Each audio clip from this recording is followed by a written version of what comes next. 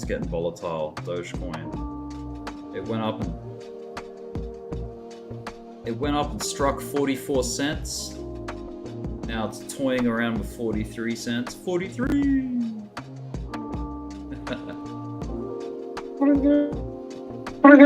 Can you look at the order book, order flow? We are live again. Let me share this shit. I'll share it in here. Check out the little cute little thumbnail that I whipped up real quick. Look at that. Put it in your server too, Kwai. General. Then I'll at everyone on mine. Announcements. At everyone. Yeah. Right. Doge Hits for free.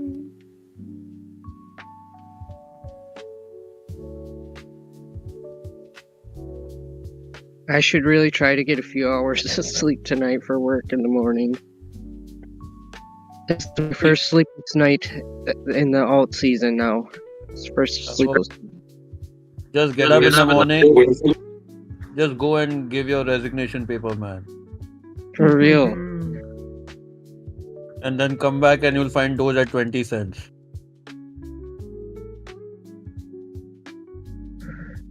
Alright, I'm live again. What's up? What's up? What's up? What's up? Got so back. Olay, Lord Olay. Fast Freddy says yes, sir. Wygon says 43. Look at that. Look at it go, man. Hell yeah. That volt. Look at that whipsaw. That little rip, then dip, then rip. Beautiful. What's up, OG Alchemist? Basic. I have to. I'll tell you a happy little problem that I have is I have to keep shifting this local high line. Moving it. I'm gonna put up in a 43 line. Let's depict that on the chart. Just let me track it. I'll label it too. So Rick, you have Solana too, right? 43, yeah. Not much though.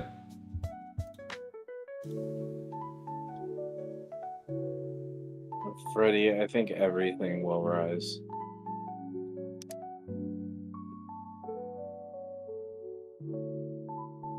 We hit 43. We are still really strong. This is fantastic. Did you jump in on that that ascending triangle, Kwai? No, I'm still trying to get in that like a bull pattern, dude. Damn, that was a really nice setup. Cardano trade, it's not gonna let me in. Yeah, nice little scalp. Did you jump on a cooler? Yeah, man. I'm glad you didn't go to bed quiet. Yeah, dude. Why?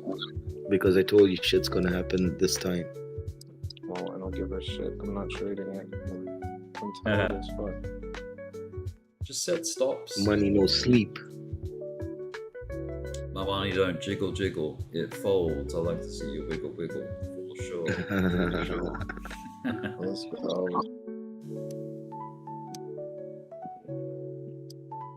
Yeah, well, see, here's the problem, is I'll get to a point where my eyes are so tired and they feel like they're fucking burning and I can't stare at the fucking screen anymore, so...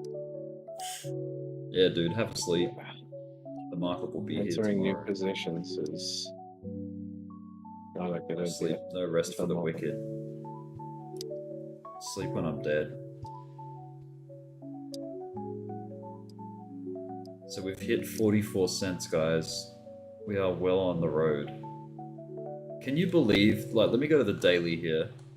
We've gotten so much progress in the space of just 5 days. Really, 3 days have done the bulk of the progress here. It's gone up 21 cents in 3 days. That's incredible. For Dogecoin, like that's a fifth of the effort to getting to $1. From 10 cents from the low, how many days? So 30 days from the 10 cent. Let's check it. Let's see. Squash that. So the last time we touched 10 cents There was a couple of close calls, but we didn't quite get down to 10 cents. It was like 10.096. So the last proper time we were in it, let's call it here. It's about here. So from there to today, which is the 12th for me, 56 days. So just under 2 months to get us from 10 cents to 44 cents. That's pretty good. Not bad at all. If you check every pump of Doge, it usually lasts for 49 days, man. Like every big pump, like this one. Oh yeah. Historically checked, if you can. I did it. It was almost 49 days on the dot on most of it. Okay. Well, there's this one too. There's this sort of pump. That was 31.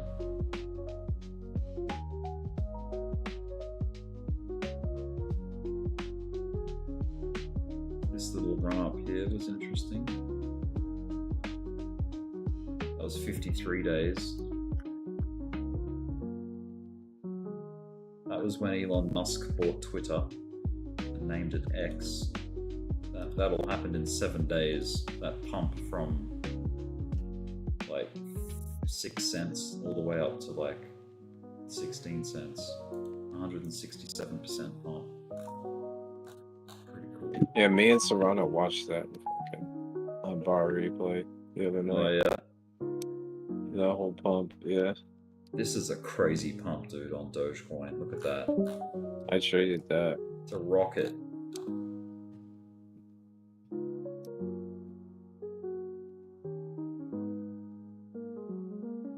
Sometimes I did good, sometimes I got it. See that continuation, Doge. Come on. So this was the ascending triangle that I was looking at, guys, on YouTube. It's like that, and it was like this.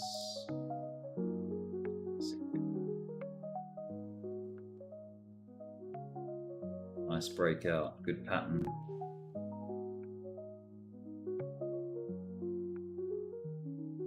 Nice bull flag over here. Just identifying all the shapes that you can track. So you got that and that. Bull flag.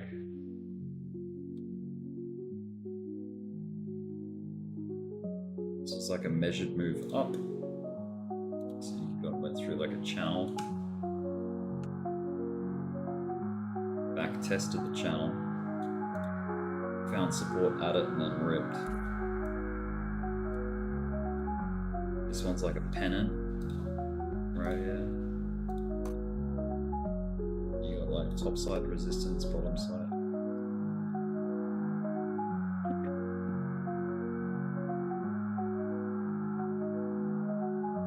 Yeah, really cool. This thing's throwing bullish structure all the way up. Another sort of very sharp and short-lived bull flag right there. Perhaps. Maybe that's a bit of a stretch to call that a bull flag, but it's got the hint of it. It's got the pullback nature, you know. It was the back test of that range, but yeah. Ooh, there's a dip.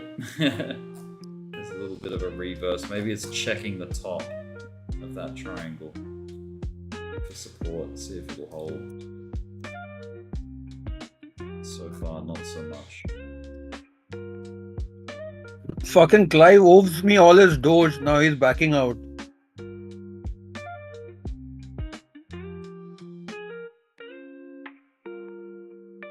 See if it maintains.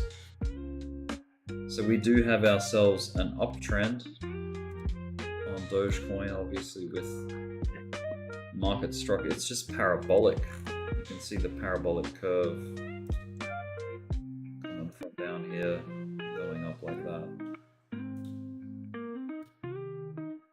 Something like that. So we've got to keep an eye on that, see if if it maintains the parabolic curve.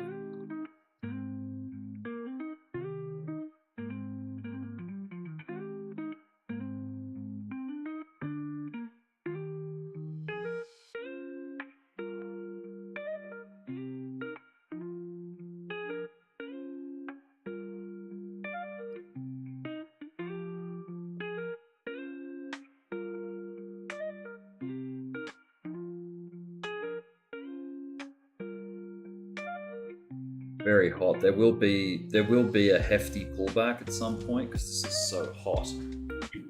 It's red hot, man. So hot. This will take a leg down. But on the pullback, man, I think there's going to be a lot of people lining up to buy it.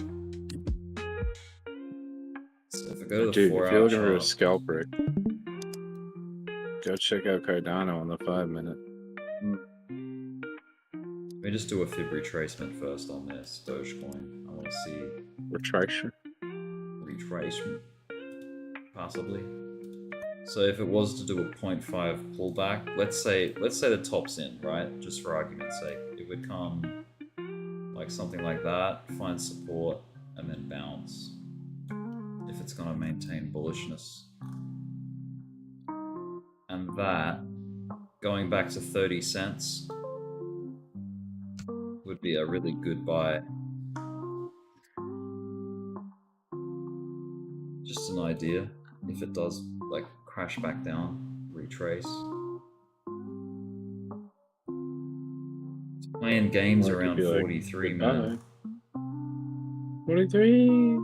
So this is the high that Doge hit on 420, like around 44, 45 cents. Depends on the exchange that you look at it on, but this is the kind of neighborhood. Yeah, I think I'm gonna enter a long on Doge right here, just a small one. Oh fuck! It's got some good strength. Fix my leverage.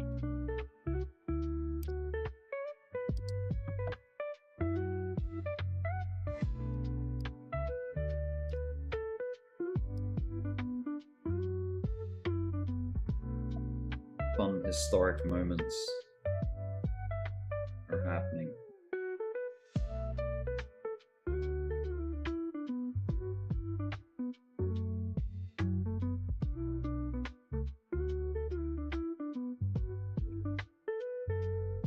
Wow, Bitcoin almost made it to $90,000.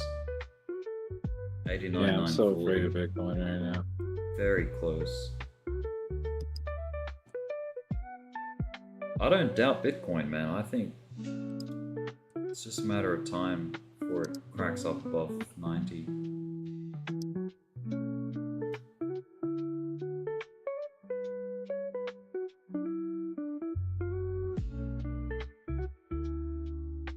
It's pulling back pretty heavy right now. Yeah, on the small time frames, yep.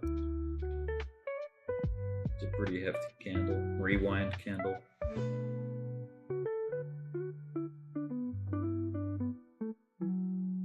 Randall Savage. Money bag. Kangaroo money bag.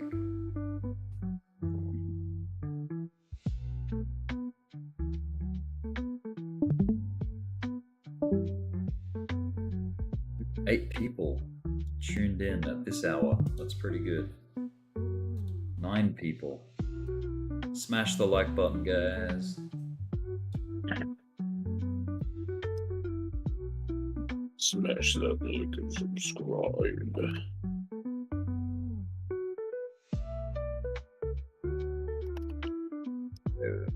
Dogecoin.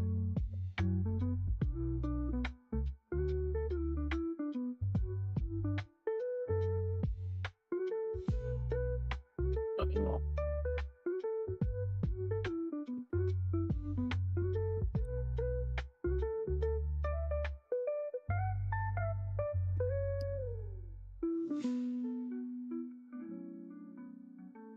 Yeah, I don't know if I like this that much. I might have to bail. Yeah, I need to go find some food. I'm hungry. It's just getting dark now in Australia. Sun's gone down.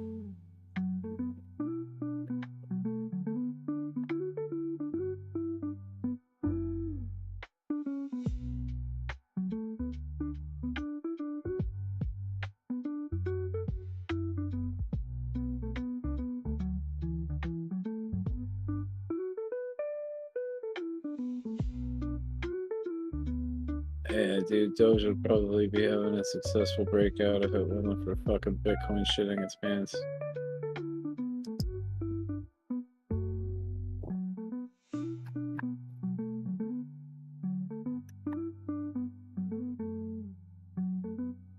Has there been any activity from Elon on Twitter?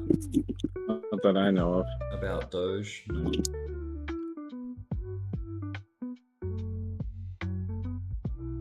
He's still talking a lot about election stuff, like presidencies and government and whatnot. Yeah, he just tweeted he's coming on Saturday night live tonight.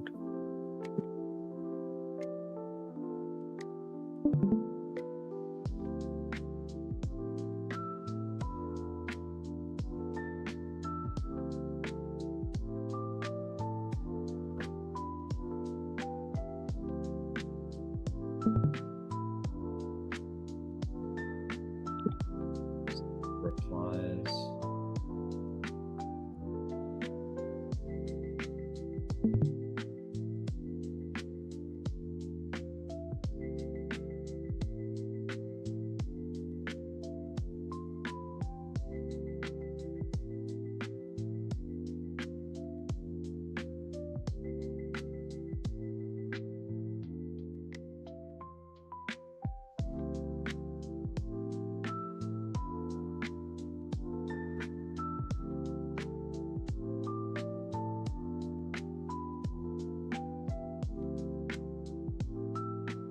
Doge is showing signs that it may be finding support on the top of this triangle. It's kind of been like a little back test, bit of like a local SR flip potentially.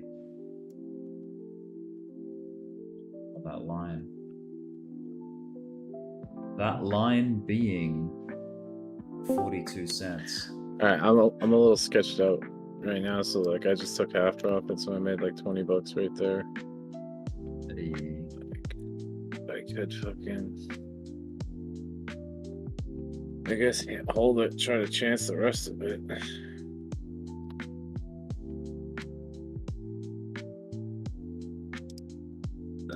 Actually, take a look. Why is this on limit, dude? Like, what the fuck?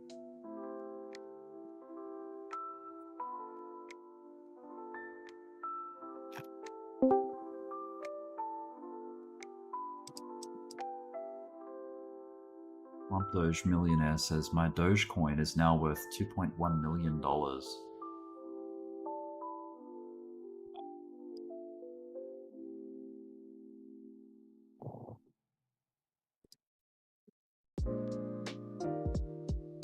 Yeah, I didn't like that, so I just got out of it, but yeah, just made like $30 real quick. Nice. I'm not gonna mess around right now. Yeah, don't get stuck in anything. I'm too tired. Do anything you're gonna regret. Yeah. Off that little movement though, that's pretty good. I think I did something. Peanut will be listed on Binance tomorrow. Start buying now. I fucked something up with the leverage. Bashir. What? This guy knew about the next Binance listing 24 hours before the news broke. While everyone focused on him, I investigated further and found even more Binance insiders. These wallets started aggressively buying Peanut and ACT just hours before the official announcement. Ooh. Interesting. So, I mean, where do I even fucking buy this?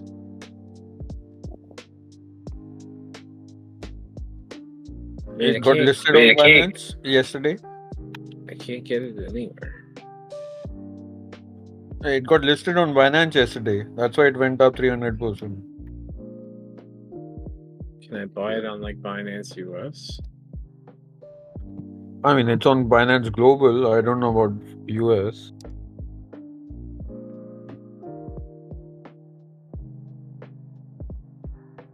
Oh my god, this portfolio is up fucking $1,000 this week.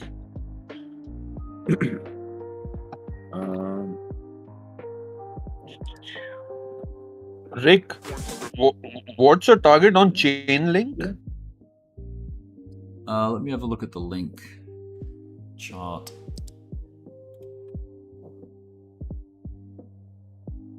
What's the all-time high for link? Let's have a look. I think 56 or something. This link chart doesn't have a lot of history on it, but there's targets. I mean, there's a big old pivot that happened in March, just above 22 cents. So that was like 22.7. And we got this high over here, which is like 38 cents. Sorry, $38, my bad. So yeah, there's potential, man. There's potential for a nice run on link. Yeah, I mean, Binance chart is showing 52 bucks, I think. Oh, okay, nice. Well, yeah, if it gets to 52, that's not a bad play. Oh yeah, there it is, 52. Who is snoring? I do have a line for it. Matches. 251%. Matches.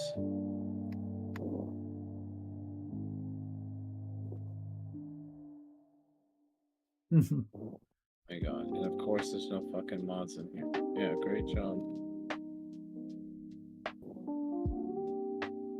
Nothing I can do about it now.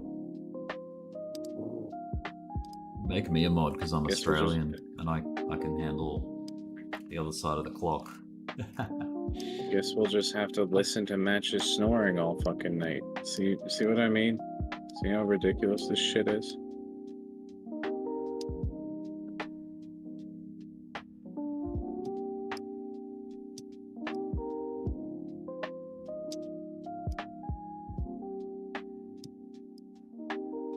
Imagine when there's 200 fucking people in here. The fuck never mind.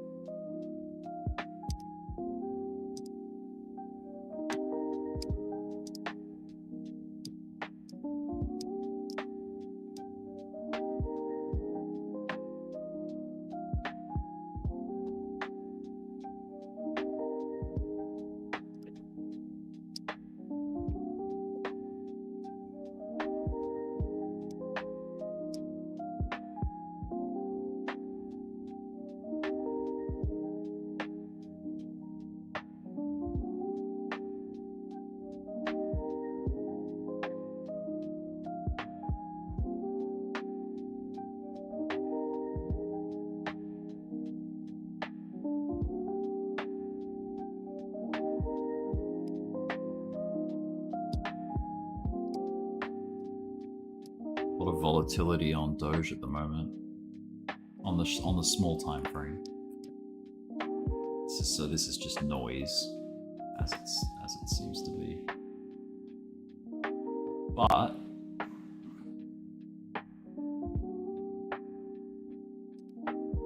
it's important to check it out.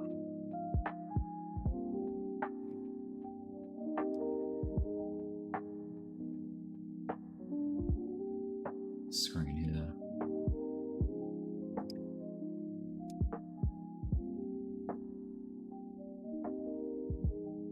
This line on Bitcoin I've got drawn.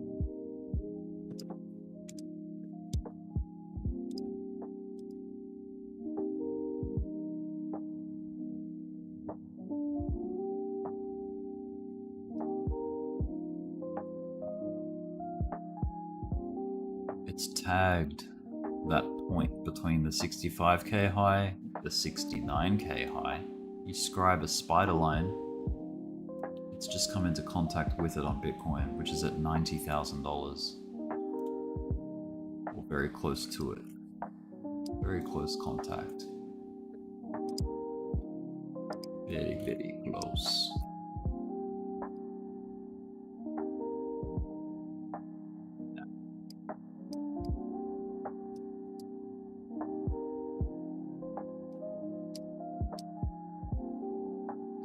Squiggles.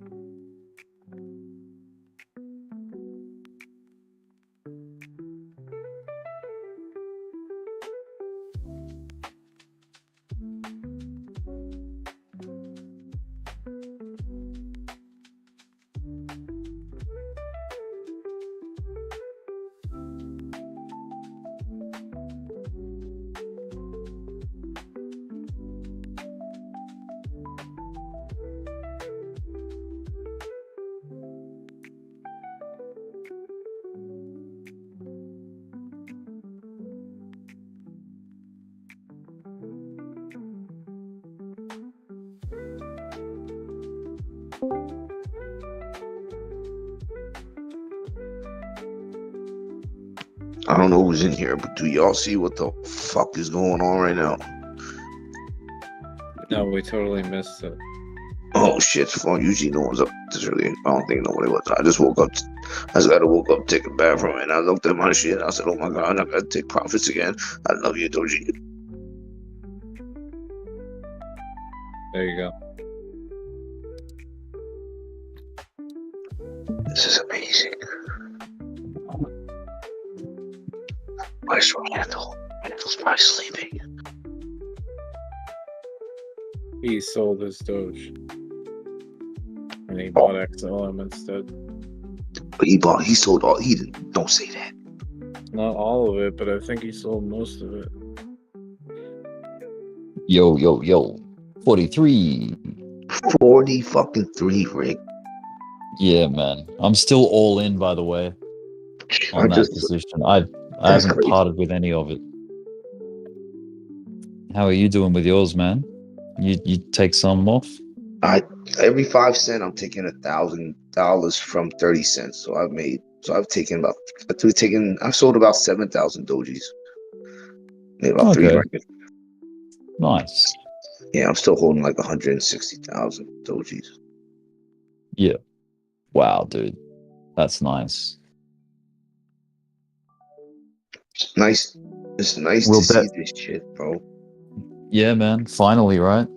Fucking you telling me, bro. I'm so happy 100%. right now. That's great.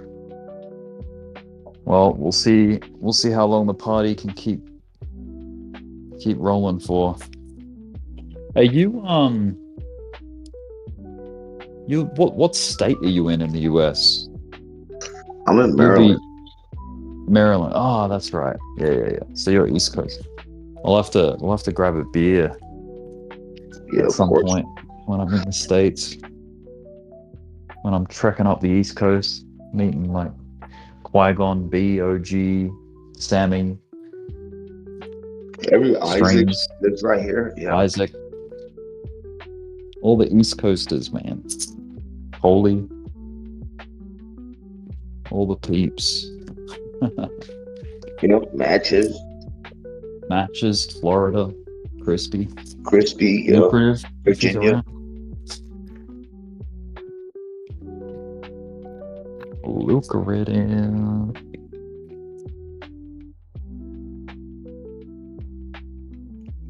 I don't believe this is happening, yo. I mean, it's supposed to happen, but it's crazy. Yeah, it feels strange, huh? It's like, wow, it's finally here. And it all happened so rapid. Like, it didn't just like progress up slow. Like it all happened in the space of 5 days. Right. Or like the bulk of it was happening in the last 2 days. Right. Crazy. I made fucking 40 grand in 2 days, 3 days, bro. It's fantastic. Yeah. Crazy. Great. Well, all the hard work and all the commitment and the dedication pays off, man. Especially, this is why I think, man, the most important part of a market cycle is the bear market. That is where you build these positions that matter, like these positions that actually make you money. You know, money is made in the bear. Like, you need that setup. You need those cheap prices to be able to enter. Because otherwise the bull run doesn't matter. It's like, why are you coming in after the fact? You need to be there before it. So well done to those who, you know, built up positions. Even just like a couple of months ago on alts, they were still low alts. And a lot of them still are like really good prices. So it's not too late, you know, for a lot of things. That's what I think. I was up like 1% on my bonk yesterday. I'm up fucking 22% today. Bonk must have just went crazy. Oh, nice. Yeah, bonk. Bonk's cool.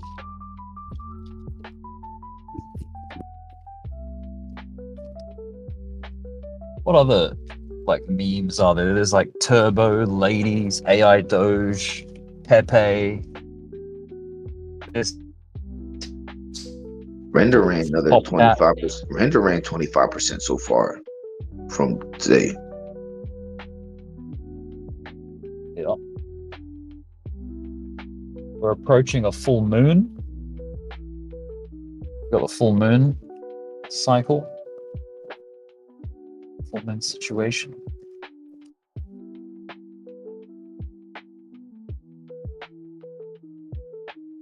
All my other coins are down only like 5 to 10%. They're down 30 fucking percent, man. Jesus. Mm. Dude, dirty. Yes. I think I'm gonna FOMO into peanut here around fucking 41, 42 cents. Yeah. Did it drop back down? Yeah, so 41, 42 cents. It Yeah, just, was just at 55. there was earlier. there a pullback on peanut? Yeah. Yeah, Sweet. it was at 50. It was at 55 cents earlier, and over the last 4 hours, it's pulled back. It's pulled back 22%. Oh yeah. I'm gonna throw 50 I like bucks at it, Mudang. dude. These fucking things just take off. You know? I'm throwing 50 bucks at it. Yeah, why not? What? Fuck it Try up. on Mudang as well. MOODENG. Mudang. I don't think I can. You trade can that. access. You can't get access to that. Yeah. Man, it's such a shame that MEXC got all strict against U.S. citizens. Like, damn. Yeah, they're fucking pieces of shit. Well, They had so much, so many coins. You know.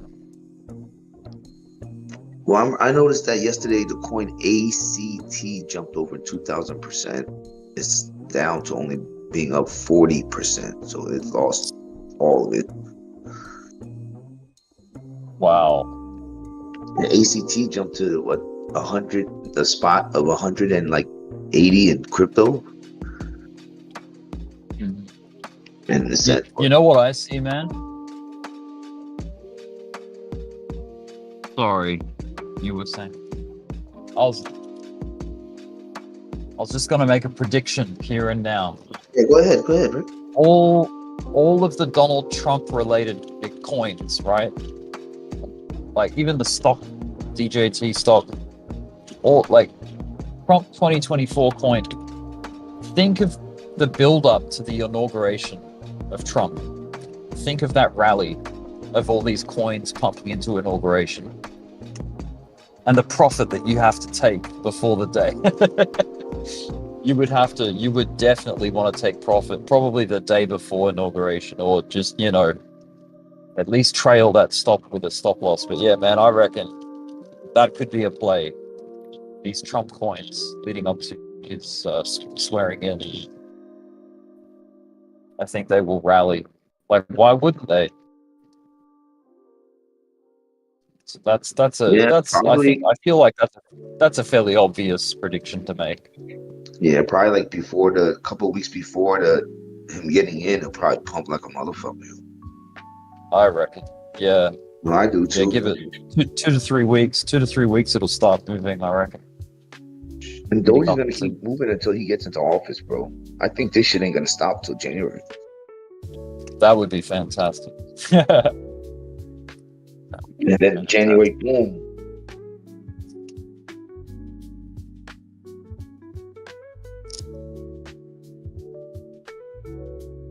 Elon Musk is like such a close friend of Donald Trump now that he's almost like a member of the fucking government. You know what I mean? Oh, yeah. He's gonna be part of the government, bro. We'll see how that goes. He could totally be a politician. He's definitely smart enough, I feel, and influential, and you know, he seems to make good decisions.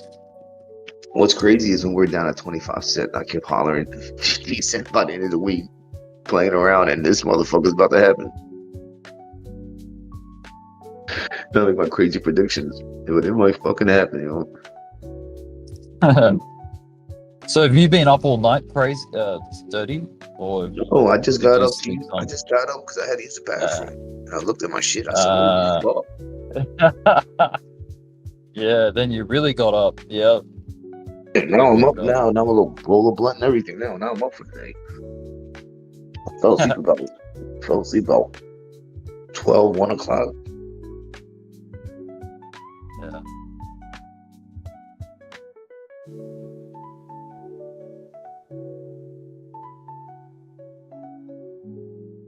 So going by that, Rick, if the inauguration day is where I agree to that in a way, I think but it's the January 20th. The 20th of January, is it? I think 13th or something. I'll just have to check. Oh, But 13th. but does that mean that's the end of crypto, or there'll be a pullback and then we'll start again? No, I think that's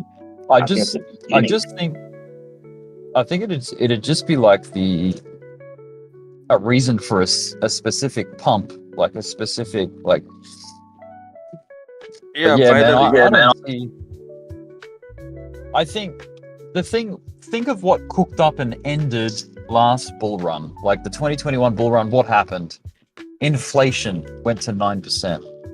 You had the Fed freaking out and going, "Oh my God, it's not transitory. We're gonna have to raise the interest rates." Or like that is very bearish. The stock market went down because of it. Crypto freaked out and crashed because of it. You had Dogecoin, you had FTX, you had all these dramas around crypto. That is what. So that was fundamentally there was reasons why the market fell. It didn't go higher. You know what I mean? Yeah, So if we get through into next year and don't have any real big reasons to sell off the market, panic and freak out, it could be a really like nice long cycle. Like I don't know. Maybe that's just me being optimistic, but it's yeah. yeah, I mean, I don't know. that's the most obvious thing, right? The long cycle, because you have a crypto-friendly president in fucking office now, man. Right? You got ETFs. I mean, there's Wall Street are now invested into Bitcoin. Well, they're at least paying attention to it. That's for sure. So, I mean, gold as an asset is $18 trillion, and it's been rallying nicely recently, right? It's been climbing, growing. So you would think that perhaps some of these people playing gold would rotate some of that profit out of there. And But then, they already did. I think gold get was into taking a dump. Wasn't gold taking a dump? I think so. Yeah, I haven't really looked at a gold chart recently, but that's something I'll have to do. I'm just out getting dinner right now, but I'll check it out when I get home. I think yeah, it'd be worth looking at that. I just looked at my shit. I am 45K in the positive. Oh, Nice, bro. That's awesome. Fantastic. From how much to how much and how much time? Like from 0 to 60 in 30 seconds? I've held this since. I've been buying since 2001. I just kept buying. I never sold any. The first time I sold anything was like 2 days ago. My Doge. Oh, 2021, like 2021, the bull market. Yeah, 2021. 2021.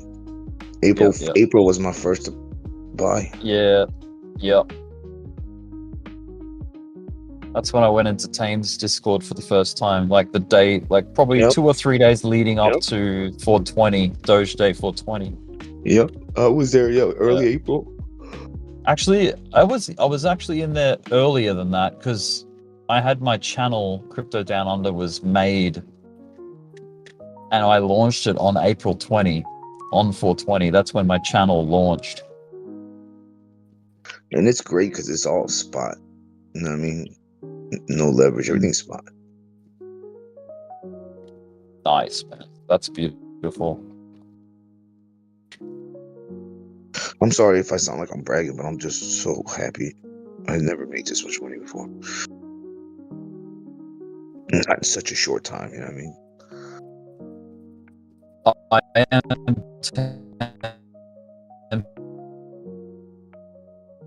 tempted to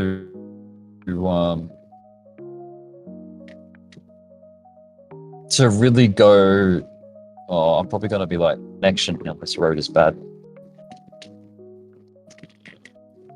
It's going to be Robo Rick for a minute.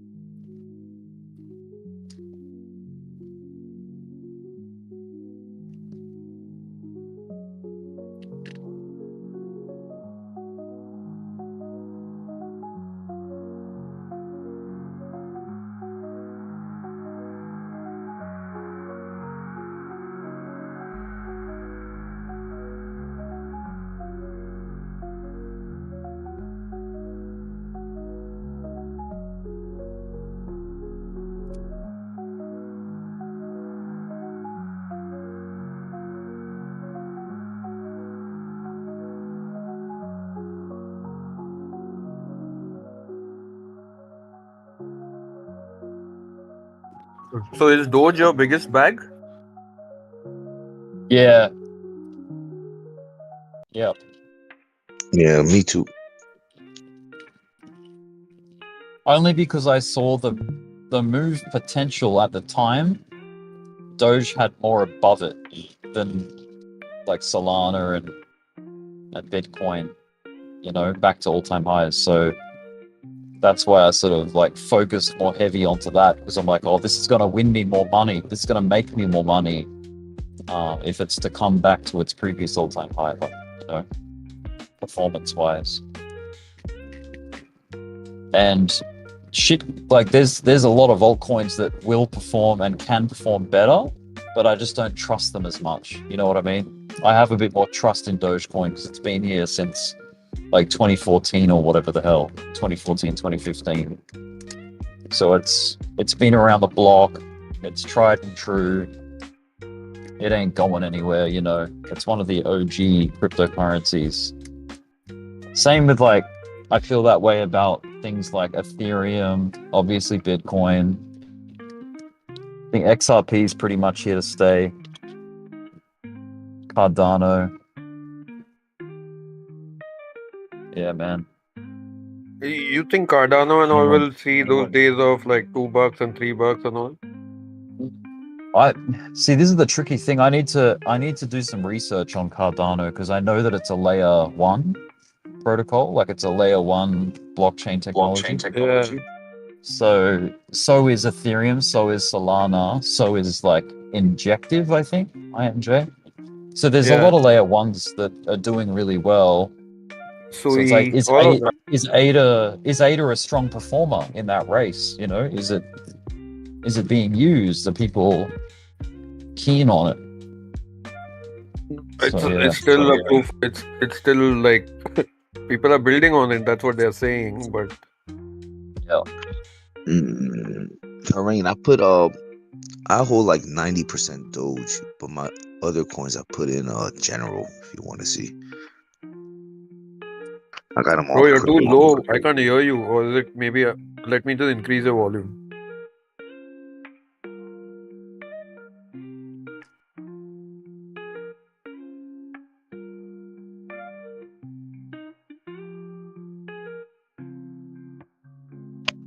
Am I good now?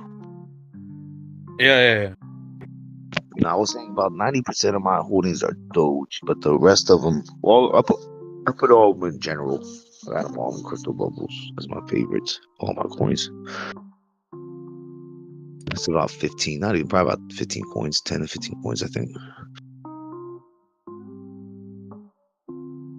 Nice, man. I have everything except Dash and Jasmine and Spell.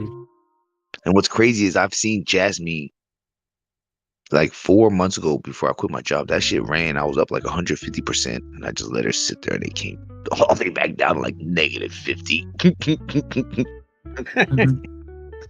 We've all seen that, man.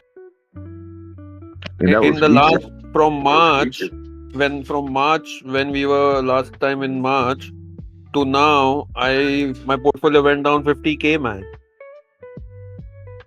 Damn, but it's definitely went back up.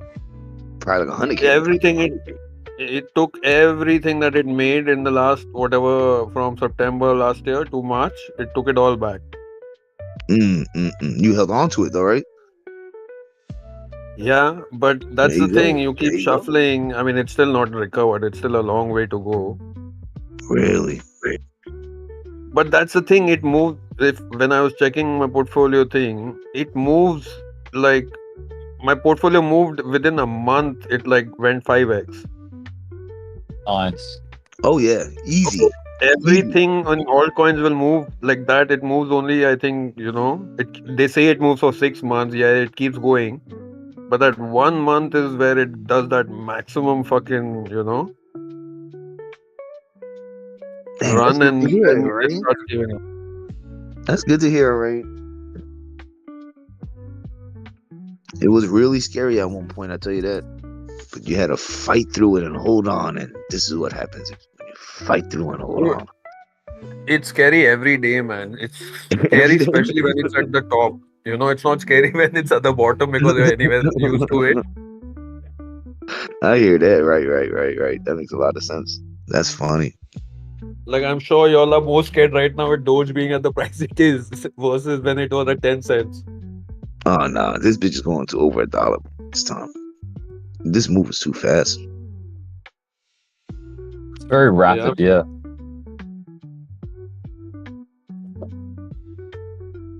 This is the best chance it has to go to $1 and above, maybe even more.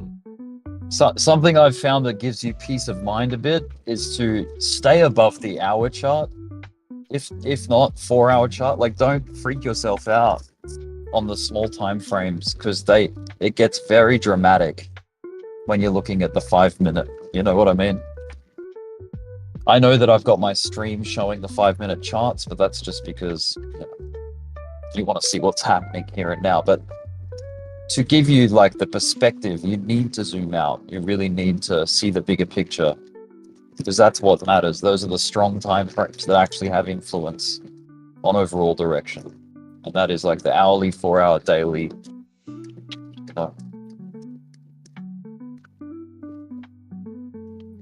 And they're all looking good. They're all looking healthy and they've just, come up, broken out and all that. So it'd be very like something very crazy and wild would have to happen for that to just turn around and give it all back. You know what I mean? Need like some kind of like black swan event.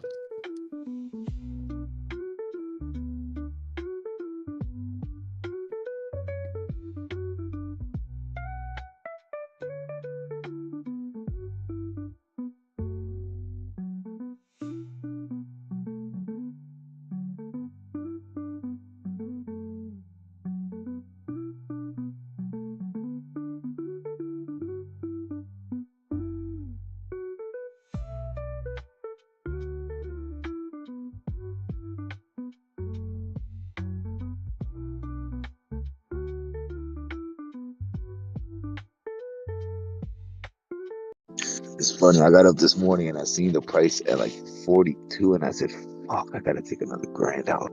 I be so upset when I gotta take money out of here. I hate paying myself, bro. It's fucking crazy. I just want this shit to just go.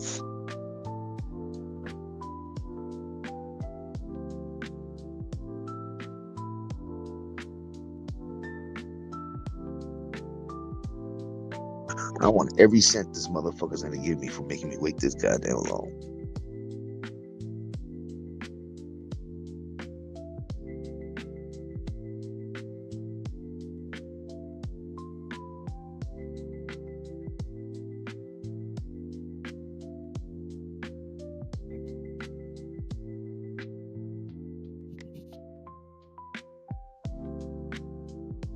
Rick, are you not streaming the audio on YouTube?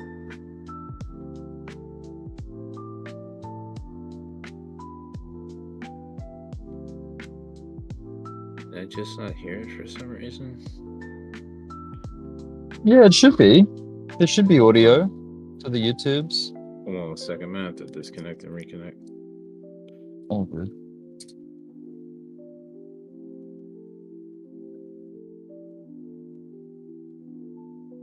YouTube.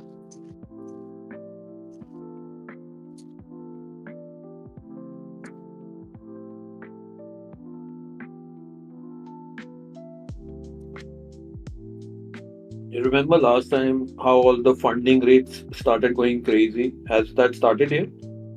The funding rate shit?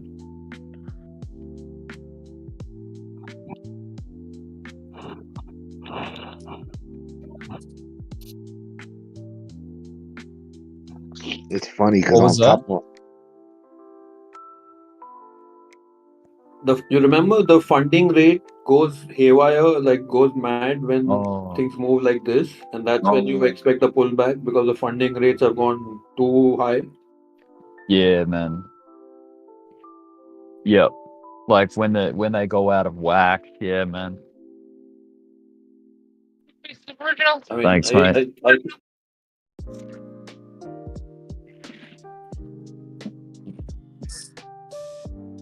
What'd you say? Sorry. that's what I'm saying. Look at Bitcoin funding rate right now.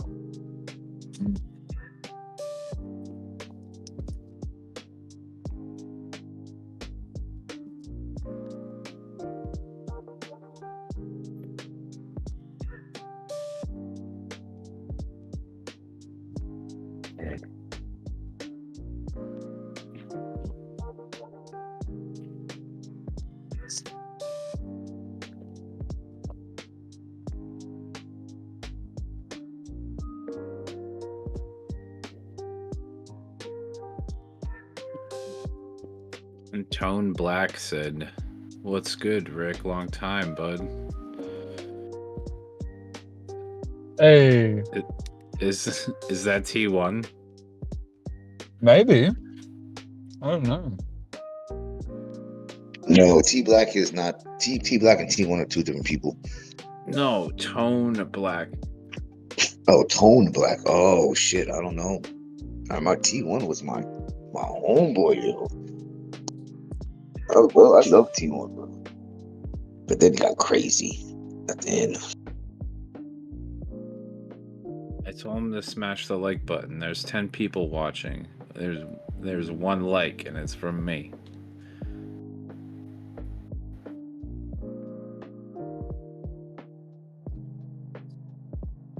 And we don't get 10. We can't get 10 likes, guys. Is that my stream or B's or Your stream. Oh no, there's only 9 people watching. I made someone leave. Sorry. Someone was like, "Oh shit, I don't want to be here and not like this." guys, it's free to hit the like button, just so you know. It's absolutely free. I'm sorry if you can hear me eating Cardano's coming dinner right now. Yeah, I'm waiting for Cardano, dude. It's gotta hit 60 cents. Just wanted to fucking hit my entry. It's almost there. I know. The only thing I'm afraid of is like, what if Bitcoin has like a freak shitstorm? It could. Look at the funding rate. That's what I'm saying. It's fucking, I think, gone 6x, man, the funding rate. Yeah, it's also at 90 fucking K. But whatever. I think Cardano's got some bullish news, so I think it'll be alright. I could probably set Yeah, it'll be alright. It'll just have a retest or something.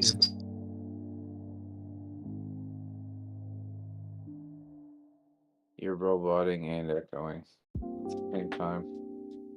Quiet, were you serious about Randall though? For real? Did he leave Doge?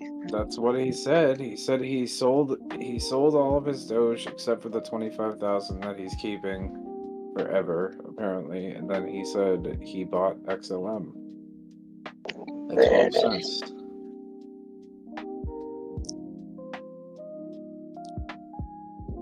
I'm not very happy right now. I don't know. Maybe he was joking. I don't know. But he sounded serious. He said, I don't know what. I don't feel like what he'd be one XLM to could joke. be. Yeah, I don't think so. I don't think he ever jokes. No, he's pretty He, sensible. Trago said get Adam before she's the next big ripper. Yeah, I've got some Adam, dude. I got a ton of Adam on spot.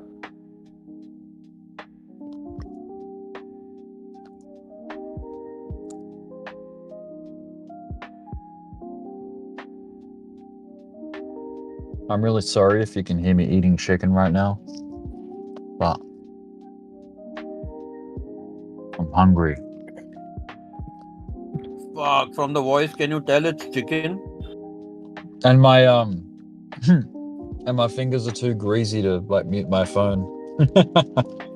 Is It's it all good. fried chicken? Yeah, baby. Fuck yeah. Best food ever. It's good when you're starving and you haven't eaten all day.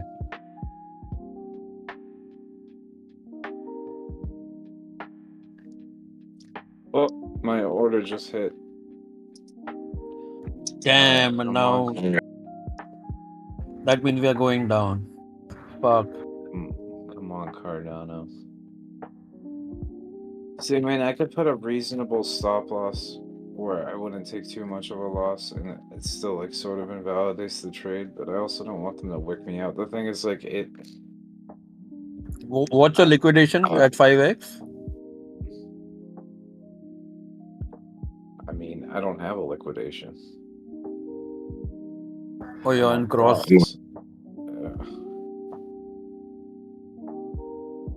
I think it'll be all right. I think I can just leave it overnight, and then if it goes lower, I'll just have to manage the position.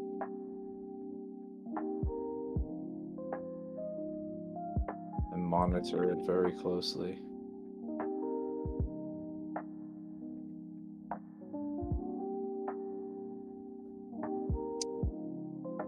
Is Bitcoin tanking or what? I mean, it's coming down. I wouldn't say it's tanking, but like it's come down to touch these levels a few times now, so it's starting to look kind of sketchy. But Bitcoin dominance, I really gotta check out. I gotta check that out because that could say a lot about what might be going on.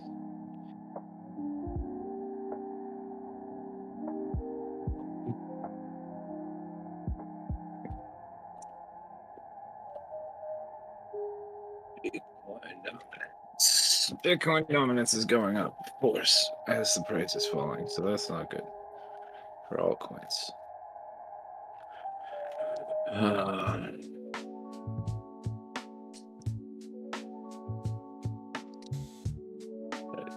Yeah, maybe it'll fall.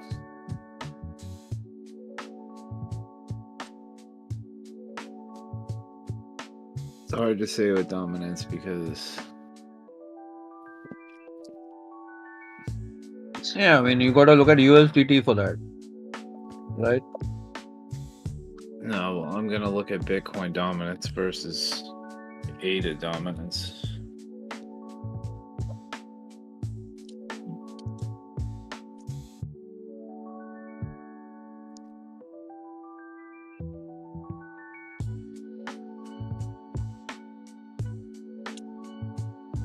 ADA versus BTC.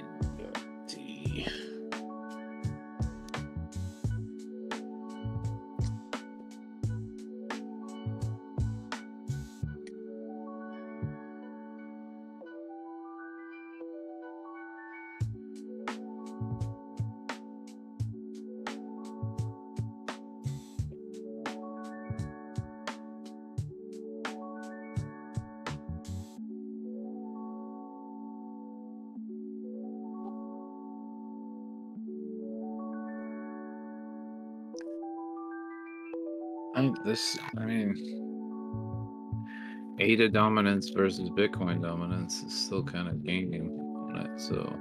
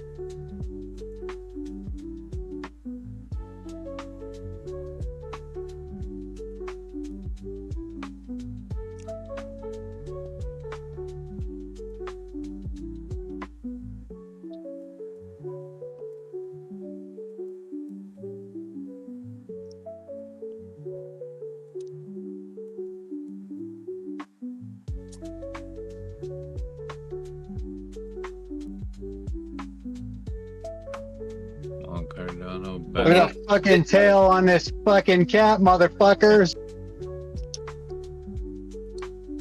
bounce, baby, bounce.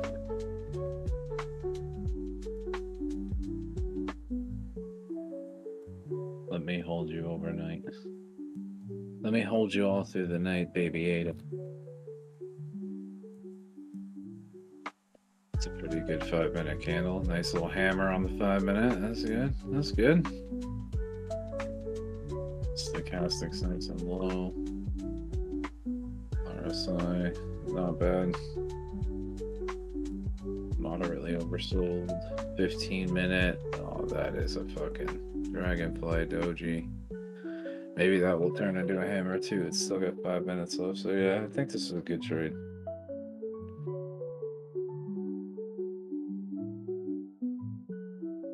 Fully sick. Rick, are you hot?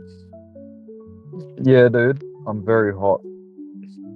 It's summer. Home. Oh, no, not yet. I was gonna No. say there could be a fucking. I'm gonna buy it.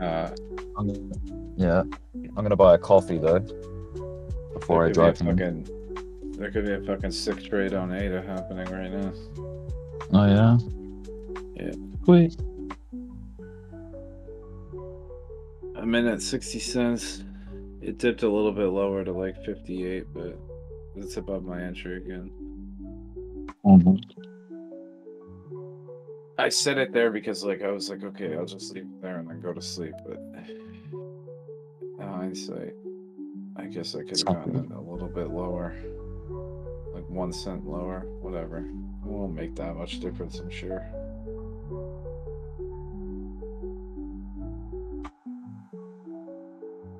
That that dump happened because USDT had a nice pullback. But I think it's gonna fail.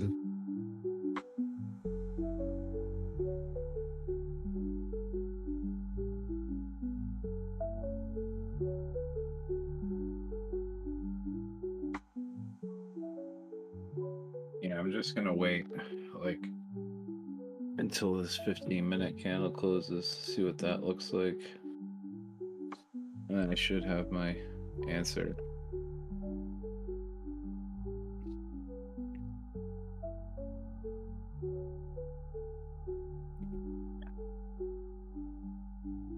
I'm gonna target like fucking 83 cents.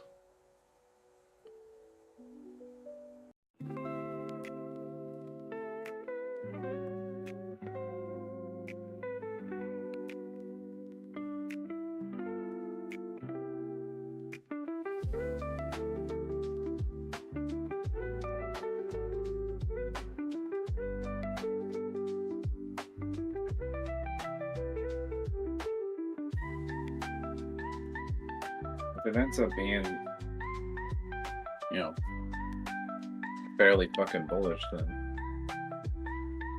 I'll probably just hold it. But this is the same setup that I saw on Doge.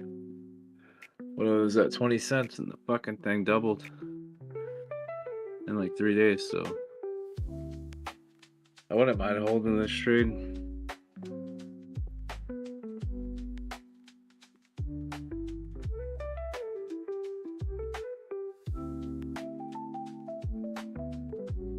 Let's see. How can I get some money into Binance right now?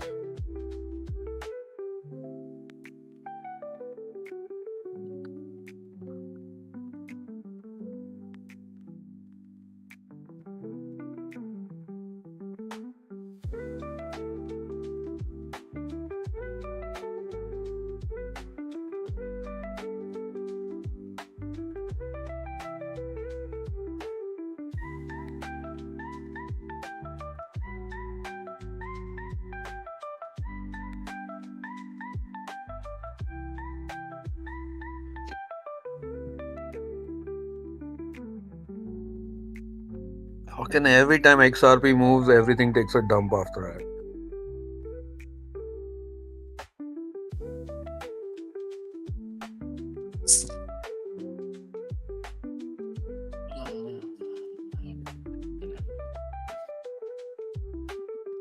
I have money in there, but I'll send it from there.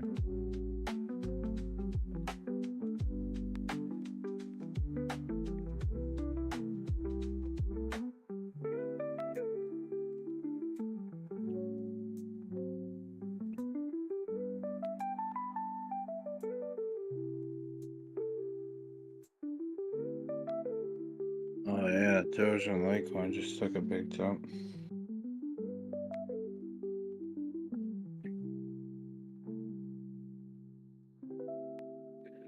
Fuck, I was thinking about selling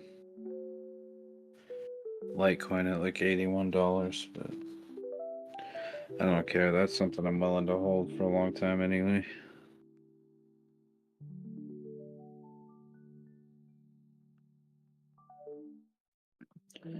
Just gonna buy the pullbacks.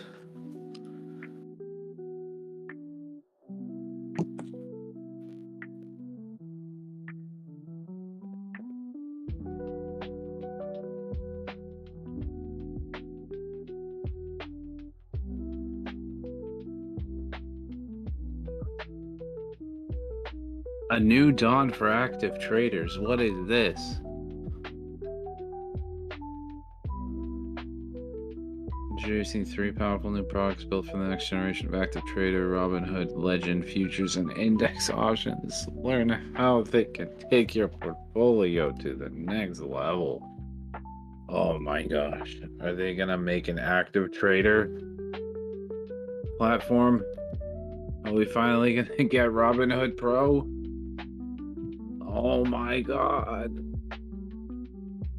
There's an order book and stuff. Oh my god.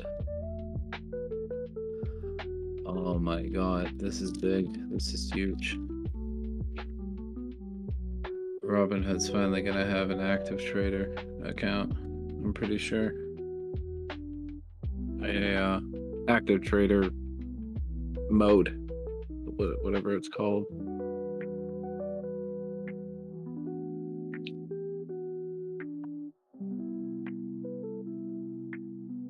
Robinhood Pro, here we come.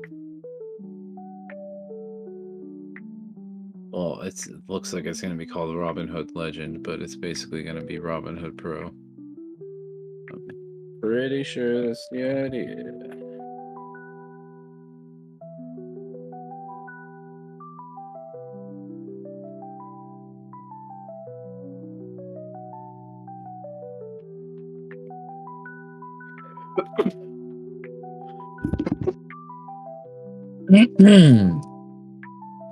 Sorry, I tried to mute my mic, but I couldn't do it in time.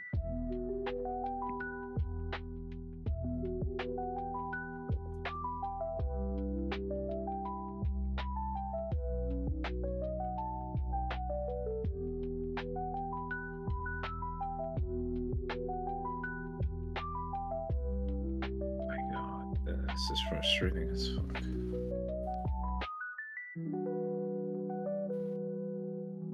Where is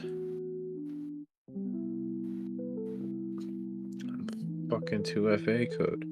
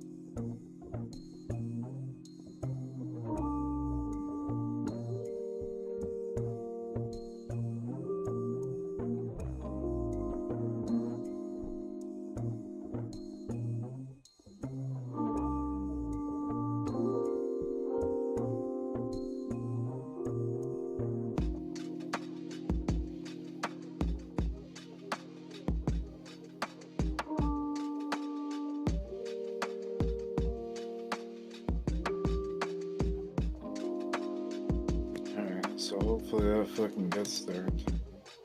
I should have got started on this earlier, damn it.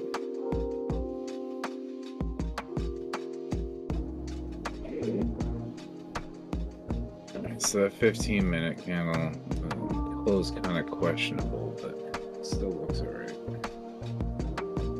Just need the 15 minutes stochastic to turn up.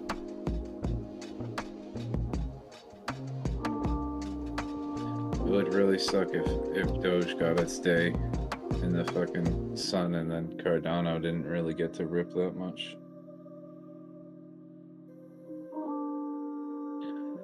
So it still looks like a dragonfly on the 1 hour though. Still got 38 minutes left. I don't really feel like staying up 38 minutes. Maybe I just won't ever fucking sleep again.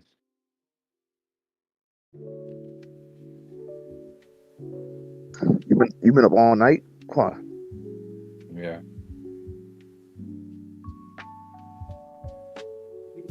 Yep, all night. More power to you, brother. Well, at least you're making money. Yeah, well, that's the idea.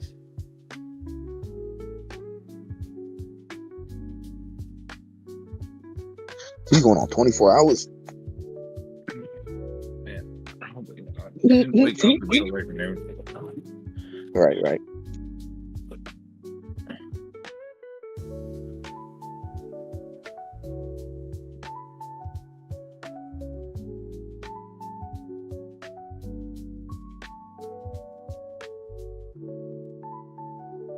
So, yeah, Bitcoin. Why did it say it's up by 1%? I guess it did jump 1%, but it's kind of struggling.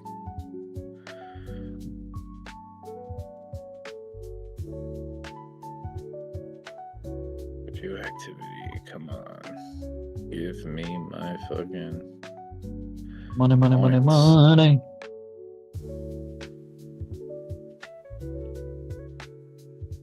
Did it go through? Did I get fucking stable coins? Yes. Never fucking bought. Which I think that one. Thank you.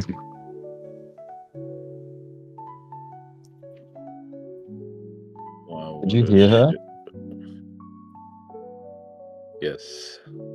You're all good to drive through for that one. Get a coffee this late at night. Crazy. I feel like there's reason to stay up a little bit, you know what I mean? You know what I mean? Sure. You know what I need to do? I need to descale the coffee machine at home because it's losing pressure, water pressure. It needs to be descaled, it's fucked. That's a big problem. Yeah, I actually just bought some descaler for mine too. Oh, nice. There you go. It's never been done, so shit. Thank you. You too, thanks. Get our number, Rick. She's probably like fucking 14. Oh. Yeah, fuck that too. Yeah, no, thank you. Get her number, Rick. Oh, shit.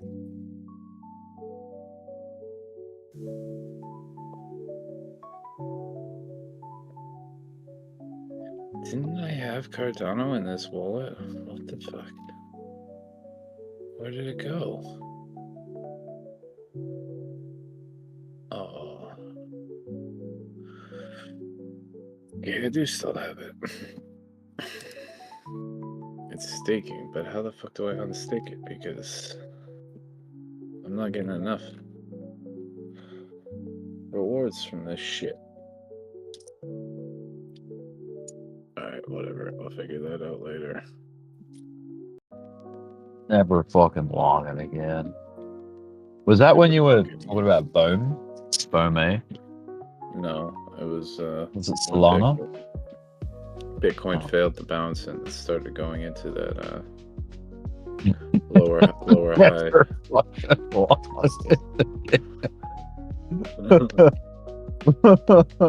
What's so damn funny, Bert?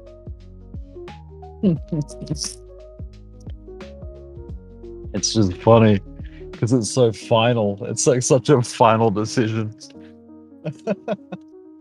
Never again. Just never longing again.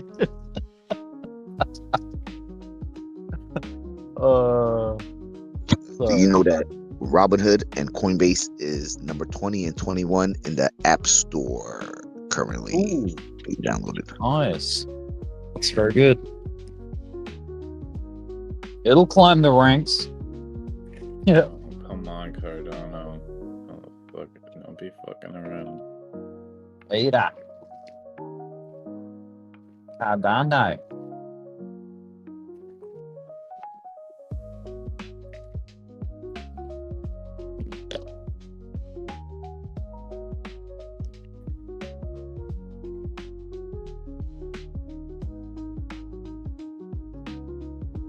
It is 8:26 p.m. My dudes. 8:26, 8:27. It is Wednesday, my dudes. Well, not yet. Almost. A few more hours. And it will be Wednesday, my dudes. Fuck it, I'm gonna go get coffee, like instant coffee for home. Yeah, go While we're ahead and waiting. get yourself a coffee break. While we're waiting. While we're waiting for the descaler. That they Coffee scale machine. Mike. Scaler. They scale that fucker.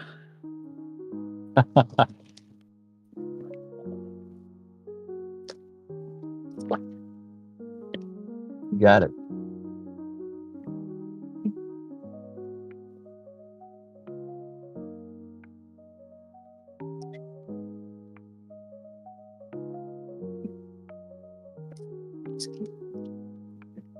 We are never, ever, ever getting back together. Rick, you got fucking 14 viewers and only one like. Come on, guys. Oh, God damn it. yeah, dude. Hit This the is the fucking downfall. like button, guys. The downfall of crypto down under. Coming at ya.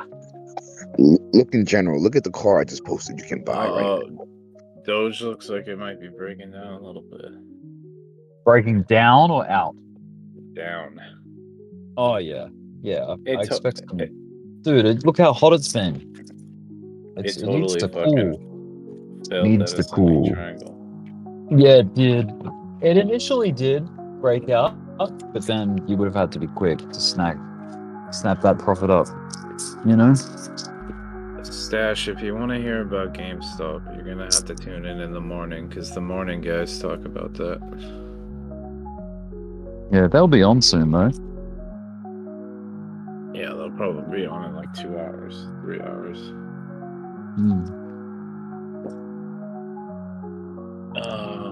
Let's see. I'll take a look at it real quick. GME.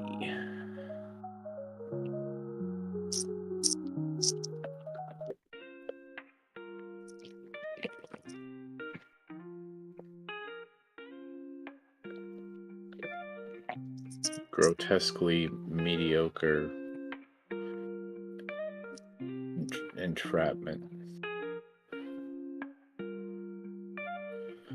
Okay, so let's start on the daily. Daily, you did break this lower high structure that it's been forming since, I mean, I don't know, arguably June of 24. But you broke an angular resistance, came back and retested it on the 4th, and it's been up since then. You are getting a little, it's up like 30% since then. You're getting a little bit away from the mean, So you're 16% above the mean average price. Weekly, you're actually 30% above it, but I try not to use it on the weekly. I prefer to use it on the mean reversion on like the lower time frames. So the 4 hour, you're 21% above it. The 1 hour, you're 17% above it, but it says strong. It's overbought. The status is overbought but strong on both the 1 hour and 4 hour. So it looks like there's definitely buying pressure coming in. There's like the RSI is getting a little hot.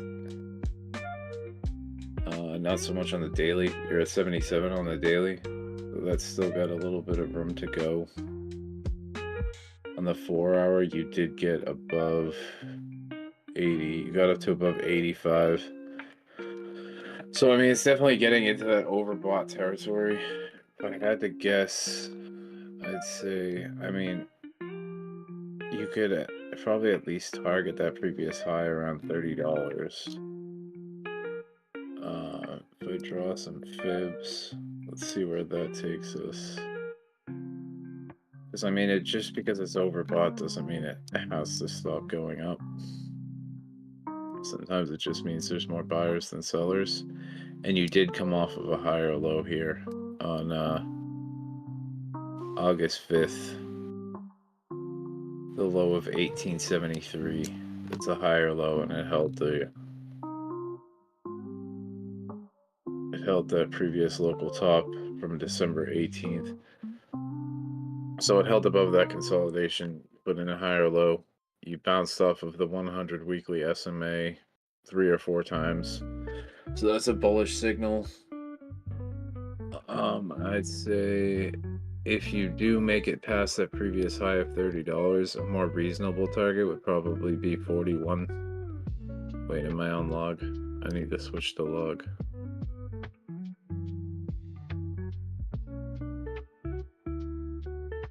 Yeah, between $35 and $40 is probably like a more conservative target. But in the actual occurrence where it starts going like full ape status, I mean, there could be a target for as high as like $130. But I wouldn't be that ambitious. I think it's I'd say it's start with the $30 mark. Like probably a reasonable target is somewhere between 35 and 40 if you break through 30. And if it keeps going from there, you might be able to, if it takes out that previous high at $65, you might be able to get up as high as 93. The only thing is, I don't think this is showing me the overnight trading hours. How do I... Okay, extended trading hours. So what's the real top? The real top was 80? That was the real high, I think.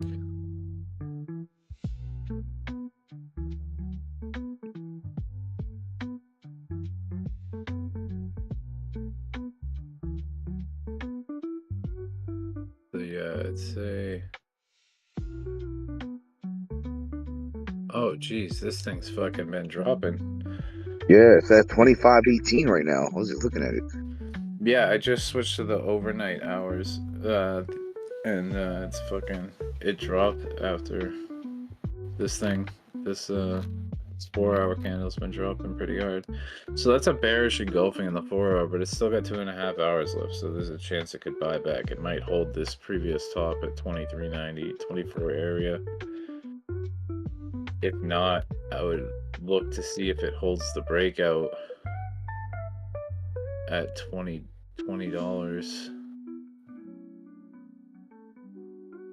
Maybe $22. probably don't want to be falling below $22, but this is gonna fuck with my whole what I was just saying about the mean reversion and shit.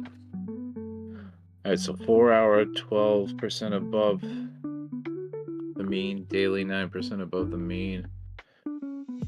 What's the 1 hour look like?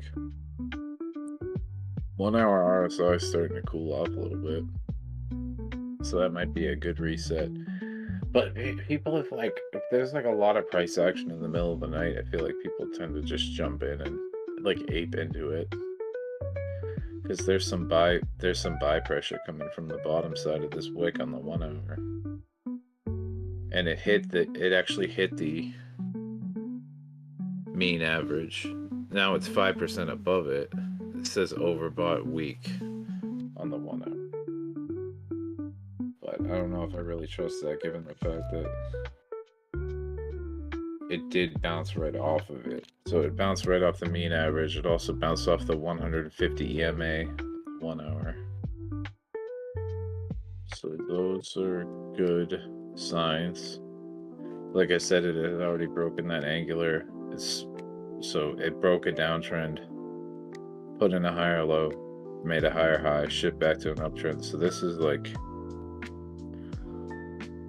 actually not a bad place to get in if you're trying to scalp or swing trade it.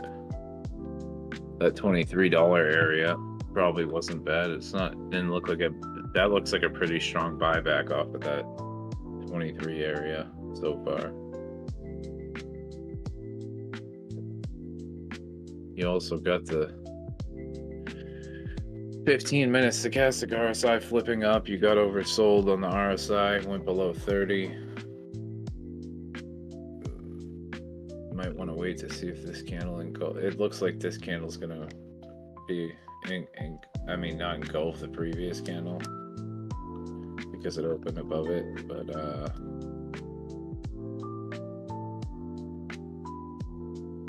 might have a nice bounce looking for you. That 23 might have been a good entry if you were able to get in there. I think I was saying before I looked at the overnight trading hours, I think I was saying it might pull back to that 22 area.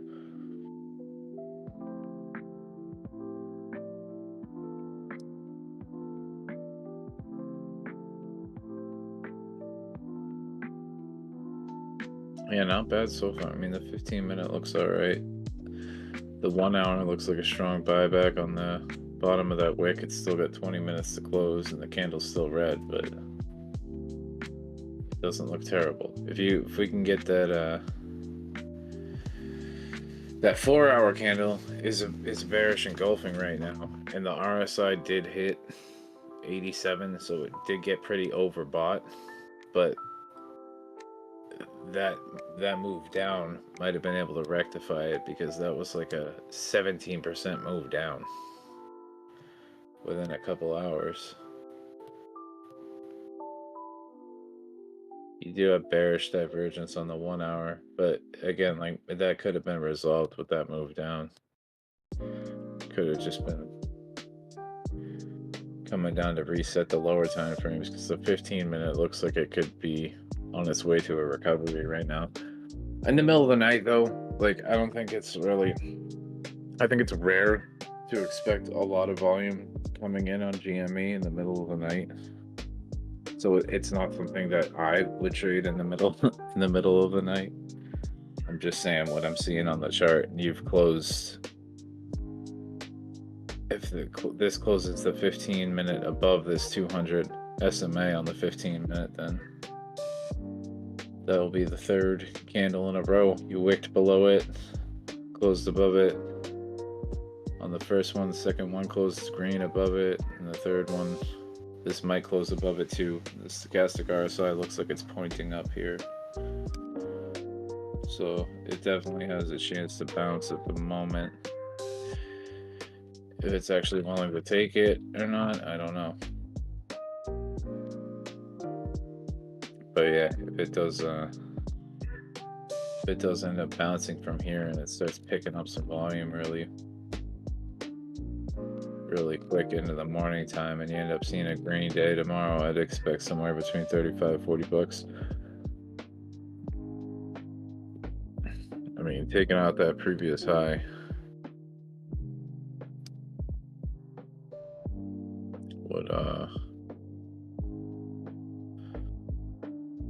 would bring you up towards that $100 area, but it's hard to see where the resistance. I mean, yeah, there's going to be resistance everywhere from $80 to $100. But yeah, I don't think it looks bad. Like, I think it looks pretty decent. The longer term, if it's something you're able to hold and you'd be willing to hold for a couple weeks, if that's what it takes to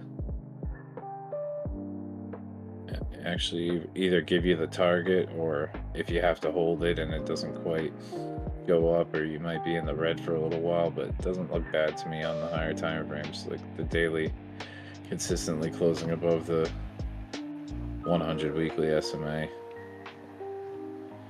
as well. It's above the 200 daily SMA as well.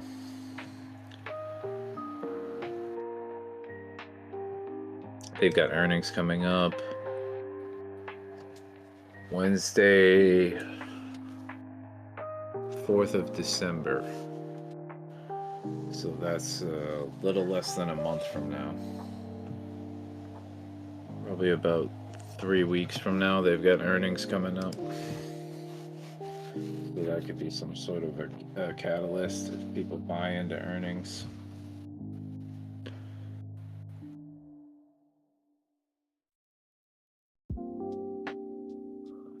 But yeah, if it was me and I was just looking to do like a scalp or like a shorter type of swing trade off of it, I'd probably target somewhere between 35, 40 bucks. It does look like this 15-minute candle probably gonna have a strong close, which is actually surprising considering it's fucking 5:30 in the morning. But yeah, that's pretty much mostly what I see there.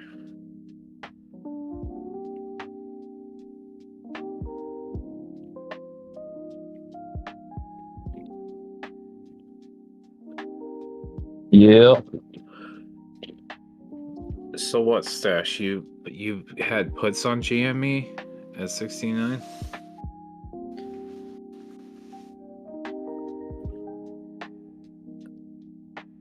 that what you're saying?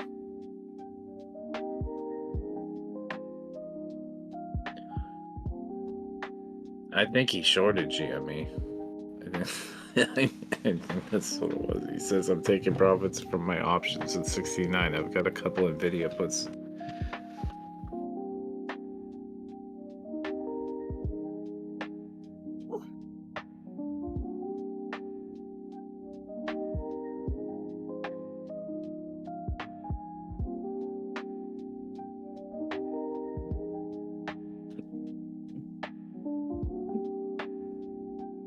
Damn, like Doge and Bitcoin are fucking taking a dump right now. What the fuck? How deep? Bitcoin's at 86.6.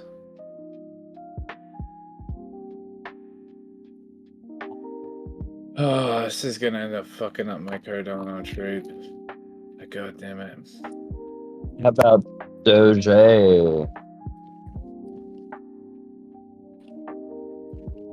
Doge is 38. What? 37.4. Oh shit. Okay. Bit of a pullback. Yeah. Oh yeah. Might be bouncing, but yeah, might be losing strength too. A little bit of pre-market wobbles. Could be, yeah. I mean, look, it's run. Look how hot it ran all day on yesterday. Oh yeah. Like you got to expect these little bit of pullbacks. It ain't just up forever. These do happen. It takes rest. Well, I guess my 42 sell was pretty good, huh? Yeah, man. Good sell. Are you gonna? Thing is though, are you gonna like rotate those profits into something else or Fuck no. That shit's going to my bank. bank account? Yeah. Yeah. That's what I've been saving all these Doges for, is for my bank account. So that's where it's going. Nice, man. It's a good savings plan. Dogecoin. During a bear market. Dogecoin was my savings. I just put all my money in Dogecoin. It was either I was gonna make stupid money or make no money. I went all for broke, bro. Yeah. Is Cardano really gonna fail this fucking breakout? I don't know though. Doge kind of did the same fucking thing right before it took off. So When's maybe I CPI, by the way? Is that today? Tomorrow? I don't know. I'll have to look it up. Yeah. Forex Factory. That's coming up this week. Inflation numbers.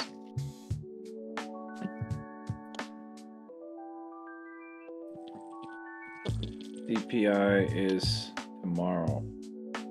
Tomorrow. Okay. What time? Should be 8:30. Yeah, 8:30. Oh, Wednesday? Wednesday morning? Yeah, Wednesday for us. Yep, Wednesday morning for you. So Wednesday night for me. Okay. Cool, cool.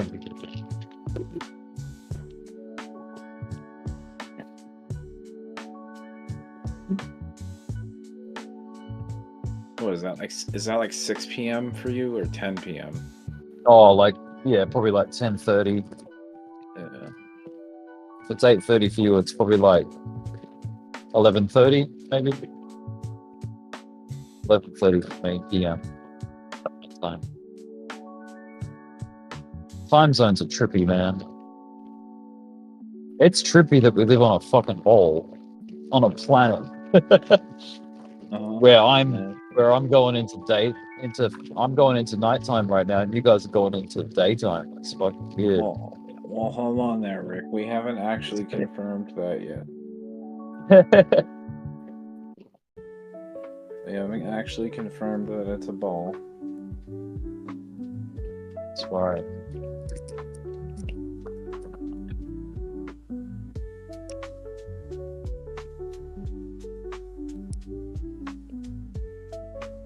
Oh, this ain't good. If ADA doesn't bounce soon, I might have to get out of this trade. I hope this is just a liquidity sweep. For crying out loud. When you look at the full moon, what do you see? A circle.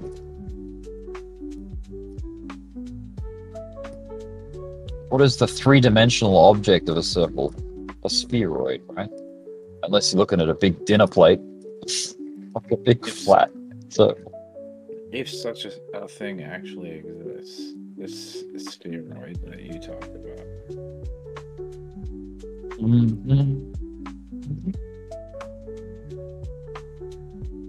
I mean, it's hard to say anything that would convince me that that's actually a real thing. This whole sphere. This whole sphere. That's the only thing. The only thing to fear is sphere itself. Oh fuck, man! Now ADA doesn't look so good. Fuck.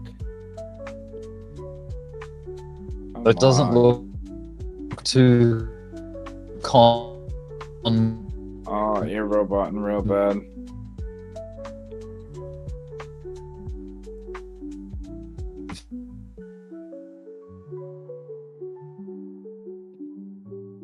convincing. You just roboted super bad, Rick. Yeah, so I'm driving home. Driving up over the mountain right now. So, fuck, man, what is going on? Yeah, everything doesn't look too convincing. It looks little like bit it's fucking starting a fucking tank, for fuck's sake. It's a little bit confused because it's not convincing us to open contracts. Rick, no one's gonna play that game with you, Rick. It's too early. It's too early. It's too fucking early. Ah, fuck, Yeah, we man. ain't- The we DXY ain't is gonna play breaking that out. game. The DXY Oh, is breaking out. Fuck. Yeah, that's why it's the asshole DXY. Damn it, US dollar. Damn it. Not a fucking great sign. Fucking China, dude. No, it was both bound to happen. I mean, people have been calling 43 and a dump on Doge. That's exactly what it's doing. I mean, it is a pivot point on Doge, like 43, 44 cent. Like that was 420. That was the 420 pivot. If you look back on Dogecoin, right?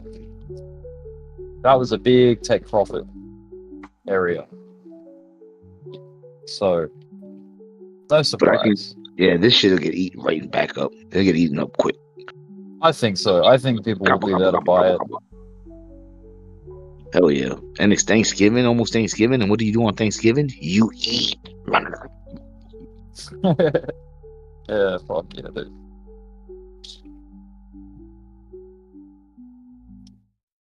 Well, it was looking like a good trade for a second. Hopefully it's just a fucking liquidity sweep. Fuck's sake. Yeah, I think if you sleep this one off, you'll wake up and it'll be recovered. Yep. There's a good chance of that, man. Good chance. But, you know, obviously time will tell. We'll see. If the trend is your friend, then we've been ripping for the past few days.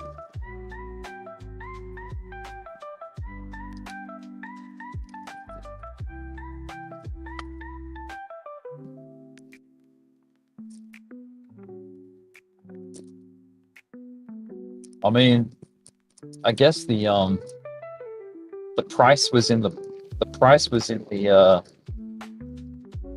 history of our Discord community. 43.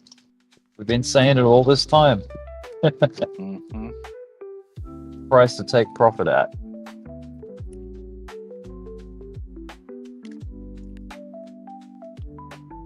Yeah, I wish I had held that long. From Dude, the whole position. That would have been so sweet. I have to pinch myself. The fact that we got to 43 cents. Like, shit. That was so fast. Like, we came up. fast. It was so quick. There was no time to think about it. It was just happening, man. And it just kept going and it kept going. That's what was crazy. It takes like a 2-3 hour break and then take off again. Yeah. It's fantastic. I think the longest break we had was like a 5 hour consolidation. Was like the longest on Doge, I think. Oh yeah. Yeah, let's see what tomorrow brings. Like, well, today for you guys. I think yeah, the New York session. Maybe the pre-market's down or something, I don't know. And maybe there's a little bit of resistance stocks. Someone say earnings was sometime soon. Earnings for what? Company. For anything. Big tech, or is that already happened? No. I haven't really kept track of that. US 500 futures is having a little bit of a peel back too. Yeah, I think everything's felt a bit of a shake. Well, there was a big fucking gap on the S&P, on the SPX. That might be getting filled early this morning. Maybe.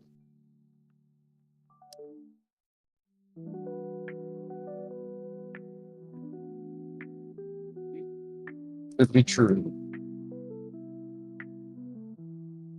Well, on my Civilization 6 game, I just took over Australia. John Curtin. I took their last city of Melbourne. Damn, right. You're gonna just I'm let them almost- take over your fucking country like that? Yeah. I'm almost home now. Are you playing a game? 30. Yeah, it's called Civilization 6. Oh yeah, nice. Doge dumped fucking 12% already. Wow. Shit, dude. Fucking imagine if Randall sold all of his shit and that was the top of the move, and he's just like, fucking thanks fucking thanks Kwai. Thanks Kwai for making me sell. The only thing is he bought XLM, and I think XLM's still big now too. So you talked him into selling that shit?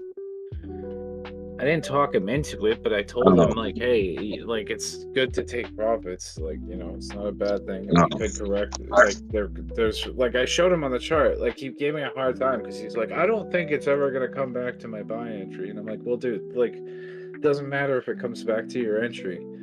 Like there could be a 50% correction that happens. Like, Oh, you scared him. That's what you did.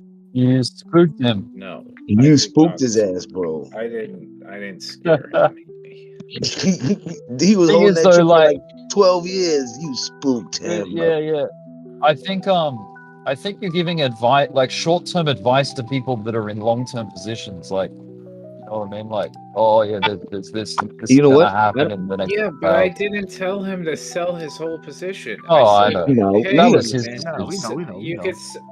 I was like, dude, if you're up fucking 30 grand and you invested 8 grand, take out the 8 grand and leave all the rest. Like that's something like typical that you do. Like Right, take out your initial investment. I'm like, that means everything that you have left is just free Dogecoin. Like literally, like if you take out your initial investment, you got all your money back, and everything that you're holding is free. Like you made it free. So I was like, okay, if he just invests that into something else and diversifies into something else, he's not taking as big of a risk. He's still holding the Doge, so he still has exposure to that, and most of the position. But then he just went, like he decided to just sell it all and then buy XLM. That would have been a fair. He went the whole way. Well, You're roboting again, dude. hopefully it works out for him. What, he bought $30,000 worth of XLM? Apparently. And now it's down. Doge, the original Doge. So you're just saying he bought 30 grand worth of XLM. Interesting. I listen to you guys talking about up and down, but I don't let it affect my at all because, like you said, I'm an investor, so I can't. You know what I mean? Making, yeah. It's like you said, you got your plan, you stick to it. Good you know, man. Yeah, I But love at you. the same time, even if you have a long-term position, it's like it's okay to take some off of it. No, and absolutely. then reposition it on dips. Right. Like Right. It makes absolutely no sense to hold everything if you know that it's gonna come down. Like even if it doesn't come down to your original entry, you can still buy it back cheaper than where you sold it. But when you miss that shit, it fucking hurts, bro. Yeah, but that's shuffling, man. That's shuffling. It hurts when you don't want to shuffle too much. And it hurts. Like shit, I think I'm right, but of course I'm wrong again, and you got to buy in higher. It's like fuck. You don't want to. Yeah. When you do that, you have to be. but You have to be right. every fucking day. You have to be right twice. Yeah, you got to know that bitch is gonna go down. Like you got to know. You know what I mean? Yeah, but like if you're up 30 grand and then you have to watch it come down and then you're only up 15 grand and then you're like, well, shit, I could have had if I sold half, I could have had an extra 15 grand, bought back in, had a full 30 grand to invest, and like, you know, then when it goes up again for my long-term hold, I have twice as many coins, you know, like I don't get why people don't get this stuff. Because it's but it's risky. Easy to say, but it's risky when you're moving that much shit. Well, to me, it is. You know what I mean? Why risk it when it's already seen it being? I know it's gonna be made. Why risk that? You know what I mean? That's how I see it. You know what I mean? If you I believe agree. in it if you believe in it long term, then what's it matter? Cause I don't want to fuck with my shit. I just want to watch it grow. Okay. But I understand 100% what you're saying. If you want to make more money, you want to make more dojis by the end of the run, yeah, sell high, buy in lower, of course. I mean, I always saw it as like, hey, look, if you believe in an asset, you want to have as much of it as you can possibly get. So. Right, but I have enough. There's a point when you say, "Oh, I got enough." You know what I mean? Yeah, but if you're like, okay, like if I sell just 10% of my bag here or 20% of my bag here, and just in case it goes down, maybe it goes down 5%, maybe it's 25%, maybe it's 50%, you'll wish that you had cash in order to fucking buy more. No, you don't wish, because I don't wish I have cash. Some people do. People do. Everybody is different, bro. You know what I mean? I don't miss it because I've been holding it for so fucking long. But like you said, the way you're saying it is the way to accumulate a lot more and make more money. Absolutely. Well, this looks like a nice little bounce so far. Hopefully it sustains. But you know what greed does, right?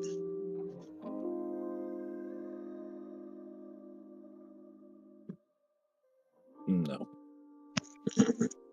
Hey, yo, can you hear me, guys? Yes, I can, Rick. I just got back. I want to show you something. You know how I see signs sometimes? Like signs to look at things and like XRP on a... No, XRP on a number plate, all that kind of shit, right? I gotta show you guys. Let me share my screen.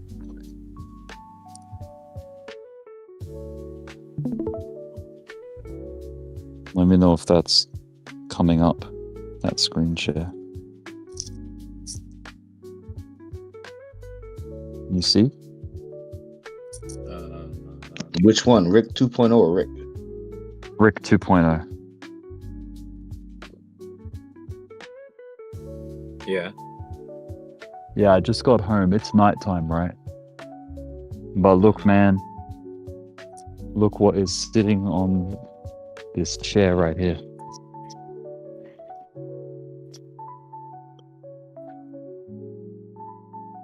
What the hell is that? Is that a frog? Oh, wow. Yeah, it's Pepe, man. Pepe Damn, Frog. dude. That guy's fucking huge. Oh, it just cut the stream out. Oh, damn. I'll take a photo of him. He's a really friendly guy. He's a great little man. He is not a little man, Rick. You want to see him, man? He's fucking great. Is he always out there? Yeah, almost. Oh, that's cool. He loves this. He loves this chair. He's all about it. That's you funny. Wait till you see this shit, man. I'm gonna put this in general right now. Look at this shit, man. Look at that shit. He's just sitting on the chair, on the cement chair. Yeah, dude, he's chilling. This is a sign. Goodbye, Pepe. Pepe gonna rip. But that's a cool green. Yeah, it's cool, huh? Yeah.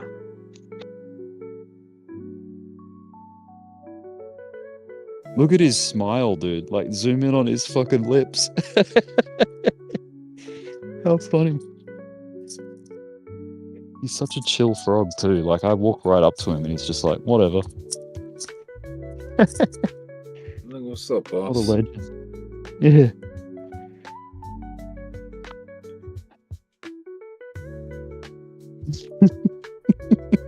It's funny, huh? He's a really cool green looking color. Do you guys get green tree frogs in America? Like that? Yeah, but they're wicked small. Oh. They're like less than an inch. We get big fatties. Oh, yeah. He's a big boy. He's like the size of my hand. Rick, is that dude that I just put in general, is he your president, John Curtin? No. Is he Australian? No, I don't even know who that is. Oh, because they have all the leaders of the different nations, like Cleopatra. He doesn't look like anyone, man. All right, I'm gonna Google his ass now. He doesn't look like anyone I've ever seen in Australian politics.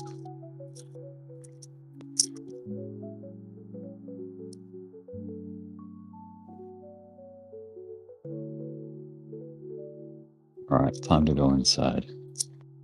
Had my fun with Pepe Frog. He's a good little man, that Pepe. Rick, you don't know Yeah. your history, Rick? Do you know who John Curtin is? I know who he is now. John Curtin, yeah, he was like one of the original prime ministers of Australia, I think. Yeah, the 14th, but that's who that is. John Curtin. It's supposed to be John Oh, is Curtin. that who that is? Oh yeah, that's what I'm Ah, saying. I see. That's when I took his country. See how sad he looks. He does look bad. Australia. Australia.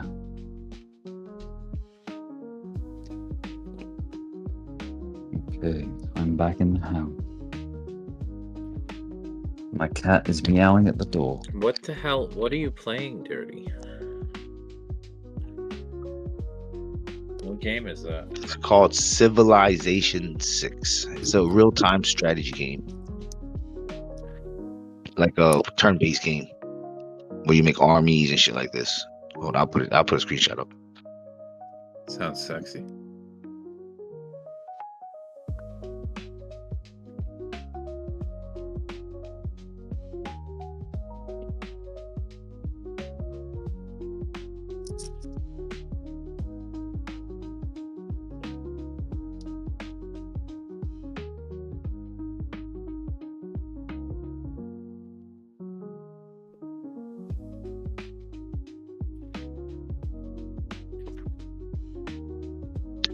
So I put a screenshot up. It's like that. It's a game like that. Make armies, move, make cities, kill. Get your science to get different shit. You know what I mean? More science once you get, you unlock more better tanks and better houses and shit like that. Nice, dude. Makes time fucking fly, I tell you that.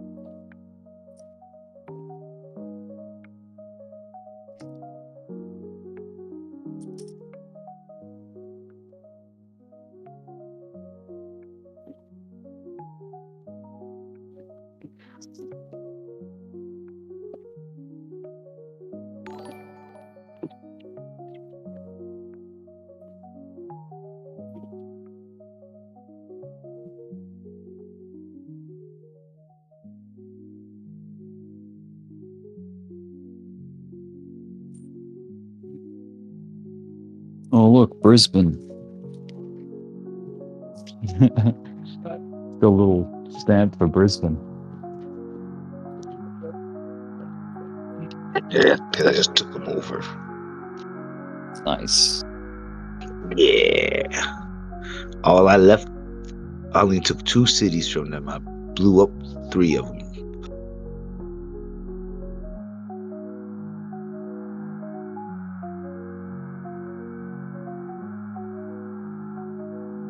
I like it because it's slow paced. I can do whatever I want. You know what I mean? I'm not like Call of Duty where you got to be in it. You just got to do one move at a time. Yeah, I know what you mean, man. You like to chill. Yeah. Chill with it.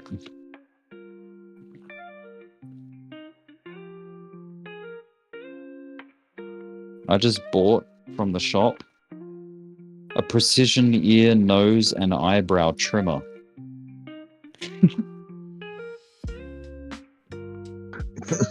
Like Manscaped type shit.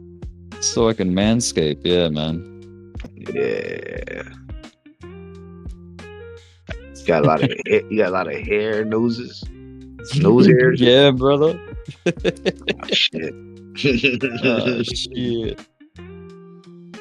Feel that Australian. That should be tickling your nose.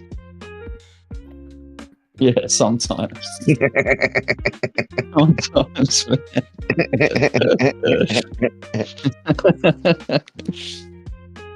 Oh. They said it came with batteries, so we'll see if they were lying about that or not. Your nose? No, the trimmer. Oh.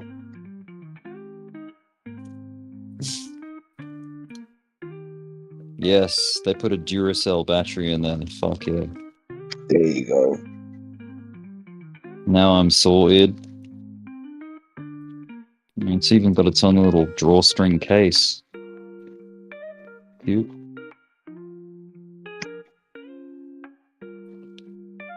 The fuck? Psst. It's a wet and dry one. That's cool.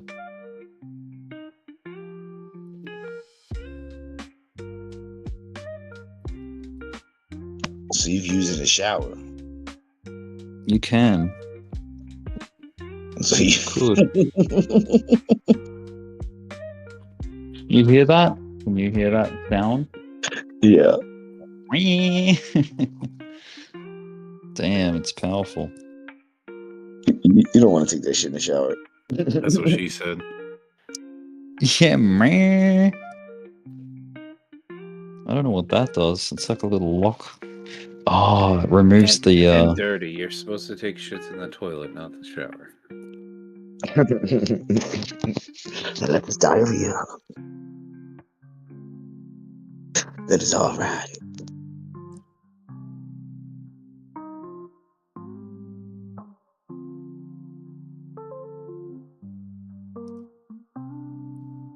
No, still disgusting, but okay. It definitely is. Just running down your leg.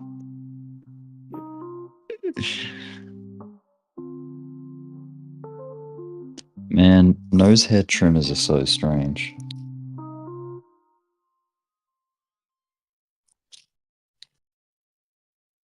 I know you're not supposed to do that. Those little hairs have a job. To protect your ass.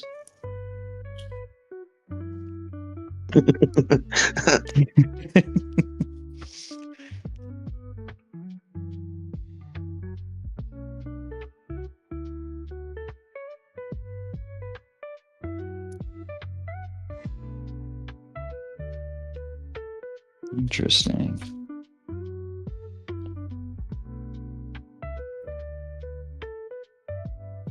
Maybe I'll bring this to America.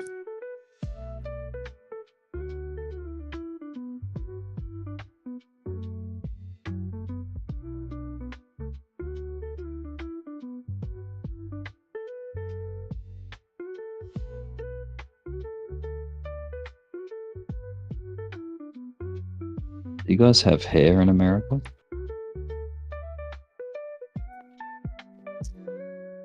Yes. Yes.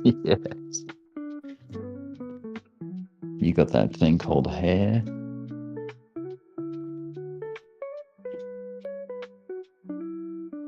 Ooh, yeah, that's a little pullback there on Doge and Bitcoin. Just a little baby one on the 4-hour chart. Ain't never gonna see that shit. That got what, 38 already, right? Yeah, it's around 38 cents.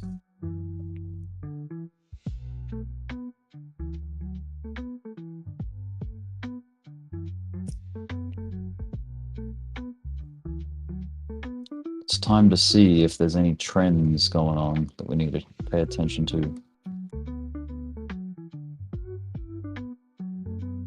Let's go full screen Doge. 1-hour chart. And And did it bounce off any kind of points of interest?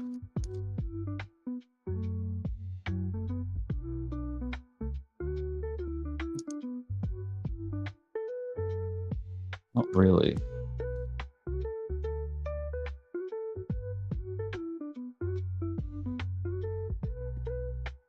Just trying to see if I can get this to work. Like, and then on the line, that was definitely a line at one point. Like that, like gray.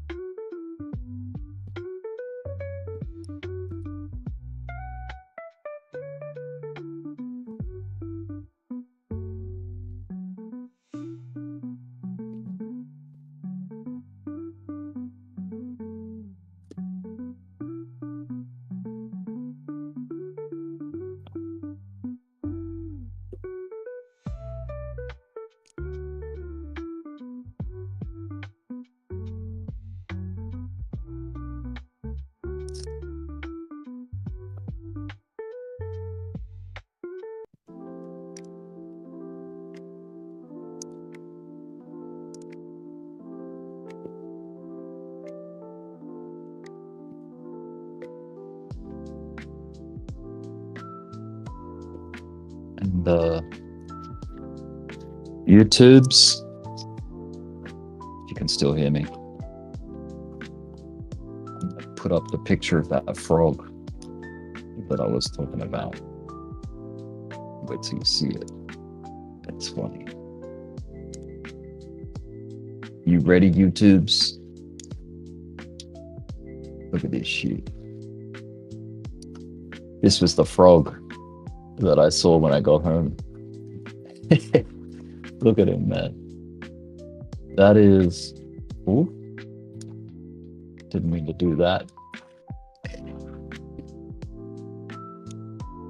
What the hell?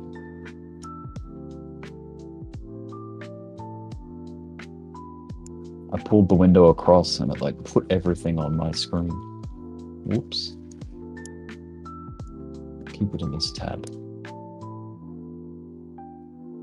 Look at him smiling, dude. He's just... Look at these bugs hanging out on top. These fingers, dude. His toes. It's crazy. That's Pepe right there. It's Pepe coin. I'm gonna copy that picture onto my Pepe chart. You know you can do that? I'll show you. Oh.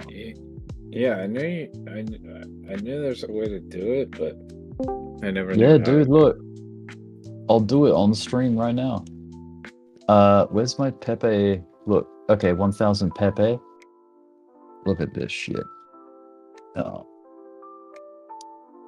If I just do that, the image being pasted is way too large, they say. Oh, man. That Well, frog is okay, too well, big, man. I'll have to diminish the picture of the frog like that. And it just, hey, I've got him on there, my Pepe What'd you chart. do? Face? Yeah, look. How cool is that? He's now part of the chart. Damn. That's so funny. So now every time I open up my Pepe chart, he's gonna be there, just chilling, like watching the fucking. That's pretty sick. Yeah, man. That's so funny. He's there every night lately. That frog. Wop.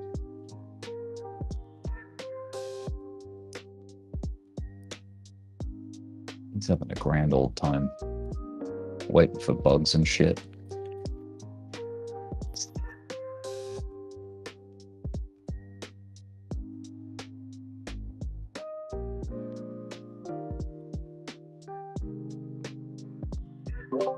Alright, I'm back on the mainframe now. I'm back at home.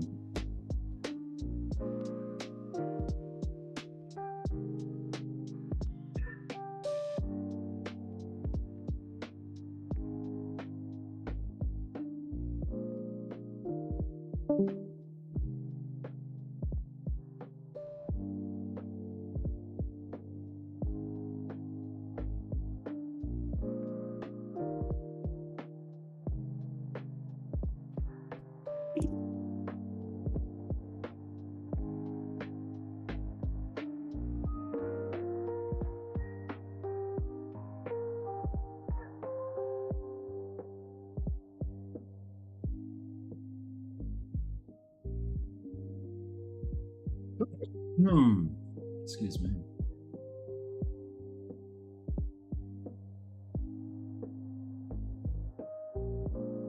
Should keep him like up here.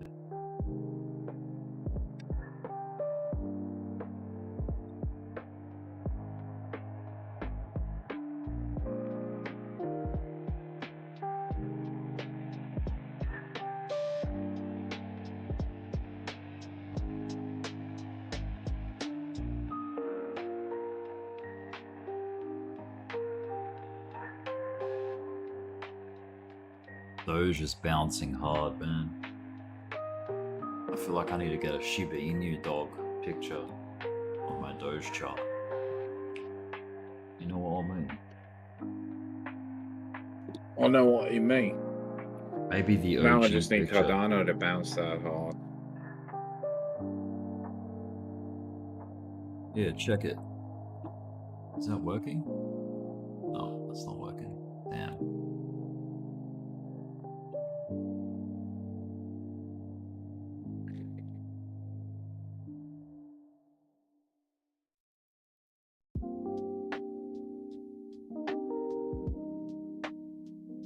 There we go.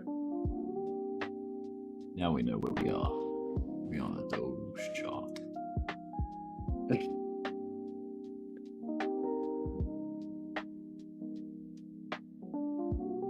She could anchor it so that it stays in place and it's not just like sort of region specific on the chart. Alright. It's alright. Doesn't matter. Doesn't matter.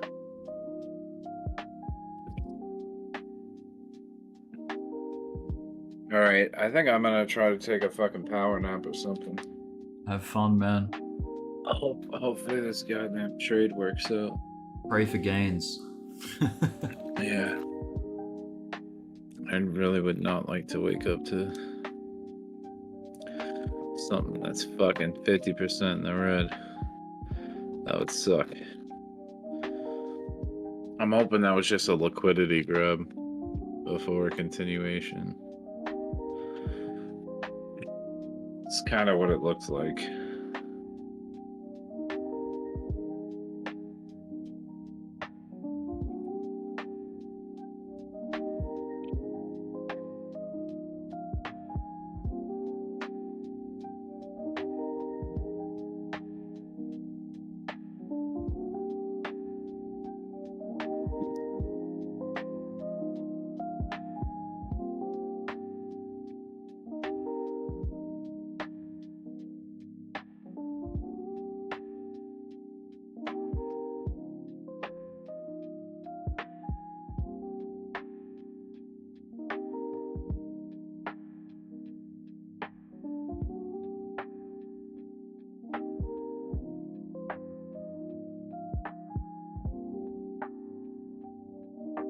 That's right, manscape the bush, exactly.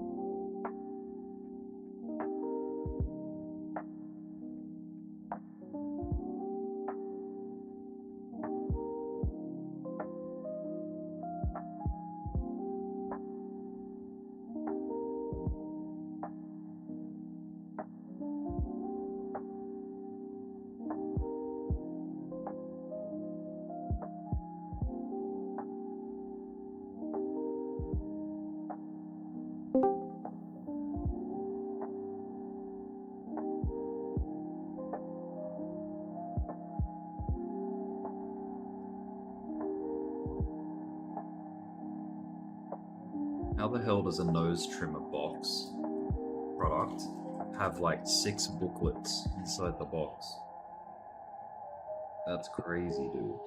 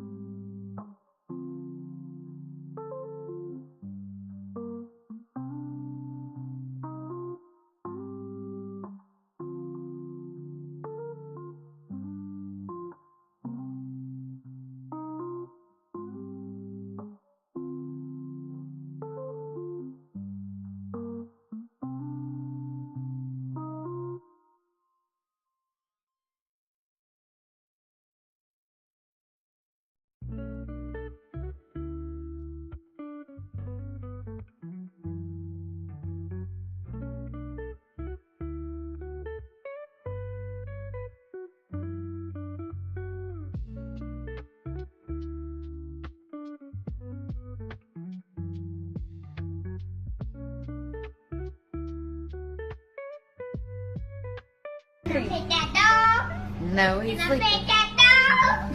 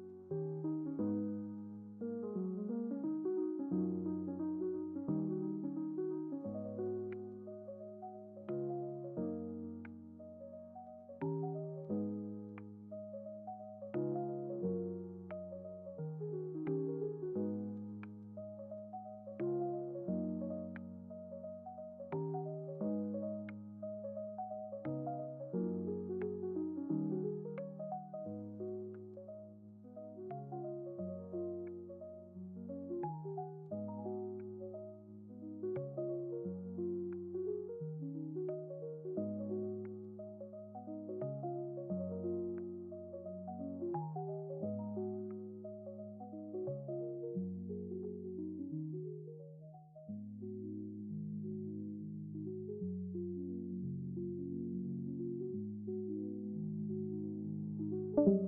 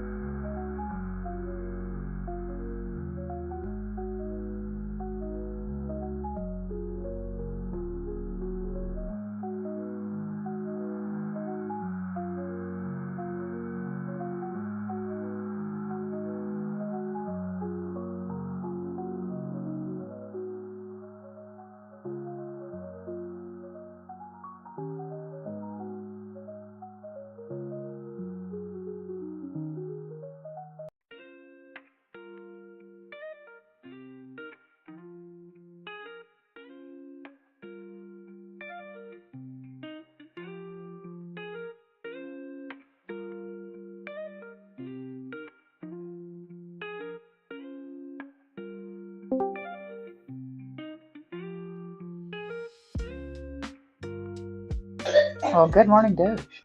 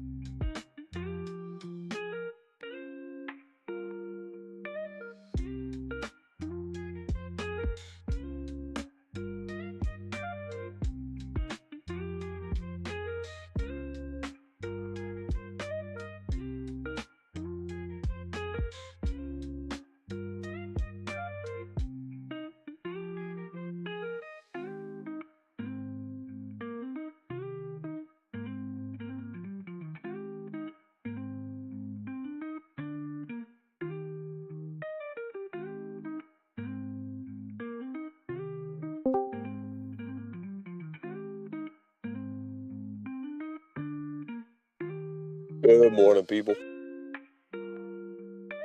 Good morning. What up? I had a couple minutes, so I just popped in. Dude, Doge, what the hell? Hell yeah. What We've got Doge off the ground. This is good. So now we can let that bad boy run. Now we got to shift our focus. I think XLM's gonna have its day. It needs to. God damn. And then yeah, we just got to be patient with the process here. And then I think in another couple weeks, the gaming coins will start to fire off. So it looks like the next 4 or 5 months or more could get absolutely continuation of the insanity. We'll see.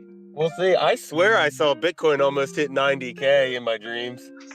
Oh, even not in your dreams. In real life, it almost did. It's pretty close.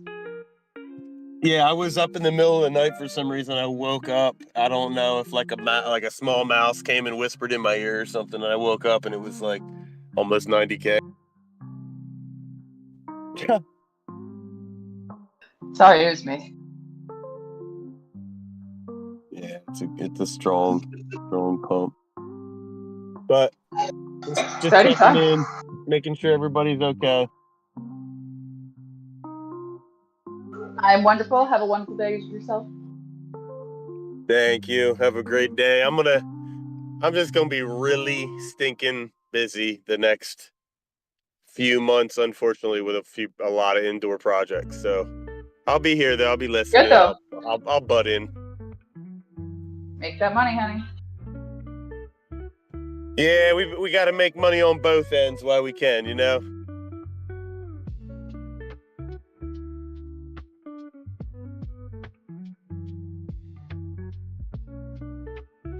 Absolutely. And you're just getting this business off the ground again for yourself, so that's good times. Good for you.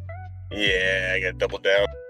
Yo, by the way, DeReal, excellent calls the past few days, dude, on price action. Holy shit.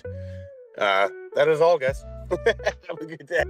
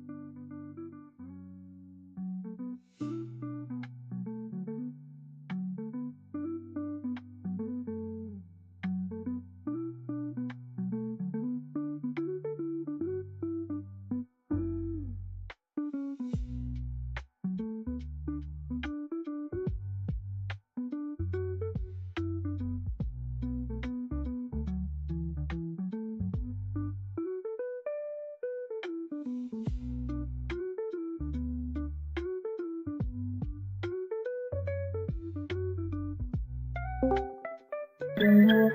think it's time for that reminder. We are not financial advisors. Trading is dangerous. Don't buy the top of the green. Have a stop loss. Trade at your own risk. Trade at your own risk. Trade at your own risk. Trade at your own risk. You do you. Trade at your own risk. Trade at your own risk.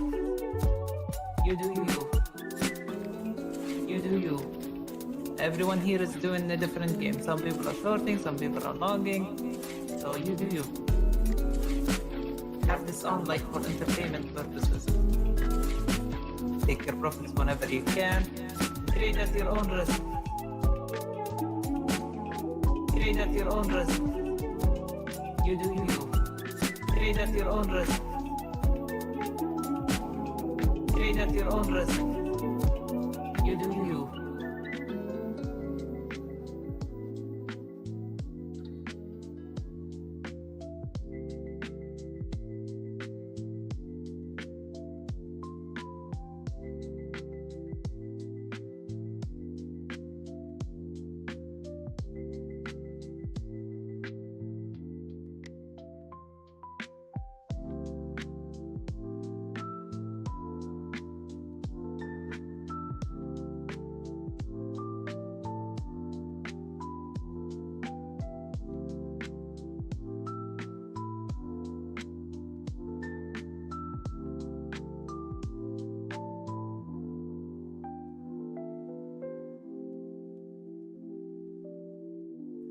Can't believe how much action we've had and it's so quiet in here.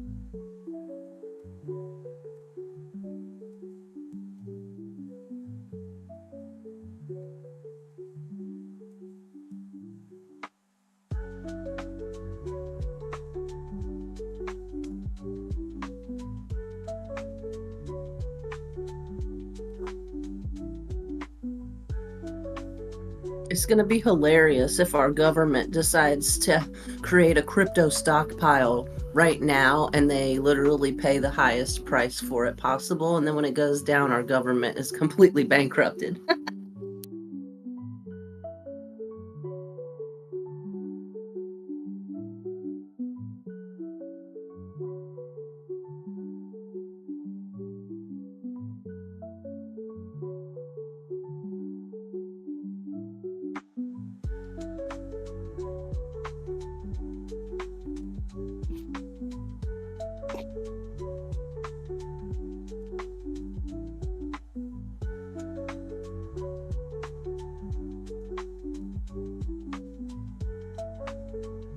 So we wait till BTC gets to 120K and then we sell all to America. And then we're rich and America's poor. Yay.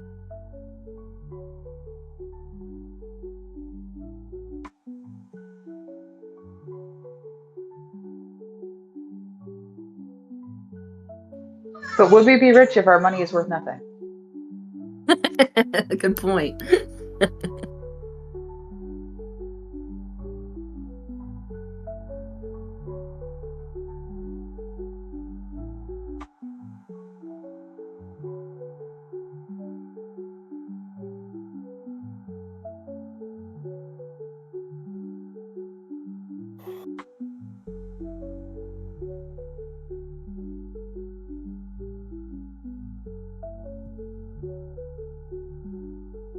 We're just going to trick everyone into turning their actual paper money into imaginary crypto money, and then everybody's going to realize that it was all imaginary to begin with.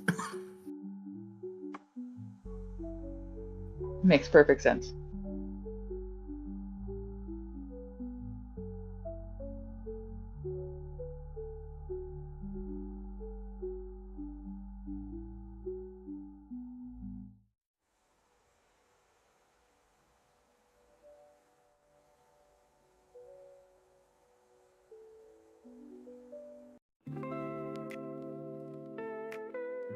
That's how you know. It's all a mind game.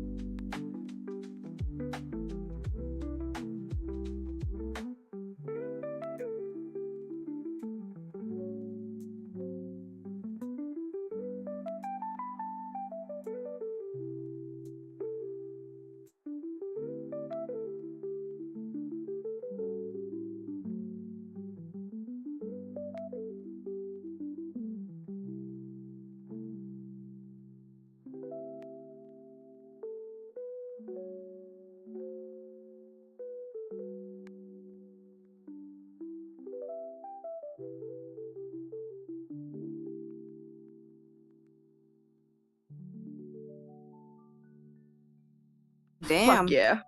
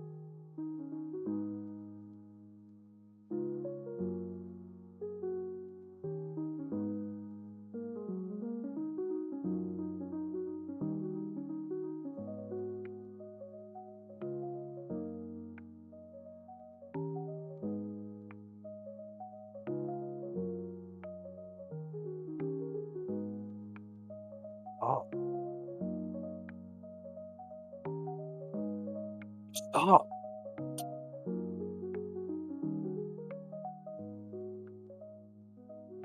But I'm not doing anything, Matches. What the hell?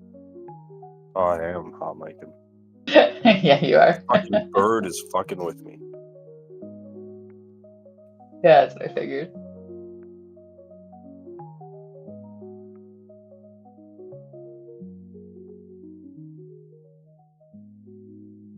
Here we go again. I guess I don't snore. Maybe you do. I don't know. I left that thing on all night. I don't snore, apparently. Or no one was in here to tell you that you do. I fell asleep when people were talking at like 1?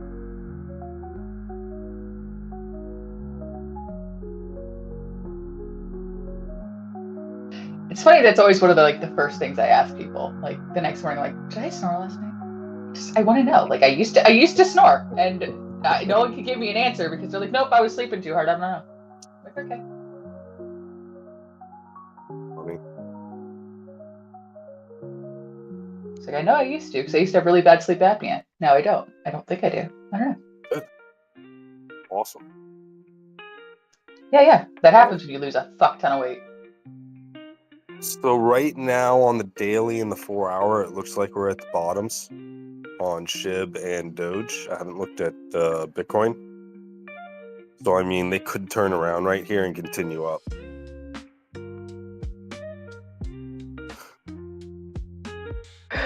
According to Split, he says that Kwai was yelling at you because you were snoring. Well, he should have fucking kicked me, but I don't believe him. Why would have kicked me? That's funny.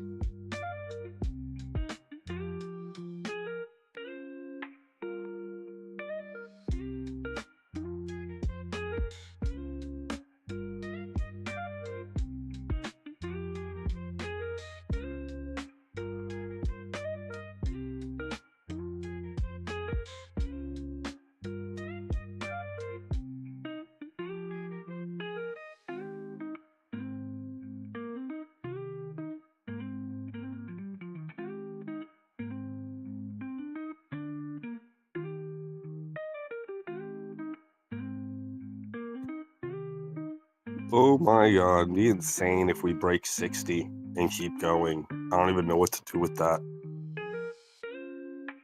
I'm assuming you're talking Doge?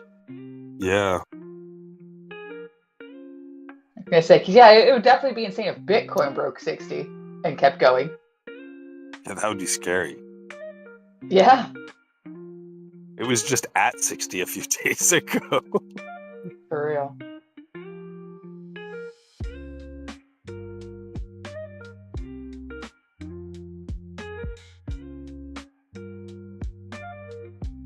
$86,000 fucking on Bitcoin. That's insane.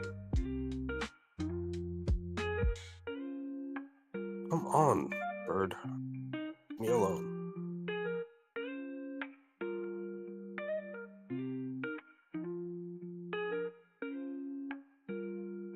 Hey guys. Good morning. Good morning. Morning, Sammy. No, that's Morning, guy. Coley. You guys stay up all night, huh? Oh fuck no. I woke up at 7. Yeah, sounds good.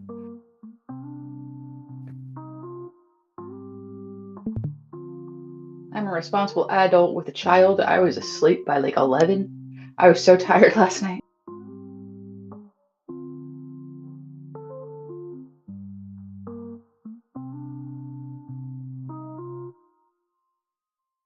Yeah, I think it was 12 o'clock. I went to bed at midnight last night.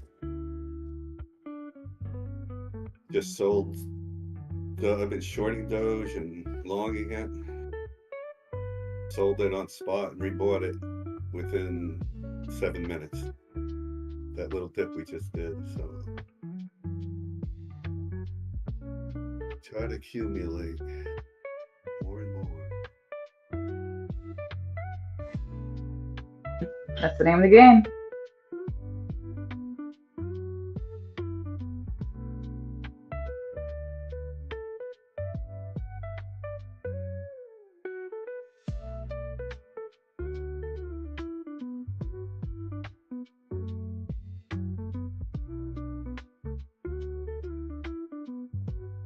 So yeah, matches. I think they're trying to get this finally to $1, Doge. Very impressed that it's freaking doing this. Damn.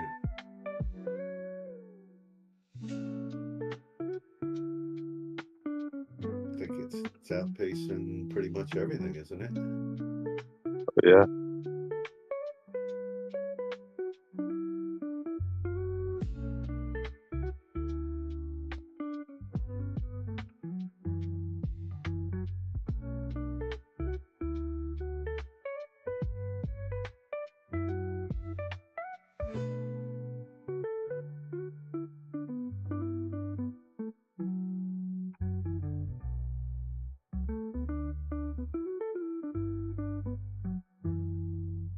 So what did it go? What was the low last night? 35. Looks like.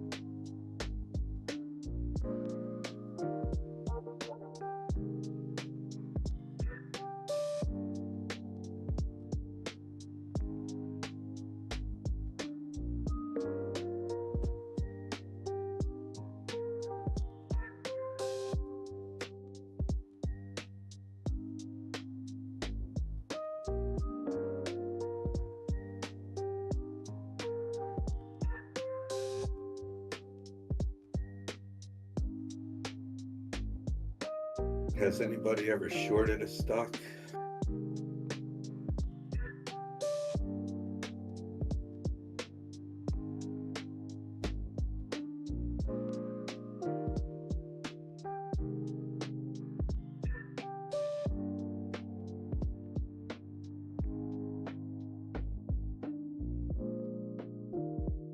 No, not yet.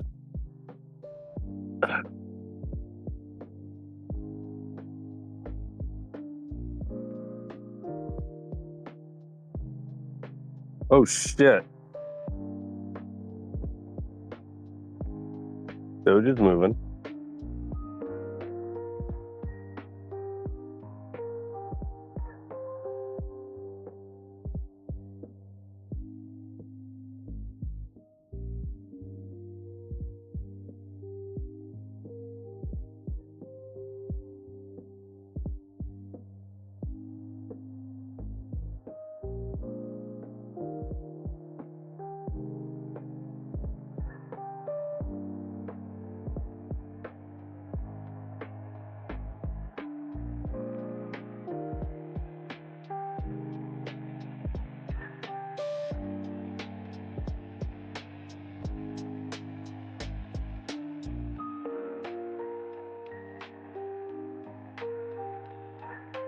Check out XLM Media.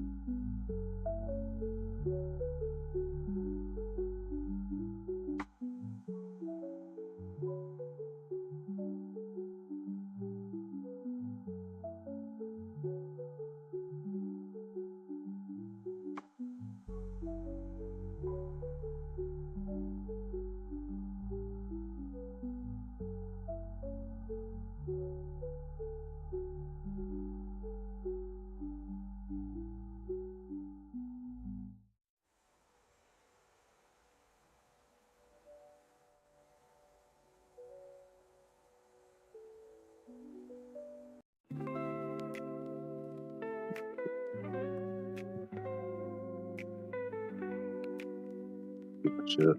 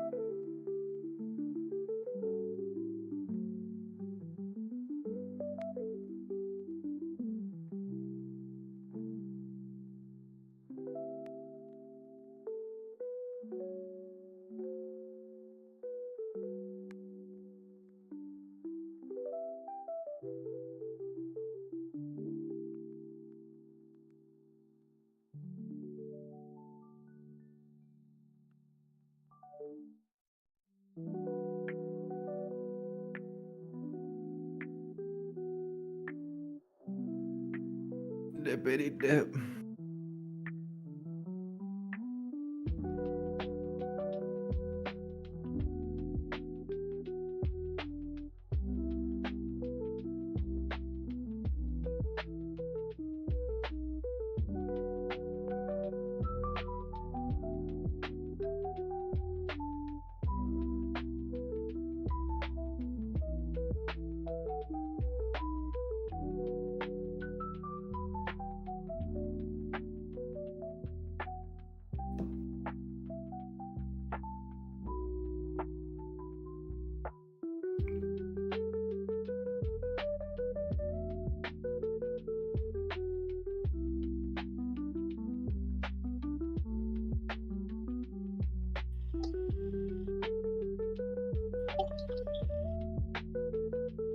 Man, this is looking a little scary. I don't know.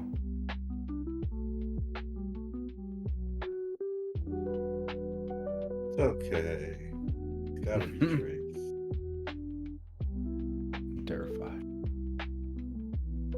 Fucking Doge. Every time I try to short it here, it's taking it back. Hello, everyone. Hey, hey, hey. Hey, what's up? You So- hit that short end? No, I didn't get it in. I missed my short entry by like a couple bucks. dude, 89,938. On my exchange, even went to 90K, sorry, but it missed it literally by a couple bucks. That's crazy.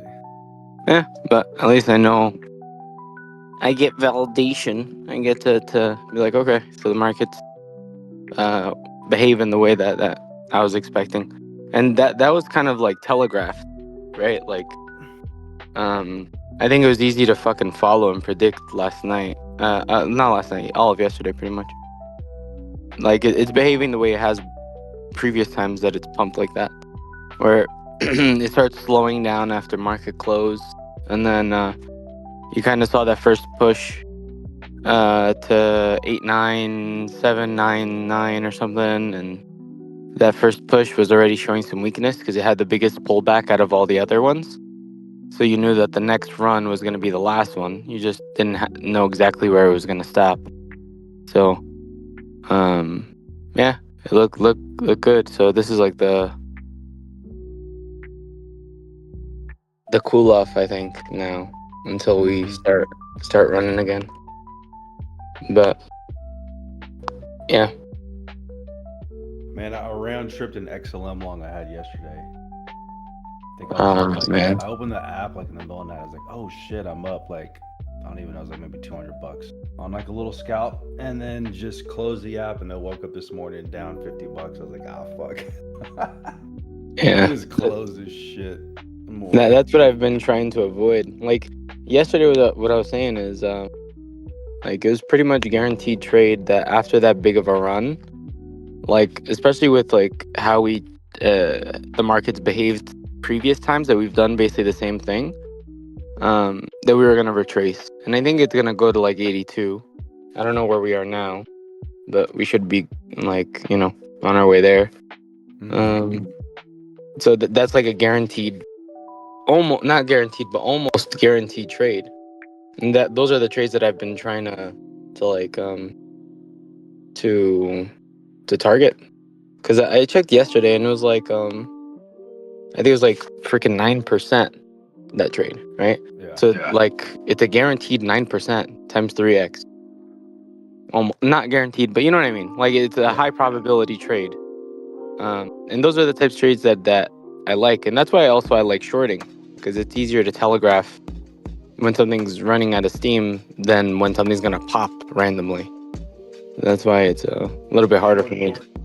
Shorting is better. To me, shorting is easier because the moves happen so quickly and so violently. Like they don't give a lot of people a chance to get out of their longs. Or once these trailing stops and these long stops at like these higher high pivots or higher low pivots, once those start triggering, yeah, it's just like a cascading effect where just everything just quickly just starts to fucking roll over. Yeah, and you have an idea of when you can see exhaustion, right? Yeah. It's hard when something's consolidating for fucking a year to know when it's gonna pump, right? Or if it's gonna pump. What if it fucking breaks down instead? But when you start seeing exhaustion on a chart, you know that it's not just gonna go up another fucking 30% from there. Once you start seeing the exhaustion, you start seeing low volume. You get what I'm saying? Yeah. The volume goes down. The like on the stochastics, you see that you're losing momentum. You see that there is exhaustion. You start getting bigger pullbacks. You know that you're not gonna freaking just shoot up out of nowhere. You could, but like that would be not what you would bet on, right? So, right, yeah. For me, it's a little bit harder to predict a move up. Like now that we've dumped and we're kind of selling off, I wonder if this is a good time to long gold, because gold's had a pretty big sell-off since like 2,800, or damn near hitting 2,800. It dropped about $200, which is pretty big for gold. I mean, that was a fucking like a 7.5% dump. So I wonder if the play is going back into like a safer asset as Bitcoin's kind of retracing its steps for a little bit. Yeah, I think we're gonna at least go down to 82. We might break back down into the 70s, but at least 82. Bro, the DXY is almost back at 106. That's insane. Yeah. God damn it, man! I can't believe I missed that short entry. But that's like I was thinking about this earlier too before I got on. I was like, oh, if I miss this entry, I have fucking like 50 years to get another one, another trade in. Damn, You know? I think it's No. I'm just saying, I got like 50 years to get another Oh, yeah, trade. yeah, Like, yeah. this isn't the last fucking opportunity. Right. I get that shit in my head sometimes. When I saw it, I was like, man, maybe I should just fucking enter here and short and blah blah blah. And I was like, who gives a fuck? Like I try to zoom out now and think about my life as a whole.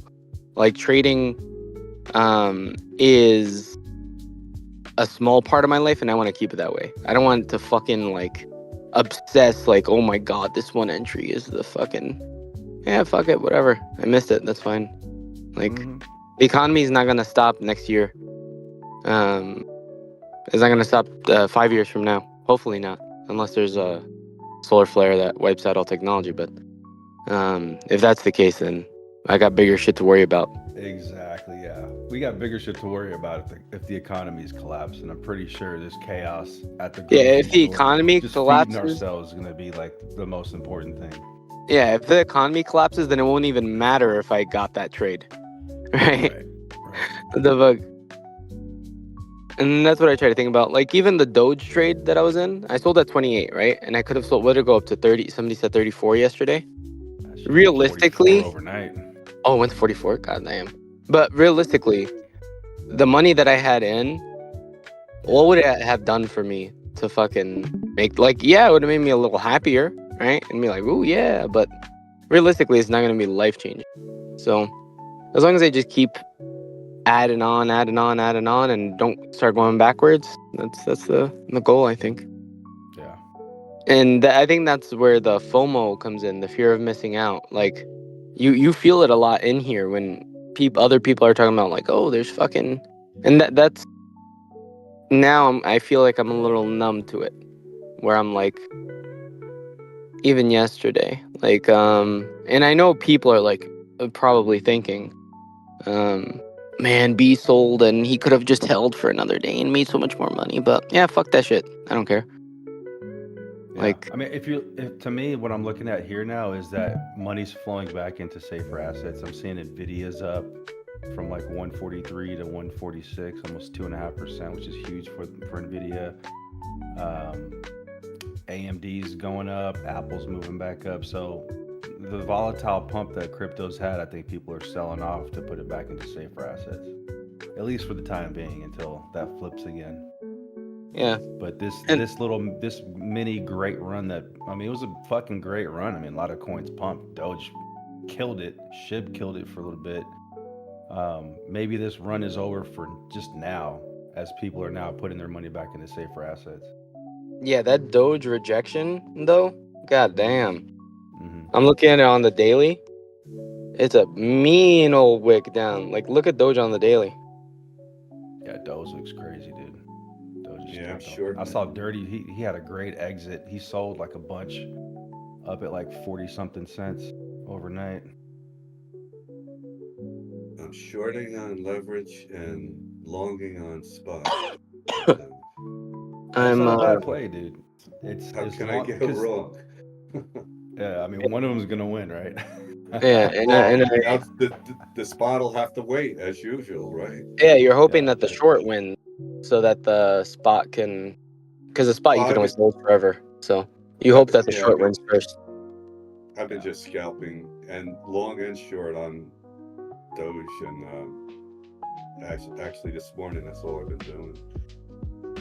Yeah, I mean, the crazy thing is, like, Bitcoin had such an epic run, breaking above 75K, that even its small pullbacks are just going to destroy alts. But alts ran way better than Bitcoin. You know, it's just a riskier play. And then people who don't know how to short or get in after the hype, you know, the apex of the hype, now they're just like, fuck, what did I just do? Yeah, why did I just buy? No, yeah, there's buy right here when Bitcoin was damn near at 90K. Yeah. So go ahead. Yeah, I was just going to ask if you guys heard me earlier. I shorted a stock last night, a firm, and Clive's listening too. So to get out of that short today, hopefully, if it drops, like it went up over $8. So I'm thinking if I can get, if it drops $4 this morning or something. But what do I do? Just rebuy? So I'm short it. To get out of it, I got to rebuy it and then sell if I want totally out. What's the Bitcoin short ETF called? You're talking about the Pro Shares On Robinhood? Clive is BIT. BIT. Hurry up, Clive. Oh, I thought he was gonna fucking type the damn short ticker. Morning, everybody. You hear me? Yeah. What's the Bitcoin short ETF? On Robinhood. Yeah, can you hear you? Biddy? It's a BITI. BIT. They're short, yeah. BT. Biddy. Or BT. It's long. There's a gap up on Biddy, up at like 30. Right now it's sitting at 26, but there's a nice gap on the 1 minute all the way up there. Let me zoom out to like the 1 hour. Clive, you heard what I asked about shorting stock? To get out of it, just rebuy it and then sell it? Which, what was the stock? A firm. Firm? Don't tell me I'm fucked.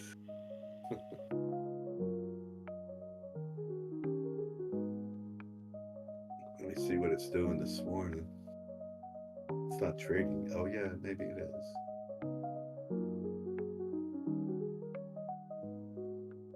What are some of the biggest shitters? The run is over for it.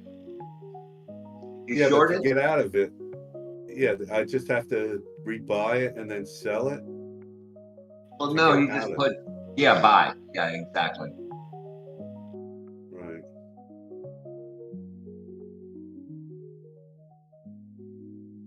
Yeah, there's some Yeah, NVIDIA is technically 4,700. Yeah. There's because that Bitcoin ETF, since that's like on Robinhood, I might do the same thing that I'm doing with the SPY, where I'm just putting in a couple of bucks every time it pumps, like while in price discovery, because especially at these higher ends of the price discovery, right? Like I think you're safe buying a short on the SPY at 600, I think. So I'm gonna be doing that for a little bit and see how that works out. Yeah, just be cautious, man, because anything that's like one sector that sells off, another sector pumps. So I'm just curious to see now with Bitcoin selling off a little bit. And I know it's not a lot of money in crypto compared to the stock market, but now even if it is, I would like the SPY to pump a little bit so I can get, like, if it pumped for like a couple months, like just like a little bit up, you know what I mean, like 30% over a couple of months, that would be enough time for me to get a significant number like built up in there, averaged in. Yeah. A 30% of rise of the SPY in just a few months would be insane. What? Sorry? A 30% rise of the SPY in a few months? Insane. Yeah, that's what I'm saying. Like, I doubt it's gonna. That's gonna happen. Yeah, I doubt it's gonna do it either, Clive. That's why as the general rule on elections, it does go up for 6 to 18 months, and the average rise is about 12. Jeez. So there you go. Let me see. And I doubt, that's the thing though. I doubt it's gonna pump that much more after already pumping this much. Oh, it'll pump. It will. You think so? Oh yeah. There has not been more than, I think, 3 elections in the entire history that it went down. The modern era. Okay, maybe I'm wrong. Maybe it will go to 700 SPY, but it's pretty much, we've been on like a straight shot up. Yeah, this looks kind of crazy. 650 easy by, I would say, second quarter next year.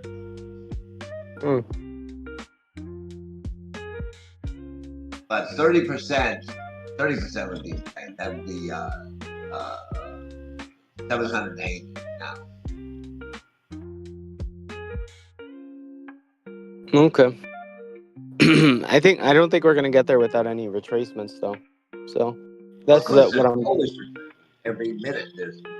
No, but I don't mean like that. Like a significant enough retracement, like a fucking 8% retracement at least, 8% or higher. Yeah, it's in that range. Maybe on a day or something like that. 8% is huge. When you're talking a high is, I'll have to look it up. I need to get but that's mostly NVIDIA. Now, NVIDIA is now the biggest stock in the world, with the exception of Aramco. Biggest U.S. stock, past Apple. And my projection on NVIDIA is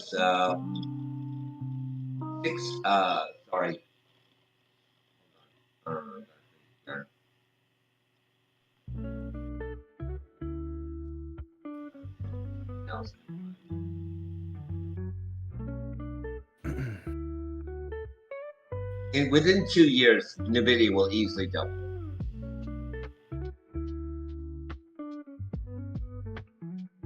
If it does, then SPY will nearly double. You're gonna make some people mad shorting Doge. Sammy, what are you doing? How dare you post that in here? Yeah, don't short Doge. You're hurting the people that are putting their life savings into Doge. You're hurting them. Oh, nobody. Like, And I'm doing both. unless they're newborn. No, but you're hurting them. Your shorts are making the market go down. Yeah, that's like XRP back in the day, right? No, that's like James Discord fucking 3 years ago. Oh yeah. I remember I used to get so much shit. B, why the fuck are you shorting? Like, you're making the market go down. Like, do you not care about the people in here? God damn. Market's definitely ripping pre-market. Yeah, it's looking good. It's looking good. I still remember the argument that I had that I lost about you can't short more than 100%. I lost that argument.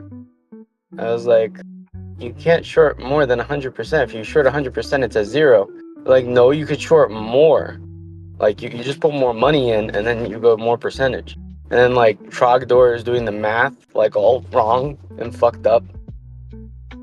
And he's like, yeah, man, I've seen it. I've seen people do 1,000% on a short. I'm like, yeah, without any leverage, you cannot fucking do it. And they were like, yes, you can. I'm like, oh my God. And I lost that argument.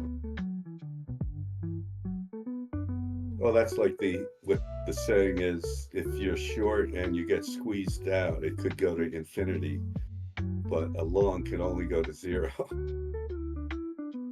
Well, yeah, that's the inverse Yeah, of it. you can. Yes, you can lose more. Yeah, there's a brick wall with shorting. There's not a brick wall with longing. Well, it's the upper side. I did that with, I think it was TMA or AMC, and I shorted at $40, went to 100. Shorting has an infinite upside that you can lose. Yeah, but there's only 100% that you can gain total, unless you're using obviously leverage. But Well, now the exception was oil. Oil went to negative 30. negative. Yep. So they were just giving away gold today. free? No, what happened was the ships could not get to price. So every time you held a long in oil, it became worth less and less until you actually had to pay to hold it. It up. It went to negative $30 a barrel.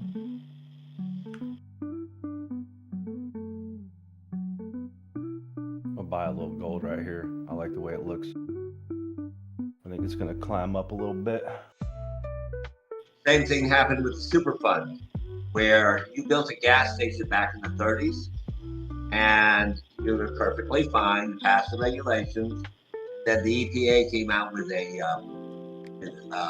stricter demands, and you ended up owing $5-10 million getting cleaned up. Wait a minute, I passed all the inspections. No, these are new inspections. But how would that And lead you're liable. But how would that lead to an over 100% short though? Because not a short is that the value of the asset became worth negative. Yeah, they're in debt. But it's same thing happened with oil. Trago, where are you buying gold on? What exchange? BTCC. I like the way it looks like on the 5-minute. It's curling back up above the 200 EMA on the 5-minute. It was kind of banging its head on this like descent down, but I do like how it also swept this kind of low from October 9th and 10th. It's almost like an ABC reversal back to the upside, testing it. So just 2 gold at was it about 2,600 a pop. I'll probably cut it if it makes a lower low. So anything below like 25.90, I'm out. Yeah, I'm looking at silver right now. It looks like it's almost hitting a double top on the 1-day chart. Keep in mind, there's not much rarity to silver at all. No, I just have some coins that I want to sell when it, where I brought it last time, it was $15. The guy told me to hold it. It's going to 30 and 40, and he was pretty much right. That's how I made my initial fortune. You believe that though? Why would a coin shop? He's an honest guy, telling me he don't want to take it from me until it's higher. Oh, there's a lot of coin shops are very long-term oriented. It's called coin shop. They'll be like, I bought a coin when I was 6 years old. My father bought it for me for $3,000. It was the octagonal $50 gold piece. And he's like, just hold on to that. And I brought it back and went from 3,000 to 15,000 within a decade, and went to 60,000. Like, just hold on to it. And I was a good customer. I would constantly go there and look at coins every weekend. What business was your father in? My father was head of the FAA, safety and operations. He was offered a cabinet position. Listen how proud Clive is. He turned it down. He did not want anything to do with politics.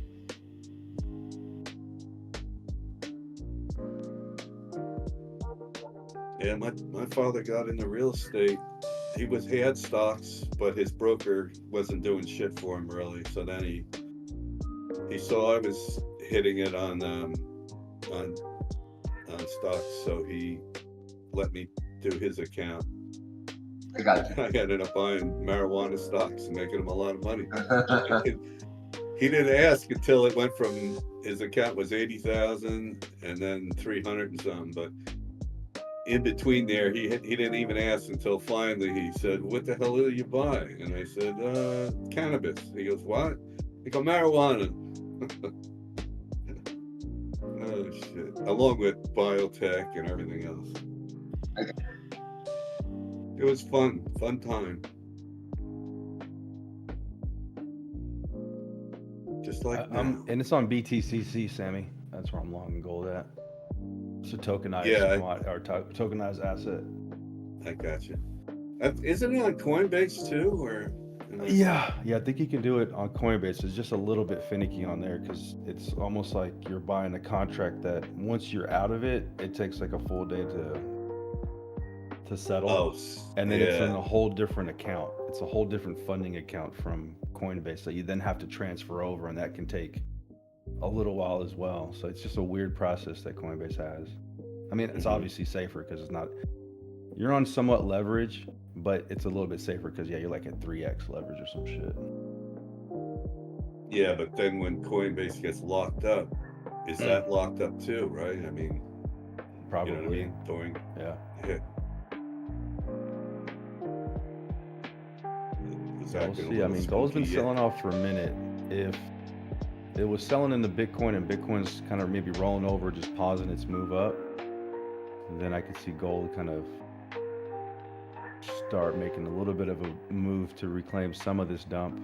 I mean, maybe overall gold will still sell off, but I mean, I think it's in a good spot to maybe to pick up a little bit to try to scout back up into the mid 2600 area.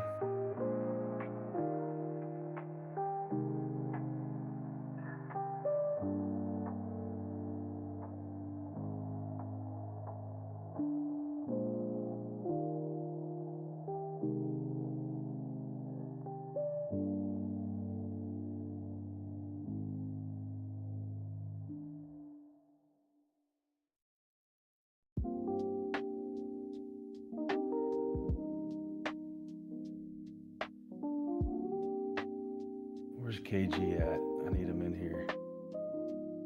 He was long in people last night, and people just dumped. Oh, yeah. And he was up a good amount, too. Let me go back to his post. He was up, I think, like $1,400 on it. Yeah, I don't even see it on top 100 bubbles. That's weird. Doge is still big there. Crow. Oh yeah, he was up 2,500 on people, and that was at the end. The exit, the mark price was 72, so like 0.072, and it got just a little bit higher, and then just fucking tanked like 20%. And he was on 14x leverage. So I'm just hoping he fucking jumped ship on that one, or had a tight stop loss, or at least got out and profit on it.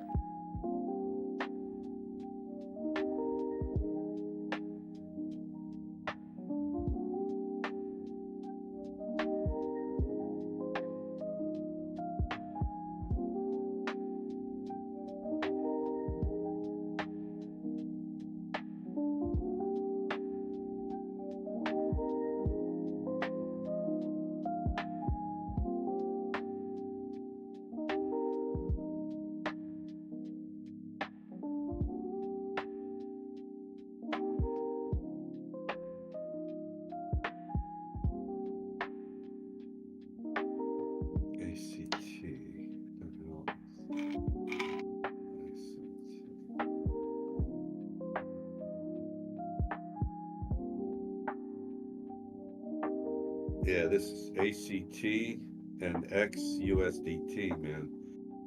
Things are wild, especially XUSDT. Is that X Empire? Yeah, I think so. I was looking it up on Coin Market Cap, and it looks like that's what it is. But I don't know what this ACT USDT. I didn't look that up yet. Let's see.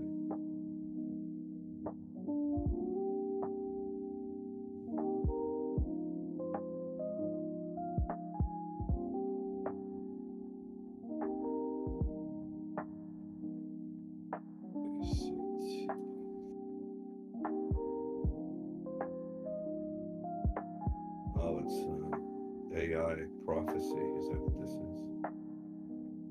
Yeah. Huh. Interesting.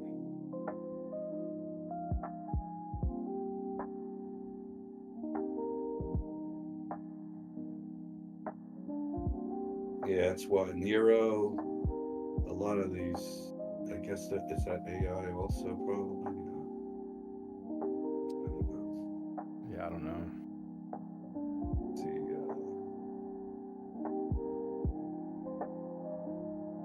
that's on Binance. ACT's on Binance, Radiant, BitGet, KuCoin, Gate, Bing, MEXC, and probably on BTCC and Blowfin. It's on Blowfin.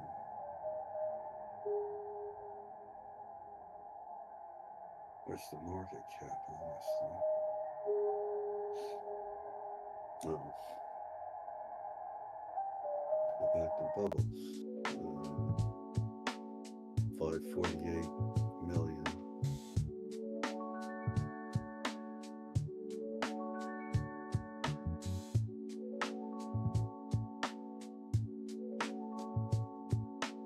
I was trying to track the bubbles also, like top 200 or 300, and see if their bubble comes into the top 100. You know, and try to trade that move, but I don't know. How do you figure that out? Let's look at the liquidations for Bitcoin. Not necessarily how much were liquidated, but just the levels. Let me see here. So on the 5-minute, got 50x and 100x on right now. Let me see what that does with it. Let me go lower time frame.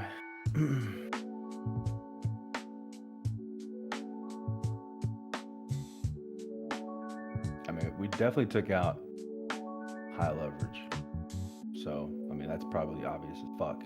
25 or 50x, 100x longs who were longing up at above 88K got their ass clean, and not in a good way. Let's look at 25 and 10. I'm just trying to find some good levels to look at here. 25x leverage, if you were longing at 25x above like 87K, those are accounts are probably like halfway cleaned. And then you have 10x liquidity sitting below 80K, so between like 80,500 and 78,500 is a pretty decent amount of liquidity there.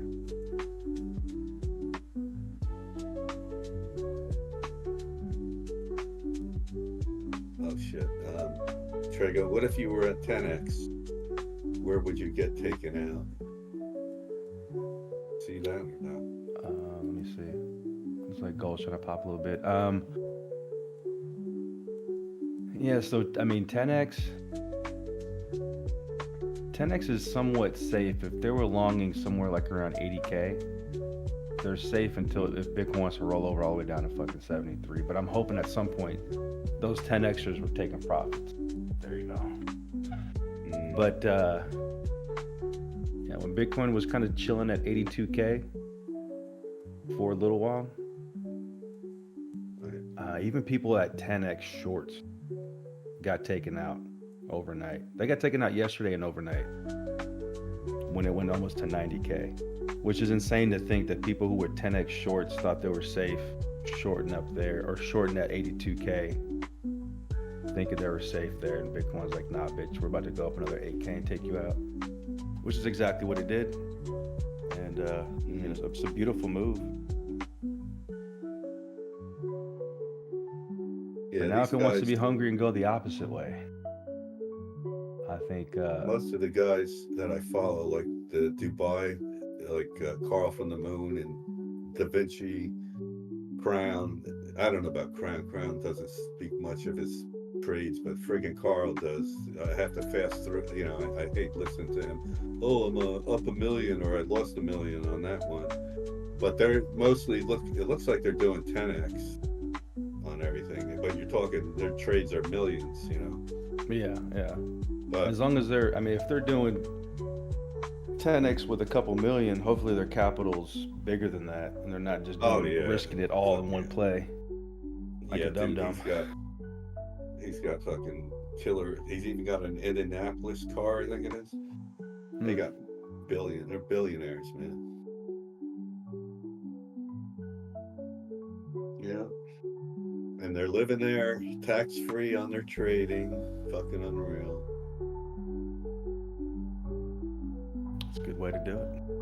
And he's from Sweden, so I think Sweden, I'm not sure what their tax situation is, but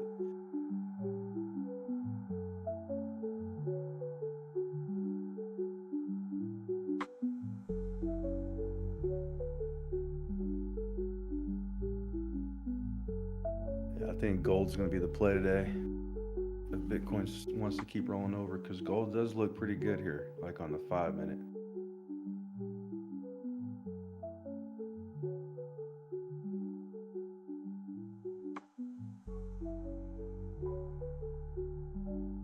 And again, this is for people who are day trading, not necessarily people who are fucking long term in it. Long term in it, they don't give a fuck about what Bitcoin or any other assets are doing right now.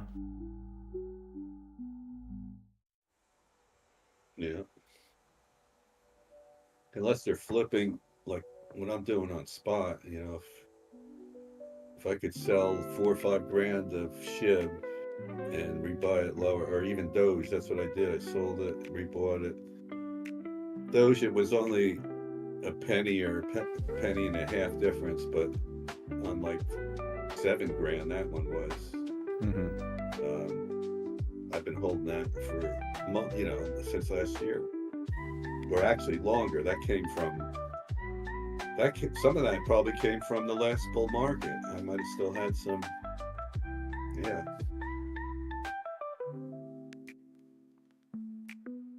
So I'll have to pay tax on some of this shit. Well, I have a write-off, hopefully.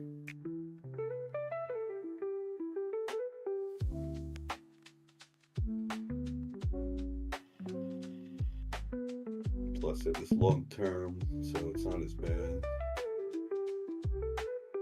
Yeah.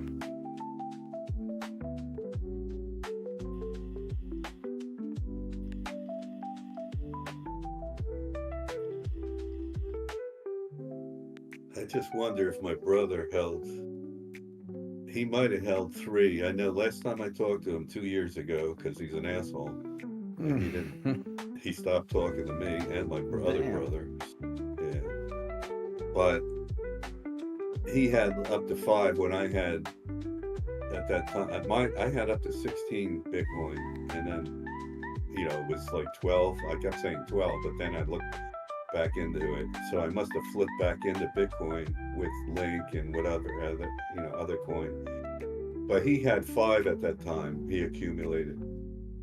So then I said, oh, I'll have to get more than him. I was already up to 10 and 12. But so last time I talked to him, I think he had 3. He sold, and he was trying to do in the bull market, trying to sell because he was negative, and he said, well, it's going down, why don't I just sell and then rebuy it lower? I'm like, well, I don't know, you could, if you have money, add to the dips, you know. But so he just sold and tried to rebuy, and well, now it's higher, not by much, just freaking jump on it and hold it. So anyhow, if he had 3 now Bitcoin at this price, he's doing pretty good.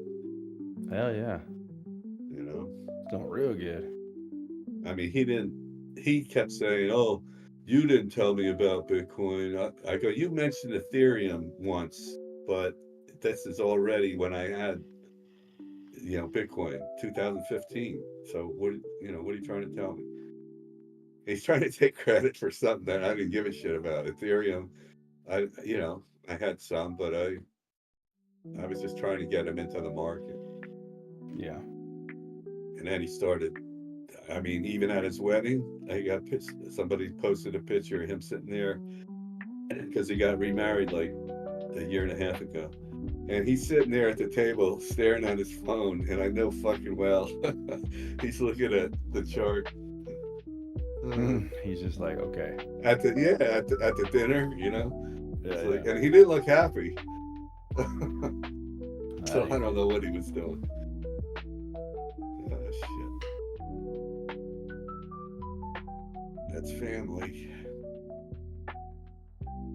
The Italian mafia family.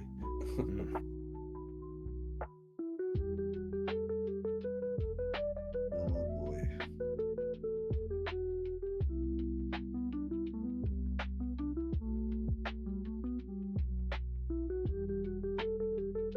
So where's that storm going? What storm? The that hurricane out near the Gulf or some shit. Check it. Let me see. There's a hurricane down there? I thought... Yeah.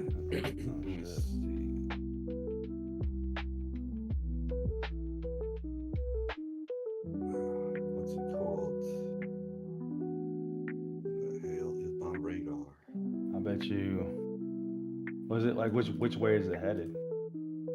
I got it last I looked, it was kind of heading to the left of the Gulf. I thought, let me see if I can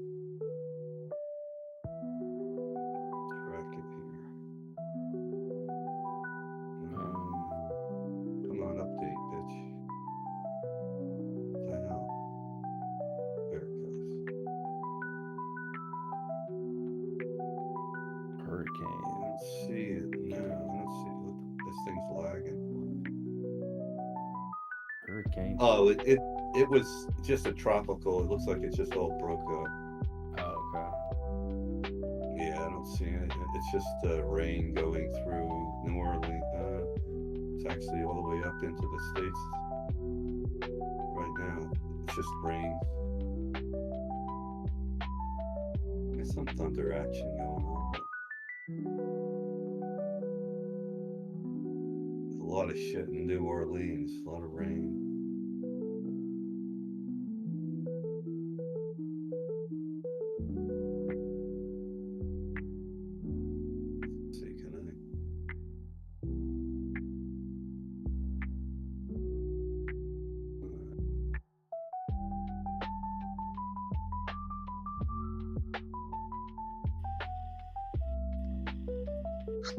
Morning. Morning. You top seller, you. Good job. I love that, huh?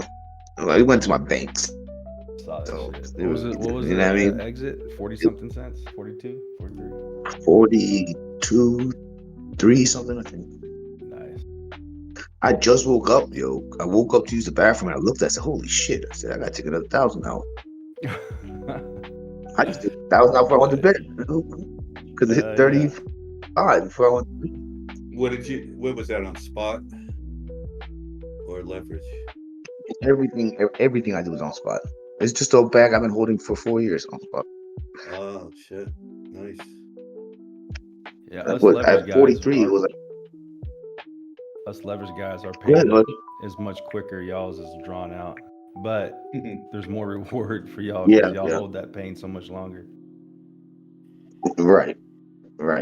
As long as you're not fucking selling it. If you sell it, yeah, a whole different story. Then the pain hurts when the shit goes back up, and you're like, fuck. B told me this morning that I think Randall sold all. I'm seeing something about Randall selling all his Doge and buying XLM. I mean, he's Or some probably shit just like seeing, that.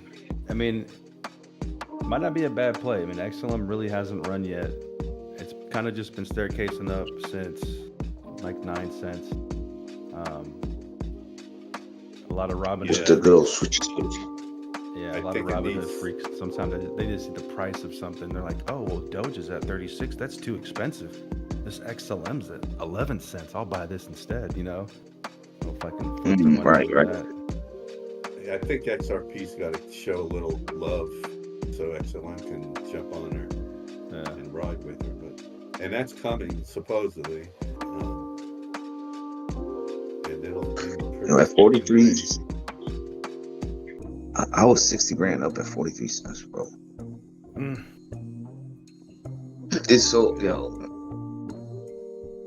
That's awesome. But it's still not mine till I take it. I know. Yeah, I mean, and if this is kind of just the beginning of this 2025 run that we may have in the spring, then I mean, yeah, you probably revisit that number and higher. Oh yeah, I'm not worried about that at all. Yeah, that's coming. 50 cents is coming by the end of this week. I still believe that. This is definitely the carrot that is starting to slightly dangle off the stick for people who have tax return money coming to them, and they're just looking at this shit like, fuck, can't wait to fucking cash my tax return and throw the money in here. And by that time, Not just that, all the people that seen it run, all the people that seen this run this fast and then see this little drop, it might be time for them. You know what I mean? They'll be like, oh shit, we might have to get in here now because we just seen it run.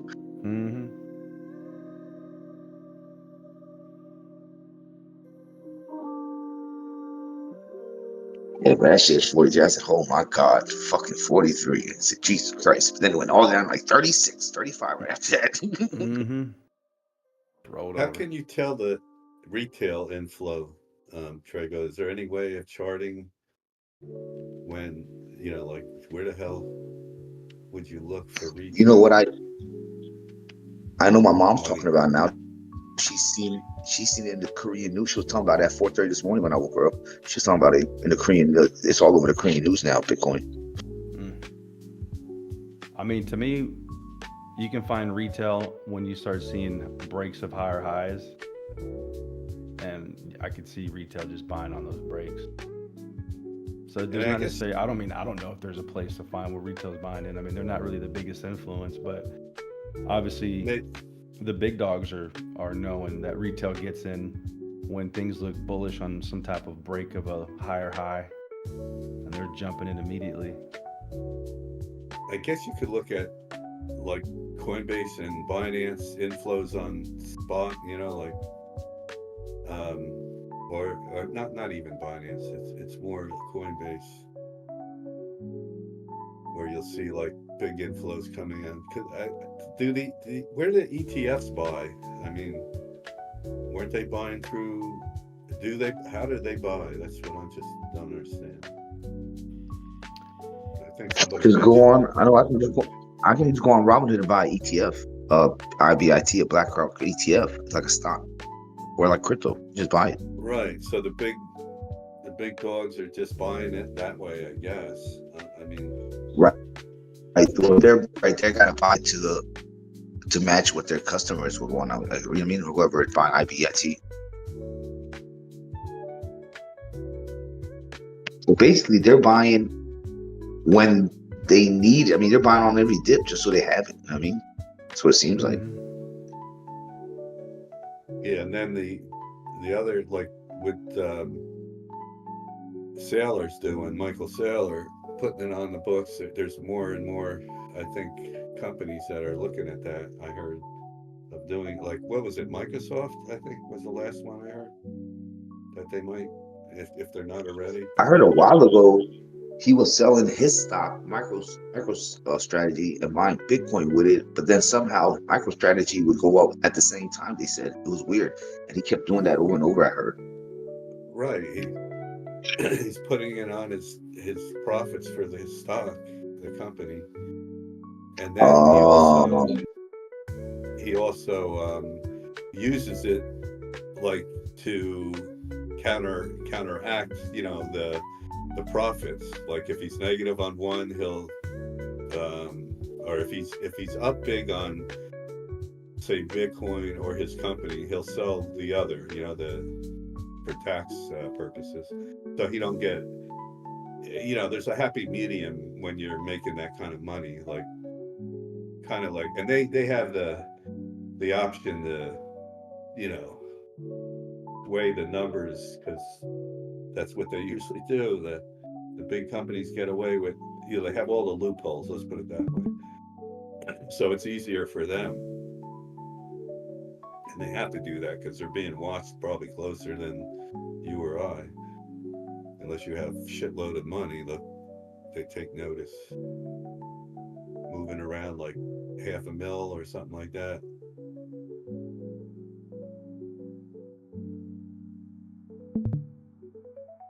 That's what Binance didn't like.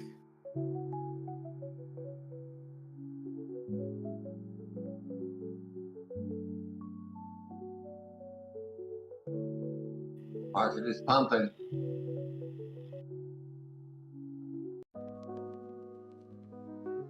We're about to open to 2 minutes. I think we're going to see a explosive up move stock market. What you buying? The Meta's up, huh? Oh, Meta's only up 1%. Yeah, Meta's up, Apple's up. Everything's spiking right now. You gonna grab you some SMCI? I own a lot of it. Around $300,000 worth. What, 22, right?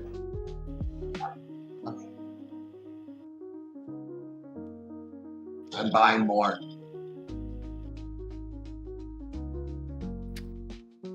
So if that's that's the case. What is the Meta Nasdaq? just broke 588.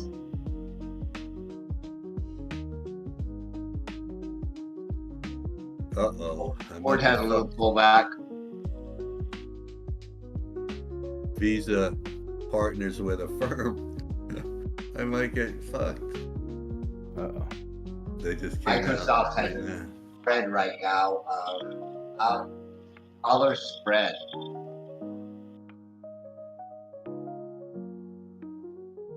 That thing's about to jump.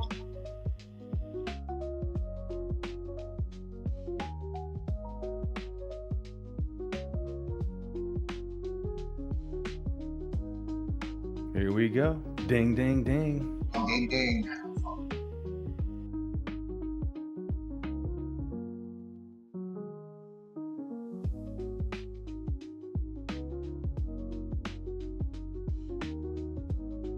Little spike on SMCI right now.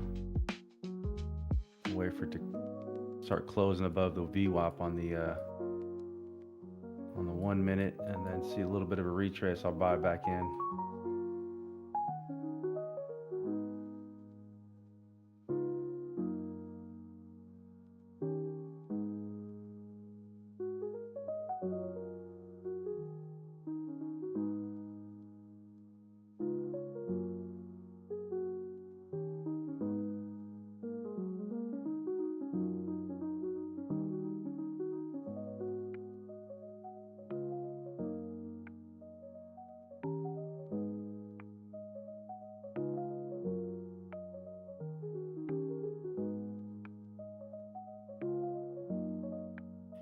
Sold some NVIDIA at 147.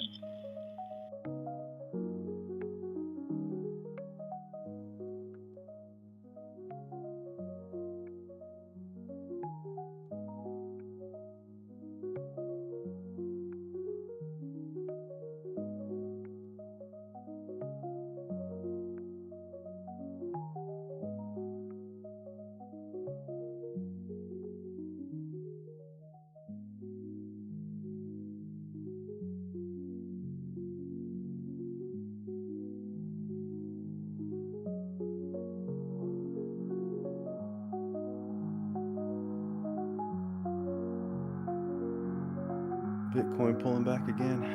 Let's see. Oh yeah. Looks like it wants to take another step down.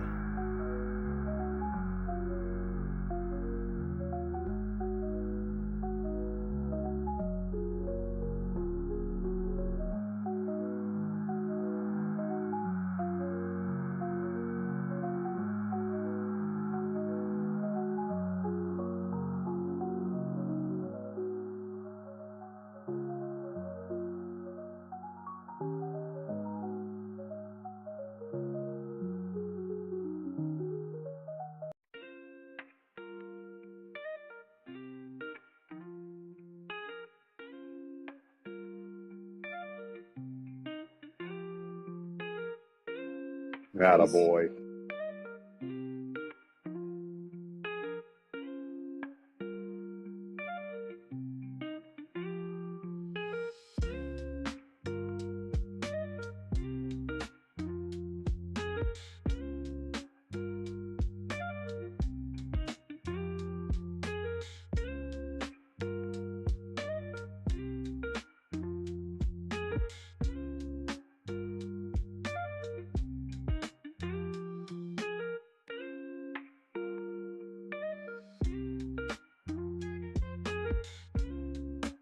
Tether dominance is trying to make a run for it on the upside.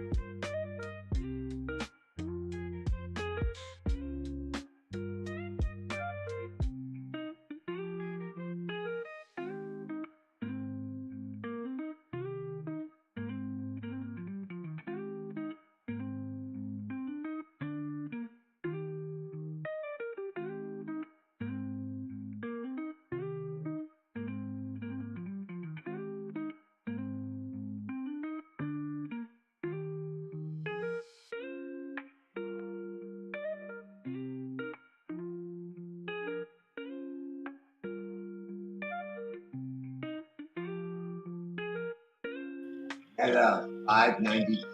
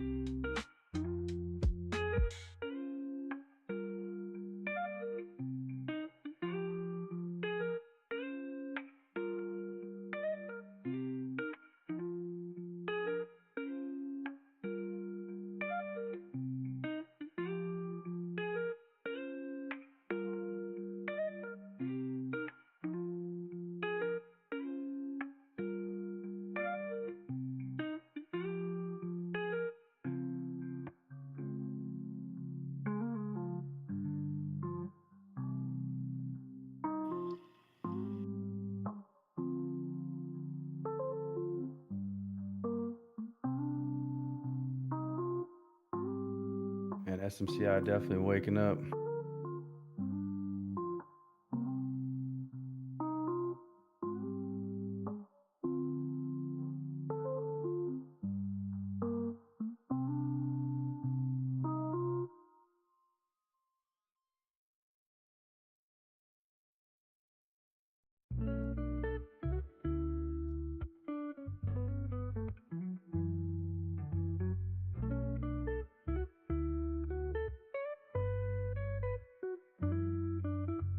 And DXY almost at 106.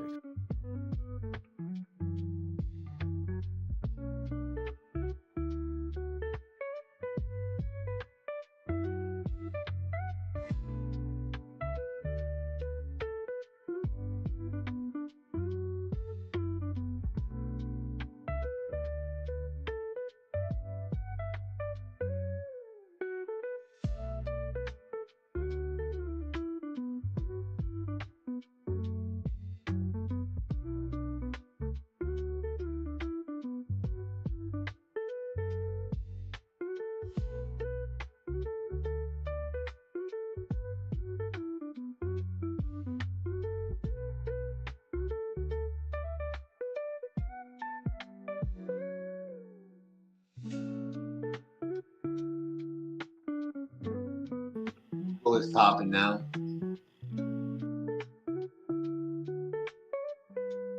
What is? Google. Okay. Yeah, I bought SMCI at 22.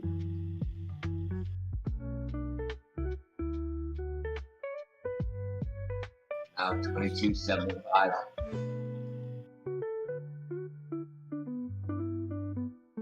Sold all my meta.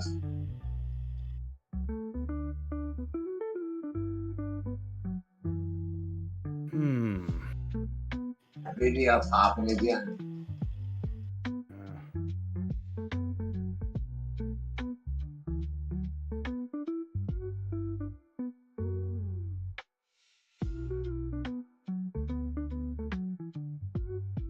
So Trump can't fire Powell, Clive? No, he can't. He was asked that question, Powell was, would you leave? He tried that before. He goes, no. He goes, nope. Yeah, next question. And that was a no also. I think he's doing great. I don't know. He's doing a great job. Yellen was an academia.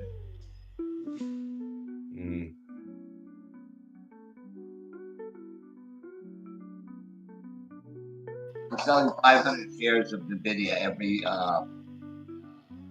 50-cent movement. Get a little bit of action on gold. Pushing up a little bit. 26.16. I have 200,000 shares right now.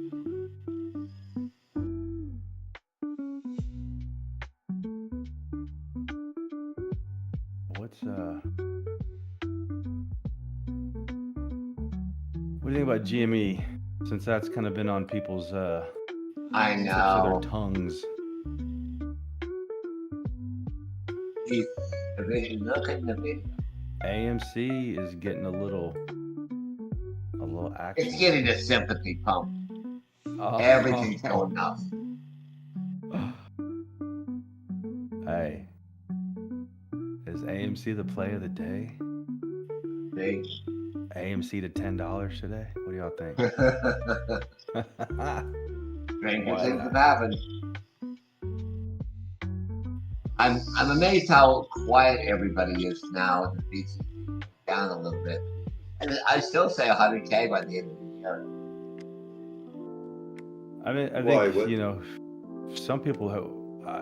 I'm predicting a lot of people have not had great sleep just watching the money in their account go up, or late long in it and then watching their shit fucking drain. Most people don't. Period. What's that? Most people do not short. Right. But I'm saying the late longers that's get in on the end of something that has been moving the last couple of days, and they're finally like getting the confidence to put money in, and then it's just like tanks on them. Now the retrace on the video. Yeah.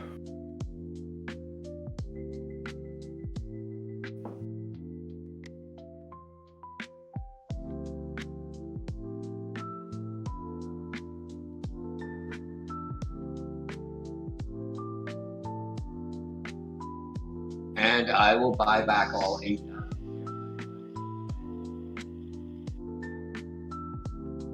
Once it hits 146, I'll buy 8,000 shares.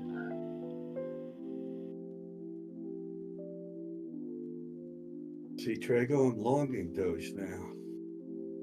Look at you. An open trade, just about ready. It just got taken out. What did I get? 100. How much they take on? Let's see, the fee.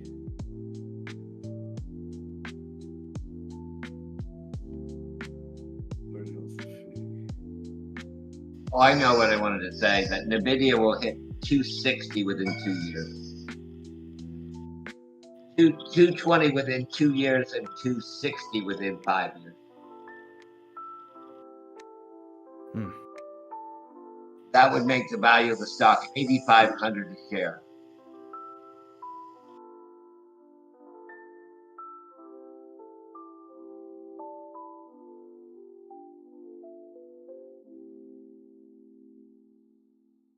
I can see a little pop on Doge, a little pop, maybe back to like 38. But I do see a potential cat inverted 5-wave structure with an ABC reversal to the upside.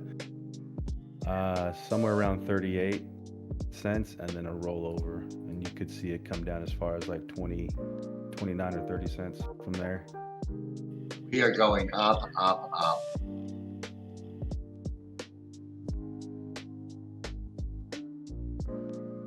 It's just a start.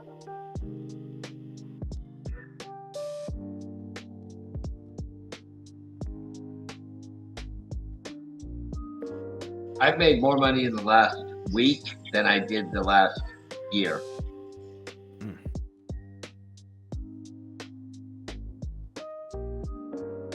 Now, I position myself with SMCI. I'm up 870% in 2 years. How's your overseer doing, Clive? Which one? The guy that watches all your numbers. He's still there? Or I'm the overseer. For the hedge fund. You know, like I am the overseer. I didn't put up my own money. No, but I'm saying didn't you hire a guy to watch your numbers? Oh, I got rid of my staff. Oh, really? They were doing fine, but it was just I kind of spun them off on their own. There you go. They're doing fine. We help each other. SMCI falling back below the VWAP. Not looking too good right now. Well, the first 30 minutes, I tend not to buy much.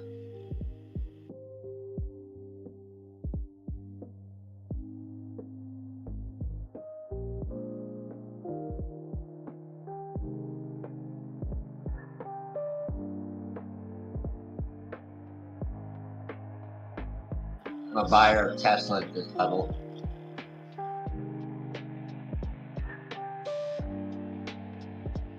Yeah, Doge, their supply right where you're saying, Trago, 37 and almost 38. Wow, Meta hit 596, going to 600. I got out at 593.39.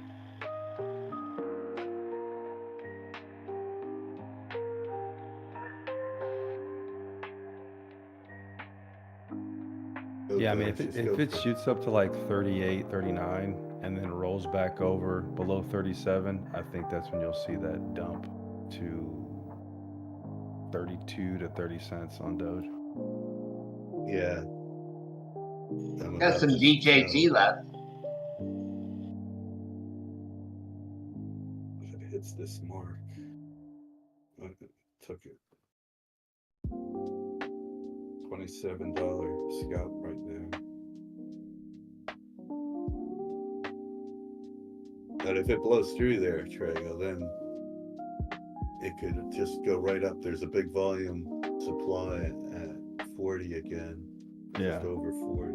But then that's kind of a getting up there again to where it was. What was the high? 44, looks like.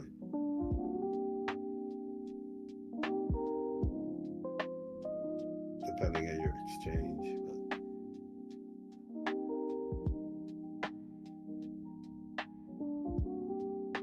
Yeah, where the fuck is Max at? Unless he was staying up way too late.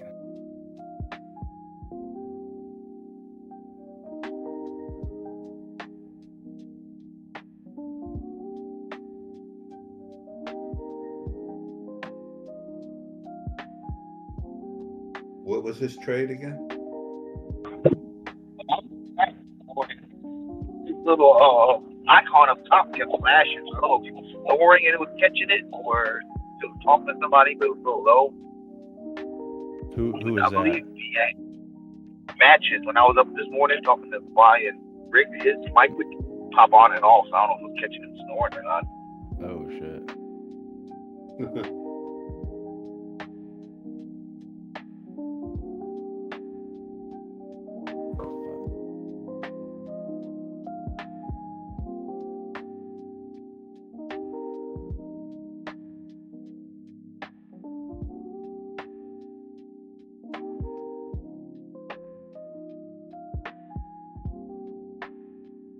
Was he gonna hit it and then fail or what?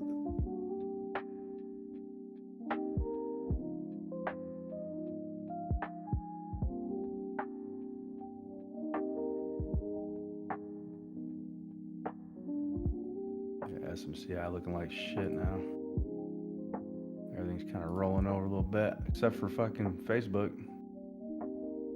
Bought it all back at 140.80. Facebook and Google look pretty sturdy at the moment.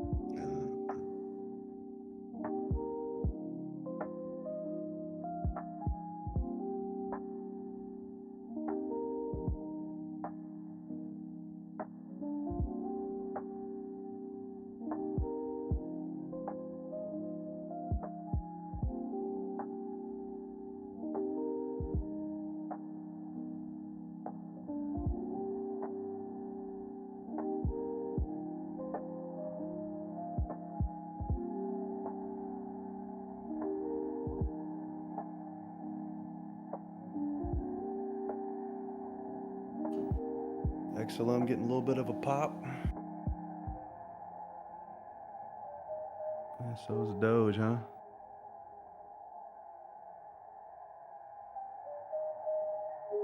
Yeah, Bitcoin might rip from here. It's hitting this mark for the really, let's see, second, third, or 1, 2, 3, third time. Pop right up, just there it goes, bam.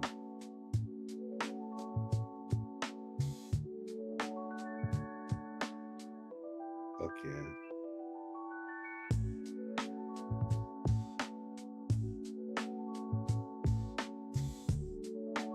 I was looking at the weekly on XLM and it was bumping its head against the 200 EMA.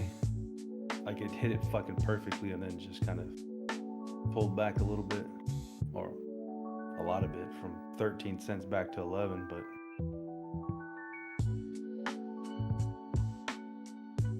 see if it has that gas.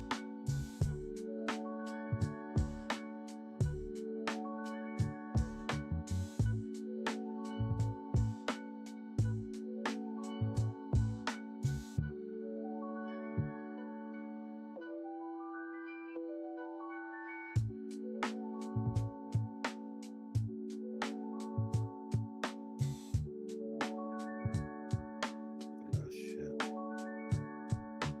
Oh, wait a minute. Fill that gap.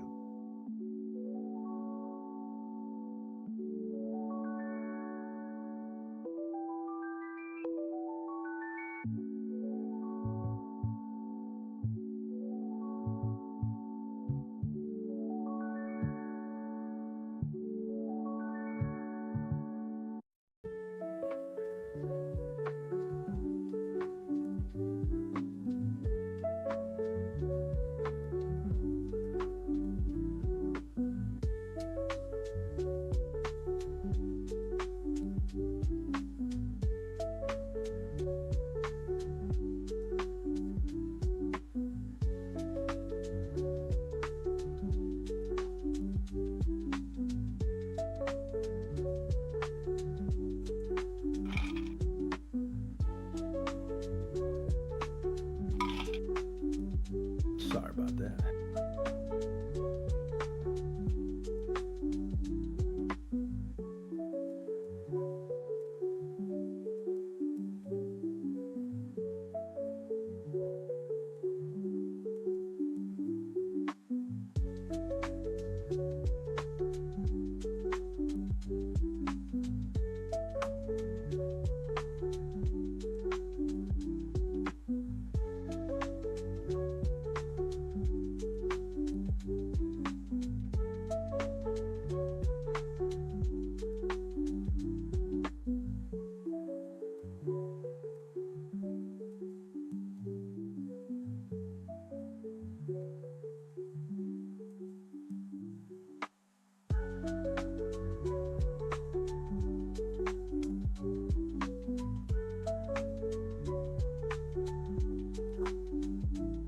So Doge at the moment on the 1 minute broke above the 200, kind of holding above it. It did it a couple times before rolling over, like around 40 cents.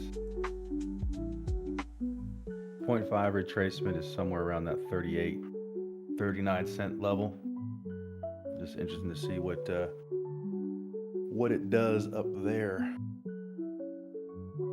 Yeah, if it breaks right here, it could go right up there because that's where looks like there's more volume trading in the upper range. I mean, there is one lower, but we already went through that down at the 35 area. I missed that. That happened just before I got up this morning, I guess. I looked because I was gonna take a short overnight and we'll just leave it, have the stop, but I said, I don't want to lose all the hard work I did during the day on an overnight trade. Yeah. So it looks like we're gonna Bitcoin just about there, a little more. Probably won't, I don't know, hit this mark and it'll probably retrace a little. But there's some nice juicy trading just above here.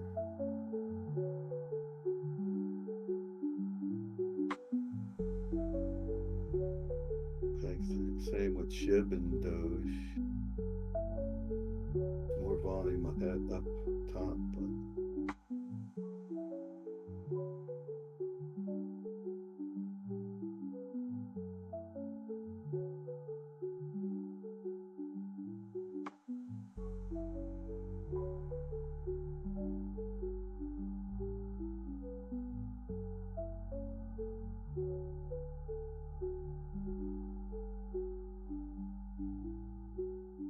Man, that Foxo has just been running, man. Jesus. From like 15 cents, it's up at $1.23. And just climbing.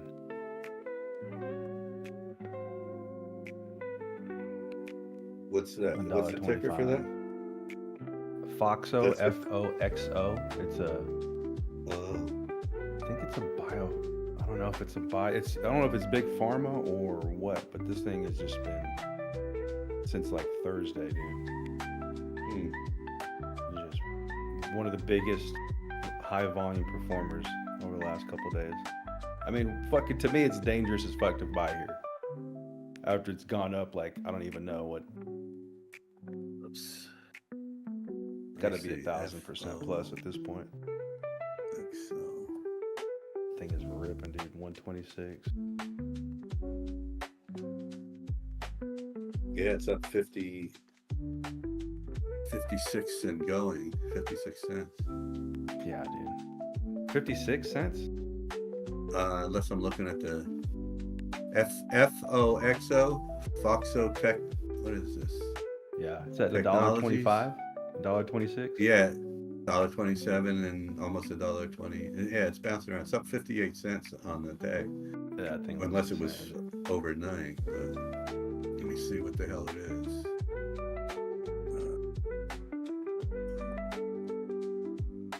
It's just climbing, dude. 129, 130.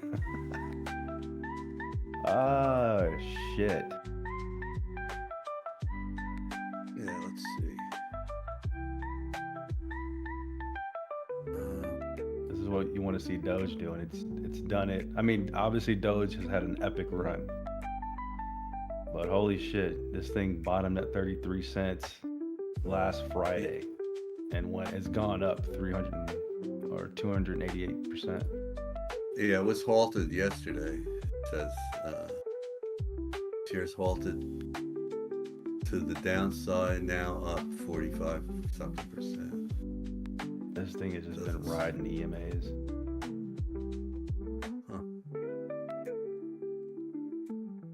NASDAQ. What is this thing?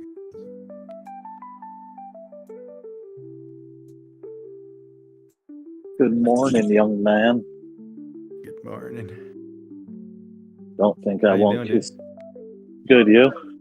Good, man. I know you're excited to see XLM finally fucking start making them Doge moves, them early Doge moves. Yep. And don't think I won't kiss you on the lips if you get smart with me. Oh man. Fucking 12 cents. Would it get up to 13? On the weekly, dude, I saw it bumped its head against the 200 weekly MA or EMA. Yeah. What it looks like it's rejected done there? Yeah, like right on the fucking money. So Yep. it's Yeah, done it I a few was times up. there, dude. Once it breaks through that, holy shit. Yeah, man, I was up pretty good last night on it, and then lost a few thousand this morning on the pullback, but yeah, it's okay. I figured it out. I know exactly who Crispy sounds like. Okay, let's go. Who's that? Harlan Williams. Harlan Williams. Oh, you know what? I can see that. I can actually Fucking see exactly. that. Yep, I I never, hear it. That's what's crazy. I never thought about that, but I can see it actually. I can Marlon see Brando that. or Marlon Wayans? Who'd you say? No, Harlan Williams, the comedian. Harlan Williams. Yeah. I'm completely 100%. Yeah.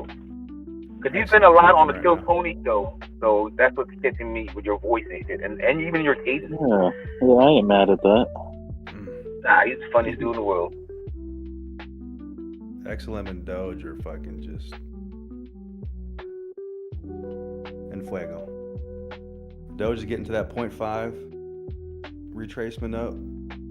Let's see if it just shoots right through it. Says fuck this ABC reversal back down. Can you do me a favor, Trago? I feel like last cycle they ran a lot closer together. I know they both made their cycle top on like to the day or to the week at the same exact price in May of 21. But I'm wondering like how far along is Doge this time to XLM compared to last cycle in 21? Can you look at where because I think even at this time last cycle in 21, Doge wasn't even a penny yet. So that's so insanely bullish for Doge. Yeah, let me see. XRP is up 5% in 2 hours. Just ripping, dude. Yo, morning, Tom. XRP fucking shit. Good morning. XRP overnight. Yeah, good It's your day. It's your day, Chris. I You think think it's your so? day. Mm-hmm. All the others are gonna take a break and let my girl run. Yep, and let you get some fucking sunlight for once. Hell yeah. Yeah, I was telling Sammy, I was like, I mean, people on Robinhood probably looking at XLM saying, wait, Doge is at 30-something cents. XLM is way cheaper. Let's go buy that right now.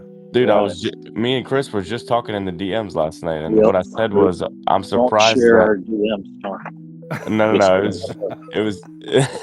Well, after he sent me a picture of his bare ass. No, I was just saying, I'm surprised more people aren't looking towards XLM and XRP with the way Doge is running. Yep. And I think I read something, and you guys might want to fact check this, but apparently I read that Franklin Templeton just moved 1.5 trillion to Stellar. They have an XRP ETF out there, so it wouldn't surprise me. They know what's about to happen, man. These bankers and shit, they've been known. Hello. Yep, they know. Take a look at that Doge XLM pair. Thanks, Strago. And also, apparently, Trump was meeting with Ripple, like for a while behind the scenes. Shit. Yep. Oh shit. I think Randall went into XLM last night. Yeah, he did. He DM'd me something. He did. Yep. Didn't he sell it Doge? He sold Doge for XLM, didn't he? Or was that? Yep, he did. He might have the masterful double up here. If Randall doubles up here, go ahead, Randall. Look at the Doge do. I love to see good people winning. Amen. It's like that Looks dude like- went to a Diddy party, was banging some hot chick. Oops, sorry. Stumbled into another Yep, room no and started problem. banging another hot chick. Fuck it, eh? And missed all the lube. Yep. Brother. Looks like Disney's getting a new CEO. Wait, what was that? Morning, brother. Looks like Disney's getting a new CEO. Oh, Andrew good. Wilson. Andrew Wilson of Electronic Dude, Arts. Everything is swinging so conservatively right now. It's awesome, bro. Amen. Apparently, the what do they call the caravan? They're turning themselves around. Not Damn. even waiting. Yeah. That's good. Brother.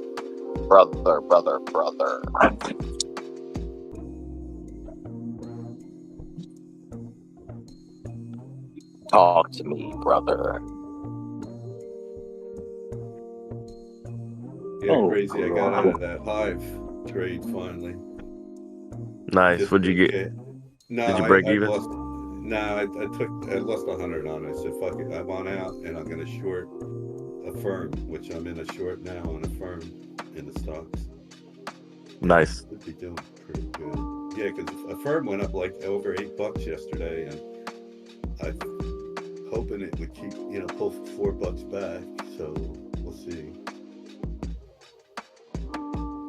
But they got some good news though too, so it's tricky here. Yeah, it is hot though. I see why you're looking at a short. Yeah.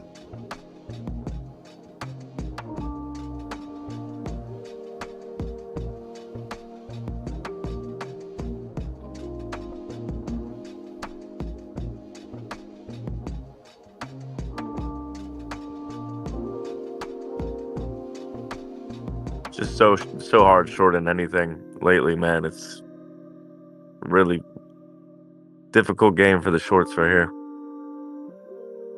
Yeah. That's why you switch it up and go with the longs. That's right. That reverse button on your chart.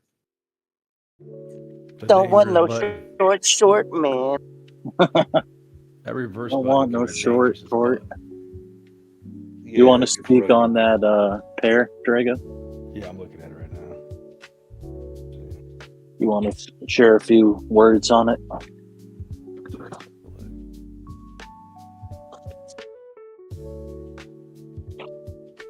I had normie friends in the group chat last night talking about Dogecoin. Yep. They're catching wind. It's now a good time to go all in, Tom. Right? Yeah, I hope they did, man. I hope they did. Because I've been talking to these dumb fucks for years, and they're always late. I hope they get burnt. Fuck 'em. Yep, you have. You tried to lead them to the water, but they didn't want to drink. Yeah, they think you're a conspiracy theorist when you buy crypto at the floor. Yep. They're like, don't you see how much bad news there is right now on this stuff? Right. Going to zero. Fucking But then hilarious. it's like we said, magically disappears overnight, and then suddenly the world is sunshine and rainbows again. It's insane, man. People need to take mushrooms and like see that this shit is a joke. Rinseth and repeateth. Yeah, dude. It's like if you get caught in the narrative, good luck, man. You're basically in you're in like raging rapids, and you're just part of the system. You're getting plowed downtown. That's right. Go ahead, Drago. Take the floor.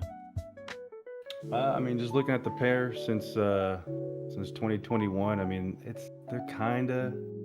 I mean, Doge had a nice spike in October of 2022. I think that was the Elon taking over Twitter, if I'm correct. That's when that occurred, right? October, November 2022. Yeah. XLM didn't do too much with that one, but it pumped in July. I think that's the XRP news. XRP got listed to Coinbase, yada, yada, yada. But I mean, they run somewhat together. Yeah. Now, if XLM wants to pull that move like Doge just fucking did, it's got a lot of room to cover here. Because it has to break above that. Yeah, it's got to break above that March 2024 high just to even get a sniff of what Doge just did. XRP hit 70 cents. I didn't even know that. Wow. That's insane.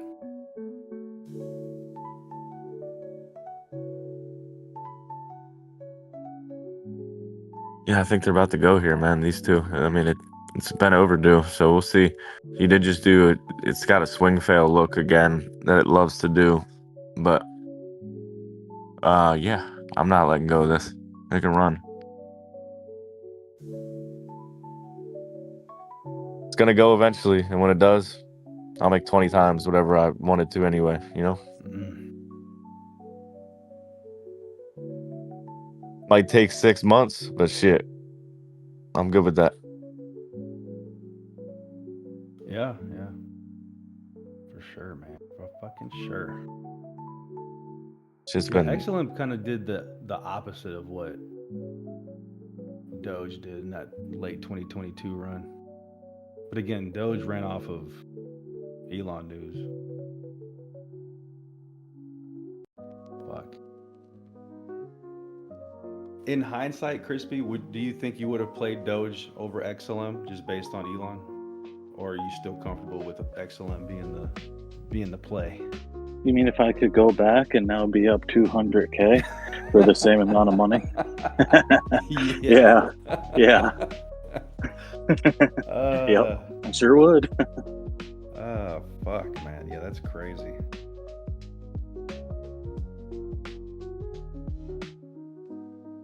It's so early, just man. The storyline, though. I mean, the fucking storyline is insane. It's just blows my mind that the fucking storyline is Elon joining Trump's team after Trump almost got assassinated because he loved the storyline of Trump immediately jumping back up and saying fight. He got inspired, jumped on Trump's train, and then fucking came up with the Department of Government Efficiency. I Holy know. shit. Dude. Like, what you can't fucking... write this. How, it's proof of the Matrix, Drago. It's proof of the Matrix. That's and then insane. apparently he tweeted something saying the prophecy has been fulfilled. That dude's the Antichrist. It's proof that he fucked with Doge from the beginning.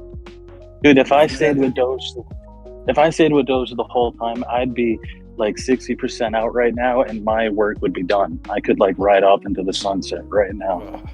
No. He has a plan, and the plan isn't even completed yet. This is the beginning of this fucking plan, bro. Doge, and he's kind of crazy. Dude, he's an AI or an alien. He's gonna make Doge the world's currency. Watch. Remember, We still got X payments, which is gonna be fucking huge, yo, for Doge. remember last cycle, Doge took the thunder early, but there will be many, many, many things that outperform Dogecoin. Many things. Yeah. So I know it's easy to hyper focus right now. And look, I'm rooting for Doge, but just as an opportunist and people who aren't just in Doge or who are looking elsewhere, remember there's going to be other shots, and don't look in the way of the one that's already up 7,000% and be fixated on that when there's 3 dozen behind that are going to outdo it, and that you're just going to let move through your fingertips or move past you. But how can you say that so confidently? Because it did it every cycle. 3,000 coins are going to pass up Doge. No, not 3,000, but dozens of coins will outperform Dogecoin, and I'll bet anybody money on that. And the reason why I say that is because it already happened before. But Dogecoin takes the thunder because it's, for some reason, it's like the media darling. You know what I mean? It's gonna do really well, and it already has. It brings like I life to said, crypto. Yeah, I like seeing Doge do well. I'm not like anti Dogecoin, but what I'm saying is it's important to remember that other things are also going to do really, really well, and they're still really ripe right now. These things, Doge is the one that's outperforming everything right now. It's not going to stay that way. It's going to change. It may be for a couple months though that Doge continues to just steer the ship and be the leading, the biggest mover, but you will see a rotation into other things. Yeah, and you're solely basing that on market cap. I mean, Doge's market cap is so huge right now, and you have things that are fucking not even like 100 million that have a chance to be like 10 billion at some point. That would just I mean, 100x your money. There's things that are Dogecoin size last cycle, what it was. So it only needs, a quarter of the money that Doge is now to do, more of a multiplier than it's already done. There are things that are very cheap. Like this is what I meant last cycle, which is what I wish I paid more attention to instead of being focused on Ethereum and then taking the gamble with Dogecoin and, being in a couple others. Is there's so many smaller caps that are, below 1 billion that end up going to 20 billion, and it's like a 60x, and they outperform the shit out of the whole market, and nobody talks about them. It's the craziest thing in the world. But I made sure this cycle that I took some time to, look at some things that had that potential. One of them that I look at often is that arrow that you had mentioned a while back, and that thing has just been consistently moving up ever since you fucking were buying it. You were buying it, I think, around like, what was it, like 90 cents? Yeah, my average, I ended up getting down to like 57. Jeez. But I was buying it above $1. Price alert on BTCT. Take a look at it. Been halted at 5% up. BTC Digital. Fuck. Holy fuck. This thing was at $2 and it's at $7 now. Holy shit. I bought it $4.50. You bought it for, oh my god. This thing is, what the fuck is this? Target 21. This thing has earnings next Monday. Initial target 12 and long-term target 600x. That's way too dangerous to get in now. It's funny, I was thinking about it. People like think all the time, I'm never gonna FOMO, fuck that shit, until these moments come and you realize that everybody fucking FOMOs. Literally all the people that said they're never gonna FOMO, they end up FOMOing. That's how FOMO works. The smart ones pull money out quickly, you know what I'm saying? They don't let it get a chance to like round trip and then go into the negative. And those are the ones that can, the little snipers and shit. Yeah, but I mean, think about it. Like, what percentage of people in here, just as a small scale, who all bear market were like, I'll never FOMO. I guarantee you, at least half of them already did in the Doge. I mean, any trade you ever do is FOMO, to be honest, because you want to trade it because there's a fear of missing out if you don't. So no matter if there's technical to it or not, it's a FOMO. Well, I mean, what I'm speaking of specifically is when something has already ran up tremendously, and then you're like, I can't miss. Yeah. That's what I mean more specifically. Like people, look, for example, with Doge, not many wanted to buy it at 5, 6, 7, 8, 9 cents. They loved it at 16, 17 cents. Once it showed that momentum that it could go up, that's when everything changed. Yeah. It's either the FOMO or the damn, I missed the move. The Roma. I love what Jay Rue said. He's like, dude, you only had 3 years to prepare. Yesterday, I saw that. Guy. Fucking I love FOMO.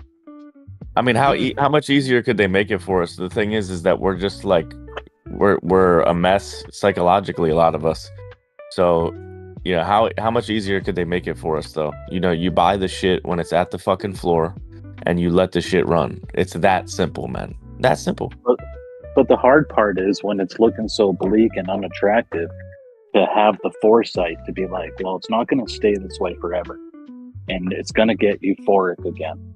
You know, you got to look like multiple steps out down the road, because otherwise you'll just get sucked into thinking you have forever. Nothing's going to change, and if it does, I'll catch it, but it happens too fast. I truly think that it's only designed for a small percentage of people to be able to stomach what's going on. I think that most people just can't handle it, man, to be honest with you. I know that may sound crazy, but it's hard. Yeah, I think you got to have a touch of insanity or something, you know? Yeah, I mean, most people could not bear a bear market like we did, you know? Right. Yeah. Static just says like he just disconnects mentally from that. Whatever's on the Robinhood app, whatever the fuck he's trading on, he just disconnects from that account, that figure, as far as it's not money to him until he's pulling it out. Yeah. That's how I feel. Everything is a loss. Everything is a loss to me. If I make money on it, great. If I don't, it's a loss anyways. To me, it's already worth my targets. So I'm like, okay, I put $3,000 here. When it goes up 500%, it's already worth that to me. I already know it is more than what it's worth, because I value the things that I'm buying higher than what the price is. Yeah, I have to see how I'm going to react to seeing, 6 figures in my account, and if I can let it ride or if I'm going to capitulate early, because that's going to be uncharted waters for me. So, well, just think about it. 6 figures ain't even really shit. And that sounds so crazy, but that's the way I contextualize it. Like last run, I woke up one morning and I said, I sent a message to my group chat, and I said, I'm 100,000 there just off of my shit today, from a 5-figure investment. And it didn't change anything for me. I just kept letting it run. Yeah, that's awesome. It wasn't over, and thankfully, I didn't time everything perfectly, but I think once you get there, you'll understand. You have a plan, bro, and I think that's what a lot of people lack, which is so crazy to lack a plan when you think about it. But you have a plan, you have targets, right? You knew where you were buying and you know where you're selling, so there's really no getting in between that. And another good sign is in 2021, when my portfolio was the value it is currently, I was getting all giddy and excited. And right now, I'm just numb to it. I'm like, okay, we're only, this is lunch money right here. This is nothing to where I want to end up to my goal targets, So I'm not as emotional as I was in 2021 to the same amount that I'm looking at right now. So that's good. A little more seasoned. Yep. Do you think that everything could have backfired if Trump wasn't elected? I mean, he won in a landslide, obviously. But I told you that. Yeah. Do you think that would have been the outcome of everything that was kind of like everyone accumulating here? The outcome would have changed, or you would have saw maybe a a quicker correction and then another shot back up. I think you would have seen I think we'd be in the 50s right now if we're lucky. Honestly, I really believe that. It's hard to I tell. said From as drastic as it's going to be to the upside if he wins, it's going to be the same to the downside if he loses.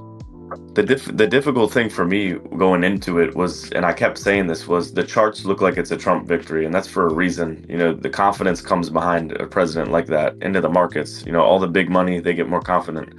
But there was a scenario in my head that I played out where she won and we fucking melted, and it was scary. But I think that was just more of like an emotional bias that I had rather than sticking to the technicals, because the technicals were very clear, and they have been for months and months and months, man.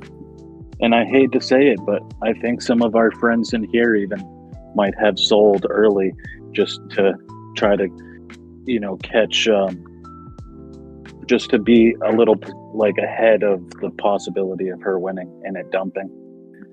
And I think they're like, I don't think a Kamala win would have dumped the market. It would have gone up slower.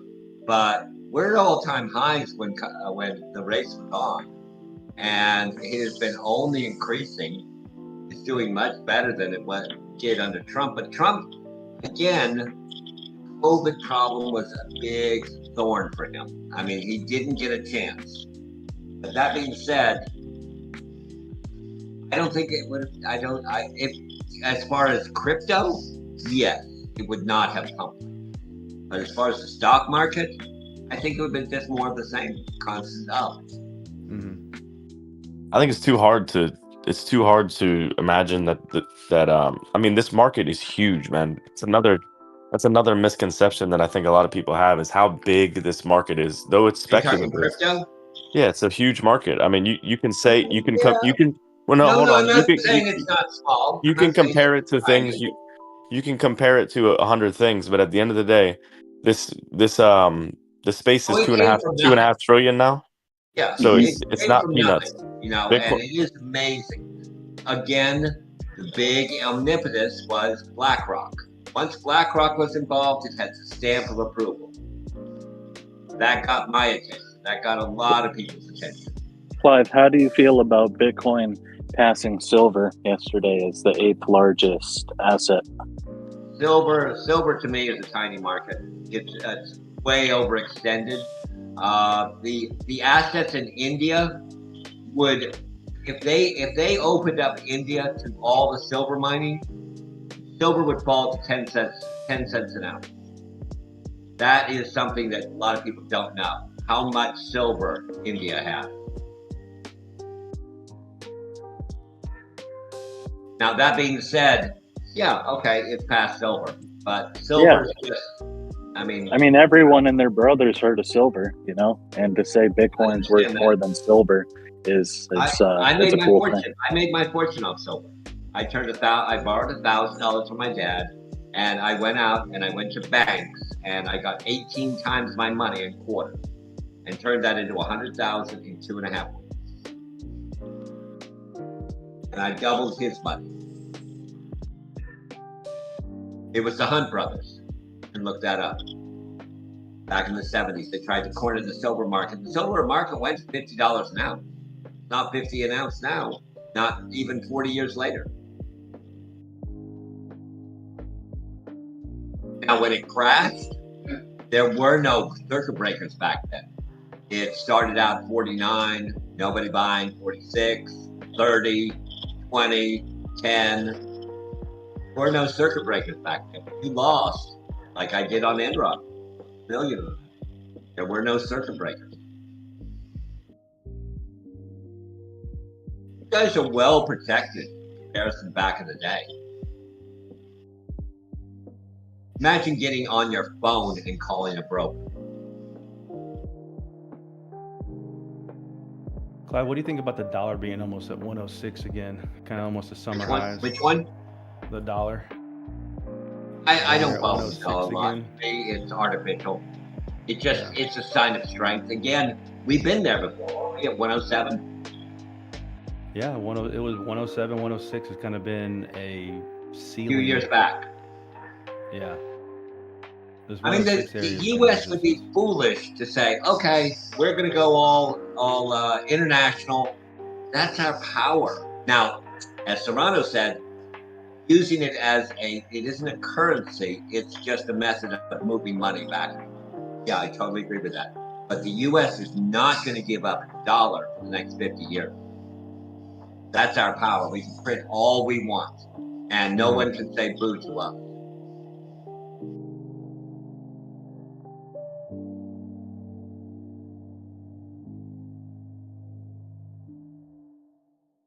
It's insane just to see. I mean, obviously, gold is reversing a little bit as the DXY is pumping, but Kind of what I said about a week ago. yeah. Now, this statement I make it constantly that the disconnect between gold and the dollar, etc., happened about a decade ago. Every once in a while, it will connect, but overall, the people that buy gold are my age. We're dying. I mean, I'm going lawn on coffins. Okay, I like to make you guys laugh. Cedar, what are you doing? That's what I do as a professor. Is I'll throw a joke in and I'll see who's still awake. But if you look at it, do young kids? I mean, you had the big gold craze with chains and all that, but really, if you look at 20 and 30-year-olds and ask them about gold, they don't know anything. Excellent. And they're the ones that long-term, 10 years, 15 years ago. You guys in your 30s, think about when you were 20, 25. You grew up. Nvidia's outperformed Bitcoin. Yeah. And I'm not pushing it, hey, I make these narratives, etc. And I appreciate you guys letting me talk. We're at 149.37 now. I mean, I agree. Nvidia is definitely the front runner for AI technology, and that seems to be that's the wave that's going to be. When you talk about 20 billion chips on a board, yeah, can you even concept that? Fuck. We're programming at the subatomic level. I can't comprehend even a million fucking chips on a board. A billion. 20 billion chips. I can't even comprehend 1,000. Well, maybe 1,000, but 100,000 seems insane. A fucking billion? Jeez. A billion. You're at subatomic level. You're playing with protons. You're playing with neutrons and protons. XLM making a slightly higher high in the low time frame. Yeah, man. Nvidia is the wave for sure. I've been saying it since it was 1/10 this price. What do you think about AMD just riding the coattails, like being the fucking Ethereum to I know. Bitcoin? I'm on the same as SMCI. I'll play it, but Nvidia is 10 years. The issue is, okay, you have this big chip company and you have all these important people that have the education, etc., or the ability to do this. AMD's losing their people to Nvidia. If I was making, let's say, $100,000 at AMD, and Nvidia said we have an internship starting at $10,000 every $5,000 a year. You want to come join us? I'd say yes. Yeah. 73% of their employees are millionaires. 37% of their employees are worth 10 million or more. Yeah. That's pretty insane when you've got people that are working for you from 9 to 5 that are worth millions. How do you control that? Yeah, I don't know. Imagine you owned a company, okay? And you can start bragging on someone's ass. You know what? Fuck you. I'm worth $5 million. I'm 28 years old. I'm retiring.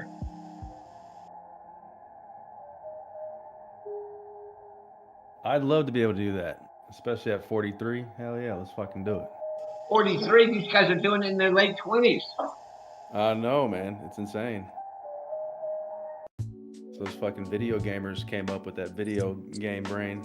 Well, these 43, dude. Come on, Drago. 43. You're still a young man.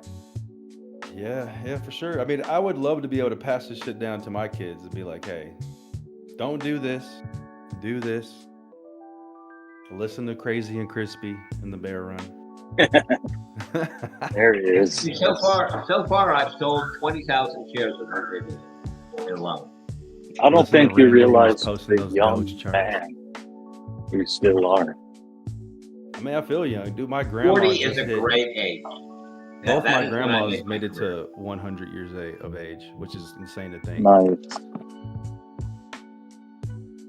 Yeah, I had a grandpa on my dad's side who was playing tennis still in his 90s. So, Fuck.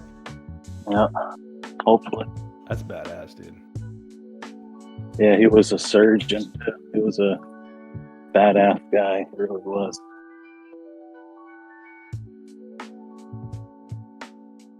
Damn, if we're going off of family history, I'm gonna die real fucking young. Oh shit. I'm gonna be dead by 50. But because Coley, you've changed your diet, and I think diet is the most important thing. Absolutely. You know? Yeah. Yeah. You've- I mean, that you've already kind of changes the broken fact. from the I mean, I already have a higher chance of dying sooner because I had a stroke, but because everything in my life has changed, I do lessen that. You know. So. You're fucking walking like 10 miles a day sometimes. Yeah. Every day. Shit. Yeah. You're doing things better than probably 99% of your ancestors. Not as much as I wish I would anymore, but it's getting cold, man. I'm outside trying to get to work right now. It's fucking cold. Hell yeah. Gotta put I the love sweater, this weather. I love hoodie weather. sweater and hat on. Sweat. Sweat it out. Looks like XRP's walking its way to 70 cents again. Yeah, XLM is waking up too. What's the price point? Almost 69 for XRP. Oh, And XLM's at 12.15. no kidding. What did it get to last night? 13 something? Yeah, almost 13.5, like 13.3. Oh, wow. Yeah, and then hit that big fat red 200 EMA on the weekly that I have on it. Dude, the thing that scares me is I hope it doesn't take forever. Like, look how fast Doge just ran to 44. It was so fast. I need XLM to do that too. I can't be looking at it at I know. 30 cents for a month. Like, oh my God, are we going to pull back? It's not going higher. You know, I need it to happen fast so I can just hold it long enough to get those targets. When I heard someone was talking about last night that Robinhood's finally coming out with their crypto trading app. I guess they're rolling out next year or something. So hopefully before that happens, the people that are on Robinhood seeing this 100%, whatever the fuck Doge just did, 300x or 300% up, looking at XLM like that now, since XLM's still, sub 20 cents. And then rolling profits into that. Yeah, she's good. Most people don't know shit though. They just go off of, oh, it's going up and it's really cheap, I'll buy it. They don't look at anything. You know what I mean? It's crazy. Most people don't want to learn, man. Also consider the fact that 75% of people that have their money with just brokers, they don't handle it. Oh. Yeah. I mean, how many people how well would you do if you had a full-time job and tried to trade? Oh, it sucks. Get up at 3 in the morning. I did it before. Looking at your phone and shit. Yeah. I did it before, and that's how you got to start. Really, I mean, nobody just has the opportunity to jump into. Very, very rarely does anybody have the opportunity to just start as a day trader unless their daddy gave them a shitload of money or something. Like, you got to learn on the run. Yeah, I agree. So I don't give those people any excuse. I did the same. Dude, I was driving to work every day, listening to 2-3 hours worth of shit, just learning every single day, just making a plan to escape. Okay, now let's put yourself in my place. I had the Wall Street Journal and that was literally and graph paper, and I had one plot per day. Yeah, I heard where this person was saying it, and it makes sense. Like, if you want to treat trading like a full-time job, then think about it like you're going to university and studying for 4 years. Are you gonna fucking take it lightly? Right. Or are you gonna be like cramming material into your brain and kind of understanding a lot of things? Yeah. If you take the same type of effort that you would take to graduate college, then you should take that same type of energy to study the market and kind of people should do that with Wait, life. I love that. I Tom, love what you just said. Go ahead. Tom, let me respond to Tom Sure. real quick. That was me. That was my exact same thing, dude. I used to start at 5 a.m. and I had to go from Fort Myers to Arcadia, and I would get there by like 7, and I would just listen to cycles, theory, and things like that about market cap, all that stuff, just learning about it on the whole drive every day.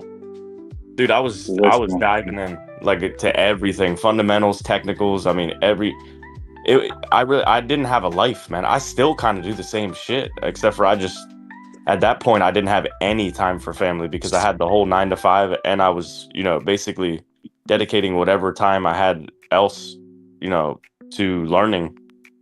But I'm still the same way. I'm addicted to learning, bro. Like I've been this way since a very, very young age. Yep.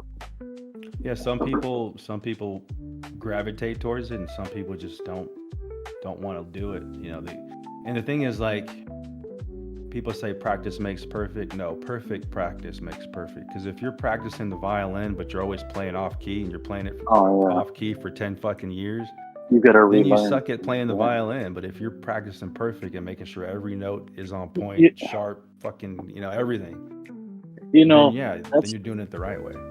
You make a great point, Drago, in that actually I can use an example of that in real life.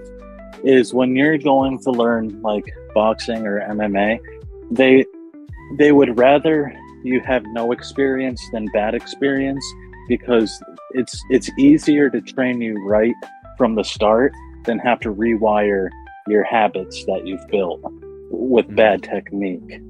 Yep. So it's even if you have some experience, if it's bad experience, it's, they'd rather you just start fresh and learn from the right way from the start. So I've seen examples of that. Because it takes a lot. It's hard to break it, man. Yeah. Like I was listening to Mastery, which was that Robert Greene's book. He also did like the 48 Laws of Power, but he was saying like, the 10,000 hours, if you're studying, if your 10,000 hours is ass, but you're still doing the same task over and over again, it's going to take another 10,000 just to recorrect all the mistakes that you did the first time. So if you're doing it the shit way first time, you're just wasting 10,000 hours of your life. Yeah, because when you got patterns, your brain will revert back to it subconsciously without even. So it's hard to rewire those things. Bro, most people just don't want to change too. That's another thing. Like, it's really hard for most people to admit that they're wrong. I mean, it's hard for everybody. It's hard for me too to admit I'm wrong. But that, I think, is like, if you're like, nah, I'm not wrong, I'm doing everything right, I just need to do this, and you can drag that on for years, and then you eventually hit a wall, and you're like, well, maybe I should have paid more attention to the fundamental side of this. Maybe I should have given it more of a chance, with X, Y, or Z. It's hard to rewire that too when you jump into this market and you just see shit fly, or you just see it do nothing for years. Like the volume changes so quickly from, you can barely hear it to it's blowing your eardrums out, that it's really hard to differentiate, anything at that point. Right. Well, most people are attracted to men, so. Exactly.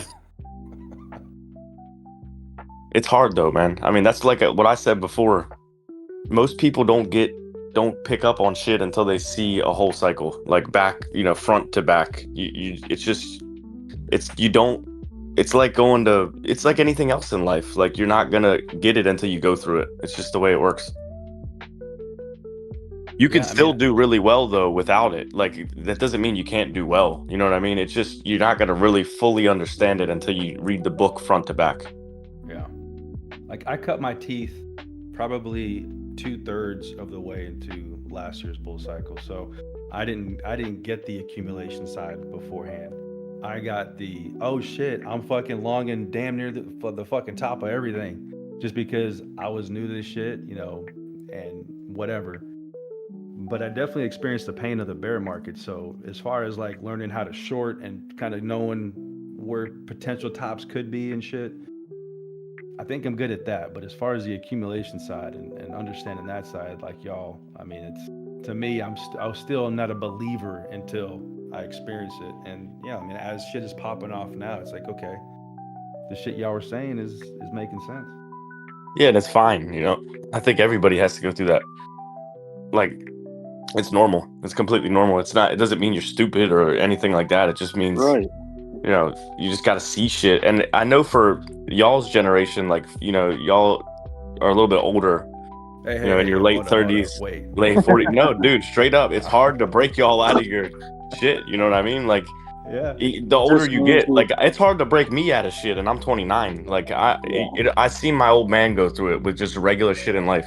As you get older, it's hard to break you out of beliefs. Like, like that's why I told Jay and Sammy, I'm like, or even, you know, well, Sammy's probably the oldest. It's crazy seeing them be able to use these exchanges and trade. Because if I told my old man to do that shit, dude, it would be a fucking disaster, bro. He would lose money. He'd get scammed. It'd be bad. Yeah. Yeah, you got a strong defense mechanism built up, but what's very convincing is seeing this happen literally to the T of the schedule. You know, yeah, like end of 2024 and into 2025, and doing the exact same thing as the end of 2020 into 21, and or you know, you go farther back, and it applies to every cycle. It's like, okay, there's something to this.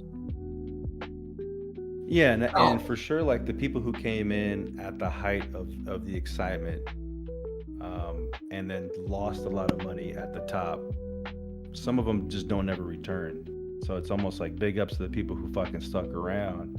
Yeah. And just learned, because I mean, at some point, that's going to pay off as long as you're willing to leave the ego at the door and just say, I'm giving myself up as far as I don't know shit, and I'm here to learn. And if you're willing to do, like, accept that and not have the You'll ego always constantly be win. like, Yep. yeah, you're just like constantly fucking going against the grain. Oh, I gotta win. I gotta be a winner. Not realizing that, yeah, you gotta take losses in the process.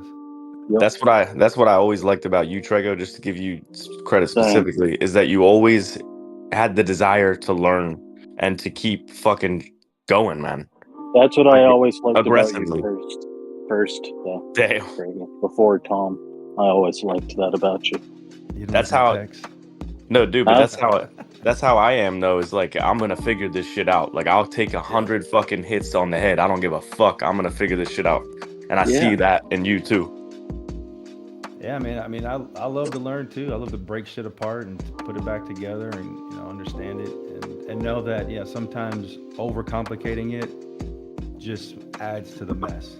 You keep it simple, and it's a lot easier to see the picture when things are simple.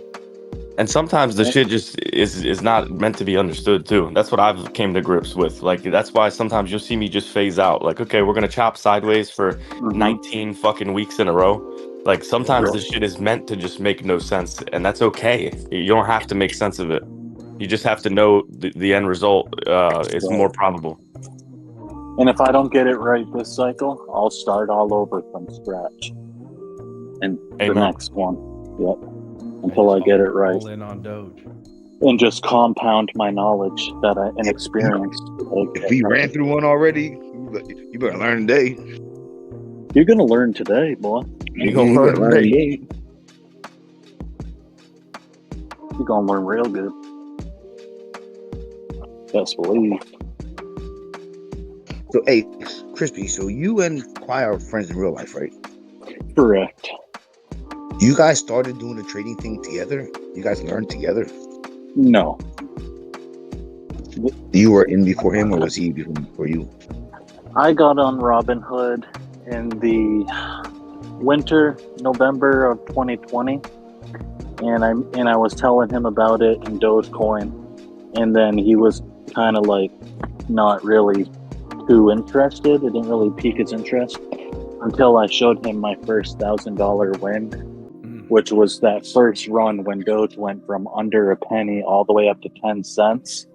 When the memes were first starting.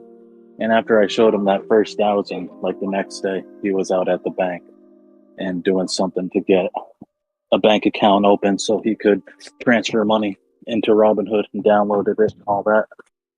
Yep, that's how it all started. You feel guilty now? No, I'm kidding. I mean, sometimes he's like, this thing has ruined my life. Oh, man. Holy shit. So you're his trading dad. I mean, I guess. Brutal. Ah, bullshit. This gave him something to do to get off drinking. There you go. Yeah. Yep. Yeah, you low-key saved his life whole time. Maybe. Absolutely. Yeah, I heard him. Because I clicked on the YouTube just for a little bit in the middle of the night when I saw Doge up at fucking whatever it was, 40-something cents. And I heard him up still. It was like 3 a.m. And I'm already like, what the fuck am I doing up? But I mean, obviously, when you wake up, you kind of sometimes want to glance to see what the fuck is Asia and London doing to the market. And holy shit, yeah, Doge was ripping. So I just tuned in to see if anybody was talking. There's quiet, 3 a.m. just chatting away. I'm like, this motherfucker hasn't even fucking went to sleep yet. Insane. He was up talking with us at like 10 a.m. the day before. I'm like, man, that's what can drive people to make bad decisions. Yeah, that ain't good. He needs to not do that. I mean, not trying to tell him what to do, but I mean, that just seems like going back to bad habits to me. Mm-hmm. Oh, yeah. I mean, a good part of trading psychology is getting good sleep. Yeah. You have to get good sleep in life, dude. You're going to suck at life if you don't sleep good, straight up. Yeah. It's almost You're like more you're drunk. emotional, absolutely. When you don't sleep well, yeah, it's almost like you're low-key walking around with the buzzy all day. Just fog brain. Yeah, I mean, dude, I think that's what kids help you with, in my opinion, in a lot of ways, is because you can't do that shit, man. Like, if you're going to be bullshitting like that, you're going to wake up and have to deal with kids and, get them ready for school. And then they want to hang out with you when they get home, and their energy is limitless, man. So if you're on that time, they're going to let you know real quick. Oh, yeah, that's me, dude. I'm like, okay, I got to go to bed because I got to make these kids, fucking lunch the next day. And there's no way I'm going to wake up on time to do that shit. Yep. I got to go to bed. Ah, you can just be like me and burn the candles on both ends. It's fine. Right. No, but the hard part for me is come like 5, 6 o'clock after you've already done your workout, you've already had your full day worth of workload, and they're home. The 11-year-old's got math homework that you don't even remember how to do. The 6-year-old, wants you to play Roblox with her, and then the 2-year-old wants to play whatever. You know what I mean? Like, if you're tapped out at that point, you're fucked, man. Like, R.I.P. Then you're gonna be mean to them for no reason because you're grouchy, and then you gotta sleep, man. You gotta sleep. Yeah. Until Elon has like perfected those bots, you gotta be you gotta be like a true parent. Until then, you gotta make the meals. But when those fucking robots roll out, hey, go ahead, motherfucker. Clean the house, make the kids breakfast. Yeah, it helps too. I know that you could relate to this. Like, when you have a good partner, you kind of can pick up, if she's tired for the day, you can kind of help her a little bit more, or vice versa. And that helps a lot, man. You imagine doing the shit alone? I mean, my goodness. Sucks ass. Yeah, I know. I definitely feel for you. My sister's the same way, Coley. She's a single mother of 2, so it's brutal, man.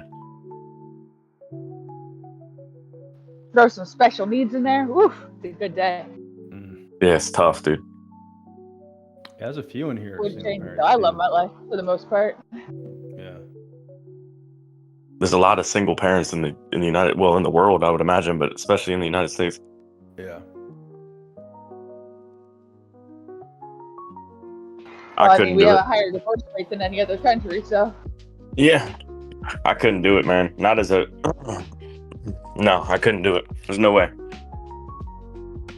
I mean, I guess you have to, but I just couldn't imagine. Like, how many like scalpers that are single parents, have a full-time job, and try to scalp the market are just still out right now, just probably getting wrecked. That sounds so silly of a concept to try to do that, to try to pull that off. Yeah, just sleeping like 3 hours a day, just fucking. That would be a nightmare situation. Because you already know, like, bird's eye view, that motherfucker more than likely is going to get wrecked. Yeah. Yep. Or cause a wreck. Fucking driving, speeding home after work, looking at their phone and shit. Yeah, you're just living Yeah, but suboptimally. if you're not, scalping, I wouldn't say is ideal, but you can still swing trade. You can make daily, weekly trades, Oh, yeah. I mean, you do it the way I think someone should, Coley, because you have a lot more responsibility on your plate that you don't have enough focus or enough time to focus on this every day to try to make those smaller moves. But I'm pretty sure there's a lot of people that are trying that out and just understanding or getting a quick lesson on that's probably not the way to do it. There's more people in general that are doing it, trying to do it the quick, fast way, the quick, hard way, rather than the slow, tempered way, just in general. You know what? Those are the people that we need to offer courses to. Yeah. And that's how we make the real money. Fucking A. Face money. Just put on an indicator. $50 a month. On a green dot. These motherfuckers. Green dot. Dude, these motherfuckers are asking people $50 a month, and they got 3,000 people in their Discord. Like, what the fuck, bro? Yeah. Man, those are the ones that really got the edge, I think, man. They're just like, you know what? I don't want to hit my stop loss. Let me go ahead and offer this course. They got a lot of fucking money. Yeah, they just keep stacking fucking money off their monthly courses. It's insane. I mean, that's what I always said. It's like when you have that type of edge, it's different, man. You're playing a different game when you got 5-6 figures worth of passive income floating in every 30 days. Mm-hmm.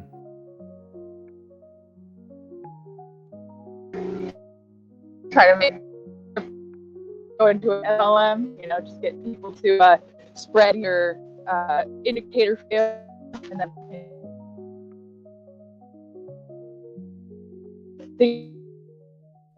Robo, Cully, Robo.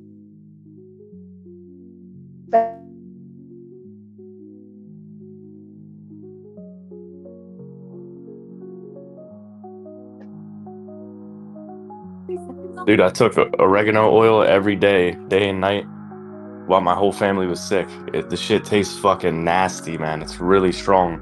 But I think that it low-key stopped me from getting sick. Let me not speak, too soon, but just keep that in your back pocket. If you find an oil of oregano, take that shit, man. If you're sick, it's supposed to clear out mucus and stuff, and I think it might have done it for me.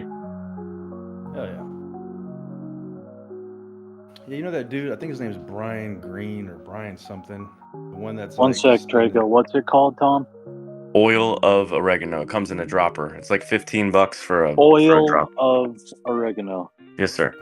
Okay, thank you. Go ahead, Trago. It's really nasty and it burns, though. Just forewarning, it burns when you're supposed to put it under your tongue, but it burns your mouth, but you could tolerate it. Oil of oregano dropper form. Got it. Thank you. Yep. Go ahead, Trago. That one dude that's like spending millions of dollars a year to like try to find the secret of life or try to reverse life. Forgot his name. Oh, I've seen that guy. Yeah, I know who you mean. You talking about the dude? Is that the dude who takes the N&M thing that was on Joe Rogan? I don't know if he's been on Joe Rogan, but he definitely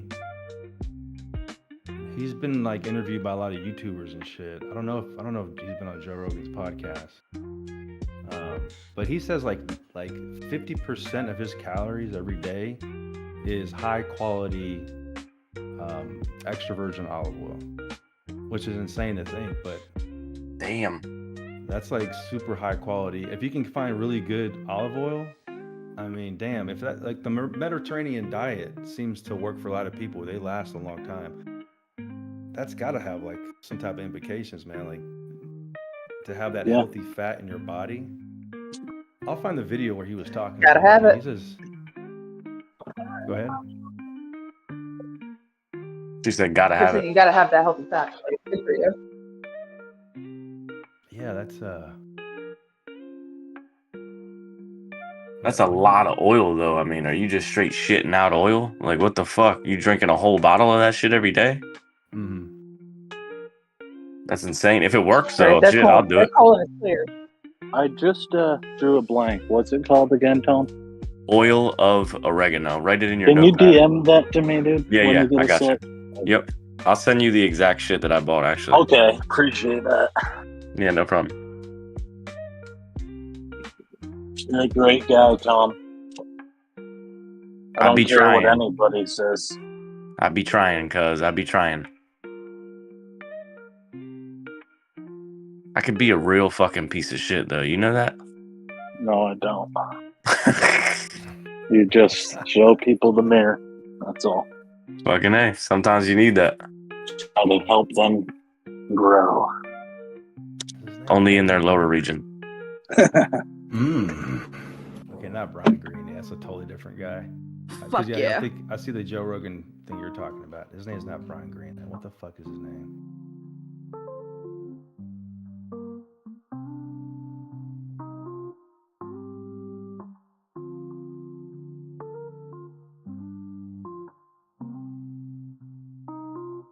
Brian Johnson? Is that the one? Yeah. The olive, Yeah, that's him. anti-aging, the slow down guy, the slow down that's- aging guy. Yeah, with the Yeah. drinking olive oil. Mm-hmm. Yeah. Have you heard him say that? Yeah, I've been actually buying and searching for good quality olive oil too. Uh-huh. Yeah, like I go to the grocery store, I'm like, okay, this one's like $35 for a fucking fifth of oil. Like, is this good? I know it's supposed to be cooking oil, but Do you fuck, know I how mean, to if test it? Do you know how to test it? I don't. So what I do, I just take a little shot glass and I just pour a shot glass of olive oil and I put it in the fridge. And if it solidifies, that is 100% extra virgin olive oil. If it's If still it hardens? what? You're saying if it hardens? No, if it solidifies. What's the difference? Well, because congeals. extra virgin olive oil is very expensive, so they cut it with other oils. I'm saying what's the difference between harden and solidify? It's the same thing. Yeah, so I said you're saying it hardens, and you said no, it solidifies. So yeah, I just didn't want you to make a sexual joke, okay? I'm not. I don't know why your mind would go there, but that's good to know. Right? Like, why would my mind go there? I don't know. Yeah, I don't know. I must be a pervert or something. Damn. Oh yeah. Get your mind out of the gutter. Oh shit.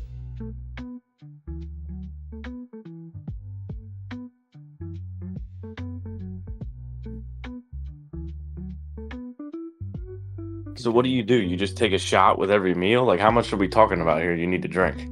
Yeah, he talks about he has olive oil with every meal, and I think he eats like 6 meals a day or something. So he has some with like a bunch. He takes like a shit ton of pills. No, he only eats once a day. Is it really just once a day? Yes, he has once a day meal, and he's doing 2,000 calories a day. He's vegan, and most of his calories do come from the olive oil.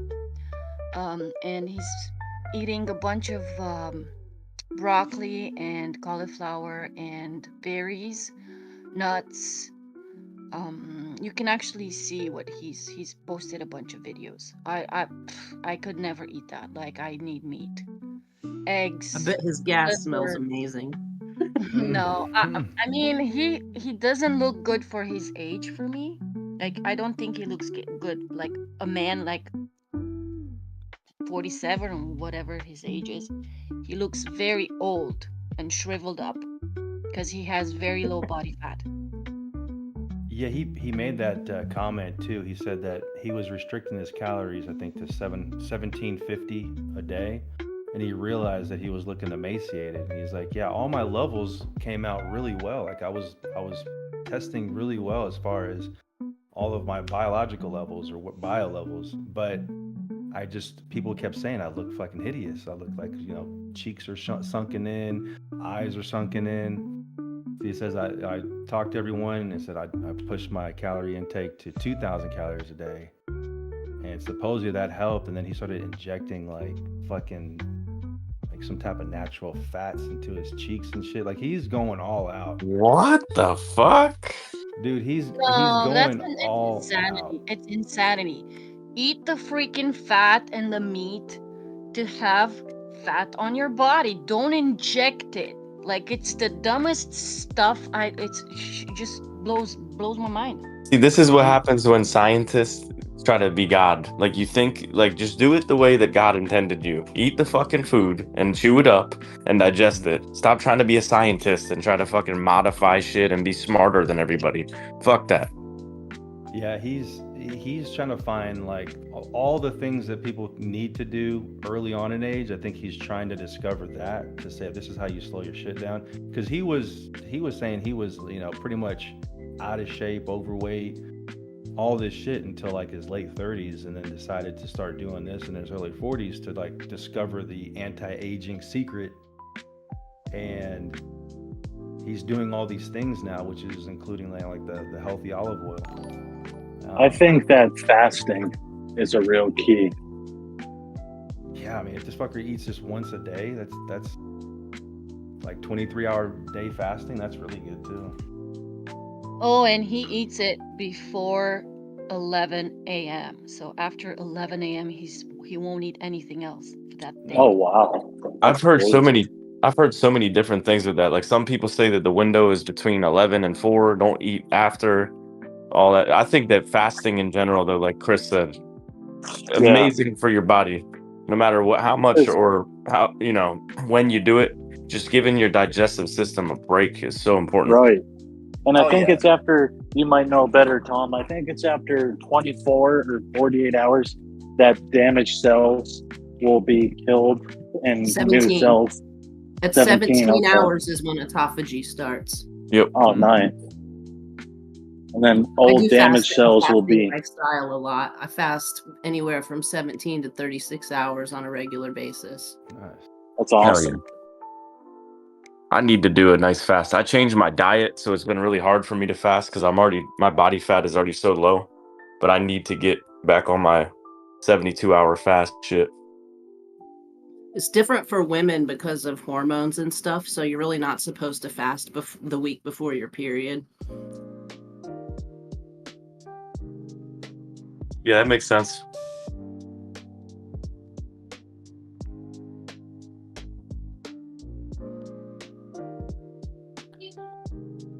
I need a good 2-3 day fast. It's just so hard, man. I don't eat any bread. I don't eat any rice. Like I don't eat any of that shit that stays on you. Like everything that I eat, that I can eat, I get rid of it pretty quick. So I don't know. I used to eat whatever I want, and fasting was a lot easier. Let me put it that way. Mm-hmm.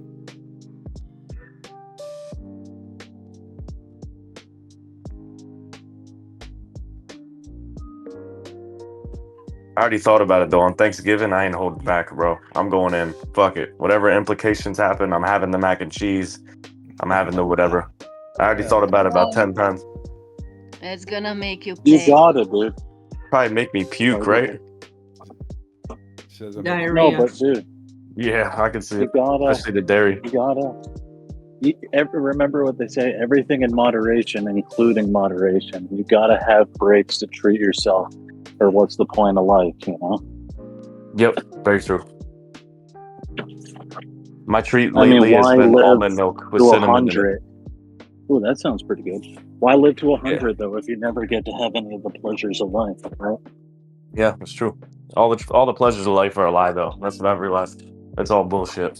Except for making other people no, happy. good food is as real as it gets. Oh yeah. It's hard to argue with like a fucking really good meal, but then at the end of the day, like I always tell my wife, you're just shitting it out. Like it's the Right. same, no matter what you eat.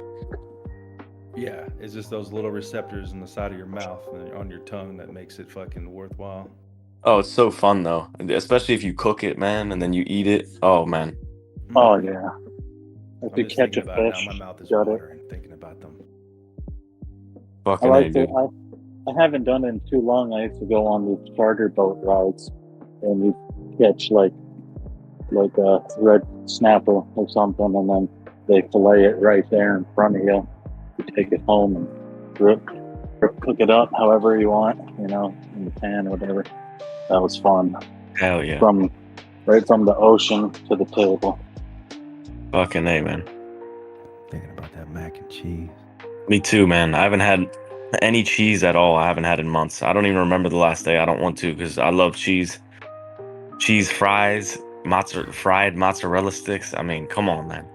Put the Parmesan on top, a little bit of like real bacon. Some green onion. Mac and cheese. Oh yeah, the chives. Sweet potato pie. Oh yeah. Can't wait, man. Homemade mashed potatoes with the gravy.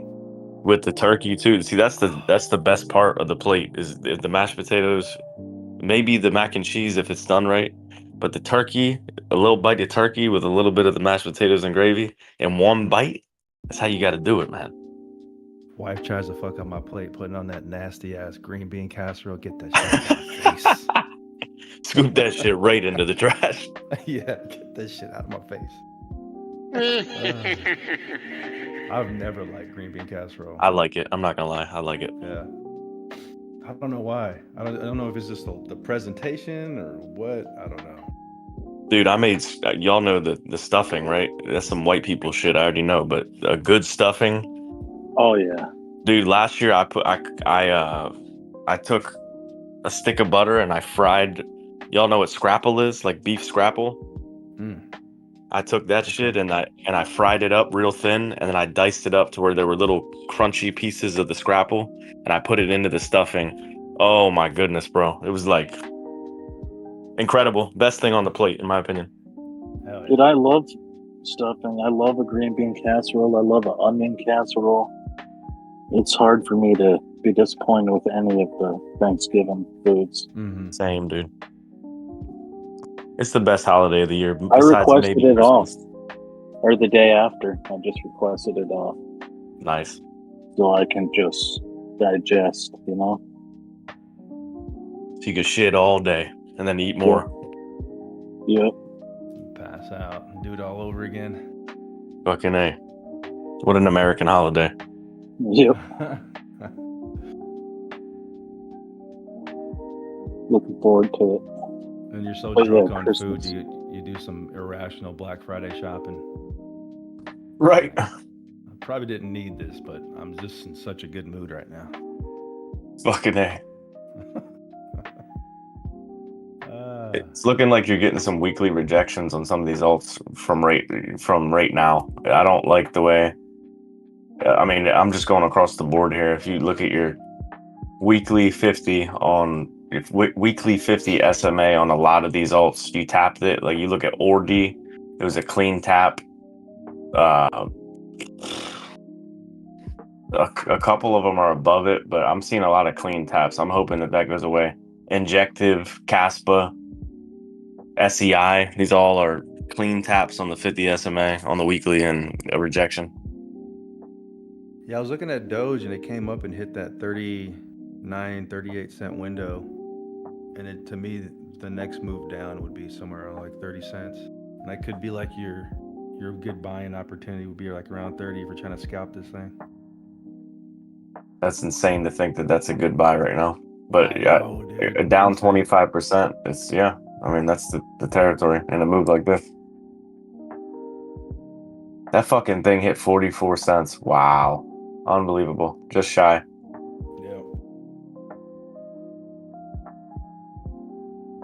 Every resistance that I saw anybody talk about in here, it went right through like butter. Yeah. Even myself, I was saying, 34, 35. It just cut right through it. What are you talking about, mister?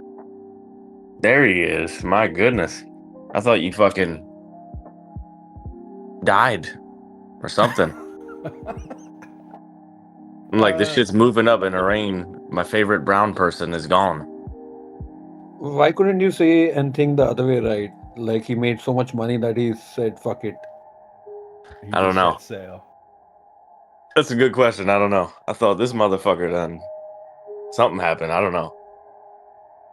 Back in September. Right. I was just depressed. Everyone's making money except me. You made it. You're making money. It's just the same money. All I see is paper money going up and down, up and down. It's just all like right. the P&L going up and down. You see what Randall did? Randall made it like 20K on Doge. Yeah, I was talking to him in the morning. He sold and got into XLM. I think it's a wise move, man. Yeah, dude, that dude is he's like a, what's it called? When you don't expect somebody to be like a murderer, but they low key are. That's what Randall is. He's Norman Bates. Fucking A. Yeah, he's invisible killer. Yeah, he's like you don't expect him to be he doesn't fit the bill of like a fucking assassin, but I'll be damned if he isn't pulling it off like he is. Did he sell his Doge? He sold He a sold. chunk. He still has. Yeah, he sold a bunch of it. He's got 25,000 still left, which is still a lot. But that's a good thing. He got XLM, man, at 12, which is a good idea because XLM is still at 3 billion market cap or whatever versus Doge. Yeah, I think it'll work out in the end if everything goes, the way it looks like it will. I think it'll be a good move. I think if you've been holding for 4 years, me personally, I couldn't do it at this price. I didn't do it right, but I couldn't do it after holding that much for 3 years. I couldn't do it.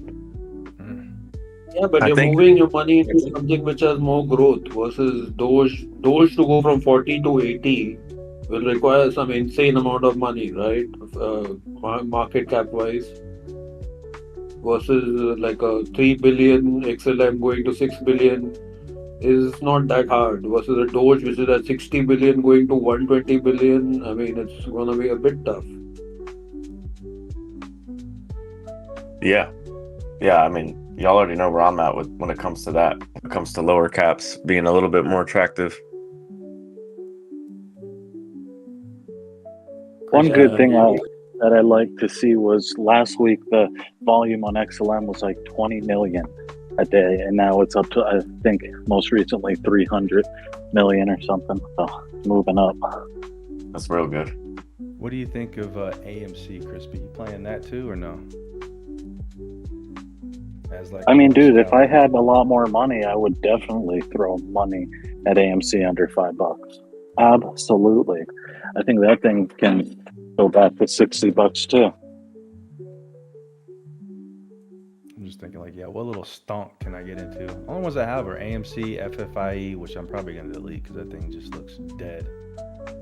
And GME, which GME looks like it's pulling back for sure. But AMC is getting a little bit of love right now. I like how XRP is the only thing running right now. My bad. I thought you were finished. No, you're good. Yeah, for sure. XRP is just insane, dude. I wanted to get in on a little scalp at like 54 cents, and it never got there. Yeah, I mean, it's tapped that 50 cent level though. How many freaking times, bro? I mean, 1, 2. I mean, too many times to count over the last year on the weekly. It's like every week it hit 50 cents for like, I don't even know, maybe 40 out of 60 weeks over the last 60. It hit 50 cents. That's insane. More than your age, it hit 50 cents. Right. That's crazy. Yeah, now it looks, I mean, that's the thing with XRP. If you look at the chart, it tells you, it could just barcode, for another year. Like it's only doing what it did already 10 times. So it's like, okay, it could break out here, but then again, history's telling you that this thing just fucking barcodes. So who knows? I'm ready for it though. I'm ready. Yeah, but now, now the path is clear. I mean, it's gonna run on its own pace whenever. But because we all know the Gensler shit going out and all that rubbish, coming to a Exactly. stop. Yep, very good point. And that's why a lot of these utility coins, the DEX, whatever, they started moving a lot because they could offer interest and do a lot of shit which Gensler had objected to. So, like your Pancake or whatever, Uniswap. You remember Uniswap went mad last week? Yeah, DeFi is going to get a nice move off the gut. I mean, everything is, but yeah, hopefully getting him out of there is going to make DeFi be able to spread its wings. That's what you're saying, right? Yeah.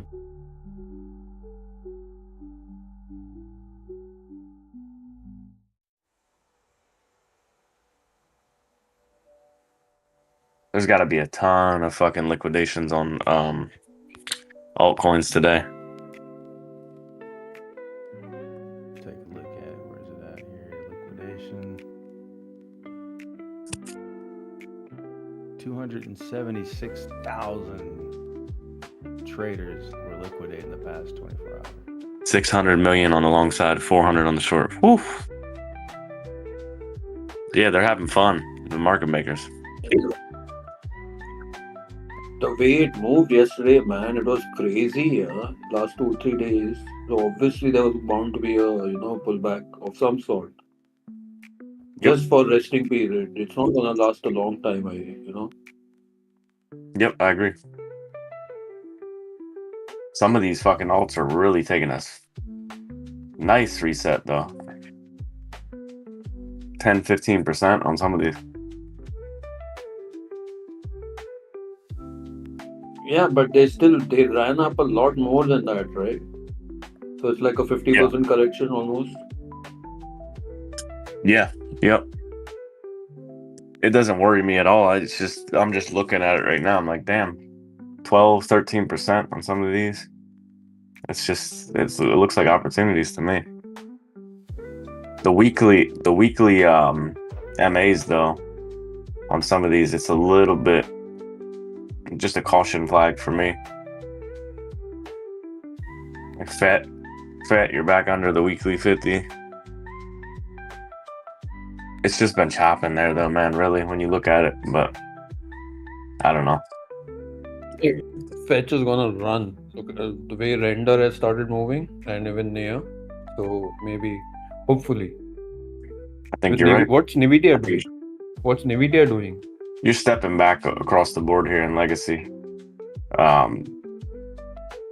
you're taking a little red. Look at fucking C Limited. I'm getting ready to get more of the let go of more of this. Fuck, dude, that was a minute ago you bought that shit too. Yep, $40. Fuck. Yeah, I bought it. My average is 38. Holy shit. It took a long time though, man. I mean, look where I got in November of 2023. Took over a year. About 300% almost. Yeah, I'm looking at. I charted this shit too with you. I would have gotten out. My take profit was like $54. Fuck, dude, this thing doubled that. Yeah. Yep. Yeah, I'm getting ready to sell this off, I think. Insane. I only have a quarter of the position left, but I think I'm gonna get rid of it here.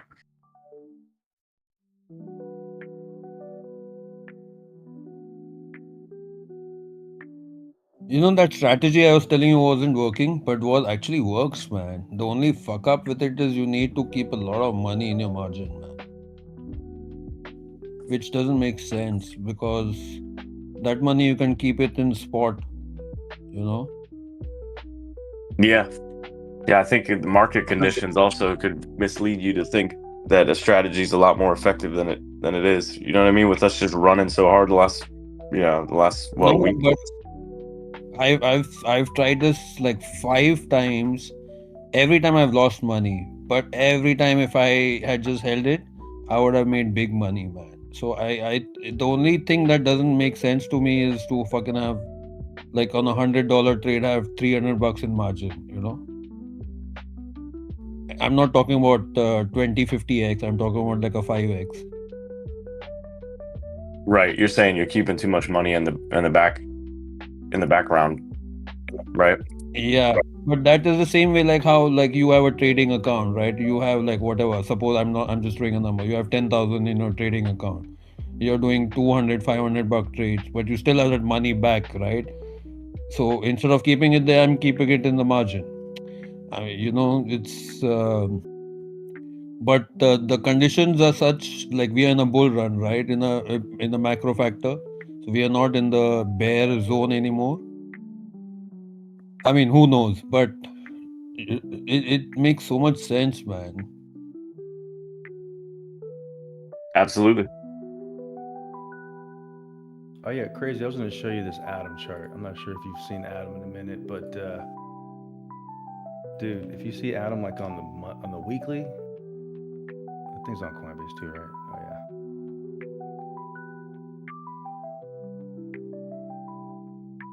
You pull out to the weekly on Hey, that. Kohli, That thing I looks just wanted to say thank you to Kohli if she's there, man. Kohli, sweetheart, thank you. Ooh, this looks good. You see Yeah, I that see. ABC? Yeah, it's right shy of it right now. Let's throw on some MAs to see what that's saying. Look at it. Look at your 50. Oh, I'm on the 3-day. Never mind. That's a weird. Okay, look at your daily 200. Looks like you rejected there, just short. But you're back on support. Dude, this thing's like a good entry here. Like where you are now. Anywhere from here to 450 is a buy range for me. Yeah, I rejected that 200 on the daily. I see what you're looking at. Yeah, but it looks good. Otherwise, like you see them curling up on the bottom there. That's a really good sign. Even though it's just a 50 and the 100, you haven't curled yet on the 200. That one's next. Its selling climax was in June of 2022. This is almost like if on the monthly you were looking at this thing. This is like the Wyckoff spring where it just dips below that. Yep, absolutely. That selling climax, and then yeah, perfect ABC entry. I don't hate this at all, dude. I don't hate it at all. I actually might trade this. Start laddering in. Yeah, I was gonna get some, and everything started dipping this morning. I was like, okay, let me just hold off a little bit. You know, yeah, not a bad idea. You know what also looks like Wyckoff, but in a different way, Litecoin. And this thing's kind of like XRP in the way that it just wants the barcode, but it looks like a schematic 2 to me, accumulation schematic 2, the one without the spring, where it kind of makes higher lows. It looks a lot like I'll put it in general just for a better vision.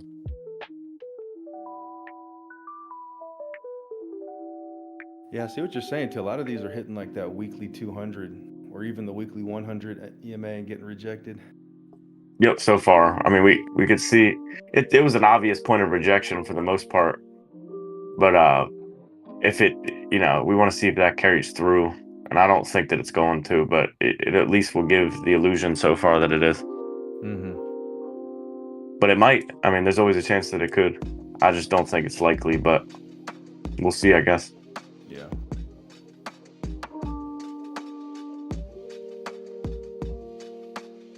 It was definitely a good spot to plug in some shorts. And me and Kwai were looking at it actually a couple of nights ago. We were like, that could happen. And yeah, it looks like we got it, at least for now. Yeah. Yeah, but what's the drawback? How low are you looking at? Not low at all. I mean, if you drop 50 billion on total 3, it wouldn't shock me. Like you just did a 50 billion shake on it, but it also wouldn't surprise me at all to just see this shit just kind of do what it's doing right now. And then, maybe trade sideways, shoot up, and then take another 1 step back, and then 2 more steps forward. You know what I mean? Yeah. To me, it's clear. Let me put it this way without being too complicated. It's clear where the trend is, but flushes are going to happen. We know that. Yeah, I agree. I think there'll be a little pull up. I mean, we'll go up a little bit and then go down more, and then maybe shoot up. Yep. Yeah. Anything at this point really makes sense, but it's like I've been saying for months. It's very clear where this is headed. It's just the pace and if we take detours. But Bitcoin, how low are you looking? For like within the next couple days or today or what? Not low at all. I mean, wherever before it Not- starts going up. Not low at all. I mean, it wouldn't shock me to see. It's hard to tell, man, to be honest. Let me see something here. I'm looking at the weekly RSI right now. That's kind of giving me the temperature. So if you look at the daily RSI, you're cooked, but not too extremely cooked. And you look at the weekly, you're still just like halfway through the move on the weekly. So I don't think that you're going to spend a whole lot of time going down with Bitcoin. And I think that Bitcoin's still the star of the show. I think the alts are not at the point yet to where we're going to see, I mean, even though Dogecoin is an outlier and maybe XRP, I'm just not. We know that it's going to be towards the end of the Bitcoin move, and I'm not convinced that this is the end yet. Not being greedy, just from a technical standpoint, I don't think Bitcoin's close to being finished with this move. I think it'll be well into the 90s at least, man. At least. Maybe even the hundreds, but Yeah, I mean, grand scheme, you know where my targets are, 115 to 130 for the cycle, and I think that's really conservative, but I'll be happy with that return. But just for this specific move, like I'm saying, I mean, we almost hit 90K last night, didn't we? Or did we hit 90K? I almost touched it, yeah. Yeah, so... No, we hit 90K. On TradingView, it says 90 something. Yeah, it makes sense. So, I mean... Dude, this well into 100K is so doable within the next month. It's like... But that's the thing. With Bitcoin, we know that it has its own plan. So if it wants to trade sideways, if it's all based on timing, in my opinion. Like if this was it and we're just gonna kind of chop for a month, who the fuck knows? Like, but that's the thing. When you zoom out, you know where this thing's going. It's going higher, but you just don't. The timing is hard, man. We could trade sideways for 2 weeks and drive everybody crazy. Do I think that's gonna happen? No, but it wouldn't surprise me. Yeah, agreed. Bitcoin hit 92,380 on Robinhood. It hit 92K on Robinhood? Damn. Yeah.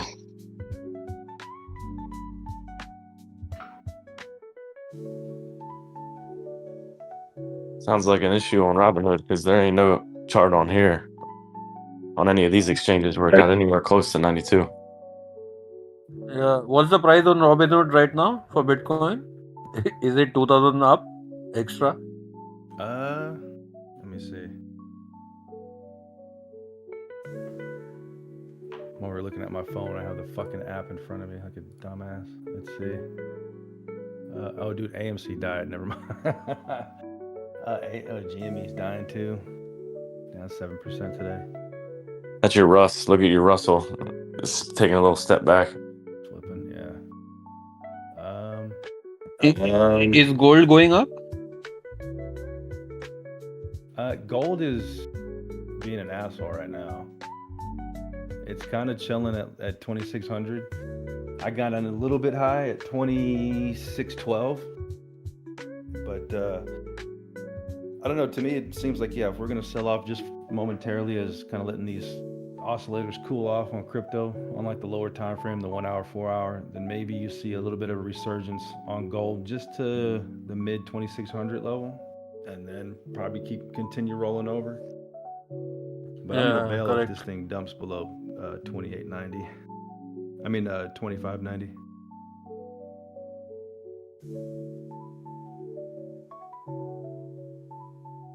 But gold is pretty stable that way, right? It doesn't have that kind of volatility. No. Like anything else. Yeah,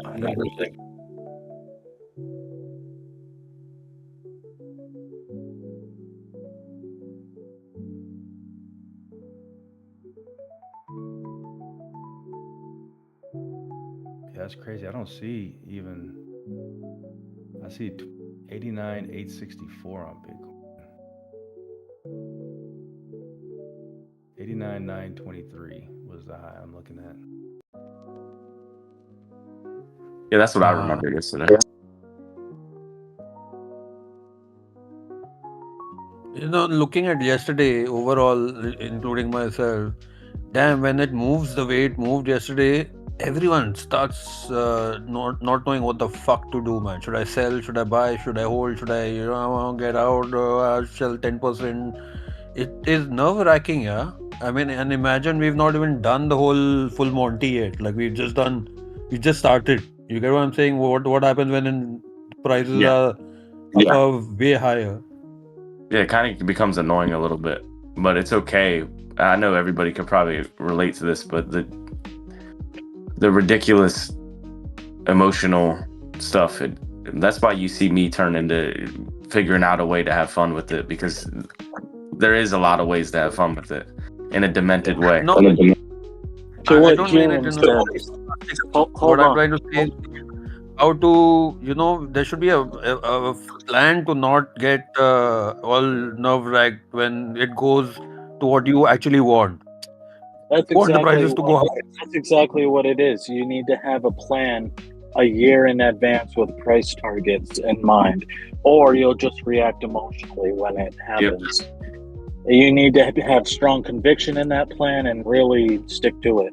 No matter better or worse, with no regrets. It's really But there otherwise. always needs to be a plan B, right? So, I mean, that's the thing. I mean, how much can you plan? You also have to be, because the way it moves, it could come close, and then, if you are looking at whatever, let's say $1 for XLM, it comes to 90 cents, and then what the fuck are you going to do? It starts, hanging there for a few days, starts showing weakness or what. Right. You get what I'm That's a saying? good point. That's why you should have multiple So it becomes targets. Like I'm starting at It 50 becomes- cents, for example, here, and then work my way up.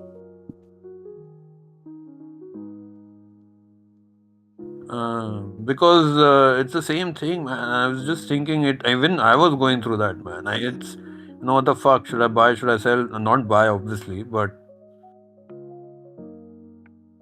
you're used to it, crazy, because you see the shit go up 3x and then come back.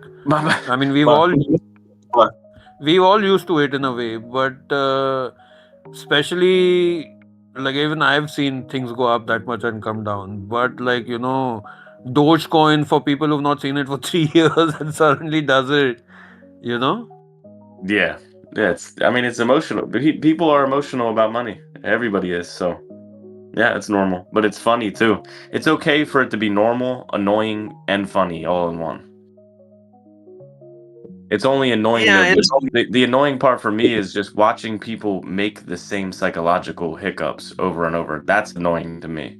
Only because it's like you gotta have more self-awareness.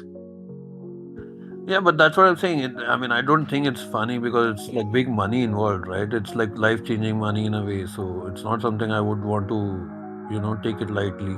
But like annoying. I mean, yeah, but I mean, there should be a way to sort it out, man. At least have something to go with, to begin with, types. Yeah, have a plan. That's it, man. Just have a plan, because without a plan, you're fucked. Like if you go into this thinking you're just gonna wing it, like you're fucked, man. Like write it off already. Like make a plan, have targets, have invalidation. It's that simple.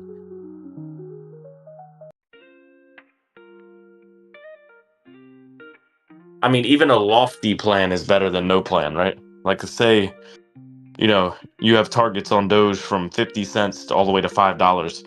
That's better than just being like to the moon, like on some dumb shit, and just not even really having a number that you're gonna be like, okay, I'm taking money. Yeah, but that plan, that's what I'm saying. That plan is fine till it starts coming, like, Doge is at 10 cents and it comes to 30 cents and your plan was 50 cents, But that kind of money you see on 30 cents, you're like, what the fuck? You're tempted, you get nerve wracked. Because you're so used to seeing shit go down, the bear market does that to you, that everybody's got PTSD, man, in a way. Yep, 100%. You got to grow up though, right? Like this is where it's like if you're a boxer, like you're gonna have all the moments in the gym, and then when it's time for the lights to turn on, like you got to start swinging, and you got to be able to take some hits. And if you can't, then it ain't for you.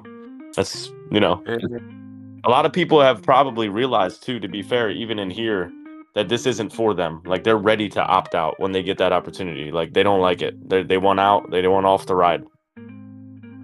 Just waiting to break even. Who doesn't? Who? I mean, it all depends, right? If you're still holding bags, I'll see you next 4 years. But B, for if you, example, if you, B's one, and then Z also. Z won it off the wagon. I mean, I think B is still speculative with a small amount of money, but you can tell that his what this market has done to him, and the way that he feels about it, he's ready to be basically unplugged and just have some passive yeah, but exposure. that's why I said it's done it to most of us, man. It's not, I mean, maybe not you, but most of us have got that PTSD, man, because we've seen the bad times more than the good times, and we fear that the good times won't last too long, so we want to make the most of it, The PTSD is life, though, to be fair. It's life. Like, I have the same PTSD that everybody else has because I've walked money back too. The thing is that I just deal with it differently. And I think that's the biggest disparity. Because look, like you said, it's what you described to me is like life. It's a lot like life. You're gonna have moments where things don't go your way, and you're gonna even when you do everything right. So you could have a plan, and sometimes, you're still gonna walk back $70,000 or $100,000 or whatever it is, depending on scale. But it's the way that you react, because there's so much opportunity in the market that it doesn't. If you react poorly, you're missing 5 opportunities. You know what I mean? It's like I don't know. To me, it's important to never overreact, even when you make a mistake. Yeah, that is a good thing, not to react too much to it, not get too happy or not get too sad and all that balance and all. I mean, I get that, but what I'm saying is that between talking about having a plan on paper and imagining, oh, I'll have $1 million, but when it comes to fucking $200,000, you'll start. Should I take profit? Will it go down? How will I lose it? That whole dance starts, man. It's hard, but it's okay that it's hard. You know what I mean? For anybody that gets there, it's okay that it's difficult to deal with those things. Just have a plan. If I'm up 200K, I'm taking half off the table, like by that point. You know what I mean? Like if you're at $250,000 and you started with $5,000, like, and you're not taking money, then this probably ain't for you. If you started with $5,000 and you're at $250,000, I mean, who the fuck is going to wait till $250,000? That guy will get out at 50,000 or 25,000. Maybe, yeah, maybe, and I feel like in the same sentence, some people will let it run and think that it's going to $500,000. You know what I mean? And then they'll walk back money. So it's hard. I mean, it's hard, man. That's why the target thing, right? The only thing that diffuses the paranoia and the what do I do? Do I need to change my plan? The only thing that diffuses that is having a plan and sticking to it. Like, it's the only thing. And I'm that guy that will let it go to 100,000, which is a gift and a curse. It's a gift because it gives me resilience to watch it grow, but it's a curse because of the greed factor. Is it greed though when you have a plan and targets, right? So there's a difference for me. It's like if you're already up massively, people that are jealous because they ain't making shit, they're gonna tell you you're being greedy. Number one, this is just good general advice. You don't want to hear you're being greedy from a motherfucker who ain't making money. I know I don't. Secondly, having targets, dude, is having targets. If your targets on XLM are 75 cents and somebody's telling you that you're a fucking moon boy piece of shit, fuck them, man. It doesn't matter. You know what I mean? Yeah. For me, targets are targets. You don't tell me my targets, I won't tell you your targets, and we'll see at the end. We'll show receipts. Because people, another thing, Chris, that a lot of people don't know how crazy this shit could get, and it sounds so silly right now, being like, oh, well, you just don't know how crazy this shit is, because it sounds kind of silly, but it's true, man. This market gets extremely crazy, and to me, from what I remember, and somebody else that's been around could probably speak to this too, this ain't nothing still. I mean, it may be Bitcoin, but grand scheme, this ain't shit, man. 30% on an altcoin, that should happen twice a day. Did you see what I posted this morning? That guy Calvin, he's really smart. I've seen him before. He's I a think very on TikTok. successful guy. But he's like, he made a good point. Like last cycle, we got to 3.5 trillion just with retail. Like nobody can really predict what this cycle will peak at with institution, venture capitalists, angel investors, like all these things he was naming, kind of money coming in. He's like, would 12 to 15 trillion surprise me? Not at all. No, that's actually my target, man. Anywhere from 8 to 12 Yeah. trillion. But dude, that's the thing is like this is a good general rule of thumb. Any target you have on any of this shit, think bigger, straight up, because people, myself included, saw shit last cycle that makes you like your eyes want to pop out of their head.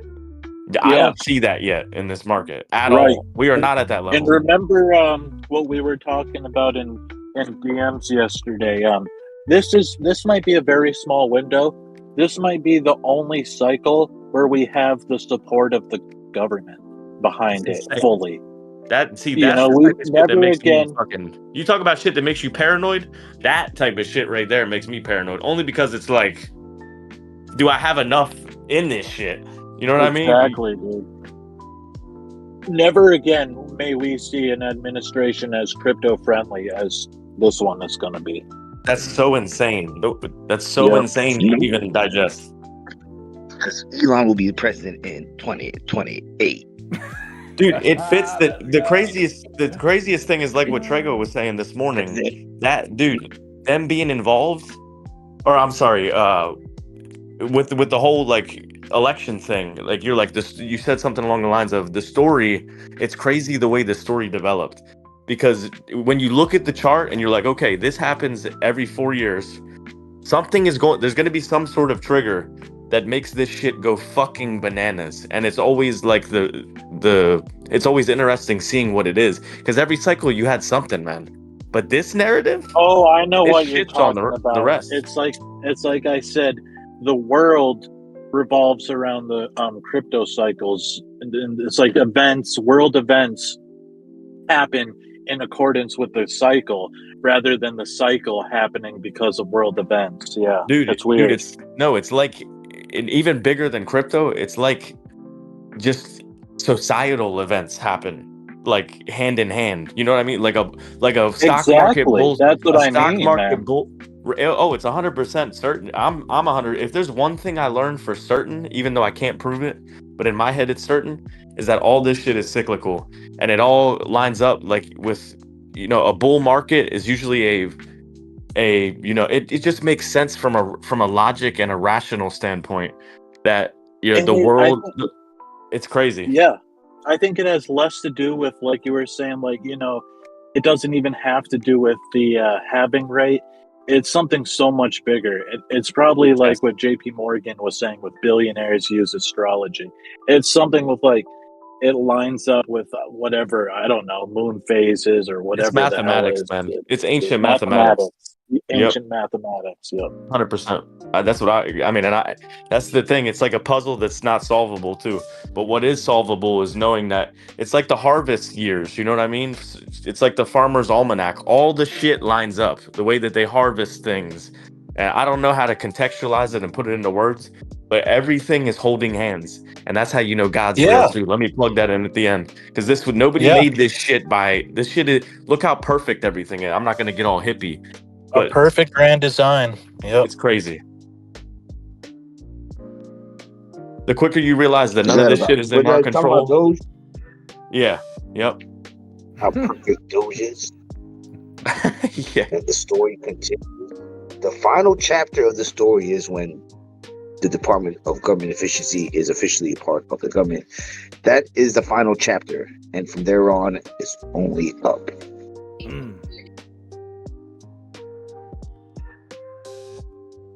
Yeah, we haven't even dude, you could Once see the it, final like, chapter comes in, Go once ahead. the final chapter comes in, you should better sell that day. Right. Because I'm then selling. a new movie starts. Yes. And I'm done with crypto at that point. Dude, we don't even know what the narrative is going to be like mid next year. You know what I mean? If this thing is going to be done Q4 next year, Q4 next year, a lot of us think that'll be the blow off top. Just imagine the narratives over the summer. Like, we're gonna see so much shit. Think about all the shit that we saw in the last 12 months.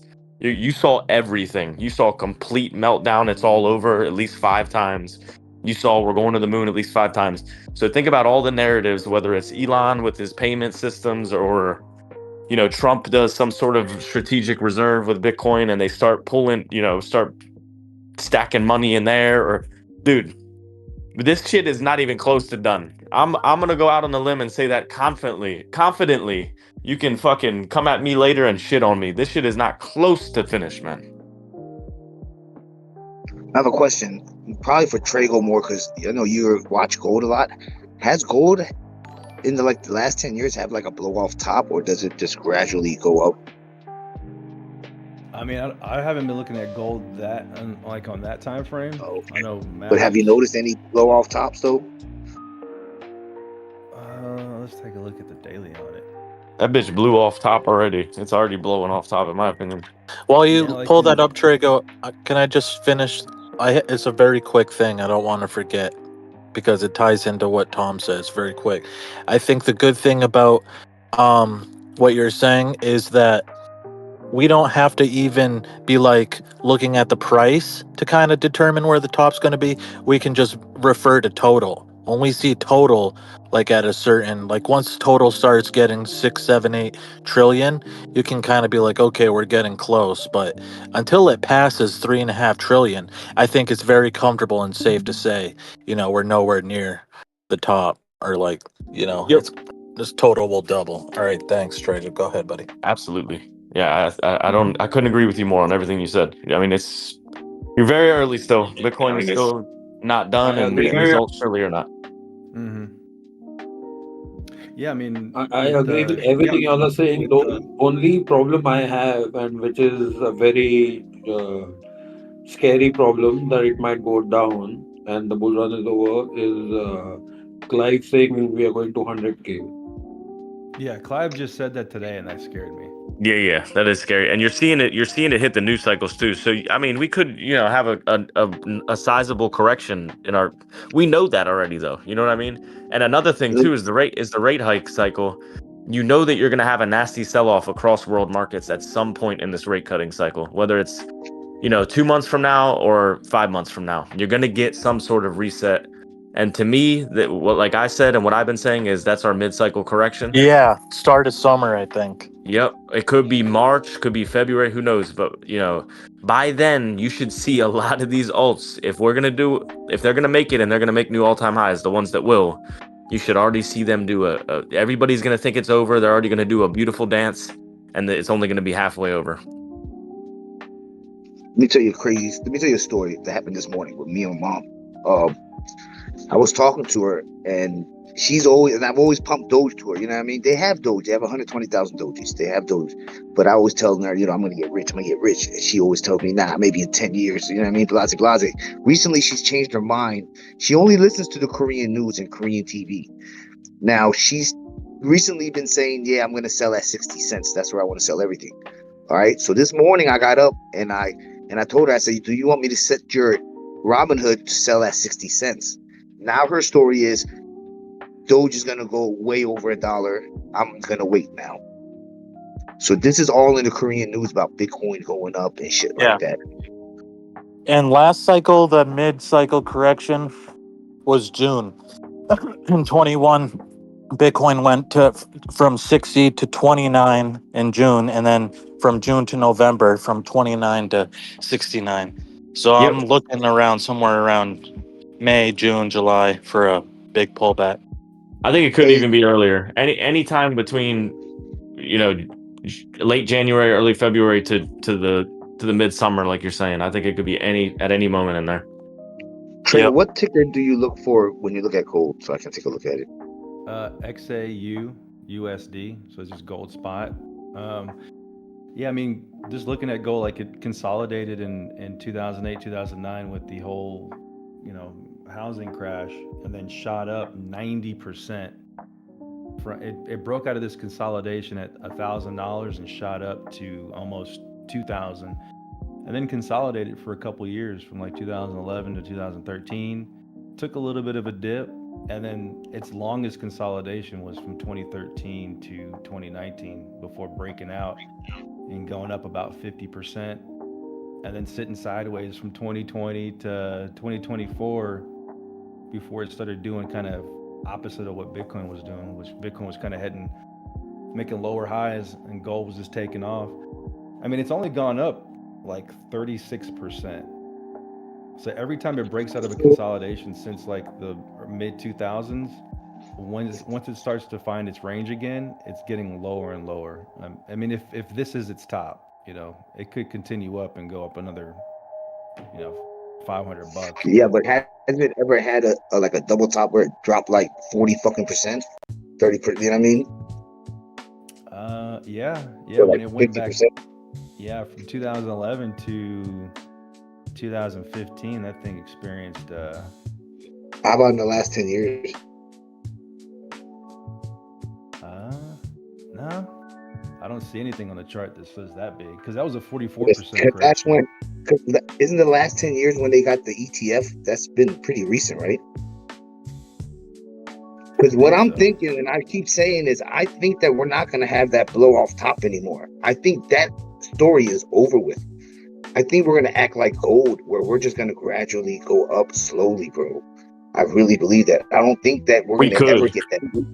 We could, but ETFs, last I'm cycle telling you. people said the same shit though, bro. So just be Yeah, weary. But BlackRock wasn't involved, bro. Yeah, they said the same shit last time, that Elon wasn't. Look, I think that there's a chance that what you're saying could be correct.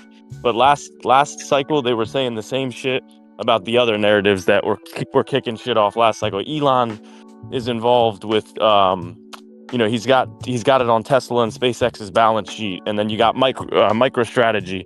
The narrative last cycle was that institutions are here and that it has changed and that you won't see any more corrections.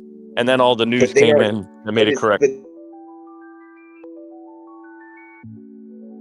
It's the BlackRock same is in side. it Every now. 4 years, it's the same shit in every this man market. After the gold ETF, I mean, every gold market has ETF different never seasons, beat- but never- Yeah, the gold that's what ETF changed gold forever. Yeah, I agree. Right. And It could happen. think it's the same thing with Bitcoin. Like I said, I think this is new Bitcoin for real. Yeah, I think We're not going to get could that very crazy well jump, happen. stupid jump no more. Yeah, I don't think we're going to get those stupid crazy jumps no more. I think it's going to be gradual for real. It's going to be gradual. It And you might should get like a 20% slow down. correction somewhere. The volatility that should go down cycle over cycle. Yes, it has to temper and become more of a stable asset, or more stable, not a stable asset, but more stable. But that's just me looking at fundamentals, because like y'all know, I don't do charts and shit like that. That's just talking about fundamentals, and you know what I mean? No, I think you're right though. I think you made really good points. But to me, it's always going to correct it. Like if you look at the stock market, for example, like Meta and Tesla, like two big tech stocks, they corrected the same amount Bitcoin did in about the same time period. So it's not even just a crypto thing that makes it correct.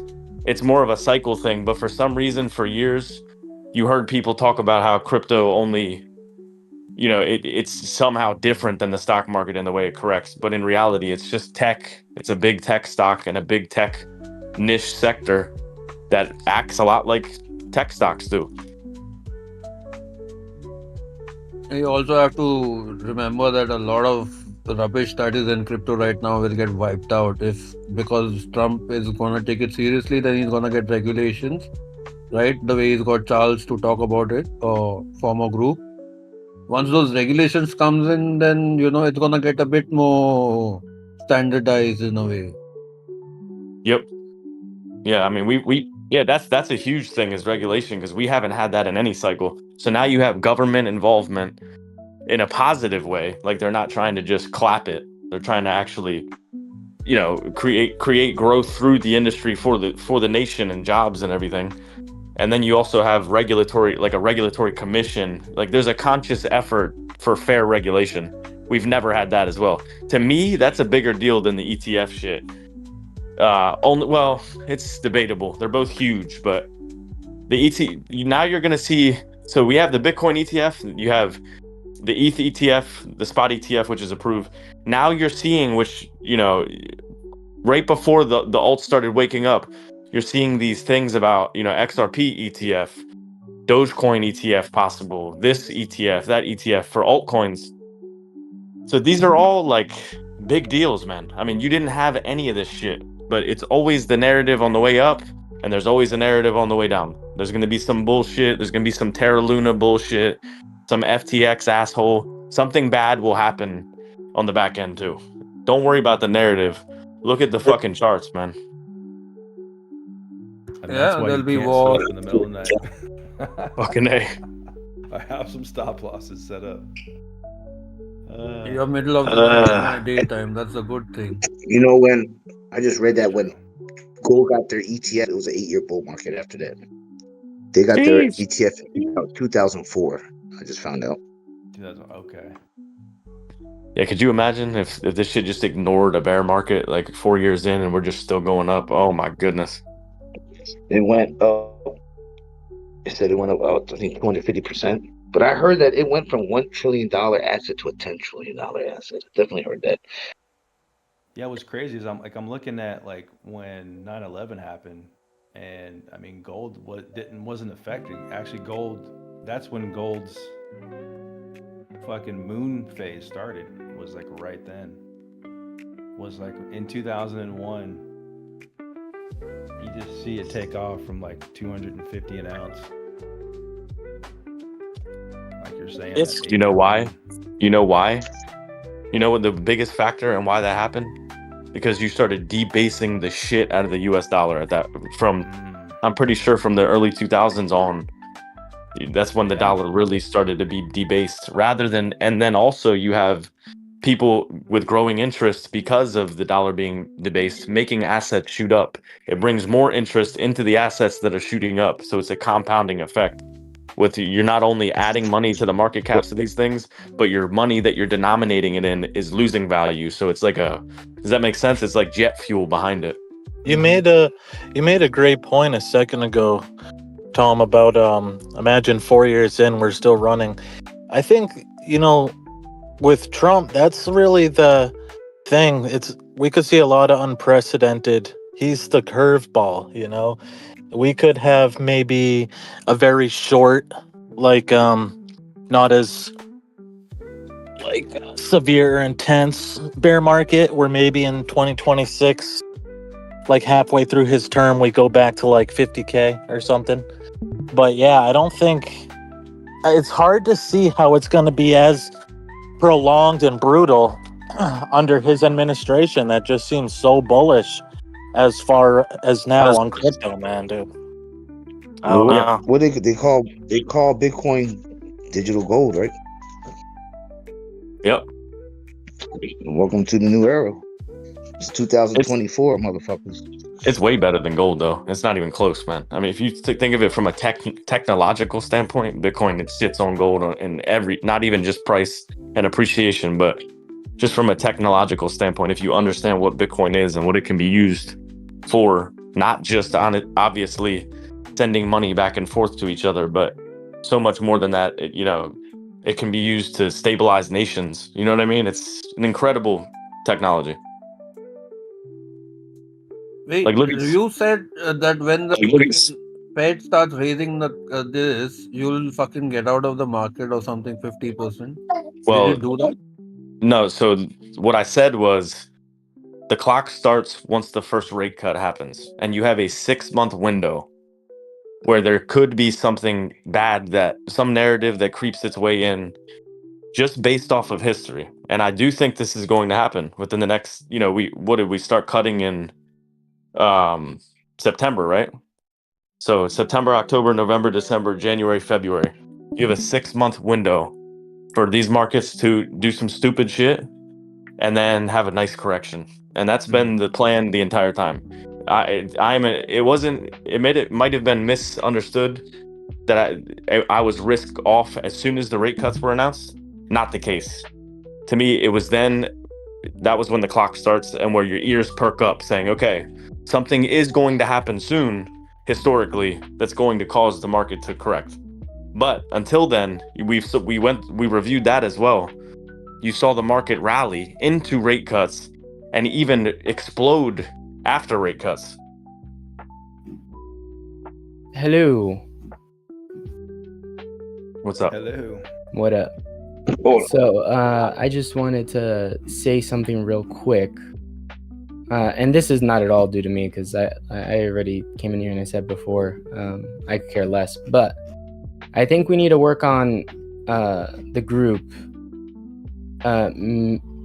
changing the atmosphere in here a little bit about, like, I think there's a lot of, like, validation hunting, and people feel like they're messing up their trades because they're hunting for validation in here, and like maybe they'll push themselves too far or whatever it is. But like, I was just telling them, like, hey, like, if someone is better than you at trading, or if they make a better trade, or if they make more money than you, it's not going to make you any richer. So just fucking try your best and do what you can with what you're doing, right? Just try to focus on what you're doing. Like, even if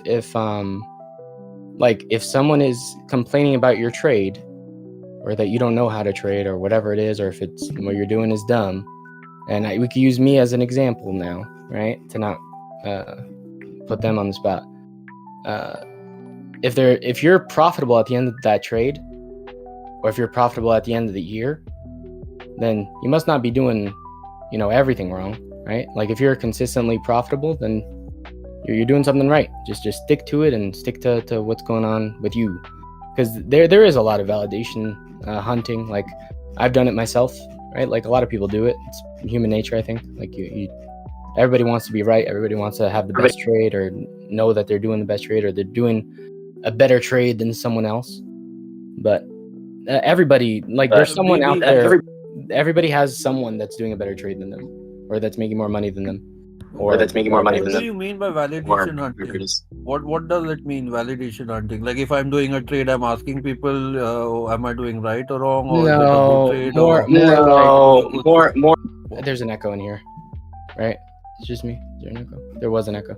So validation hunting is like coming in here and posting your, like, 1,000% trade on, like, $2 to show off to everyone. Basically just showing off, bragging about it. And some people are bragging with good reason, right? Some people are really good traders in here, and they're putting up like a trade that is like that they analyzed the market and they understood exactly where it was, and they put in the money, and they fucking figured out where it was going to go, and they ended up being lucky enough to be right. And not only did they know, did they get lucky enough to enter, but they were also they also ended up fucking taking profit and, like, took that exit, and that's good. But like, I think people just need to focus more on themselves. And absolutely, like, if you're giving TA, you're not convincing anyone. You're putting out your TA and just saying, this is what I see. And, like, if people are rebutting it, yeah, then you can, like, try like seeing if that criticism is valid, right? Telling you can your look case. yeah, you can see if that criticism is valid. Like, if someone, like what happened yesterday, right? Crazy was like, oh, everything runs together, and I say, no, it doesn't. There's at least a month difference between the two, right? And you can decide if that's a big enough gap. But for me, I think that's a big enough gap, right? Like, one thing hits, then the next thing, then the next thing. If you think that's inconsequential, doesn't even matter, a month is nothing, then a month is nothing. Yeah, well, it's your perspective too, and it's completely fine for you, for that to be a window for you, and for me for it to be just another. It depends on what you're doing. You know what I mean? It could be a blip. Yeah. And if and like you can trade better than like I'm again putting this on me now. You can trade better than me, and like say that my trading method is better than yours because I'm making more money. But if I try it and I lose money, should that make everyone happy now because I tried it and I lost money? No, everybody should be running their own race. And Yeah. dude, I think what you're saying, and you're like me a lot, you try to get across a point and it kind of goes 10 different ways, but I think that's what I do at least. And I noticed that about you. But it's not a bad thing. It's just you have a lot to say and you're trying to contextualize it. I think I agree with everything you're saying, though. People are trying to run other people's races. Like, focus on yourself. And what I've been saying, too, for a lot of people that may be listening or new, or, you know, even people that have been around that don't quite have it figured out yet in any degree, when you're watching people win, don't be discouraged because there's a lot of people losing. And don't hyperfixate on anything else besides yourself. Like, if you're improving every day, and there's always going to be opportunities, just don't be a freak. Don't be all freaking out and, oh, this guy is, I got to compete with him, or, you know, that's crazy. It's not at all a Crazy competition. shit. Yeah, you're competing with the market, not each other. Like, Yes. there is no reason that someone like, and that's the thing. So, like, Matches said yesterday, you were supposed to hold till January. That's when you're supposed to sell your Doge. Then you're supposed to buy into BTC to hold until next November, and that's when you sold. And I'm like, bro, I didn't get the email when to buy and when to sell. Nobody fucking told me what price points and Nobody what knows time shit dates. till after the fact. Exactly. Nobody fucking told me. I'm trying my best with what I got, and I'm lucky enough to be profitable. I've been this second year in a row that I'm gonna be profitable, right? So it's just like, Yeah, you but just I have mean, to I get what you're saying, but what's the issue in? you just have to do. I think you have echo. I mean, some coming of in us with it. sold. I think you have echo, of- and it's delayed. Can you hear me now? Yeah, but you're echoing. Yeah. I'll just be quiet and then wait a couple seconds and then talk after. So 1, 2, 3. Wait. Count to like 5. What I'm saying is, like, some of us sold Doge at 20, some sold at 30, some sold at 40, some are still holding it. So everybody is doing what they want to do, right? Nobody is getting taken in. That way, everybody is discussing it, but nobody is acting on somebody else's action. Yeah. I would hope not, Well- because that's about one of the dumbest things you could do is follow other people's trades. I'm not sure, and I'm not speaking for him. I just think what he's trying to say is, like when Matches comes in and I'm using Matches because he mentioned Matches. He says, like, guys, what are you doing? We're going to 50 cents. Don't put so much fucking assertiveness behind something because it's gonna hurt some people. Look at last night. It was just a whole meme, right? We say, we're gonna go to 43 on Doge. I think we hit it, but look, it's at 36 now. Someone's trading spot. It's fine. Someone who just got wrecked on their leverage, in the background, they're crying, right? So when they hear somebody like Matches come in and say, what are you doing? You are supposed to sell in January. And it's like, well, why didn't you send me the memo before I just got wrecked? Like, you come in here and you say shit like that. Some newbies are going to listen to you in the background. What do you want them to do? They're newbies. They don't know better. Well, you just got them wrecked. So you got to be careful. Am I making sense of it? Like, Yeah. It's not because you want to be the one who called it that you're going to jeopardize somebody else's trade that doesn't know any better because he's in here perhaps to learn. Yeah. Another good point. Go ahead, B. Go ahead. I was just gonna say that it just focus on your own stuff. If someone presents TA, you can like point out like where it could be wrong or whatnot, right? But like I think it needs to be less about competition, right, and more about analyzing the market, right? Like I put in that what's it called? The bearish divergence, right? That's on the weekly. That's there. That's a thing that's actually there, right? And if you were to post like statistics on bearish divergence, or if you were to prove that, that's actually not a bearish divergence. That's a hidden bullish divergence, which it's not because it'd have to be at the bottoms. But that's just an example, right? Because I'm just pretending like I fucked up. Then I'd be like, oh, okay. But if you say this clown sees a bearish divergence but we're gonna go to the fucking moon. I was just fucking with you when I did that. No, Listen, let me explain my case. No. I'm not talking about you. I know, but literally, listen, I get it. But let me explain my case because I never did in general. I didn't feel like typing a bunch of shit. But basically, you're not wrong. That is a bearish divergence. But I was just showing examples of when the RSI looked similar on tech stocks and they just continued to climb. Like obviously there's corrections. But did you see before them on the weekly? I explained this in voice on the weekly, right? You see that there was like two red candles that were like 25% down. Yes. So that's the bearish divergence playing out, that 25% dip. It goes back to perspective too. Like you're trying to get the top and ride a short down, in the middle of a bull, to where you're trying to catch and I think it's fine to do that. I think a lot of people are probably looking for that, especially right now. Yeah. But for me, I'm just not looking at that. So I'm like, I kind of see the bigger picture, and you're like, no, I'm zoomed in a little bit more. I'm looking to get in on that 25% correction, which is fine. And it's also fine for me to fuck with you. Like the GIF I sent after I said, I tried to convince. I'm just fucking with you, trying to just get in your head and ruffle you up. It's just a friendly thing. You know what I mean? It's it's not malicious.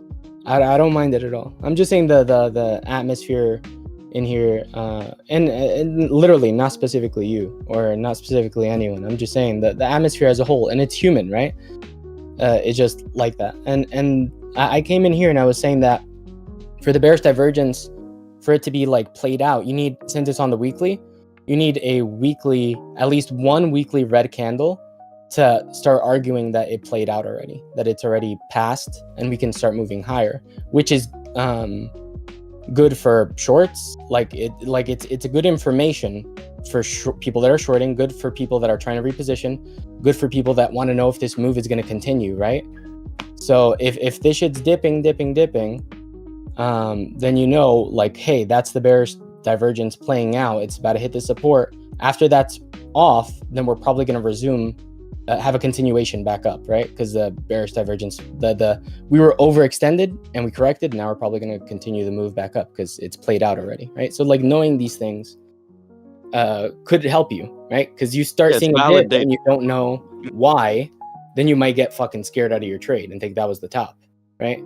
It's valid data regardless. The thing for me is too, it's coming from somebody who looks at the RSI a lot and somebody who's actively tried to trade those weekly bearish divergences on the SPY, on the NASDAQ. When it's hard to explain, but when you study the RSI long enough, and I'm sure that you may have or you may not have, you just know. Well, you know that it's very hard to explain. It's a very dynamic indicator. Like when I would have to spend too much time explaining it. But basically what I'm saying essentially is you're never going to take a trade just strictly off what the RSI is saying. You're going to look at market conditions. You're going to look at all these other things. And I know that you are. I'm just saying at that moment, and I think that it kind of, the price action might have kind of articulated what I was saying to you when we did have that exchange, because when you get up there with the RSI, you have the tendency to have the strength of the move come in above 70. That's when the most momentum is active. So it may look like a bearish divergence 1 week, and then 3 weeks later, after it moves 30 grand up, it's invalidated. You know what I mean? So it's a very dynamic indicator. Yeah, but it doesn't mean you're wrong. You're just taking a swing. We can banter back and forth. You and I are mature enough, and I know you don't get offended, and I don't either. But we are mature enough to be like, to just spar and be like, and that's what I always do, and I invite anybody to ever spar with me in terms of technicals, just because I think it's good practice, like iron sharpens iron type of shit. But it should never be taken to a personal level. I don't mind it. I don't mind it. It's not about being. Yeah, I don't mind it with me, but I'm just talking about the general atmosphere. I get it. Crazy. I'm just I've never gotten upset over that stuff personally. For me, right? Like I've never, like, I didn't even get mad at you. Like I don't see it as like, I didn't even think about that. You would think I would be upset. No, there's no issue. Not. Well, I think no, there wasn't. No, this is good context though for what you were saying and what was wrong about the group is not even what we're talking about right now. But it's good for other people to hear, maybe when they have a difference in thought or opinion. It's okay to disagree, and it's also okay to be like, fuck your opinion in a playful way, and just see how it plays out. Absolutely. Like This it's is not. cool. This is Just don't be a probably not dick. even. It's about Yeah. the more simple things, Crazy. It can't always be about you being a Exactly. dick. Exactly. Good. There's other people that do it too, and that are not conscious about it. Okay, like we already had this talk. I think you're the furthest from this actual point right here. For me, like this whole thing that you just brought up. Like it's making me think I'm rewinding the past 3 days and in my own way saying, don't be too bullish, trying to find the balance, because I've gone through it. Some people haven't, but most have, right? So the ones who are getting absolutely, completely ridiculous with targets, just remember, like at the end of the day, you may be misleading others, but you're going to look like a fool at the end. Because you're screaming out numbers that are not even like at the present moment there. I think I don't mind Like, people having crazy targets as long as they are backing them up with TA and that they're not fucking belittling other people for having different target. Like saying crazy targets aren't so crazy. They're just so far away that nobody cares until it gets to the target time. Yeah, and people that is true. That is a very good point. No, that's why I don't mind crazy targets, because eventually we might get there, right? Especially given enough time. Somebody said last bull run that we were going to 90K. Somebody said last bull run that we were going 90K. They're right. We didn't. You just had to wait 3 years, but they were right. I said 3 or 4 months ago, targets 87 to 90. I guess I was wrong because somewhere we wicked to 92. If you scroll up in the charts, you'll see that I have a target at 84. Like, people make calls, dude. It's just like that's what I'm trying to say. Is this exactly what I'm trying to say? It's the validation hunting here.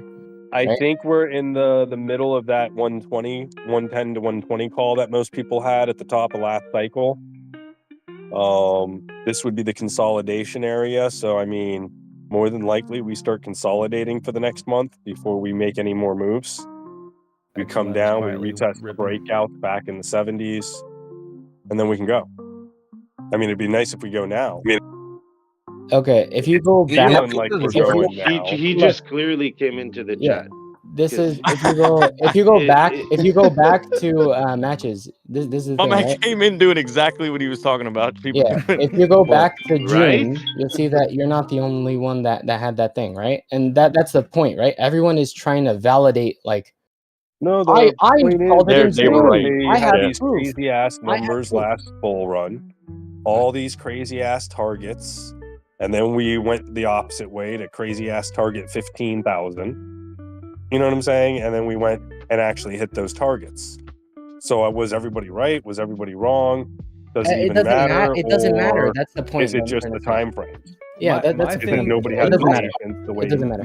My thing is, okay, when someone posts a screenshot of their winnings, is there something in general that I could rewind and find that person had posted their trade setup? And more often than not, there's more often than not, you don't see it. So to me, then if you're new, look for the ones who post the TA, but also have the receipts to show that they actually took the trade with it. Because if you don't see it, then the people that are saying we're going to these targets, but then you rewind and look at their name and they don't have any fucking post of anything, because everyone has a fucking phone, everyone has a computer, they can post a little quick TA about their target and their entry. And if you don't see that at all from them, then they could be just blowing fucking hot air all the time. No, and like that's the going back to the validation thing. What do you gain as a trader by having posted that and been right? Like having other people realize that you're right. I think that's the wrong. No. I'm just saying. I think that's some people, that is their main focus. When I think the main focus should be making money and keeping it. Yeah. You sound like me a long time ago. That's like one of the first things I said when I came in here. Is motherfuckers are too concerned about being right. No, yeah, it's what most of us have been saying for quite a while. Yeah, it makes sense. To be fair, yeah. I mean, everybody sees it, right? Nobody wants to hear a motherfucker say I called it 100 times a day. Y'all even were making fun of people from the rip about that. It was like a whole it inside got so joke. thick we made a game about it. Exactly. Called it. But and then that's the point, right? Like yesterday, an example I was talking to Trago earlier. Yesterday, the market was in a state which I think almost everyone could have telegraphed what was going on, right? Because we've seen it enough, and if you knew what to look for, you could have telegraphed it, right? Like the loss in volume and momentum after market close, right? And then like I came in here and I said, hey, like you see, this is the biggest red candle we've had since this whole run up. We're losing steam here, right? And although I didn't know off the rip where we would go, 90K area, it's something that we can estimate, and we were fairly close as a group, right? Like to finding that out. And I think that type of giving TA is actually helpful to the group. And the funny thing about it, I didn't even fucking trade it. I missed my entry, right? But we were able to like give data, I guess, to other people looking at it and let them be able to like, you know, work off that info. Yep. Right? Like, so like, simple shit like that, right? Like, volume dies down typically after market close. That's a normal thing that happens. Like every time we're running like this, even with dips, right? There's a lot of times we're like parabolic down or parabolic up. Market closes, volume dies off, and we end up pivoting in the opposite direction, right? Having a small little correction. And that's what happened yesterday. And like together, just using basic shit, you'd be able to fucking get an entry and enter and whatever. And if you're not being as safe as I am, or if you're a better trader than me, maybe you wouldn't be sitting out on the short. Maybe you would have been in it right now and you would have taken profit at 85, right? Or I don't know, continue holding, taking half profit at 85 and then wait till 82, because I think that's where it's gonna go. But from my perspective, just to chime in on what you're saying, just to give my input, if we're gonna talk safety though, I mean, I've been pretty asshole-ish for a lack of better term about poor habits, even to the point of, you know, being the bad guy many times.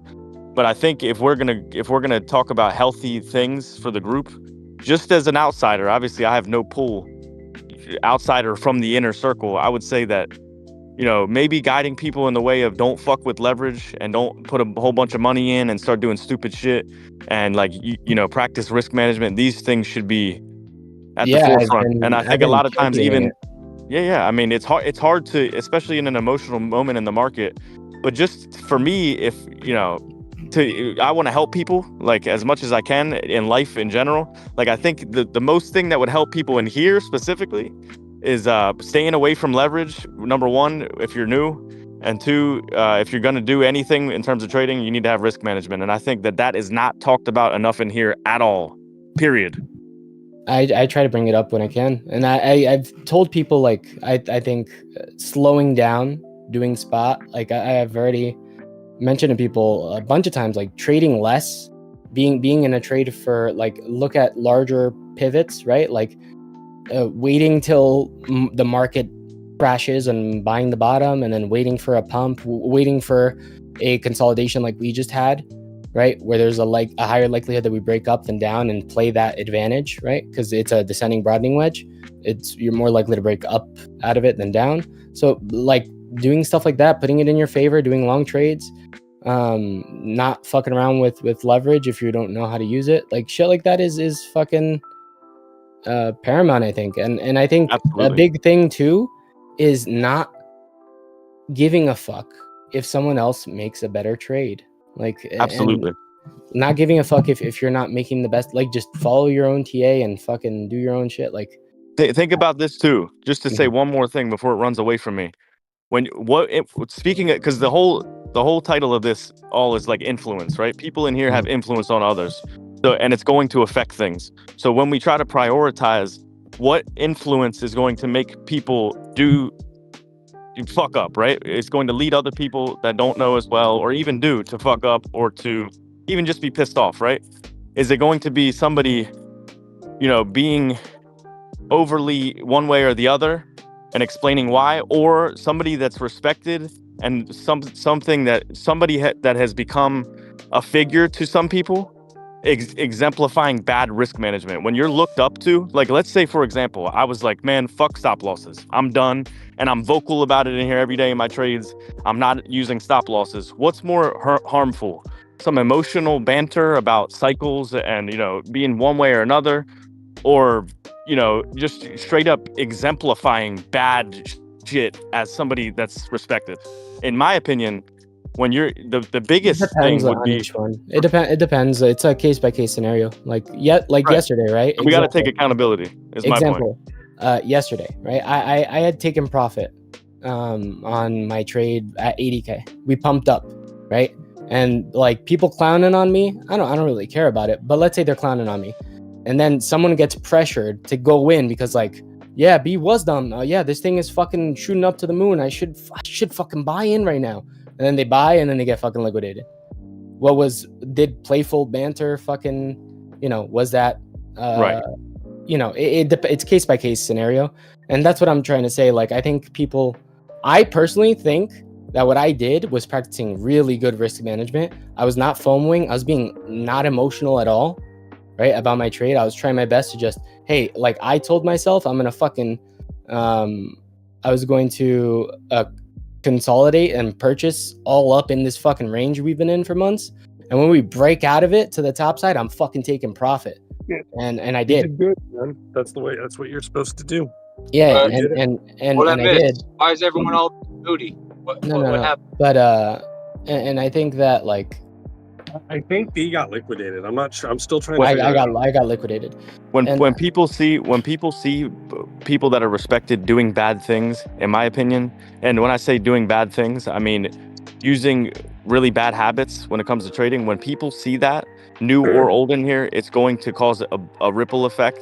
And that to me is the most damaging fact of any trading group, is somebody that's well respected or well loved. So this goes for everybody, right? This makes me want to even tighten up my ship.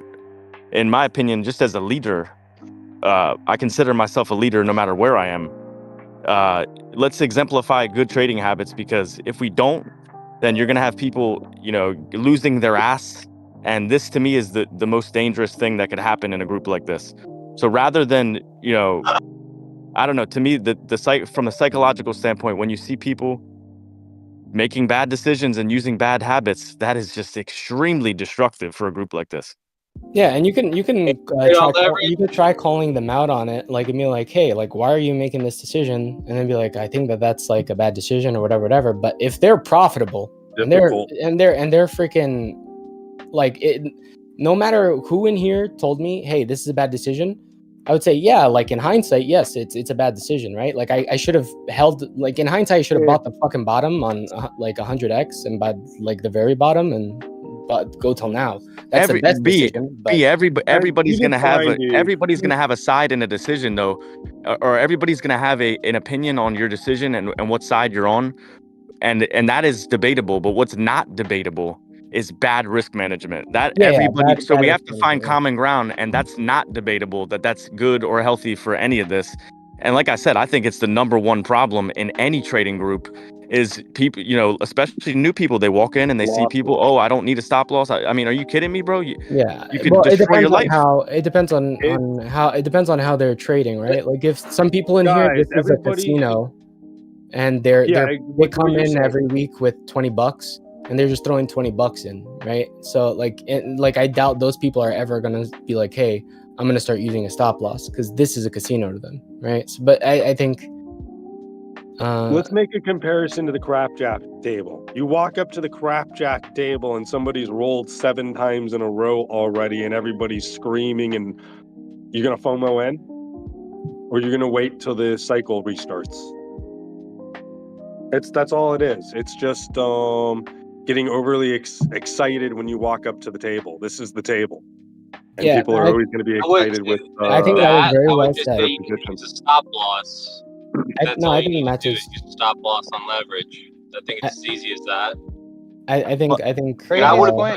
Crazy's point is the same thing we've been saying for a while, and Max, you're one of the guilty parties. The reality is, if I'm not guilty, Ocean. No. Hear me. I haven't even said what you're guilty of yet. I'm talking about, just hear me out. Hear me out for a second.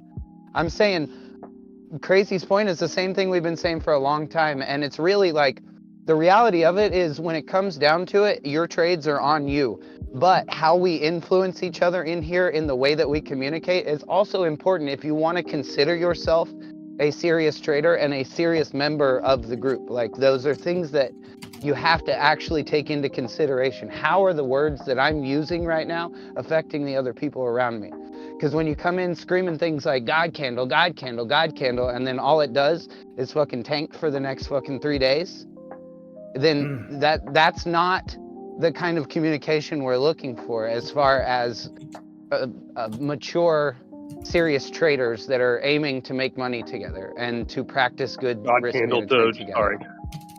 I've also never heard at any point in this group. Well, let me not say that because that could sound aggressive. I've never seen a moment where it's prioritized that you're telling new people don't play with leverage because it's for pros. Like for some reason, it's become a generalized thing. Well, you're not going to stop people, right? If they want to do something, they're going to. But if anybody's ever asked, like, "Hey, I want to get on leverage," it sounds like a drug when I say it like that, but it really is. I mean, people should be warned to the maximum too. Yeah. I'm just thinking of ways to try to help people because people are going to get wrecked, right? No matter what.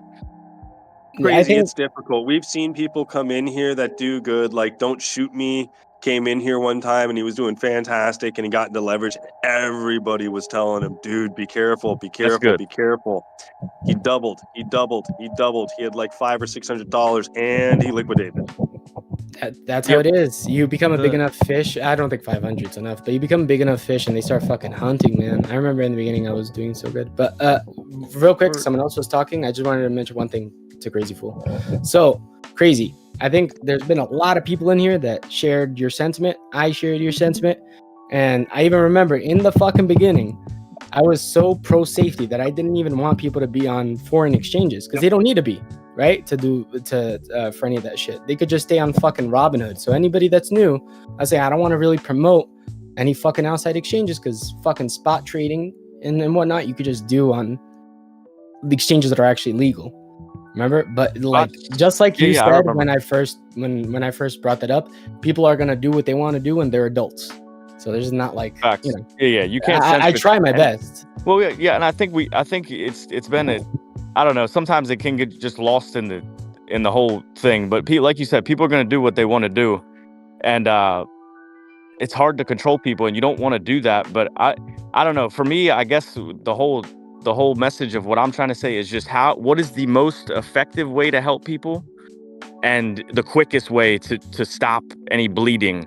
That's profuse bleeding, because that's what I think.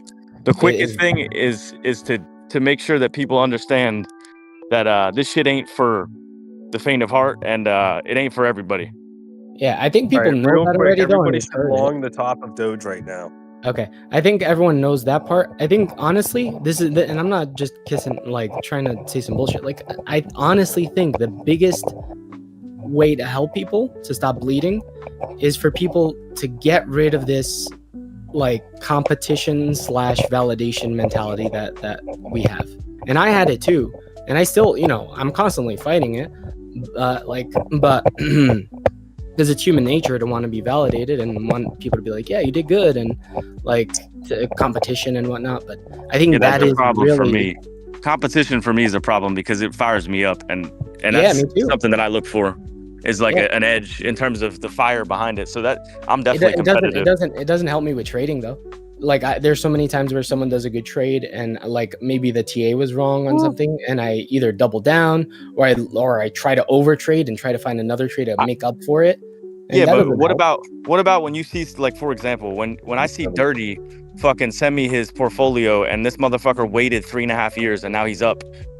He's got a fat account, and people like Randall, competition for me is when my brother next to me shoots a fucking 3 and the net fucking swishes and he walks away with his fucking wrist tilted and he's fucking sauced up. To me, I'm like, damn, I'm about to go get it. You got it. I'm right next to you. Let's get it. Or when KG posted, he just ripped a $4,000.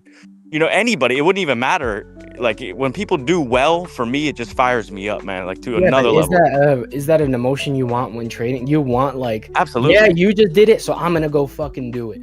Like you I just wouldn't suggest it for everybody. I wouldn't. Well, I don't know. For me, in life, it has propelled me to support others when they're doing well, and to Yeah, I'll I think support the anyone. dad in me wants to not support people that are doing poor habits. Like it's like positive reinforcement and negative reinforcement. When I'm doing well, I want to be rewarded in money, and when I'm doing bad, or when I have bad habits, I want to tell people, I want people to tell me, hey, you're fucking up right now, man. Like that's just the way I am. You know what I mean? Yep, I'm like that too. I tell people all the time, like if I think that they're fucking up or they're like getting liquidated or they're being not honest with themselves. We've brought that up a bunch of times in here, but like Doge is running, guys. hey yo, but like I think it just, I don't know if anyone else understands. I feel like maybe I'm not articulating myself, or maybe everyone already got it. You are. It's just the price action starting to happen. I mean, we've had conversations like this in the past too, where like there's people that trade on different time frames too. Some people trade the 5 minute, 15 minute, and 1 hour. Some people trade the 4 hour daily and weekly. And the biggest thing is, to me, like if you're a day trader, because if you're trading like the 4 hour daily, weekly, more than likely you're a spot trader. You're not necessarily looking for these high leverage scalps. But if you're trading that 5 minute, 15 minute, 1 hour, then when you're posting your trade setups, to me, the tool that never gets used as much as it should is the long and short tool. Because the long and short tool is going to say, here's my invalidation, which is my stop, here's my entry, and here's my exit. And if you're doing a 1-to-1 scalp and you're a 40% trader, you're fucking losing money. If you're a 5-to-1 trader and you're winning 30% of the time, you're still growing your account.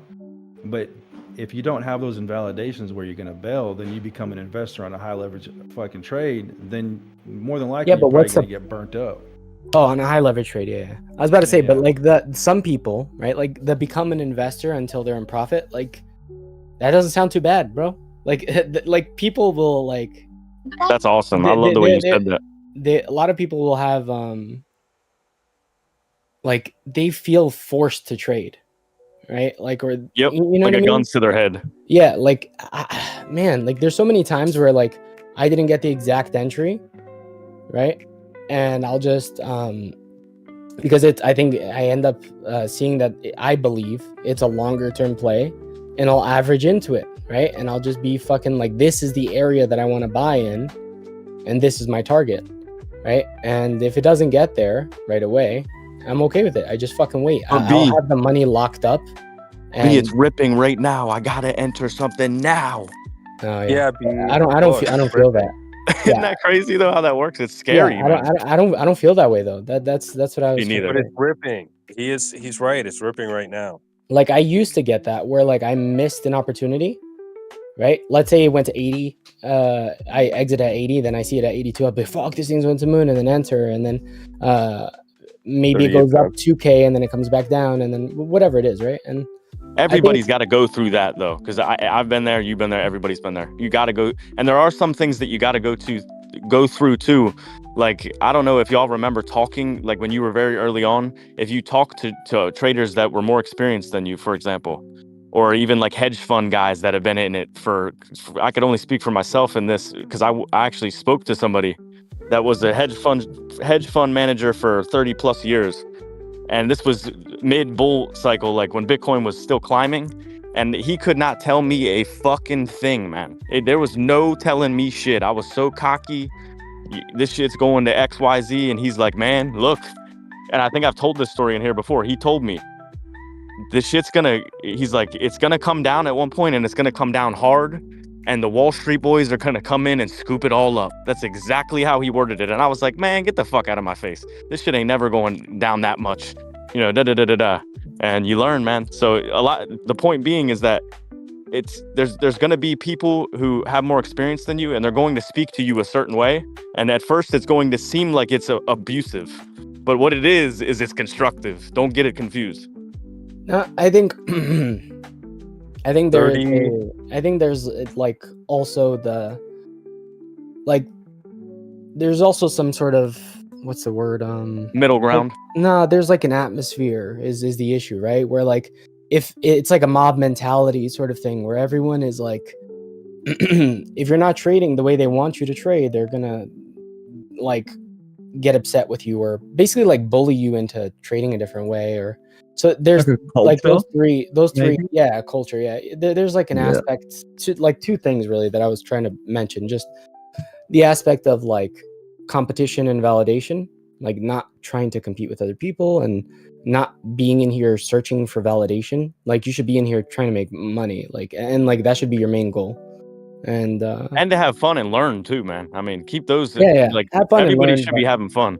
yeah, have fun and learn, but this is a serious thing. You're using your money, so Absolutely, yeah. Don't main prioritize thing. entertainment. Yeah, don't prioritize entertainment, but the entertainment's gonna come. Yeah, that's gonna be part of it as well. Yeah, especially in low volume, low weeks and months that we have where there's not a lot of movement.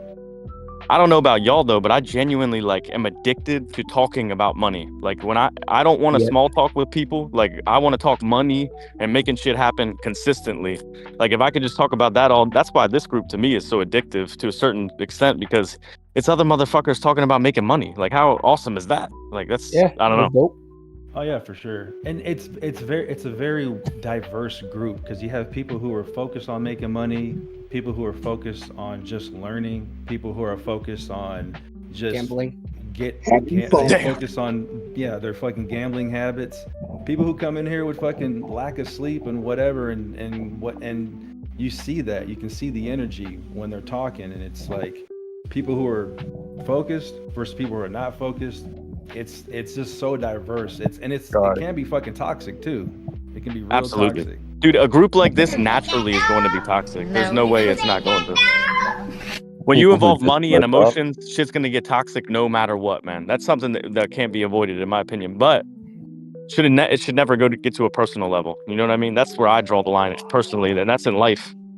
Yeah, I agree. And Especially when there's only one microphone to share. Yep, good point. Yeah, and like a big issue with what I was saying before about validation and whatever is that everyone is right and wrong, right? Like depending on they can make an argument that they're right. So both people can be fucking right and hunting for the same validation and competing for the same validation when in reality it's just stop competing between each other and compete the market. Yeah, like it doesn't matter. It's not gonna make you more money if you're more right than the other guy. Like if you fucking argue with them better. But like, cause right now, right? Like, I entered the SPY yesterday on a short, and that was wrong. Today the SPY went down, so I was right. The SPY tomorrow pumps up, and I was wrong. Yep. Meanwhile, I'm averaging in while it's pumping up, right? So it's pumping up. It goes up to 625, and I'm the whole time averaging in for 3 months. And now it goes back down to 400, and now I'm right again, right? And then I don't exit, and it shoots back up to fucking 700. Now I'm wrong again, right? So it's like, who That's gives a trading, fuck? bro. The only That's thing that trading in a matters, nutshell.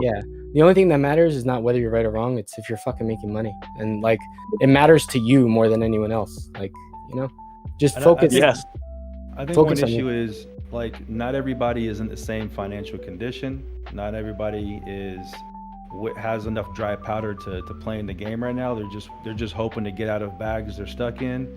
So it's very diverse that way, and sometimes that's divisive. not good. Yeah, and it's sometimes that's not good if you are trying to have a focused trading group where you're wanting to say, hey, look, I'm making these entries this morning, I'm getting out here, or yada yada yada. It's like, fuck, man, when is this shit gonna come save me? You know, and that shit. Oh, the come save me shit, that's probably not that great because that doesn't help anyone. Complaining about your fucking trade is not gonna help anybody. But Complaining at all. Yeah, but fucking like just giving info, right? And like that 90K trade, right, that I missed.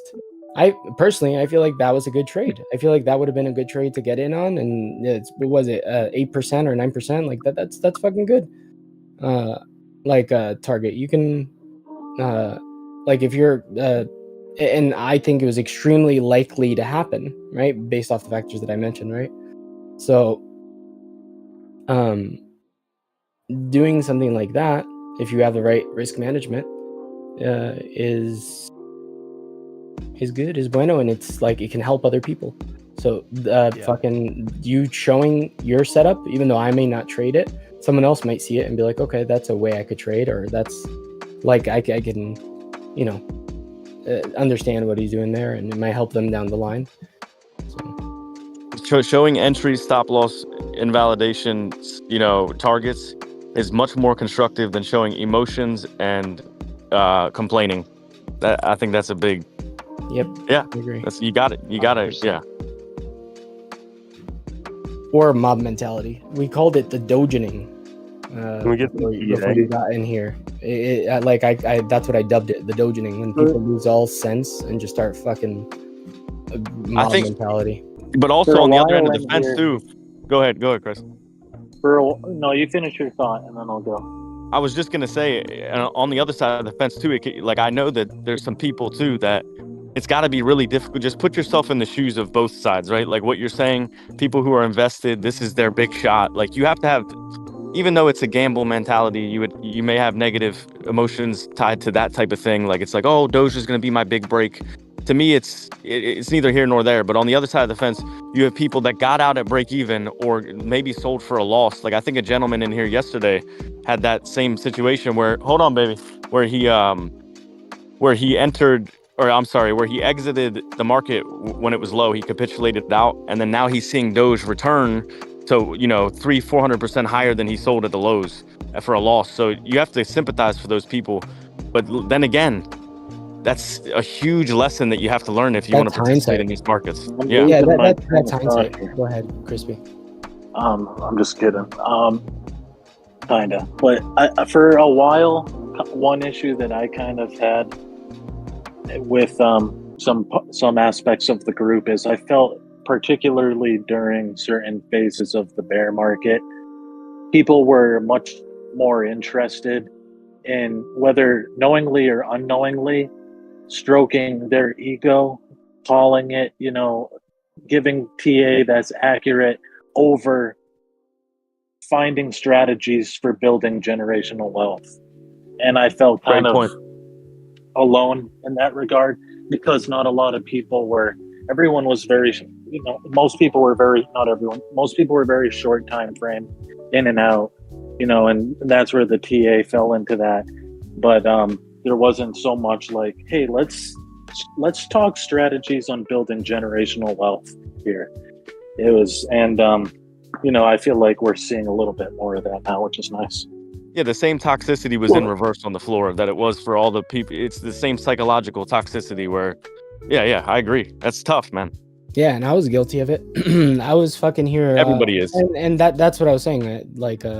I feel like I've fucking gotten past it now, but it's like cumin. Like when I was in that short and I was like calling those levels perfectly, like, yeah, that shit feels good. And but like didn't make me any extra money that I was right, or that I showed off. Didn't make me any more money. So the only thing that removes that too is more experience, from what I understand. I can only speak for myself, but the more you see this shit, no matter if it's even just every day, right? Every day over day, you're becoming better in terms of seeing the psychological manipulation. Like you're going to see the people become freaks no matter what happens, whether they're capitulating or it's going to the moon. It's usually the same group of people, but also and it doesn't even matter, right? It doesn't make them a bad person. It just means that, they're excited and people are going to show that in life in general. But to temper it yourself from making poor decisions because of those emotions is where you differentiate the reality of having them. Everybody's going to have them. I have them. When it's ripping, I'm fucking lit. I'm playing music, but it's not like I'm going to make financial decisions based off of that emotion. Yeah. And like what you were mentioning before Crispy spoke, like someone's holding bags, like someone could be holding bags and they exit. They're like, let's say Doge. They were planning on exiting Doge at 40 cents for a small loss, right? Because they want to get out of the bag. And you can, Matches yesterday said it's going to 50, right? He could have argued, hey, it's going to 50. Just fucking stay in and take profit at 50, right? That way you'll actually be getting profit instead of taking a small loss, right? But then the market pivoted before going to 50. is it irresponsible for him to tell him to wait to go to 50? Is it irresponsible for him to tell him not to wait to go to 50? Like in hindsight, it's easy to say, right? If we go to 75 today, then in hindsight, you could say it. But right now in this moment, you don't know, right? And that's the big thing here. You don't know what's going to happen. Yep. Yesterday at some point, I think I came on and said it. We've hit all of my targets. I'm officially out of TA. I have no idea if we're going higher, but set your stops. What the fuck? You told me yesterday that I should have was joking with you to go check a chart that was 3 years old to sell next year on Bitcoin. Dang, he's trying to get you wrecked, B. Yeah, this fucking guy. So, Can I ask you something? Bitcoin, though, I think I am thinking that we are peaking out on this run, and we might come down for a couple of years. The only thing that can keep us up is efficiency. It took 1 day, one red candle. One red candle. It's not even that big of a red candle. I thought you just said we're going to go to 120K. I thought you just said that you ran out of TA. Now you suddenly came across more TA. That's it. Well, I mean, we hit those targets so fast. It was like, you know what I'm saying? You could absolutely retrace. We could start consolidating for months. Yeah, But we that could do was anything. definitely a profit point. 50-50 chance. Yeah, we could do anything. But Rain I think and strawberries this morning. Go ahead. Someone else said B. Yeah, I'm saying if everybody's right, then who the fuck are you talking to? I mean, the whole issue. Yeah, everybody's right. No, I'm saying that maybe, I don't know. I feel like I've already talked in circles and I explained it the best way I could have. I think if you got it, you got it. If you don't got it, you don't got it. Like somebody like KG coming in here and posting like his $4,000 trades. I mean, I love it. I just would like to, and it's again, that's a personal question, but it's like, yeah, how much are you playing with? Are you playing with 100K that you can make these 4K trades, or are you just living dangerous? Is that a dangerous move? Oh, you know what that boy's doing. He had 10K in the check-in and he put half that bitch on futures. Let's keep it a buck. Because I'm just joking. I'm just joking. Well, to Crispy's point, I mean, you can make generational wealth being a day trader, but yeah, it's like, how much are you slanging with? Are you slanging with 500 bucks? I've been listening to you guys for about an hour. I was lying down on the couch. You guys know that I go back to sleep. No, I'm kidding. What happened, Clive? Did we relax you or did we aggravate you? 3 minutes. Okay, Clive, tell us how we were all wrong. No. My point was I was making the thing. You guys keep talking about generational wealth. I don't understand what you mean by that. One person said it once. I'm a fourth generation. Okay. And I posed questions. Let's figure it out. Okay, go ahead. I'll show you what I'm talking about after this cycle. You go through one bear market, investing weekly, DCAing, and you come out the other side, life changed. I'll show you with the receipts. Okay. That's So what I'm talking about. buying a lottery ticket is building generational wealth. Clive, it's no different than you buying Berkshire 45 years ago. It's just you don't understand. It's totally different. No, it's more similar than it is different. Okay. Well, we'll agree. We're just getting an opportunity on an emerging market, just like you did.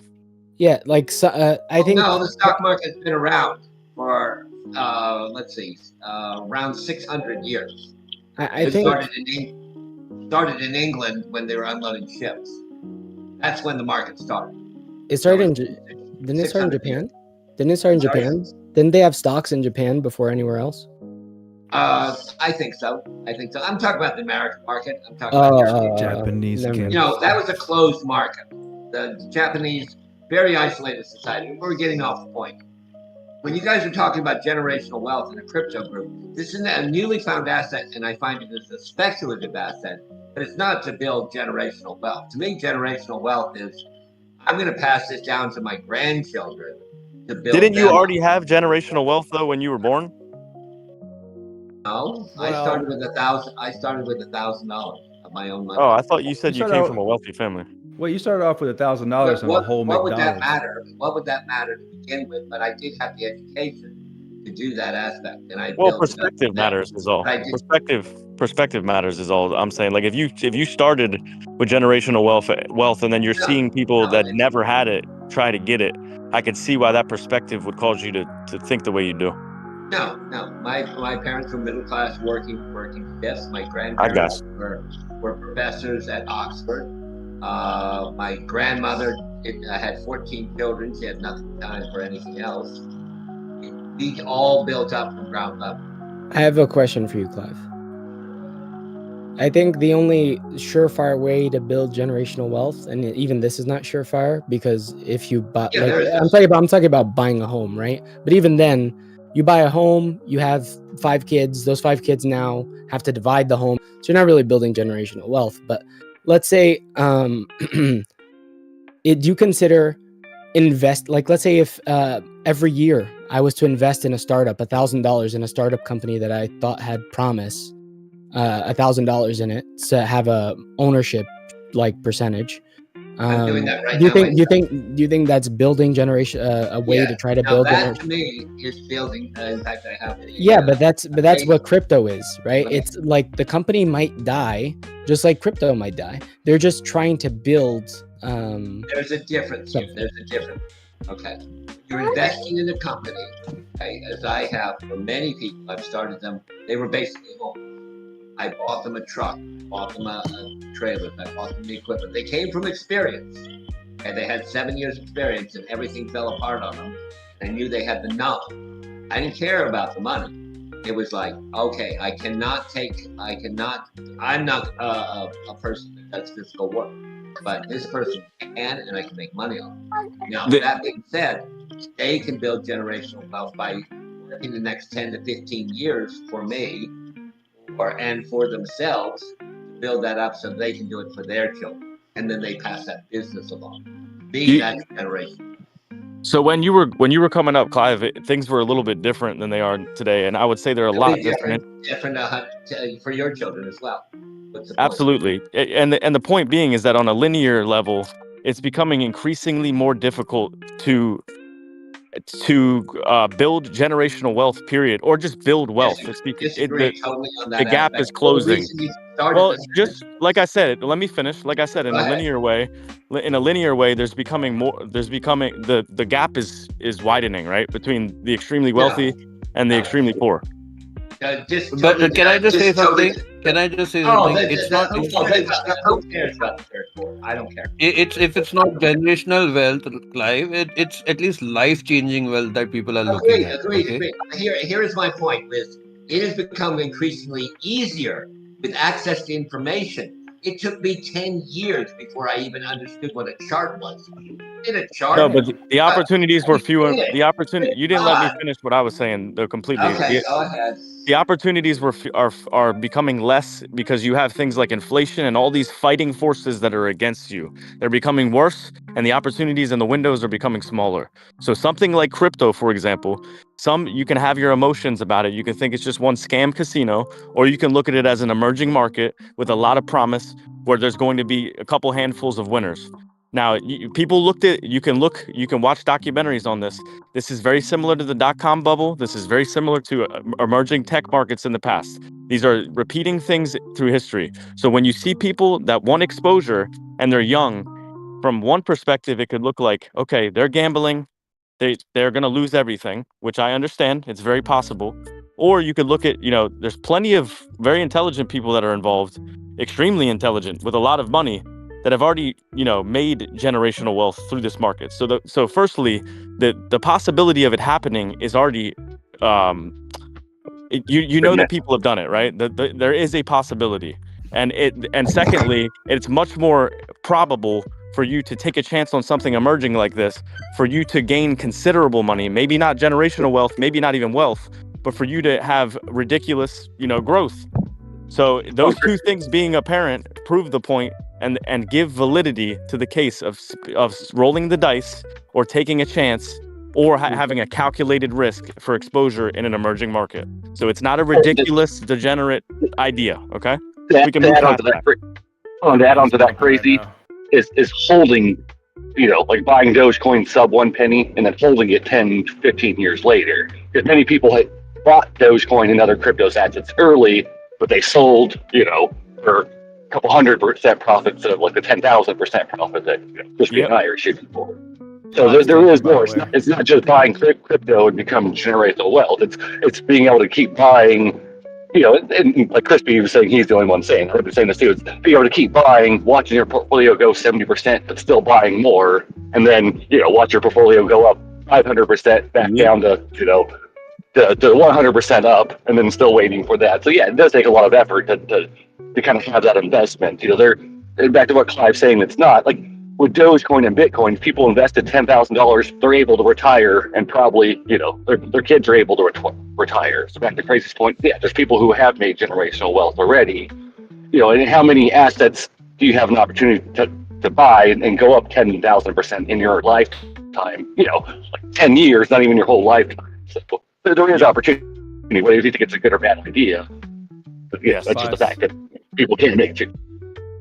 Yeah, the opportunity is not debatable. It's there. That I think everybody could find common ground on. I think what Clive's discrepancy is just his perspective. He sees this market. He understands that there's going to be bad actors, and to him, he looks at it a lot different than somebody like myself would. And I think that that's okay. And it's also okay to disagree, with either side. But at the end of the day, somebody will be right and somebody will be wrong. No. Never. Everybody's wrong. Never. Also on top of that, maybe everybody's right about the last question too. I was just going to say, he did call it. I think the last time I talked to him about 3 or 4 months ago, I had him give some TA on Doge. He did give about 43-cent target. Good job, B. Good job, B. Attaboy, B. Did I give you TA on Doge? No, you're all out of TA. You ran out this morning. You got to go fill it up. He said it was months ago. I might have had good stuff then. Yeah, but you're always so focused on the short term.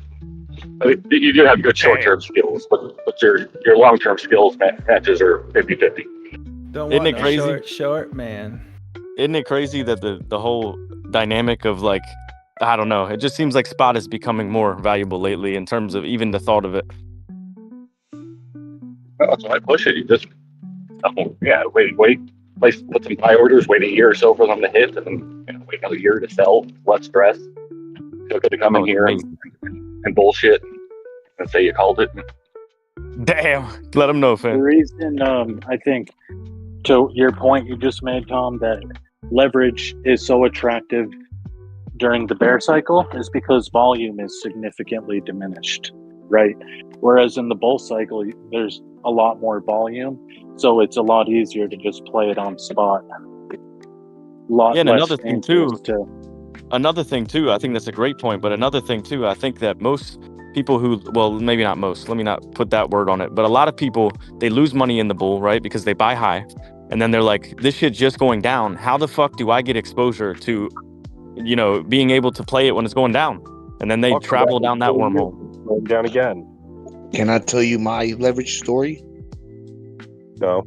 Yes. Thank you. No, you don't have a choice. Anyways, y'all know I only spot invest. And I always said, because I always hear you guys saying, don't do leverage if you don't know. And I know if you don't know how to recharge and shit like that, don't touch that shit because you will fail. But it's crazy. The other day on Coinbase, I noticed they allowed futures. I always stayed away from all those offers, overseas, so I didn't have to fuck with. I didn't want to get involved. But I seen it on Coinbase the other day. And I texted Coley. I said, look what I see. This is what I didn't want to see because I don't want to get involved. But then I erased it. Control. You just have to have control. Yeah, and it ain't worth it really for most people, man. Because look, if you're not gonna be a fucking nutcase, and it's like kind of going up against a boxer, you're gonna lose, 9 times out of 10. You know what I mean? For a lot of people, because 90% of people ain't gonna make it, or are not gonna be profitable in futures. Period. I mean, it's probably even higher than that. But you're a great example, and Randall too. Like, it's funny when you see the market ripen, you see where the appropriate and what's the word I'm looking for?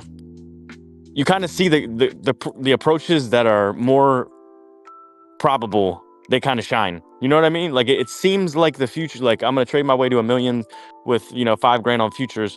You see that for so long, and then the market ripens, and then you see, okay, well, the people on spot right now are killing it. Like in this group, for example, like y'all are fucking crushing, and myself included. I can include myself because I also spot trade.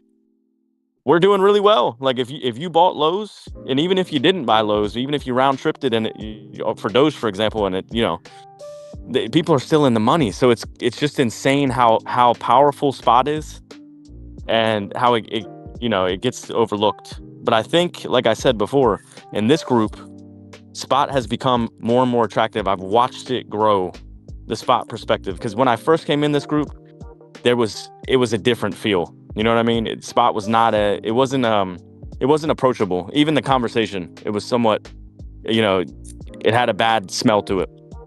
Yeah, I mean, this group was kind of brought together for people who were doing like the low time frame scalps.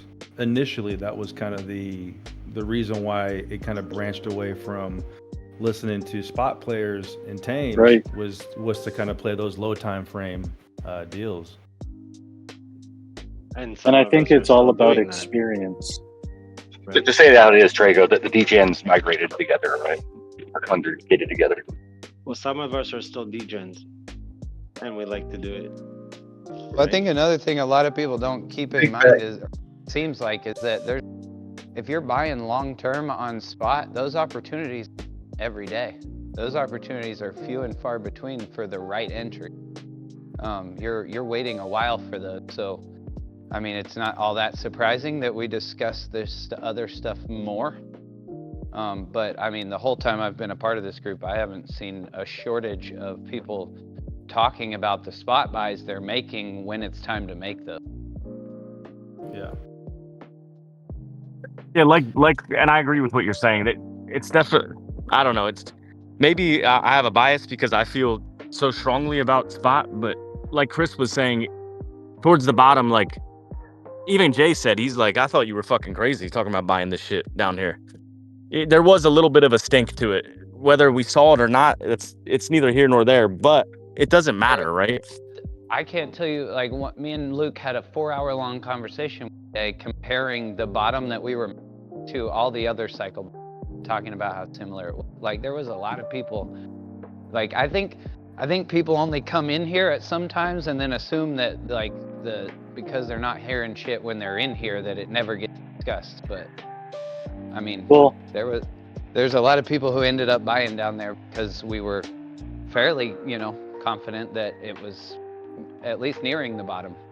And I know I definitely didn't go as heavy as I wanted to closer to the bottom, but I mean, that was also just risk management. So Speaking from my own experience of just what I remember from those times is it did feel a little bit lonely, and then when I would try to talk about like the next cycle, it was just too far out for people to really even care about. Or when I'm talking about buying on spot, it was like too speculative and uncertain still. People needed confirmation, or sometimes they would just fall onto deaf ears and there would be no response. And I would bring it up and it would just be complete silence. Like it just wasn't people's bag at the time. It was a different sentiment. Yeah, I mean, we'd have to be completely. I think there's truth to what Ocean's saying. Like there's definitely people that it wasn't everybody that was like fuck spot. That's not what I'm saying. It's just that I just know I never once got any sort of negative response anytime I was trying to talk about my spot buys. Like, yeah, it didn't turn into a big drawn out conversation, but I mean, the reality is if I'm looking at a chart and I say, hey, I just checked the weekly and it looks like we got our confirmed opportunity to buy on this particular coin, like there's really not a whole lot more to say about it. Like, it's just, there it is. There's the opportunity. Make of it what you wish. Boom. Crazy. It just seems like this last year that there wasn't, didn't seem like as many people or very many people were accumulating spot bags like behind some of the others. It just they're looking more for futures and let's say like Turbo and other people. Not talking about Turbo, but he doesn't have a spot bag. He just does his future. So it just seems like that. ETH now, I think. Oh yeah, Turbo got the ETH. But in that situation, right? Give me 2 minutes if I may. No, okay. I wasn't calling you out specifically. I'm just saying No. I'm actually going to agree with you on something. Go ahead, but finish your sentence. Yeah. Okay. Yeah, I was just saying like him potentially, we'll let him speak, is that maybe people were looking to accumulate or not making turbos, but maybe were afraid to buy at those prices. Either wanted to, but didn't because they were afraid, or just weren't looking to because, they thought they could make more off futures potentially. Look. Yep. It's simple. I'll explain to you why. In my head, it works very differently. Sometimes my heart is attached a lot to what my thoughts, obviously, actually. Okay. Imagine we're a group, right? We're not going to talk about alcohol. We're not going to talk about anything. We're going to talk about something we can't control. Cancer. Women. Oh. No. It has to be fair for everybody. For everybody. Because cancer is the devil. All right. So imagine we're all in a group and we're talking about it. And some of us are going through treatments for a year, 2 years. Those are the spot holders. Now, there's a chance they may have this battle for a long time, but then there's Tom, Dick, and Harry that come into the group. They get cancer, right? But they get through it within a month, and they come out blasting out of there. Would you in that group come out and say, guys, listen, took me about a month, I beat cancer, I'm invincible, and just keep saying it? Not tough shit for you guys. It's like, no, it's okay, guys. I really want you to make it, but I'm going to be an ass about it in the meantime. Well, the cancer comparison, just to say, Jay, I think maybe a little bit too much. If you've experienced that, it puts you in a situation that makes you uncomfortable, right? Yeah, my mother had cancer and she survived, thank God. But no, what I'm saying is, thank God, I'm happy to hear. Yes. And listen, I think I understand what you're saying, but I see the lineage. You're saying the suffering. Like a lot of people suffered for years through this, and then some people jumped in at the right time and did a good job. I'm saying that everybody fights their own battle, but in the meantime, the hope is that everybody comes out prosperous in health out of it. And everybody is there to support themselves, right? So if bringing that back to crypto, if your time frame is different than others, right? You're in this room, a quiet room, or a room with friends that have all the same disease. Maybe cancer was pushing it, but I need to show you. I said the extreme, is that everybody has a different perspective of what crypto is for them, whether it's to support their life, their habit, their hobby, habit, like a drug. Yeah, perspective. Yep. Yeah, I think that's a good word to use. So while we're all doing this, there can be somebody in the background losing their ass because they're those people where they're just completely fidgety about trading in, out, right? But other people can thrive in those markets. So when they're thriving, I thrive in these markets. When there's boosts on the chart like that, I love it. This is where I bring up my right now. Just I give my range for the day, and if my 0.5 keeps hitting on a 1 minute, I keep trading it, but I take my profits right away. But I have no shame in that. Like I'll never put 1,000% trade because it's not my trading. If all of a sudden I get a God candle and I get it, I'm gonna fucking put it here, 1,000% trade, right? But if you look at my trades, they're tiny in percentage compared to 90% of the people in this group. But those tiny percentages, just think about it. If I put the same amount of money that you're invested in the same move on a long term, then I'm literally making them with risk in 5 minutes. But is it really risk if I see that move happening over and over, that we're playing on a high time frame? So I'm my own trader. Yeah, like B said, everybody's running their own race too. Everybody's running their own race. So when they're running their race, you need to let them be able to focus sometimes. No, but my point for picking up you, so I think we got sidetracked, was just, there's the people that are building spot bags, like investing in crypto. Like that's what we were talking about. Like you gotta prove my point, I guess, that you're not an investor in crypto. You'd rather do your trades and then keep your money on the side. where people like me, Crispy, and others, are pushing But that I back. cheer those people on. I'm always telling Crispy things like that. I can't wait till XRP moves. If Crazy talks about something that he bought, I open my ears. I will not criticize it. That is not me. I'm sorry if I came off. No. I didn't say you. No. I didn't say know you that. were I criticizing. know that. I know that. You don't have to re-explain it. I know, Finn. I know you're saying. Okay. I know you just mentioned my name. You could have picked Okay. anybody randomly. I got you. Making sure you think I was attacking you. Because I have no bags, and I don't. And actually, I do. You're wrong. I have ETH. I have a whole ETH. Excuse me. Everybody's not going to agree because though, and I've everybody seen- can't go. We're going to see this shit. We're going to see this shit climb or do whatever it does, right? We've already seen it climb, and it's likely I want all to be over part from of that here. journey No, I'm on just kidding. spot. But when where people you look, everybody be lying, even me. I'm a dickhead from time to time. I do care about people in here. I care about everybody in the world to a certain degree. Like I don't want anybody to do poorly, and especially when you're around people all the time and they're doing poorly. Like let's just say, for example, I made a bad decision and I burnt on $2,000. I'm gonna be less fun to be around. Like straight up, there's no way around it. Like I'm gonna be more of an asshole to everybody in my life, more than likely. So sometimes when you see people not doing well, you want to lift them up. And I think that that's a good thing. To want everybody to kind of do well is a good thing, but knowing that everybody's not going to do well. Okay. Yeah. Yes. Very well said. Pretty much that sums it up. Yep.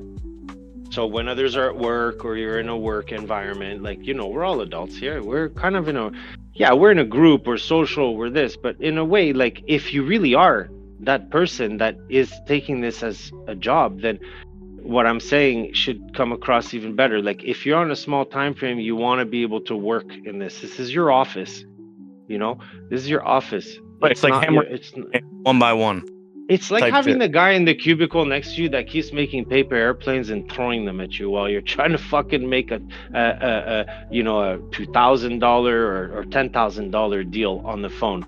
And the guy across the phone, he can fucking hear it that you're not giving your full attention because the dick in the background keeps throwing paper airplanes at you. Yeah, he's your best friend. He is. But he just cost you money. Ooh, My bad. Doge. I just had to say it though, Turbo. I've been a victim of that shit since sub 20. Oh, yeah. Fucking A, let them know. Oh, yeah. And some people are not in this group, I promise you, for that exact reason. They just can't handle it anymore. They don't want to be surrounded It's by fine that. though, right? It's fine to have the class clown, somebody like me who fucks around maybe a little bit too much, and then the guy, it's playing okay. Is one thing. Playing is one thing, but when somebody's very indicative, going against your move, when you in the middle of your move, it'll make you cut your trade short. Yeah, that's wild doing that. If you're trying to directly impact somebody's trade maliciously, that's insane, bro. That's like psycho shit. Can we look at gold? Oh no, Crazy. I think you summed it up best. Yeah. Me, Crispy, and the spot long-term investors, like that's our strategy. Like that's how we do well. So we only push that, to other people, like just because we want to see you all do. Like most people long-term investing in crypto do well. So we're just trying to share our strategy with y'all and trying to make sure you all do well, like us, playing the long-term game. For sure. But And it could get taken wrong too. Like sometimes that could be taken as braggadocio, right? Like if you're like, do it like me, I got it all figured out. But that's a lot of times if you take anything that way, it can be worded that way too. Somebody could legitimately be being an asshole, but most of the time in that situation, the intentions are pure. So, or they're meant to help you, not to hurt you. Yeah. So with all that being said, I was not present for 99% of the conversation. I don't mean 99%. I mean the opposite. But I did miss some because I had people show up. But I just want to say, did it help anybody? Like, what started this exact conversation? V came in talking about he doesn't like how it's become I called it competitive show. Basically the same conversation we have every time the market gets ridiculous. What sparked the spot bag was what sparked the Clive talking about we were talking about generational wealth, And that's how the topic of spot bags came up, and that's when you came in. So that's the short answer. If you're talking about generational wealth, you know, and Clyde was like saying, like questioning it, like, oh, you know, you can't make that with crypto, and you know, you can type of thing. Okay, I'm totally fine with spot. Fuck that. I told you guys this year was good for me to put some things on spot. And anyways, I don't think it's a personal thing. Yeah, it's just like everybody should just. This conversation's I don't about even know. multiple things Is it now too. Like overextended? V came in talking about one thing, Clive came in talking about another thing. So it was like it's Right, been right, like a mixture. It's almost like how people trade. People trade on different time frames. We were just talking about 17 different conversations in one conversation. There you go. Right. I probably didn't help with that either. There you go. Well, it can't always be about you. Like I said before, like something sparked it. I'm pretty sure it's out in the open that whatever we have to say to each other is going to be said in the open. But facts. But what about like, because I went to bed last night. Did something happen or like no? I No think drama. It's been fine, right? Nobody lost their ass. Everybody's good. Flowing. Doge is pulling a move. Right wing up. Through conversations. I don't know what sparked it either with B coming in here saying that. No, the market ripping upwards. Listen, B, you know, it's pretty simple. I mean, if it's not obvious to anybody that B made a statement 2 days ago that he got out or something out of his trade. Not 2 days. Could it have been yesterday? There we go. It was yesterday. He came into the group and said he got out of his trades, right? And it was a topic of, you know, oh, you should have stayed in your trade. You should have done this. But yeah, I think that's gonna happen all the time, though. Bro, that happens all the time. Though. Even to me, it's like, motherfucker, you've been in that shit for 2 months and you done round tripped it twice. Like, yeah. who gives a fuck? And he man? listens. Huh? He listens. He's seen the friction in here. It's gonna happen though. People are gonna judge each other's trades, but as long as it doesn't get to a personal level, it shouldn't be anything. Yeah, everyone should just also. So I'm even more. I think it's important. Just a little quick thought. If you've been building like an approach to the market, like you've been building a position, and you've got this commitment going on with something and an idea, try not to like. Okay, you can listen to people that have formulated an opinion in the last 15 minutes about it or 5 minutes, but don't let that make your decisions for you when you've put in all this time and effort and you've got a plan and everything. Don't get swayed by someone's opinion that they came up with 5 minutes ago, you know what I mean? Or just because they're feeling a certain part of the ride that's, below an hour. You know what I mean? Like it's if that's happening, Rick, to plug in, if that's happening to anybody, your psychological experience is not you haven't had enough. If you're letting other people get in your head, then it's just something you got to get through. So right, so I think the conclusion of that is like listen to opinions, but ultimately you are the master of your own shit. Like you're in charge. You've got the wheel in your hands, so the final decision comes to you about what you do. So don't let other people grab the wheel. That's why it's so frustrating when everybody gets up on like, oh, nobody listens. It's like, well, technically, we're not supposed to be here to listen. Correct. Like that's not what we're here Exactly. for. Like, yes, it's good to hear each other and to learn from that, but like we're supposed to all be developing our own autonomy and all this. And you notice it's the same people too that are complaining about. And I'm not judging anybody or being an ass, but just look at the pattern. It's the same people bitching about people getting in their heads that are then later doubling back and saying nobody listened to me. That's crazy. Yeah. In my case, I'm just gonna be up front. Like I've mentioned it. Some people get in my head, and when I want to trade, it's annoying as fuck. As much as I want to turn them off, I wasn't self-centered enough to just block them or mute them. But as of now, unfortunately, that's what I'm doing because it took me some time. I love everybody, but it gets to me, man. It just gets to me. So it took me some time. That's why sometimes I go dark and won't talk at all. Can we do TA in That's here, healthy guys? too, man. It's healthy. It's healthy to back away for a little bit sometimes when you're getting frustrated. I honestly think it is. It's like Sometimes you need to go in the dojo one-on-one. You need to look in the mirror. You know what I mean? It's great for it. It's been great for me. I do it. I'll start watching YouTube videos on traders and getting other ideas and stuff and building up my own trading ideas and shit. It's like if this group becomes a little toxic, it's like, okay, it's fine. It's fucking fine. Just go somewhere else and make it productive. Crazy.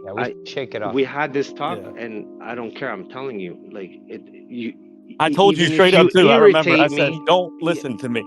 Don't. I know that, and I literally sent a message to Trego yesterday. And I said, "Dude, I'm fucking muting him right now."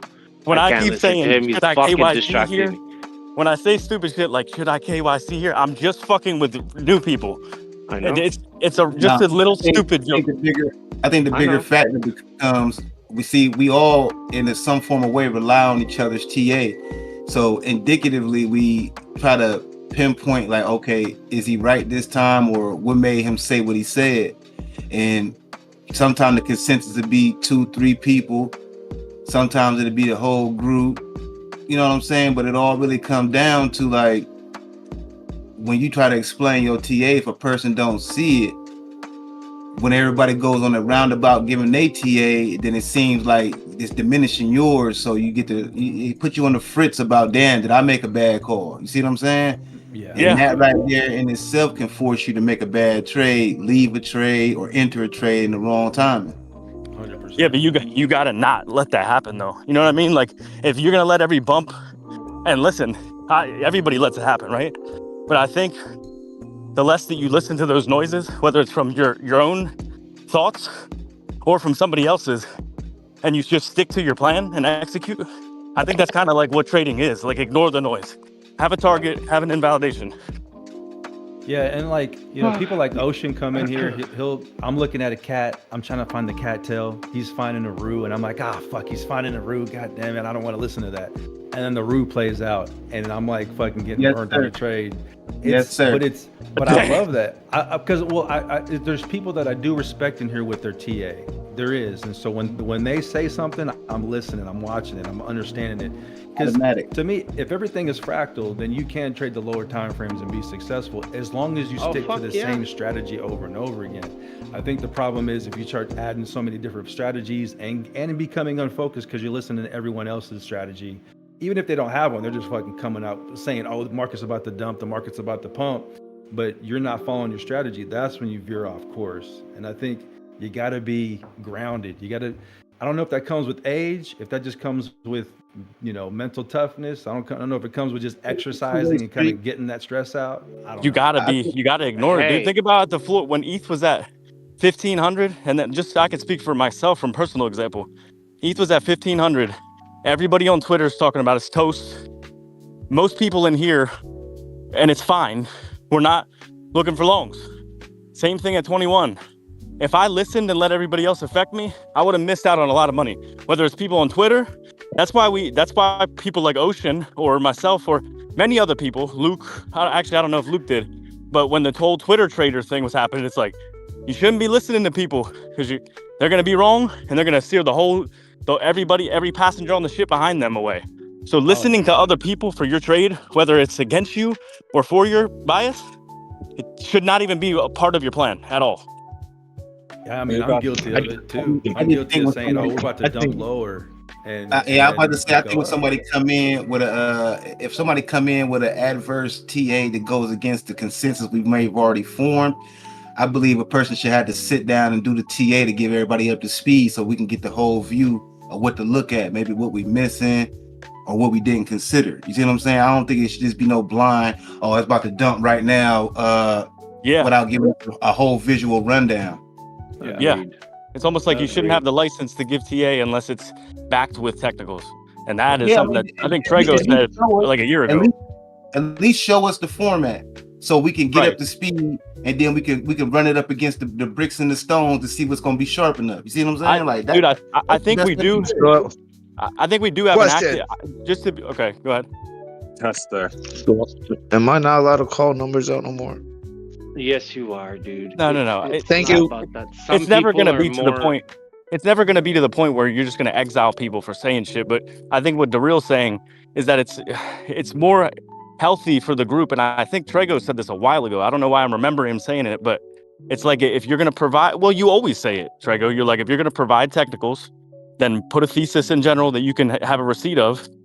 And I think that what it does is it's more of an educational, productive way of going about it. Right? And this is so obvious. It's silly to even have to state this instead of just, just notarizing your bias in general and just saying some silly shit. You know what I mean? But I think what happens is the market does some crazy shit and then everything gets thrown out the window. All the rules, all the standards, the morals, they all go out the window. Yep. I'm a big believer in not fixing what ain't broke. You know what I mean? Fucking A, Let brother. me make it I'm a right little there with bit you. more like rip the band-aid, okay?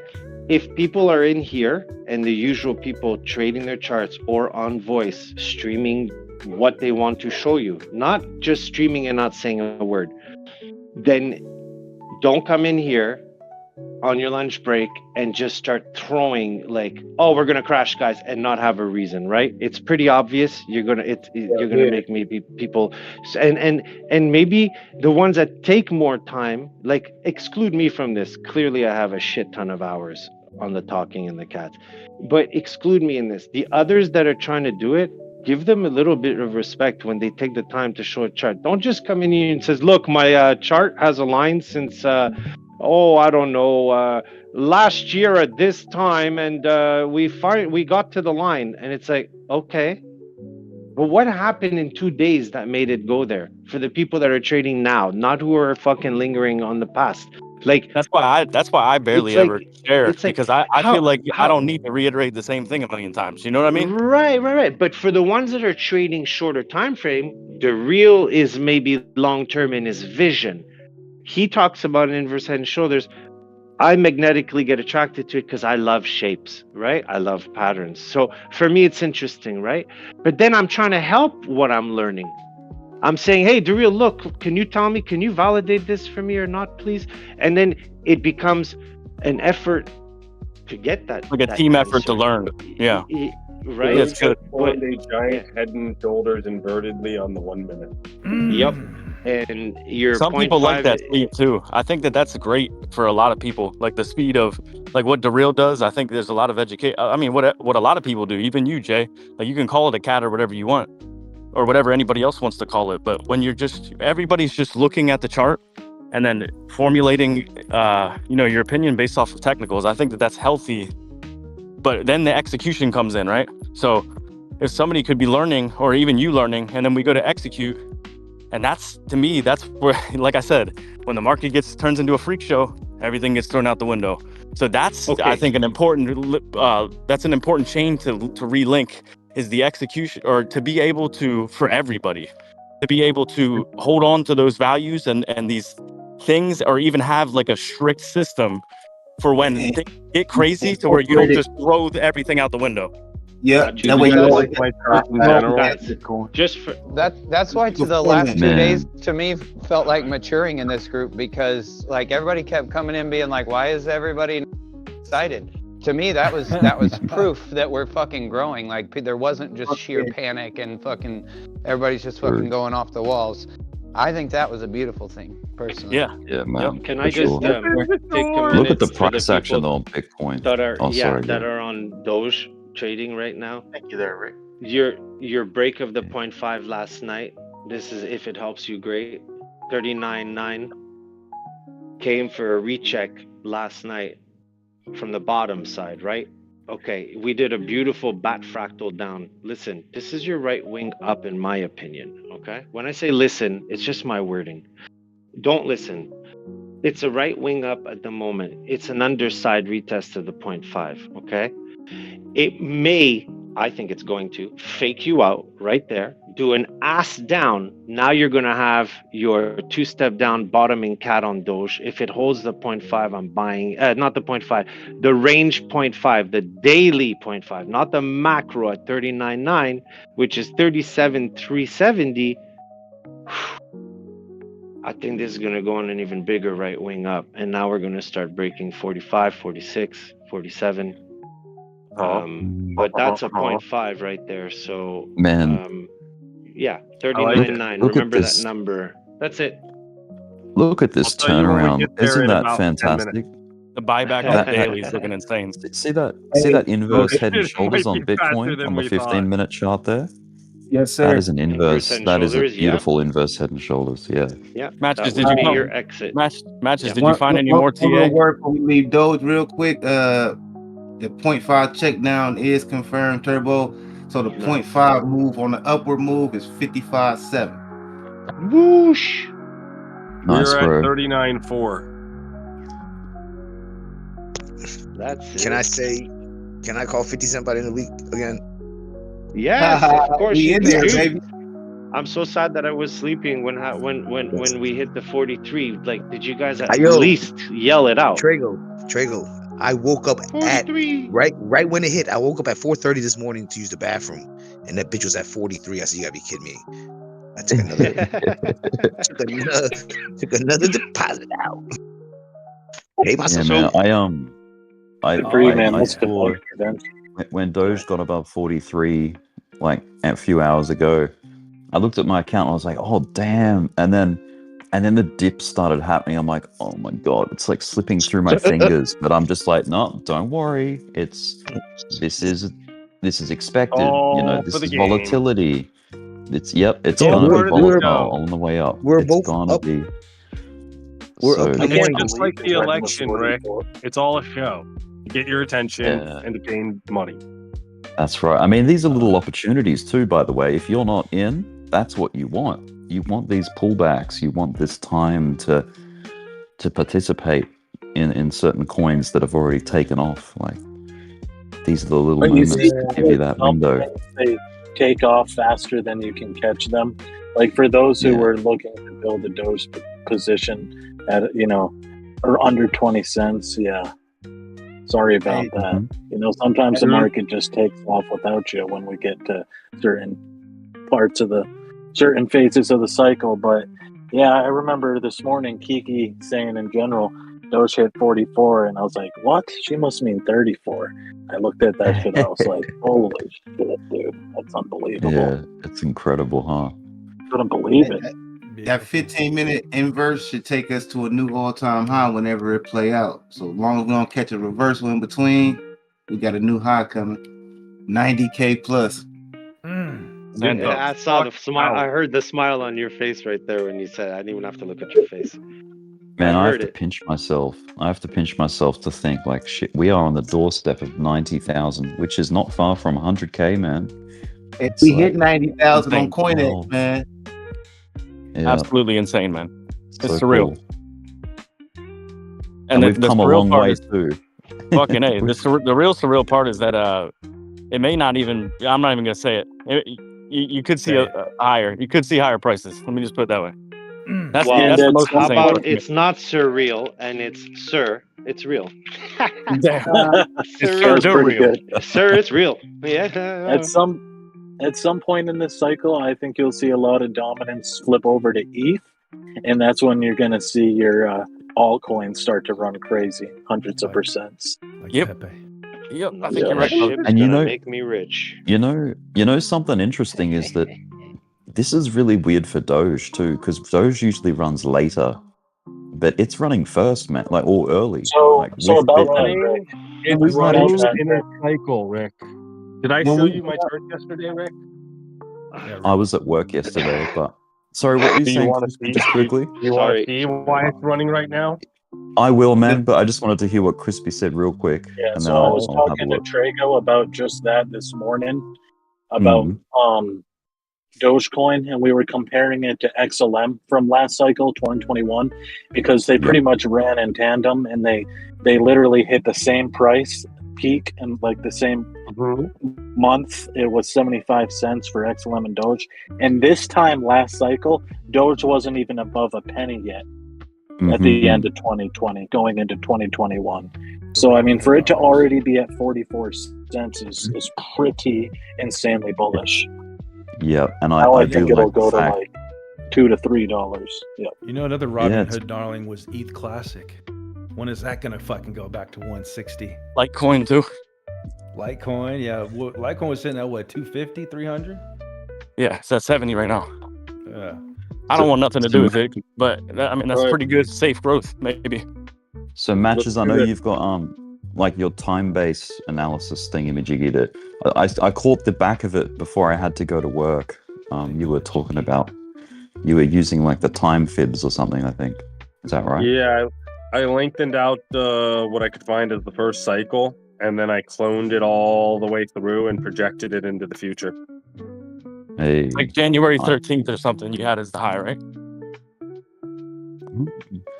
Yeah, and between December 25th and January 13th, and it could be off by a few weeks because the cycle. Hey, my memory. Shout out my memory. First 3 weeks of first three Were you candles. jogging through your memory?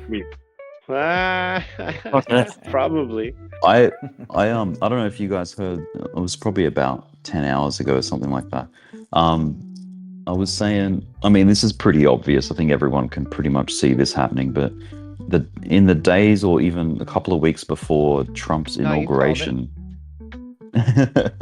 Trump's inauguration, when is that? It's like 20th of January or 13th or something? I don't know. But I reckon like all of the Trump related stuff, like Trump 2024, Trump coin, whatever, that'll probably be like a buy the rumor, sell the news into the inauguration, you know? And you want to make sure that you take profit either, you know, or trail that price action with a stop, with a trailing take profit. Yeah. But I reckon that'll happen. Something will happen around this inauguration. Especially if Trump is releasing his own coins. So historically, is it the same day? Is it like always the same date in January that it happens, or? No. What, the inauguration? Yeah, the inauguration. Yeah. Is that the 20th of January? Do you realize what that means, though? Is that Tuesday? Really? 13th? It means that in 4 years or whenever your damn elections are again, all we need to do is throw money into the market and we're going to be rich. Yeah. Yeah, have it projected out. Bottom of Dogecoin already. So for the ones who figured this out already, which there are some that have been holding a spot who went through this already, congratulations. So if you want to push that on, if you want to push that onto the group, imagine if you positive knowledge. Yes, imagine if you waited on Bitcoin though. It's important to differentiate because if you waited on Bitcoin to the election, then it's already a new all-time high. You're late. Yeah. Okay, but crazy. We're charters, right? So no, I get it. With all that knowledge that you've given about the elections, right, and all that, and other people, but you have fought that fight with Crispy and with others. But that fight, don't think it hasn't been heard, right? Because I know. I sit in the background laughing, going, ha ha ha ha ha. You know what? I'm getting it. So if I can apply my charting to that time frame. Watching everybody grow, including myself, because I've grown tremendously too. I don't need any of you assholes to tell me that. You got it? No, I'm just kidding. But watching everybody grow, grow to me is like the shit, bro. You have no idea. I may not express it, but that's what I said the other night. No matter how much of a dick I am, bro, I always want the best for people to make money. Unless you're doing the same dumb shit over and over again, then I don't give a fuck. There was so the last cycle when we had Biden getting inaugurated, that election cycle, so 2020 into 2021, the thing that like really I think ruined that bull cycle, it was still good, like we still made money, it was all great and everything, but COVID did such weird things to the economy. Like we had this COVID dip and then governments around the world had to rescue their economies, so they did quantitative easing, so they pumped the crap out of their money supply, and that caused bad inflation. So the market stalled, like probably too soon, maybe. I don't know. Like maybe it could have been better. Who knows? But then we had to pay for it. So 2022 was like the hangover of all that printing, all that economic crap. We crashed. We had to spend time recovering off that. So this time around is different because we don't have a pandemic. leading into our bull market. So it might be better. Like this could be point, better. Rick. Yeah. And I think So in I'm just comparison, kidding. that's why this will feel and look like a super cycle because the last one got stunted. And I think with COVID out of the way, if that had never happened, let's just say, I think we probably would have or could have gone over 100K, and that would line up with the time frame we're at right now. We'd be getting closer to all-time highs, but still wouldn't be like 20K blowing past it in a week. So but as far as like in comparison, once this is over, I think this is going to look like a super cycle compared to 2021, especially with institution money involved. Yeah, and the government The funny backing thing it. is, Go ahead.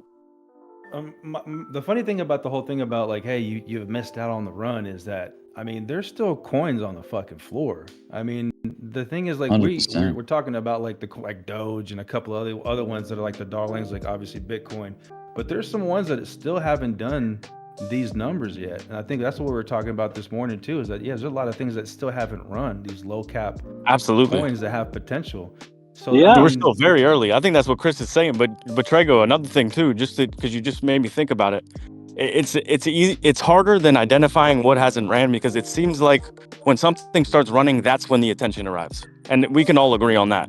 Like when Doge starts running, everybody's looking at Doge, and it's like it makes sense, right? It's logical, but the volume's there. Right. But we're not looking. That's what I was saying to Chris in DMs. I'm like, I'm hoping that people are looking elsewhere, because Doge is fucking amazing and a lot of people are making killer money. But we know historically that other things are going to have their turn. Other things will have XRP haven't ran yet, but they will. Yeah, they will. You can front run that move if you have the conviction there. Well, I FOMO'd, guys. I'm just saying I FOMO'd. Oh man. Yep, I FOMO'd down here. Wait, it's okay, harder what to- happened with that people trade? Did you get out of that in profit? I have my stop. No, I didn't get. No, that's okay because That motherfucker that's how it goes. Yeah, I did. It's all good. But that's why I On to the messed next up. one. Yep, I'm already up. You've been crushing it, dude. 2.5K on this. Thank you, sir. On this. Just be careful. was it? Right? OP. You know that though. Yeah, Which one? I think OP's chart is actually really beautiful, especially on the 2 to 4 day. And I think it's just reset here. It's done the same pattern down here as done two other times when it ripped. I mean, I think it's in a falling wedge on that daily, and yeah, I think she's ready, and she hasn't even run. She's only really up 25%, actually less than that now. 25% for the year, or not for the year. Sorry, in its lifetime. I think it opened at $1, so or somewhere around there. Yeah, when you look at You're it, so you much can see. sexier But- when you give TA like that. Oh, okay, well there you go. Okay. It seems like a legitimate project, so I don't know. Yeah. And if it's not, fuck it. People just throw money at it because it's a low cap and gonna pump it up anyways to get people trapped at the top. Yeah, I just think that we're in that. Okay, we got our dumpy dump, but if this is our cycle, then we should be buying the dips, the big dips like that, just scooping them up. Can we have a moment of silence for the fact that Strings is going from only trading Doge to trading Ethereum Classic? What the fuck is going on there? What the fuck is going on? I need a real answer. What happened? Stay tuned. I'm just kidding. I think he's gonna do well. And Ethereum Classic, but I bet you it does well. I love it. I didn't even see Yeah, that man. man. Comment on Ethereum Classic. Oh shit. That's Okay. what happens, That's Man, what this happens, this Around, Everyone's. Oh, Rick, let me know if you this want me to market. show you the chart. Yeah, man. I'm keen. I just want to say Are real quick, you- I'm so glad the market is throwing all of this action at us, because Fucking A. it makes me want to buy my plane ticket, like just secure the booking for next year, just so I can work toward that as like have a date, and then I can build around that and have the date, have the ticket bought. That'd be sick. You know, the funny I might thing do is that you, soon. you come out here, Rick, and then the time you spend with people, both y'all are like on your fucking phones trading and shit, not even really interacting with each other. Oh shit. Nah, it won't You be want to like go to that. the I park, promise. mate? No, we gotta trade Doge. Oh, you're gonna get drunk and lose your phone in Miami the first week. Rick, just bounce it off the Possibly. flipper, mate. Bounce it off the Bounce fucking off. flipper. That's right. You got to bounce it off the flipper. Yeah, When you come to America, bounce it off the Oh flipper. my god. Hey, That if people y'all look at Draco. the, Sorry, derail. You go. I was gonna say, if you look at the 1 hour, it's like we're about to do a rounded bottom. It's gonna sling us past that 90K so fast, man. We got moments. Woo! I love it. Uh-oh. Hold on. He just rung the fucking bell. Ding, ding, ding. All we need is what, $400 and we're making an all-time high. Insane, bro. Look at that buyback. Oof. That's what you want to see in bull momentum. That right there. Harsh Yeah, pullbacks Draco, to that take people out the high trade, bro. leverage. Yeah. That So- people trade, bro. I was up like 2,500 easy last night, but the thing was is that, I mean, that's the thing with OP and people. I was up at one point like 4K on both of them casually. Had my stops, wasn't, you know. But that's the thing, like when you're down in that bottom pattern like we had on those, you don't know if it's going to break or not. And I was willing to take the risk of it breaking to the top side based on price action. Yeah. And I was wondering if it could come down to test the angular trend line that it broke from. And I was like, is it really going to fucking pull a 14% fucking move to the downside at this point? I mean, it didn't really touch it, but it almost did last time. And then, yeah, you know. Your mic is cutting in and out. Food for thought. 15-minute inverted Bitcoin. Clear cat. You're reaching for the scalp line. It's at 88.7. It's funny, and I say funny here because it's repeating. Hear me out. The 4.5 hour chart now on the inverted, where we're getting to that point where we didn't, like, you know, there was doubt. Are we going to make a tail, or are we going to break through the scalp line and have our rip up? So we just reprinted that on the 15-minute, and I'm wondering now if the 4 hour and the daily are pushing for the weekly to print what we all think is a very big possibility, then theoretically the 15-minute now should push from that area again, a big candle. If it doesn't, I'm going to start going, why isn't it printing that move? Why is it actually, let's say, for example, double topping? Is it a sign that there's weakness at this? Is it maybe because the dip is not yet portrayed itself on the chart? But at this point, it's a cool recognition because, damn, if we go back there and we break it again, I know you're all saying 90, but I'm thinking like I'm being nice. 99.6. Yeah. At this point. I Not got it on on this 30. perfect move, if it happens, but Nah, this the thing, Turbo. If this finished playing out, because that 15 is an inverse head and shoulder, you go to the hour, it's the rounded bottom. Yes. So just with those two technicals, you measure the cup. You know what I'm saying? Like, but then that cup you measuring is only passing like the next part of the neckline for the daily. You can go to the 6 hour, 12 hour daily, weekly. You can see the inverse head and shoulder on a major move, and it's also a big ass cupping handle if you just take the left shoulder up. Yeah. So either which way it go, man, the upside potential, just to be moderate about it, you can say almost 126,000, just to be moderate. Right, and because if the weekly and the monthly are already in that breaking the neckline on the inverse head and shoulders and above it, then the small time frames should just keep repeating that move to extend it, to push that one like we see it on the 15-minute, how we broke out of there, how it'll present itself on the higher time frame, which is very enthusiastic. But again, let me give you my logical theory of it. So in real logical terms, the outer pattern on the macro can't change unless the micro pattern changes first. So this is the purpose why I watch the small time frame. Correct. I think I'm making love to you right now. Oh, damn. Well, I mean, we understand the language like that. For me, that's my drive. Man, look Look at Bitcoin creeping on a come up. Look at that. I I know, wasn't even it's gonna so say it, Rick. nice. I wasn't saying it. I'm I wasn't watching an saying it. inverted 15-minute, and it's just absolutely looking like it wants to absolutely Yes. rip. I hope we get it and not a tail. Isn't it long. sneaky? I think we get a The push way it above comes up like 90K. this? I Turbo think we been might. telling us. Turbo been telling us for 4 years that the small time frame will show you the fractal for the big one. Okay, so let me give you the devil's advocate And that's here. why I get along with the real and some other people Yeah, in the man. group very well. It's been cool seeing you two put your heads together. Devil's advocate is Thank you, Ocean. we didn't really go above 90. Yeah, thank you. That was beautiful. We didn't go above 90K. We took this dump here to get people excited to short. We're only coming up now to go above 90K, maybe like 90,500, just to clear out short stops to take that next leg back down. That's cool. Okay, that's cool. You know what? That's cool. Me, double shoulder time. So that means the inverse on the bigger pattern definitely gonna play out, and it's gonna be crazy.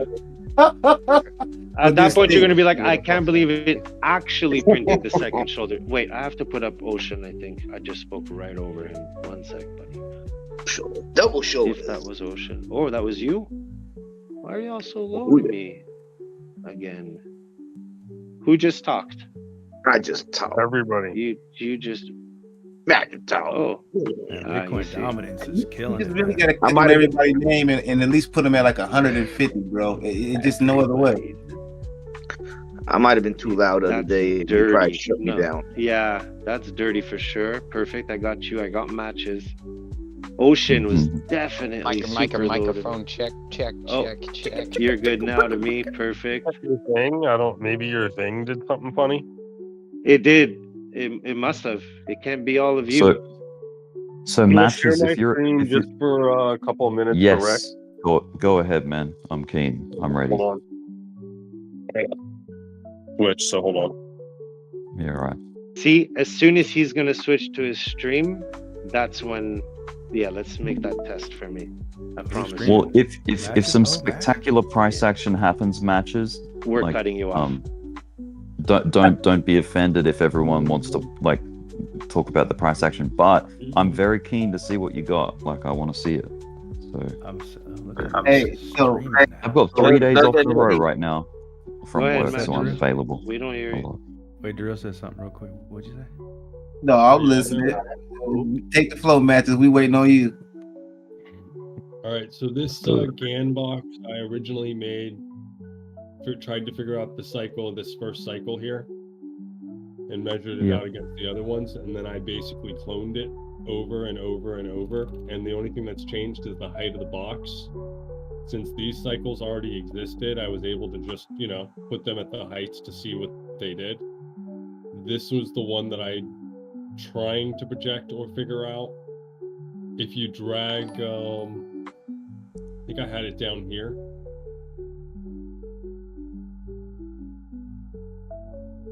Hey, if anybody want to really learn how to use that shit, you can just give me like $100 and I'll go through the math. Oh shit. Maybe we'll do that one day. But basically, each of these cycles is measured out in fib length of time as well.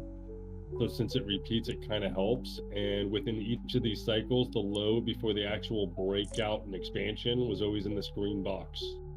Green box, this gray box. Yeah. So if you look, there's always a major low somewhere over there that it never revisits once it starts going up. And that's essentially where we're at. We have this test here, which is similar to this test back here where we came down and tested that line for that low. So that's what brings us to here, where I think that if this is off slightly, maybe we get a couple weeks past this this line here, but right now we're in this parabolic move. So we're approaching what could be the top soon, like as in within the next like couple of weeks or something, potentially. If we rock it up to these 60-cent highs, I would put my stop losses and walk away. Maybe put trailing stop losses because honestly, looking at these boxes and the distance that they travel up with the 75 here, this thing should be somewhere up here at the very least. And I mean, up there is already $8. Yeah, it brings ridiculous numbers, but who the fuck knows, right? That would be insane, dude. Seeing Doge at $8 That would be cool. Double top pattern that would happen here, and if we can't pass these highs in this cycle, we could possibly double top, And go through a whole bear run again. Yep. And the only thing that'll be relevant on this is the length of time. So this bottom will get broken, and this one will get broken, and whatever, but it'll still be buy when it reaches the gray area. Did I just hear it? I do like how this harmonizes with Isaac's analysis of his Gaussian channel on the same chart on Doge, right? Like it goes through these like nice dips into it and then launches off it, but you've got like a time-based thing, which is interesting. Beautiful, mate. Okay, when would $8 happen? You're about to get a crazy boner. I'm hard as shit right now. Dirty boner. It happens next week. He's saying if the orange does the same climb as it usually does, and you don't take. Sorry, real quick. When we get to the top, my plan is I'm probably going to walk away, and I won't start even looking at the charts of Doge to start buying until May of 2026. Are you saying you're leaving us next year? Saying that all through here, I won't even be accumulating. If I do, it's because I'll see a nice play in the middle, but I will sell when I hit a target. But you'll still be in here with us. Whereas right now, I have spot bags, I chart, and I have targets, but like, I'm just holding because the cycle's not over yet. But right now, no, but you're not leaving us, right? You're gonna be in here Unless still. that candle made a mini cycle, and we still have to consolidate a bit. The other thing that's worrisome is, I guess, the bear traps in the middle. Exactly. Maybe we get another bear trap somewhere over here. Or on this one. Big bear. Well, that's cool, man. Like here, you get a nice candle, you get all the way down, you hit a bottom, you come up the first time, everybody gets excited, and then another year of consolidation sideways before we took off. Right. But you're saying before we took off, but now we're there again. We're on those mini little pyramids there. Just gonna dumb it down. Stay in this area. So who says that it doesn't just go right back down right now? So the thing that would be interesting, man, and the is Doge if something happens to throw this schedule off, you know what I like, to invalidate the thing. Yes. Because that can happen, but for Hey, now it looks like it's on schedule and all that, so that's fine. It's just a bigger head and shoulders. Hey, Max, is right there. Don't move. Right there on your you see the box with go to the left, the other one. All the way to the left in the gold part. All right, now go down to the bottom. You see how you got a whole scallop right there, and then you did a second scallop. Don't move. Leave it just like it was. Why you want right to the end, right? I love it. Right to the Get your end. ass back there, boy. That's two scallops right there, back to back. Boom, boom. Go ahead. You can stretch it out. No, it'll move stuff over. Theoretically, you got three No, mini you only ones want on the to last right one there. we just did. Let's get that And we doing the scallop. We about to do a scallop right now. That's what I'm trying to tell you.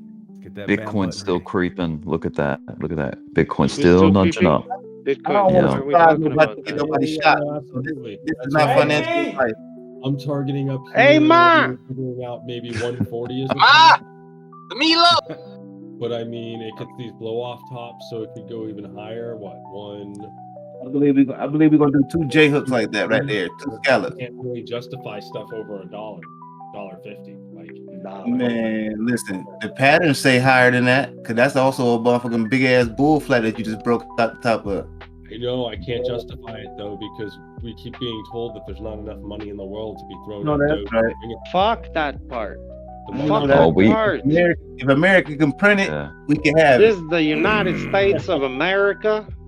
Will, I I'm guarantee going to go motherfuckers through gonna be the selling Doge numbers. at 90 cents. When Yo, things aren't, I love I feel $8 like Doge next week. So great. I feel like right now could be a real critical time in price action. But right now could be a real critical time in price action, right? So I do want to go over the numbers of what is possible with Doge, like as in like what makes sense and what is actually in the realm of you know, that it's achievable. Because some numbers are just wild. Like it's just like, nah, it ain't doing that. But My whole theory though, Rick, if everything follow Bitcoin as we say it do, all right, if the whole play out we really doing is that big ass Eve Atom, even if you go to the monthly, that led us to the 54, 64 fall, boom, then we went back up to 69, and now we back up again. You see what I'm saying? And past we in the 90s. Yeah. That just means that the technical part of the Eve Atom played out, and the fall from the 64 wasn't nothing but the neckline check, like I always be saying. We checked the neckline. Now we supposed to go back up 3 times as high unless we catch a reversal. So you would be looking for the rising wedges to stop playing out. That's the easiest way to explain it.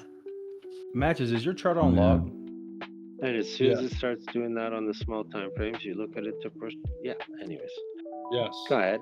It's on log, okay. Hey, you know what? This is the first live T I've heard from Matches. I'm gonna clap it up. Yeah, that was great. Appreciate He's that, actually, Matches. in his defense, been giving a few of them lately. I like it, man. I like it. It's good. Well, we'll get some more people giving their perspectives and angles on things. It's good. It can only help, like with because you want to have as much perspective to consider things as possible. Look at that indicator through that inverse head and shoulder for you right there. Bottom right here that happened. You see that HH right there, that line? That thing drew it drew the inverse head and shoulder for you. You see that hit on the 0.5 at exactly 9 on 39.9 on Doge right now. That's your 12-year that's coming down at the moment. For the correction. Made this wicked ass fucking head and shoulders on the 4 hour. And we've been coming down. And this is what theoretically where you were supposed to buy in on the retest of the neckline. 2600. Hey, Matches, just a quick tip with TradingView. Are you on your computer? Yeah. It looks like we you're already started, I just bouncing off this prior breakout line. That would be the retest for me, or the new neckline made on this bigger head and shoulder. So hey, Matches, just continue up and validate it.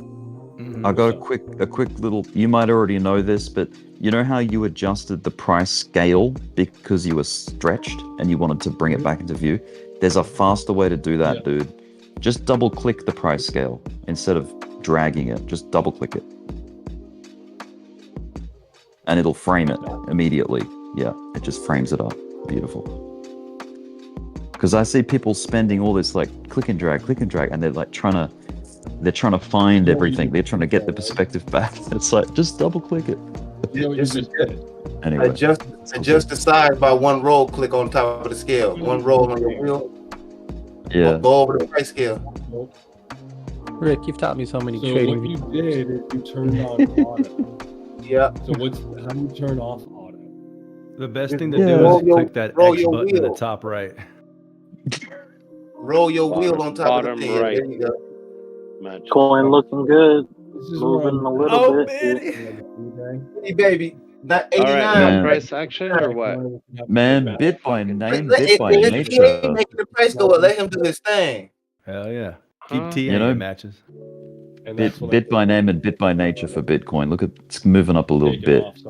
Little bit. I'm just gonna move. And then why fucking his target's up there. That's the Quai line that we're looking at, the blue background. Yeah. 4,145. What you looking at Bitcoin right now if you zoom into like the 15-minute on Biddy? Or the I'm looking at the play out of that inverse head shoulder about to break out right now. We got one more neckline we pushing past. Yeah, this price action, this could be the break. Like if we're at least coming up to the neighborhood to test it, that's really good. So once we hit the 89,957, once we hit that, we should start like springboarding.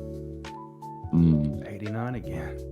Now, it was like we were just here yesterday. That was my bar mitzvah. What I hope, man, if it comes up to 90, what if it like because you know how games get played around levels of resistance. 90 could give you some little tricks and things like, you know, swing fail and Yeah, big wick of if we nothing, hot air. you catch the swing fail, you want to try to $40 build your from my target on Bitcoin. 30 was resistance. 0.5 back. 50 was kind of resistance for a little bit, but not as long as. It wasn't that big of a resistance at all, was it? 50? It just play out, man. We're gonna probably see 100 by Friday.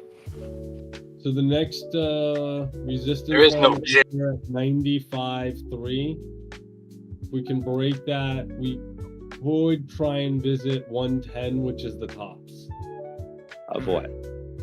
That is the ultimate target. Oh, Insane if we hit it. I don't know why we should. Can't How? justify it, but we're gonna hit it, and that's when everybody smacks themselves. At 110. But right now, I don't know. We hit my first targets. I'm happy with this. This is that 87 to 89K run. I like it. Let's get as far as we can, but we all know that we're gonna have a couple years consolidation, and we're all praying that Trump just keeps us pumping. But let's not sit here like idiots and hold it through 3 years of down. Turbo thinks you have him muted. Probably does. Oh my God, Turbo! I just saved a squirrel. He ran out right in front of me, and I hit the brakes. And thank God he got away, dude. It was so close. Damn. Nice work, KG. Wow. Peanut thanks you. Peanut thanks. Yeah. I Peanut, thought yeah, about the you spirit the of Peanut. second I was hitting the brakes. On more recent time frame, Doge is gonna do your little fake out. It's doing it right now. It's your cat's ass. That It's 0.5 below- turbo. Yep, below the 0.5. You have got your hit. Your daily is 37,146, in my opinion. That's What gonna the- finish this cat's ass. Tail will break the 0.5 and shoot up for the right wing up. If that happens, well, we should, break your 43s, 44s, 45, 46. I mean, it depends how powerful the swing comes out, but seems like they've been playing. Everything's powerful. Doge is powerful, bro. Yeah, and Man, Bitcoin looks so pretty bloody I'm on good your right screen now. for Bitcoin, actually. Yeah, it's fun. Oh yeah, Because you're on it's fantastic. not your screen. Sorry, not yours, Oh. bro. I'm sorry. I'm always, I'm Oh, your I biggest don't fan. mind. I'm on Dereals because he flips to the 15-second and shit, and I can somewhat. I've only got split screen. I got Bitcoin, Doge on mine. Just comparing them both on the 15-minute. I'm keen because I know it's coming up soon, but Black Friday sales for TradingView, because I want to do the premium so that I can get an 8 pane thing happening. Hell About to yeah, run. dude. Here come to run. Here come to run. I want to bam the button, but we can't bam it until we're at new time highs. Oh, it's probably New going for the time, I scalp, love dude. it. Like you can I don't ban wanna it. scare it away. The scalp's New the issue, time but highs. the run there should happen. The Doge dog turns into a cane corso. Where On the is run my up. trading view? Powerful. Short. I lost money $8 on a next gold long and got it all back on a Bitcoin long. Oh my goodness, here we go.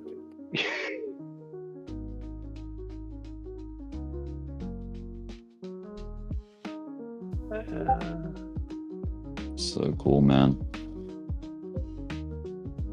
Come on, Biddy, you can do it. I never trust my cat at the scalp line. You better trust that cat.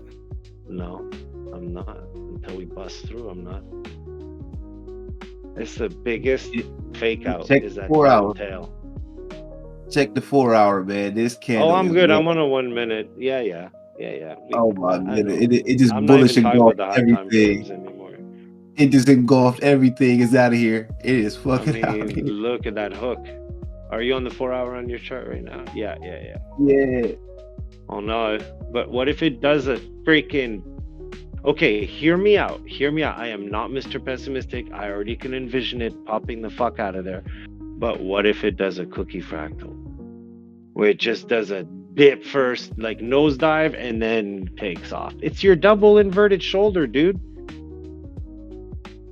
I ain't gonna say nothing because you've called some epic fucking reversals back to the downside recently too. Listen, if my theory is right, the 4-hour already printed that the small time frames will not reject at these points. And I'm seeing the same pattern on the 1, 5, On the 15 minute. 15 It should push. I just don't want to sound like I'll let the real be the one who. I'll just be the passenger this time. I think y'all should take this love making. Y'all should take this love making behind doors. Doge is legit forming the cat. The ass is done, or almost. It's gonna try its first tail now. It might reject the 0.5 again, but it would just make a bigger cat and then it'll pop, in my opinion. Get So that ban button ready. we okay. I'm trading it. $8 next week, baby. As USDT bleed, we're gonna scream. We down to 424 over here. Wow, seriously? Man, I'm trying to tell you, bro. I Like, can't read any numbers on your screen. Nah, I'm just. It's on the right hand side this time. Okay, so the Oh, one you're so cute. You put it on the right hand side for me. Yeah. Or and for it got you, the name, I don't know. See the name tied to it? I USDT? see it. I took my magnifying glass out. I swear. I'm not even joking. You guys should see me. It's hilarious. I would stream it, but I can't because there's too many people. You got a nice cross back on the 15-minute for Bitcoin too on the 50-20 EMAs. There she goes. Come on. What's that? Yeah, 15 seconds. 50 EMA or 20 EMA? The 50 and 20 EMA on the 15-minute. They crossed about a couple candles back. Okay, so we attacking the daily open right now. Daily open is 2.929 trillion. A little reset, probably down to the 5 EMA right quick. Hopefully not even a touch on it. Yeah, maybe. I don't know. I'm Yeah, so on Bollinger Band Doge's chart right now. But Bollinger Band closed on top us just now. Man, String's been on point. You got to be thinking about fucking getting that on Ethereum Classic now. I'm just showing the progression of the way I see the things for the newbies in here. That's all. I'm not pushing anything on you. I'm just showing. Dude, Strings has been the Robin Hood scalping king next to fucking, Darrell and Randall. I mean, not Darrell, Dirty and Randall. I don't know, Darrell, do you use Robin Hood? You got CoinX, right? Yeah, I'm on CoinX.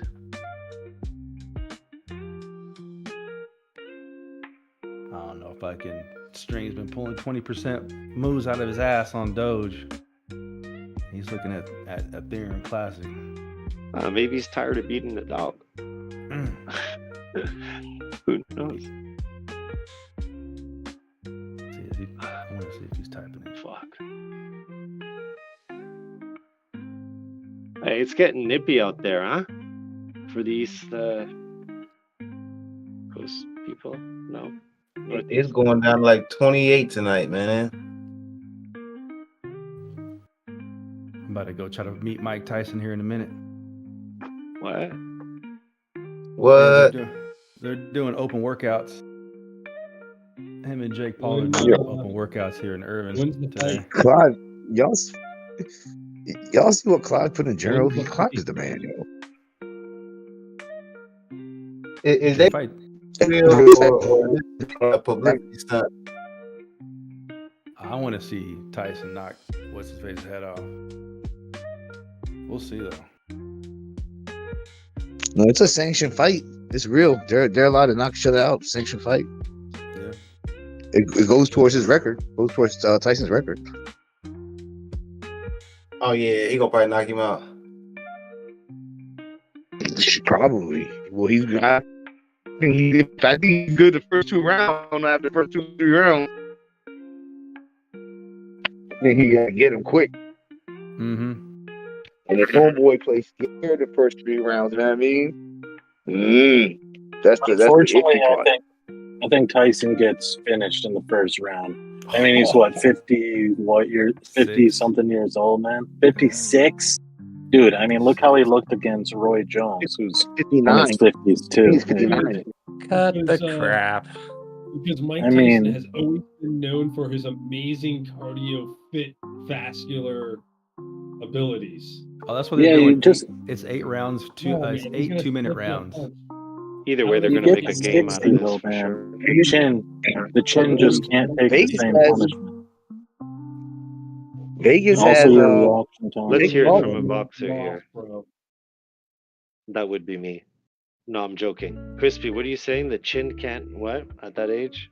Say it. What were you saying? You just can't absorb the same shock like to the brain. It's an auto defense mechanism. It'll just turn your lights out. He gets hit clean, he's going out.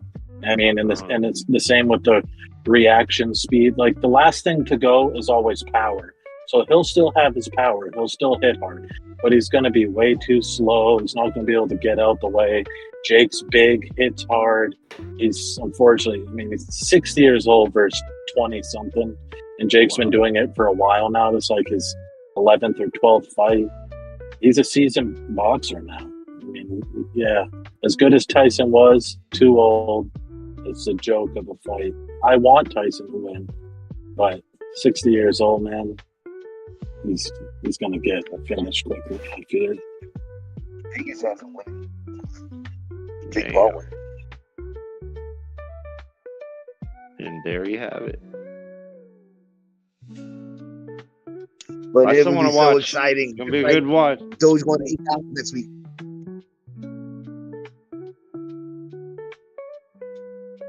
Please don't ban me. Well, you never know. The old dog might blow the new dogs out of the water. I would love that. I hope Imagine during the fight,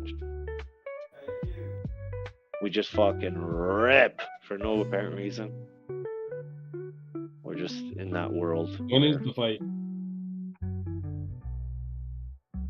Saturday. Makes you wonder if there's going to be any like crypto, sponsorship thingamajiggies flashing all over the place. Yeah. No, but there is. There's crypto.com. They're always there. And, Yeah. who else? So they'll be talking about it. And if Jake Paul comes out with a Bitcoin shirt on or something, like something happens. Damn. It'd be interesting. It's going to be sponsored by his brother's failed farm crypto project. So this is your That's right. He 2.5 move on that did a bunch of 0.5. So Logan Paul did a bunch of that scammy shit, didn't he? With Yeah, altcoin. dude, Mike Tyson's gonna fucking knock him between his fucking face. Bitcoin with the reversal action. yeah, we should try one time here on Doge again. If not, Come the on, cat Bitcoin. continues to grow, and then it's an even stronger move. Man, when Bitcoin does well, it just it makes me feel better about anything else, like all of the alts that need help or are having problems with their structure or whatever. Bitcoin just rips. It's like, hell yeah, here's the next chapter. We used to use it as an indicator only, Bitcoin, when we were in Thames. We were all fucking going Yeah. nuts And it still with is. Doge and shit. Yeah. Yeah. Drew would be in the background saying it. Not if Bitcoin does this. Okay, Yeah, so Bitcoin if you still has that. Sorry, I took your 2 seconds. on this little we got a rising wedge, a double top, and a rectangle. Now this 3 negative thing, but the rectangle could play 50-50. We about to find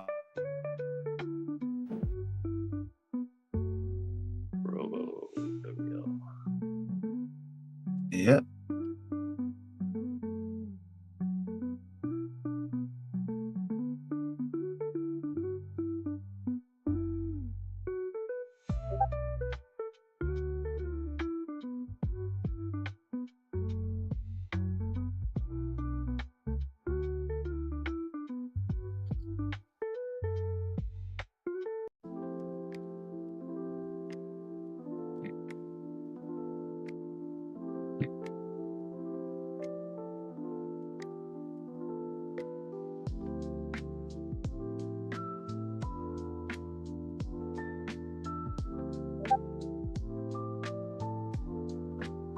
Is anybody actually talking? No. Nah, I'm glued. No, we're just waiting patiently for this Bitcoin move to see what happens. But you were starting to say something. Yeah, my apologies. No. Okay, I'm gonna go see what Rocky wants while we wait here. He's barking at me. Big rock. Big rock.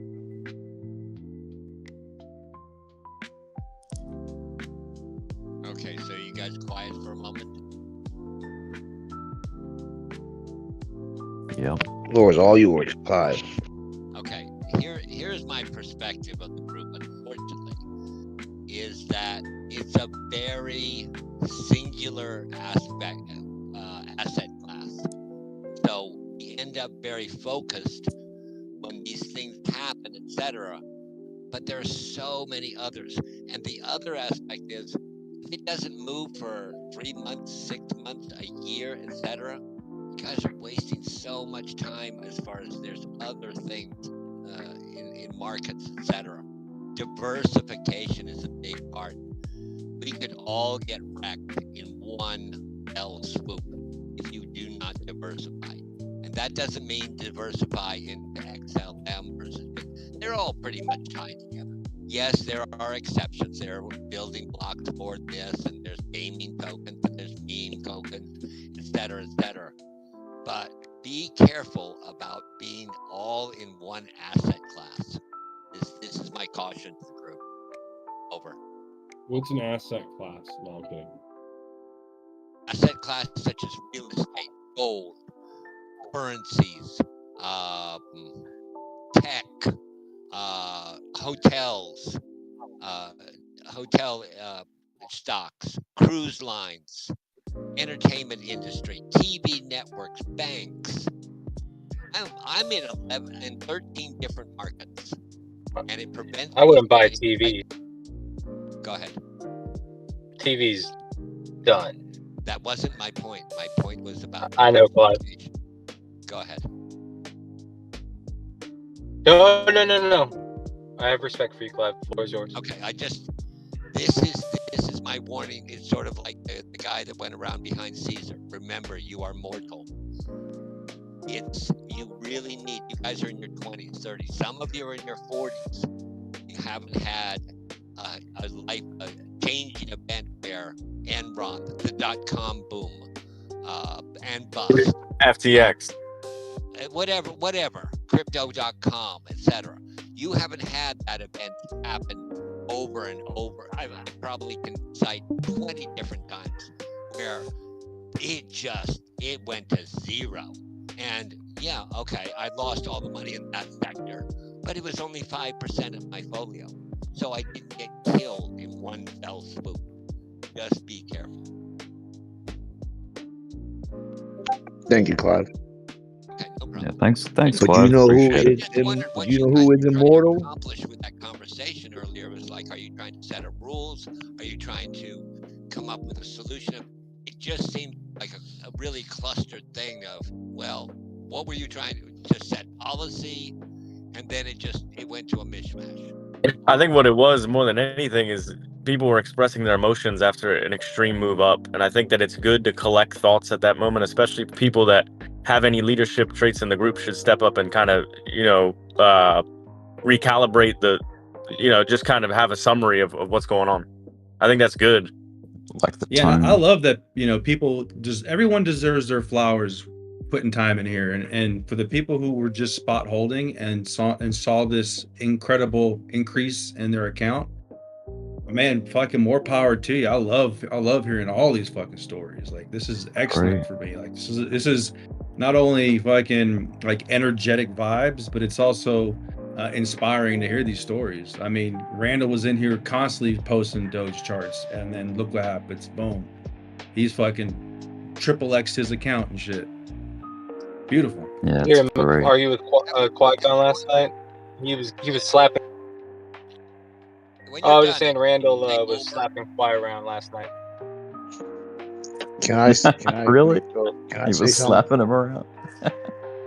Okay, here's my point is that Bitcoin moved up from 70 to 90. It's not a huge. This is about to break. Okay, go ahead. All right, thank you. Coming up on that high there, Clive. Yeah, go for it, Dirty. Sorry. I want to say that Elon is immortal. Clive, in the same breath, though, you talk about Berkshire A. You know, it's all perspective, right? So a move for Bitcoin from 70 to 90K, depending on what your perspective is, could be really big or really little. To me, it's little because I've bought lower, pretty low. I mean, it definitely makes a difference to me, but I think it's just perspective. So I think, you not really having a whole lot of exposure to Bitcoin is probably your perspective. It's like, I'm seeing this. Should I be, did I miss out on a big opportunity? No, not really, because it only, you know what I mean? So it's just an opinion. I was in Bitcoin at $12.50. Sold it for $7,700. I have been in Bitcoin a few years back, or even a year back, but it was like the issue I have with it is the bid versus ask is so spread out, and I absolutely refuse to do two things. One is trade on a foreign exchange, and number two is use leverage at all. I use a leverage, but it's a 2x leverage. You're allowed to double your account. So if I have $100,000, I can get $200,000 worth of play. That's the major extent of my leverage per se. It's really what is it called? It's not leverage. It has another name, and I just can't think of it just off the top of my head. But those are my aspects. And it's a new market. It's a stimulating market. At some point, it has to stop. The better it gets, the more attraction it gets, the quicker scammers work into it. I mean, I think all the time, I had one of my bosses said there was a guy at Domino's that was taking pictures of people's credit cards and charging it. Have you ever turned your credit card or your debit card into a fast food restaurant and then got it back? Anybody? Clive, it's kind of like how, the more people. I just asked a question. Can you answer that question? No, I have not had that experience. No, I'm saying you've never given a fast food restaurant your debit card? But yeah, and then left it there. Yeah, and No. You didn't leave it there. You gave it to them at the window. Yeah. They processed it and gave it back to you. Mm-hmm. They can then go ahead and just write that down. That you can get. There are numerous cases of this. That's what's scary about the digital world, is that your stuff can disappear overnight. And believe me, I've been hit for 130K in one particular case. Got it reversed. How long it took? 2.5 years. Clive, you know what's crazy? Go ahead. You're not scared of the digital world because you love NVIDIA. You ain't scared of the digital world. What does that Right. have to do with the conversation? Think about Facebook too, Clive. Like, the more that money goes into Bitcoin and the more attention it has, the more that scammers are going to be around, right? It's just like Facebook. The more popular Facebook becomes, the more people will be on it, and the more scammers will be on it. I had 5,500 followers, active followers. I had, and they were paying followers, but it was just not worth it. Facebook went the way of MySpace. It's been superseded. And 10 years ago, I was massive on Facebook. Now, no. And that was mostly due to poker. Don't get me wrong. I was the poker spot to play in Houston, period. People traveled. We had 3 people that had bracelets, WSOP bracelets, that played in my game. But Break out, have you Biddy. heard about poker lately? No, not really. It's kind of just fell off the map. I'm hoping all the gamblers bring their money into crypto, because that's usually where they end up. What they've been on FanDuel. Yeah, the poker community is very, very small. It's not that big. Bitcoin's creeping on that resistance. Oh my goodness. Look at this. Tell It's it like coming it on. is, Rick. It's gonna kiss that 90s. See what happens. Well, We're almost in blue skies, man. Almost blue skies again. Clive, look at that. All-time highs. It's inch by inch right now. It's biddying, man. It's the bit by bit Bitcoin.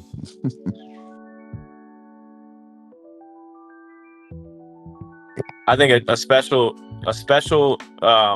maybe just a broad statement to anybody who's been around that's been helpful to any degree and constructive and not, has been trying to, make the group better in any way. I think anybody that's done that deserves credit. So shout out to all the people that have done that. I think it's beautiful. Let's clap it up for them. Question. A lot of people have spent a lot of time on here, man. I mean, myself included. So it's good to see something progress. To be honest with you, many times. The only one I like is Day Trade the World. That's a totally different group. That isn't a Discord group. Clive, who's your favorite in here? I am a question.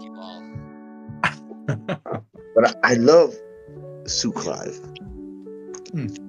I do think I've had some influence where people are looking into stocks, looking into other commodities, etc. For sure. Nobody take that away from you. There's only so much you can talk about it day after day after day. For God's sake. Shammy said you like him the best. Who's Shammy? My brother. Who's that I'd guy? like to call out some price action on XLM and that was a good one. Bitcoin's about to go blue sky. Let's go. Come on, Betty. If I had to make one rule for this group, though, is that TA should not be over 5 minutes in one conversation. Once you hit 5 minutes, take a pause. I agree.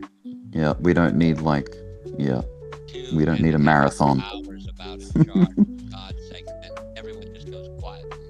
They're actually, there's tons of people that just leave the channel. Well, Clive, I haven't slept for 3 days. I need a little bit of time to gather my thoughts while I'm talking. There you go. I only sleep 4 hours. Or talking in circles. Dude, you Like, gotta that's- stay up. You gotta stay up as long as you can because you might miss something.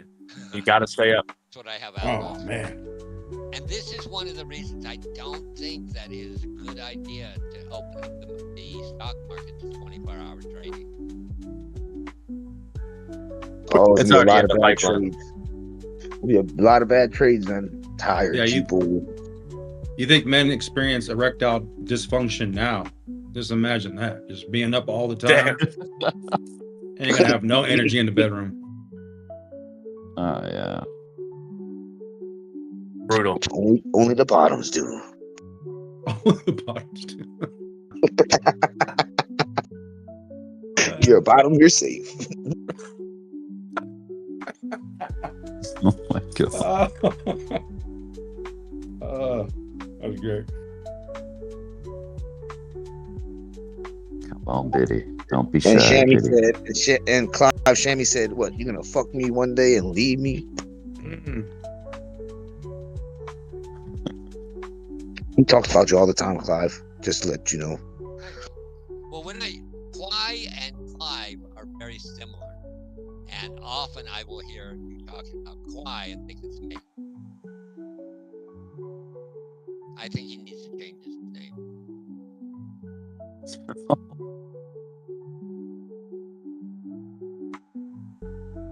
I mean, most people refer to him as Qui-Gon.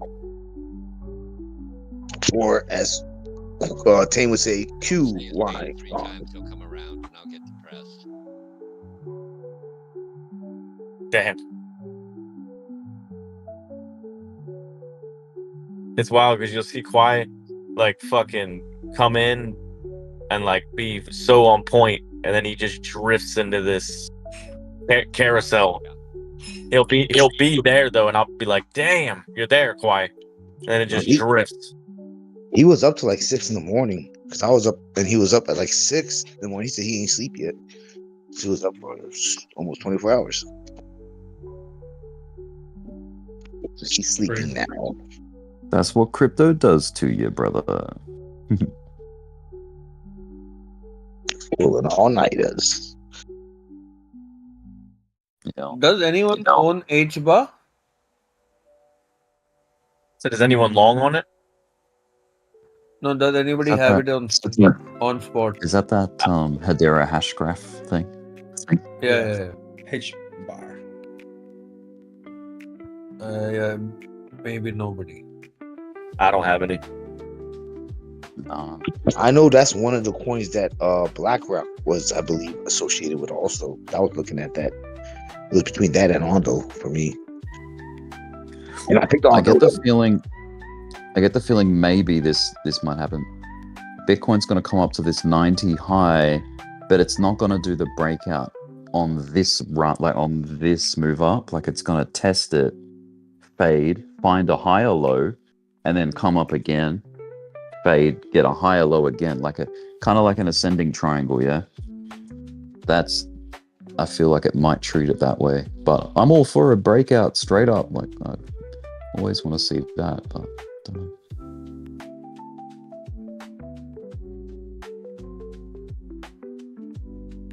What do you guys think? Do you think it's just gonna like erupt once it gets to that 90 from here?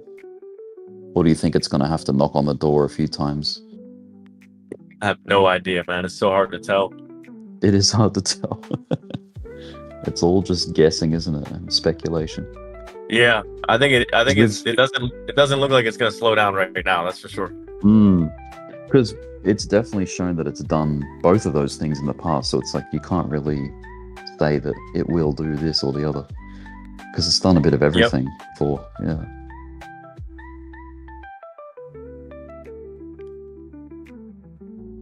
So what happens to the heat map now? The liquidation heat map. Does it still have anything on top, or it's like over? Yeah, I'm sure it does. People that are short from, with a stop loss or liquidation at, 95K or 100K, and that's going to show up there. Was that a good enough pullback, or we need a little more droppage?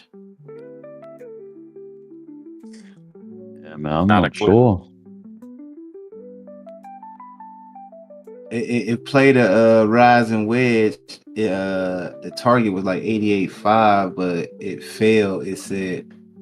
So I'm trying to see if it's going to go back up.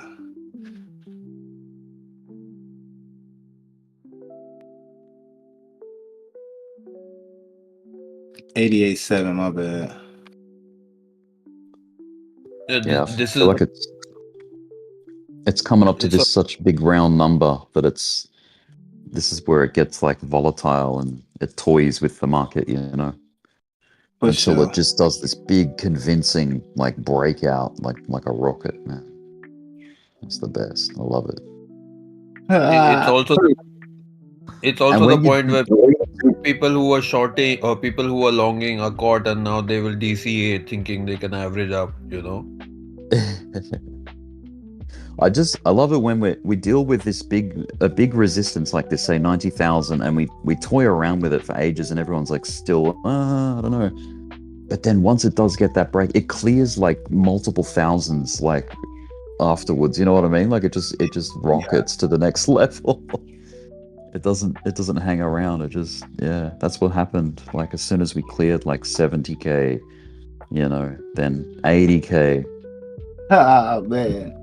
Yeah, it was beautiful. The journey from 80K to 90K was so quick. It was like all done in a matter of, hours, really. Yeah, we every few thousand, it seemed like we did a gallop through like either the end, the beginning, or sometime the whole thing.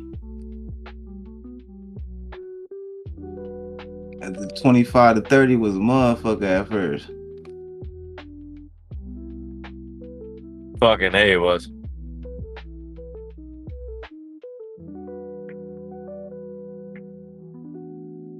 Seen a lot of USDT movement on CoinGlass. A lot of big amounts of USDT moving around all morning. What, coming in? Both ways. Oh shit. It's exchanges, man. It's got to be moving USDT around because it's a large amount. It's good. It's just that movement, that what do you call it? It's just like, the money flow. It just means like there's just so much action. There's activity happening. Things are happening. Things are rolling and moving. It's what we want. It's just participation, man. Like they have to bring You know, more people Liquidity. sign up, more people come in. They need to start. Yeah, exactly. They need to bring stock in. It's like bringing in more bread for the factory. You know. Gotta get the dough, man. Yeah. It's like a pizza shop ordering more dough. Exactly. It's like, shit, we got so many customers coming in. Quick, order another truck.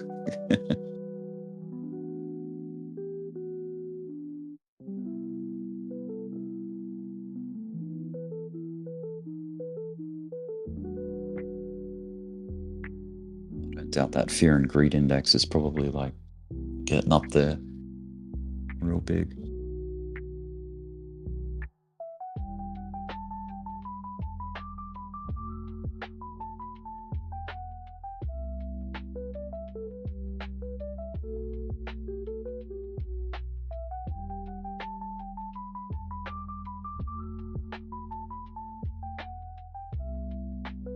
All right, look like we got a little break right there, huh?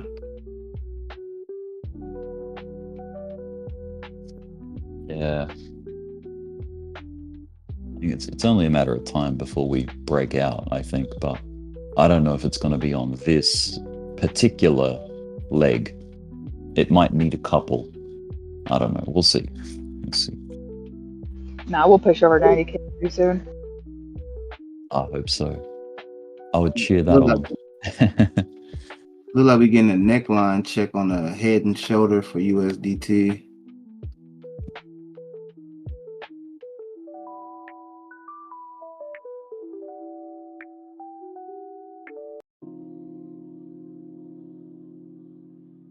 Yeah, That spread on Robinhood, man, 92. That's insane. My bad, Daryl. Go ahead. 92. Yeah, you got 92. Let's see what Dirty has here in general. Like a 92.3 they had on Robinhood. That's crazy. Yeah, Ali, where that volume at? Yeah, I've been saying that the whole time. But that's wild though, you know what I mean? No one else hit it, but that is wild. Hopefully we can it got a inverse head and shoulder sitting right here too. So hopefully this fail over here.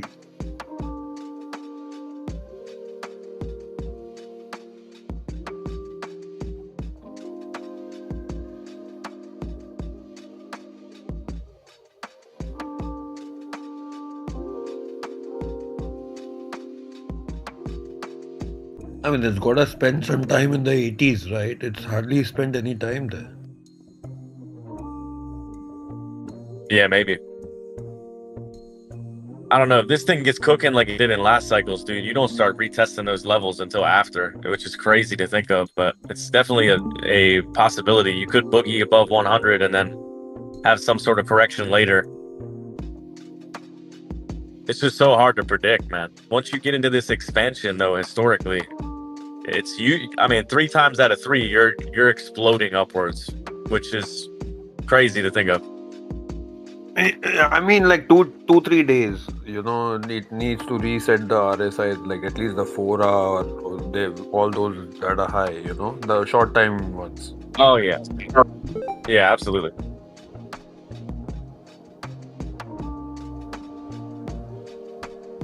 I mean, that's how people spend weeks without sleep because they are caught in bad trades, right? They're not gonna let those fuckers get off so easily.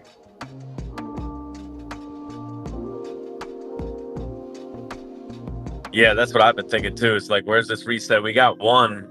That was pretty good. You had like a 20% sell-off on a lot of these alts. That was something that was in the cards for sure, and I'm sure we're gonna see again multiple times. But yeah, there should be no moment where they're gonna just let people for days just FOMO long and get away with it. There's always gonna be that reset. Also, the reset of the funding rate, right? People have forgotten about the whole funding rate thing. Yep, for sure. And that's already really high right now.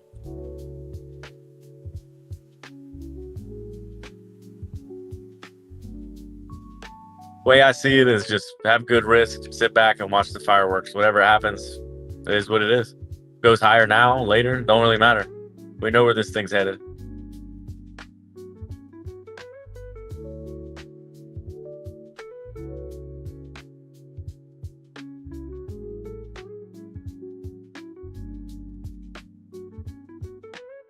It don't look like it wants to waste any time right now, though, that's for sure.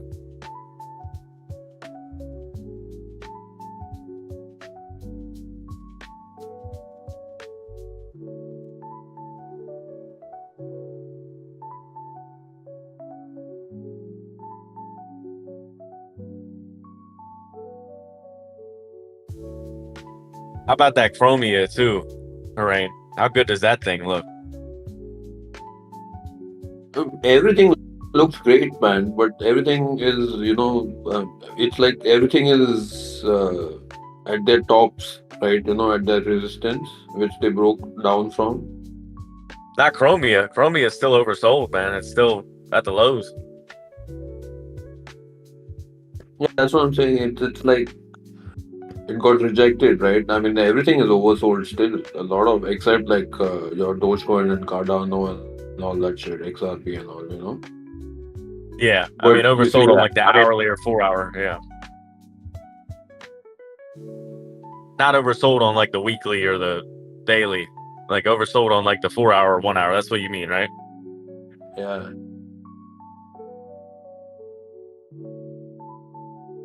Yeah, how about Cardano too, man? Getting that I mean, isn't it crazy how that always happens, man? It's on the floor looking like death, and then all of a sudden it gets some bullish narrative about it, Cardano and the government or whatever. It's crazy. That's crypto for you. But for Cardano's sake, I hope we don't stay down too long, man. Like Bitcoin doesn't stay for more than 1-2 days down, Yeah, yep. Shoot. We got a few people tuned in on the YouTubes. 36 people right now. 42 at the peak there, which was just a couple moments ago. Smash up the like button, guys. Yeah, but that's because I told all my Indian friends. Hell yeah, dude. Oh yeah. Soon there'll be 1 billion watching. You told all the Habibis to I get in love there? it. Yeah, dude. Spread the word. You fuck, Habibi is Arabic, not Indian. Damn, I just sounded like a dumbass white person. Oh, someone Sorry, from you're still Ireland. Habibi in my heart. I'm gonna read out some comments if you don't mind, guys. Jeez, the chat's busy with all sorts of people that I've never seen before. That's cool. That's good. It's a good sign.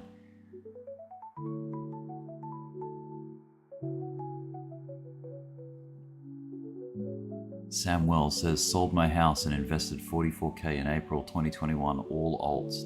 Didn't work out, but I'm coming back. Well, damn, Samuel, that's quite the journey. I hope you have better fortune this time around. Isla says, I hear it. Qui-Gon says, smash the like button, guys. Thanks, Qui. Vivamort's in the chat. He says done to the request to smash the like button. Appreciate that. Huge render breakout, bullish. Cool, so render. This was many hours ago. This is probably about 12 hours ago, these messages. That's when Quai gave this guy advice on, or some analysis on GameStop.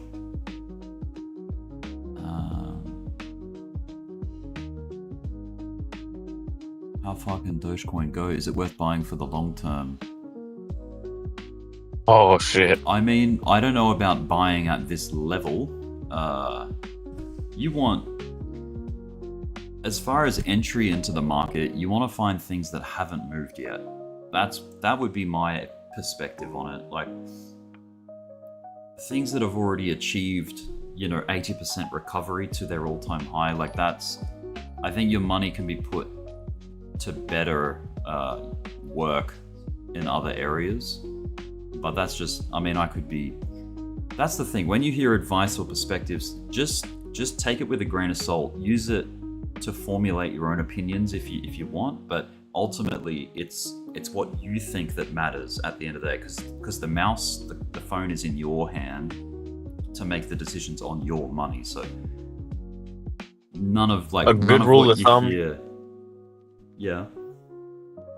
A good rule of thumb is to go ahead and buy shit when it's oversold, and sell it when it's overbought. Just use a simple RSI. That's I mean, it. and it's not going to be perfect ever, but it's going to be a lot better than you jumping into Dogecoin. All friends are talking about it. Yeah. You're up 800%. So if you've Static coming through with us, $5 super chat. Appreciate that, Static. Thank you. Let's go, white man for Harris. Static, let's go.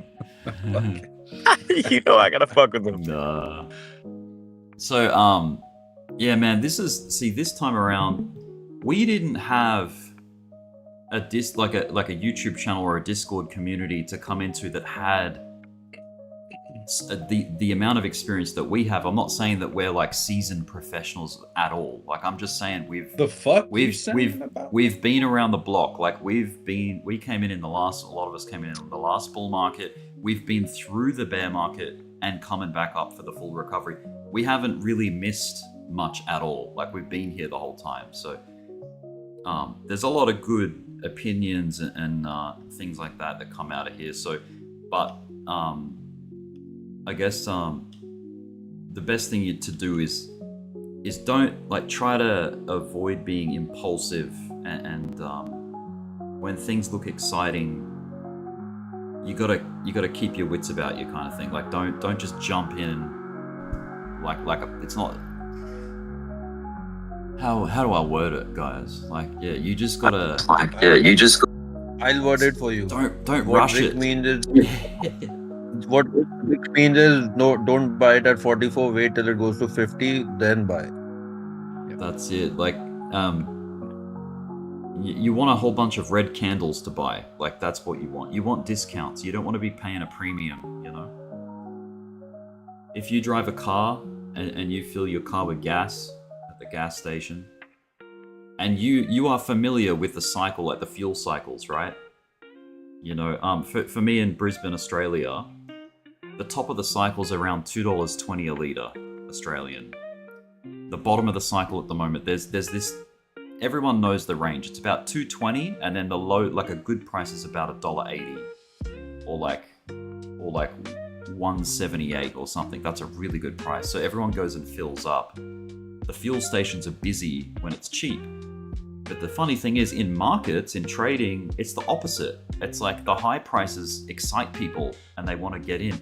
And the difference is that you're buying fuel for its use, like its use case, and it's, you know, it's a practical thing. It's different. Whereas in crypto and trading and markets in general, it's an investment. Like, you're wanting it to grow bigger. So obviously they're very different in that aspect, but the thing that makes it similar is that there's this range, and you want to treat it more like the fuel thing. Like, you want the discounts, you want the better price for your money. So you got to try to ignore and shut out the FOMO, like the fear of missing out, the excitement, the hype, because that's dangerous. That's where you get caught, you get stuck at the top of the move. You know, if you're brand new to this, I would strongly suggest against leverage. I wouldn't go down that path yet if you're brand new.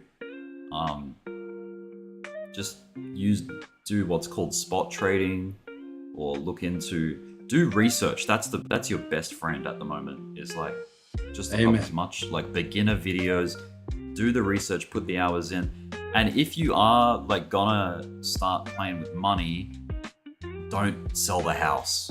Don't take out loans. Don't do any wild things like that. Like, you need to start small, because if you're just starting out, you're bound to make mistakes. I made mistakes. I still do make mistakes. Like, and you don't want to be learning with like thousands and thousands of dollars because you're likely to lose a whole lot of it. Like you want to do this with just what you can afford to lose, what you would bring Keep to a your casino. tuition cheap. Yeah, man. Exactly. Never play with what you're not willing to lose. Yep. And look into something called paper trading. Paper trading is a really good starting place because you learn the mechanics of how the exchanges function, like how the buttons work, how, you need to really get your head around that before you throw money behind it, because it is dangerous. Like you can lose money pretty rapidly, and if you're in the game, since we are in a current trending market, make sure you throw on your EMAs because we are in a trend. Use the high time frames, the 15, 1 hour, 4 hour for potential pullbacks and bounces if we're going to continue this trend up. And keep it simple. Not too many indicators on your chart to like muddy up your decision making. Keep it simple. Exactly. 100%. Yep. But for sure. I wish I had a channel like a community like ours to come to when I was a complete green beginner, because I didn't have that. I didn't have people that have been in the game for like 3 years, 4 years, 5 years, or even just 2 years. Like I didn't have any of that. Like it was just like a trial and error completely from the start, and I lost pretty much everything I brought to the table. You and I both, right? Yeah, man. So it's about mindset. It's about mindset. It's about mindset. Don't come in this market thinking that you're gonna make quick money fast. You do that, you're gonna lose money fast. Come in with a mindset that's practical. Yep. My greatest advice would be like start with the slow game first. You wanna do things slow and steady, because you need to prove to yourself that you're ready to go to the next level. You know what I mean? I mean, this is all kind of logical stuff, but it helps to hear it sometimes. Helps definitely to people. You're not logical when you're first starting. You don't think not. about logic. That's right. There's just a lot of hype and excitement, and you hear your friends like get Exactly. into It's so it, emotional in the beginning when you first start trading. And this is what get your sleep in. Yeah. Get your sleep in. The market will teach you real quick too. If you're off sides, it will displace you very quickly. Yeah. Keep your stop losses. Don't try to trade every single session out there. You got the London, the New York, and the Asian session. Stick to fucking 1 or 2 max. So yeah, man, like there's a wealth of knowledge in this group here. Like this All Is One B's Discord. Like there's a lot of people with great experience, even though we've only been around for like since 2021 as a group. That's a long time in crypto. Like we've almost seen a complete cycle. So cycle being top to bottom and then back again. So that's like a complete circle, right? We've almost circled back to the point that we all met, which was Dogecoin, SNL, Dogecoin 420, which was April 20th, 2021.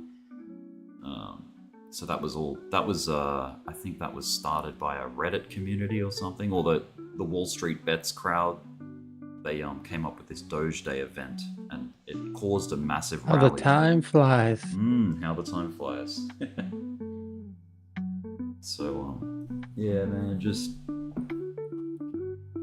start easy, be modest at the beginning, and I'll second what you said there, Rick, about paper trading. Like, learn the mechanics, learn how to press the buttons, and get efficient. You're not going to get the emotions with paper trading, but you're going to get pretty dang good at learning what everything does and how to actually execute in real time. Don't get overly confident. If you make one good trade, don't just keep over trading. Because that's what happens. You get overly confident, and then you're like, oh, well, I've done so well the last 5 trades, and I was only like making $5 a piece, but maybe if I just bump it up, I'm gonna put 1,000 on this trade. Don't do that. Yeah, it's easy to get carried away when you're on a streak, and that's when you make the nasty accidents. You can. Absolutely, that's when you lose the most. Yeah. So you start to feel bulletproof,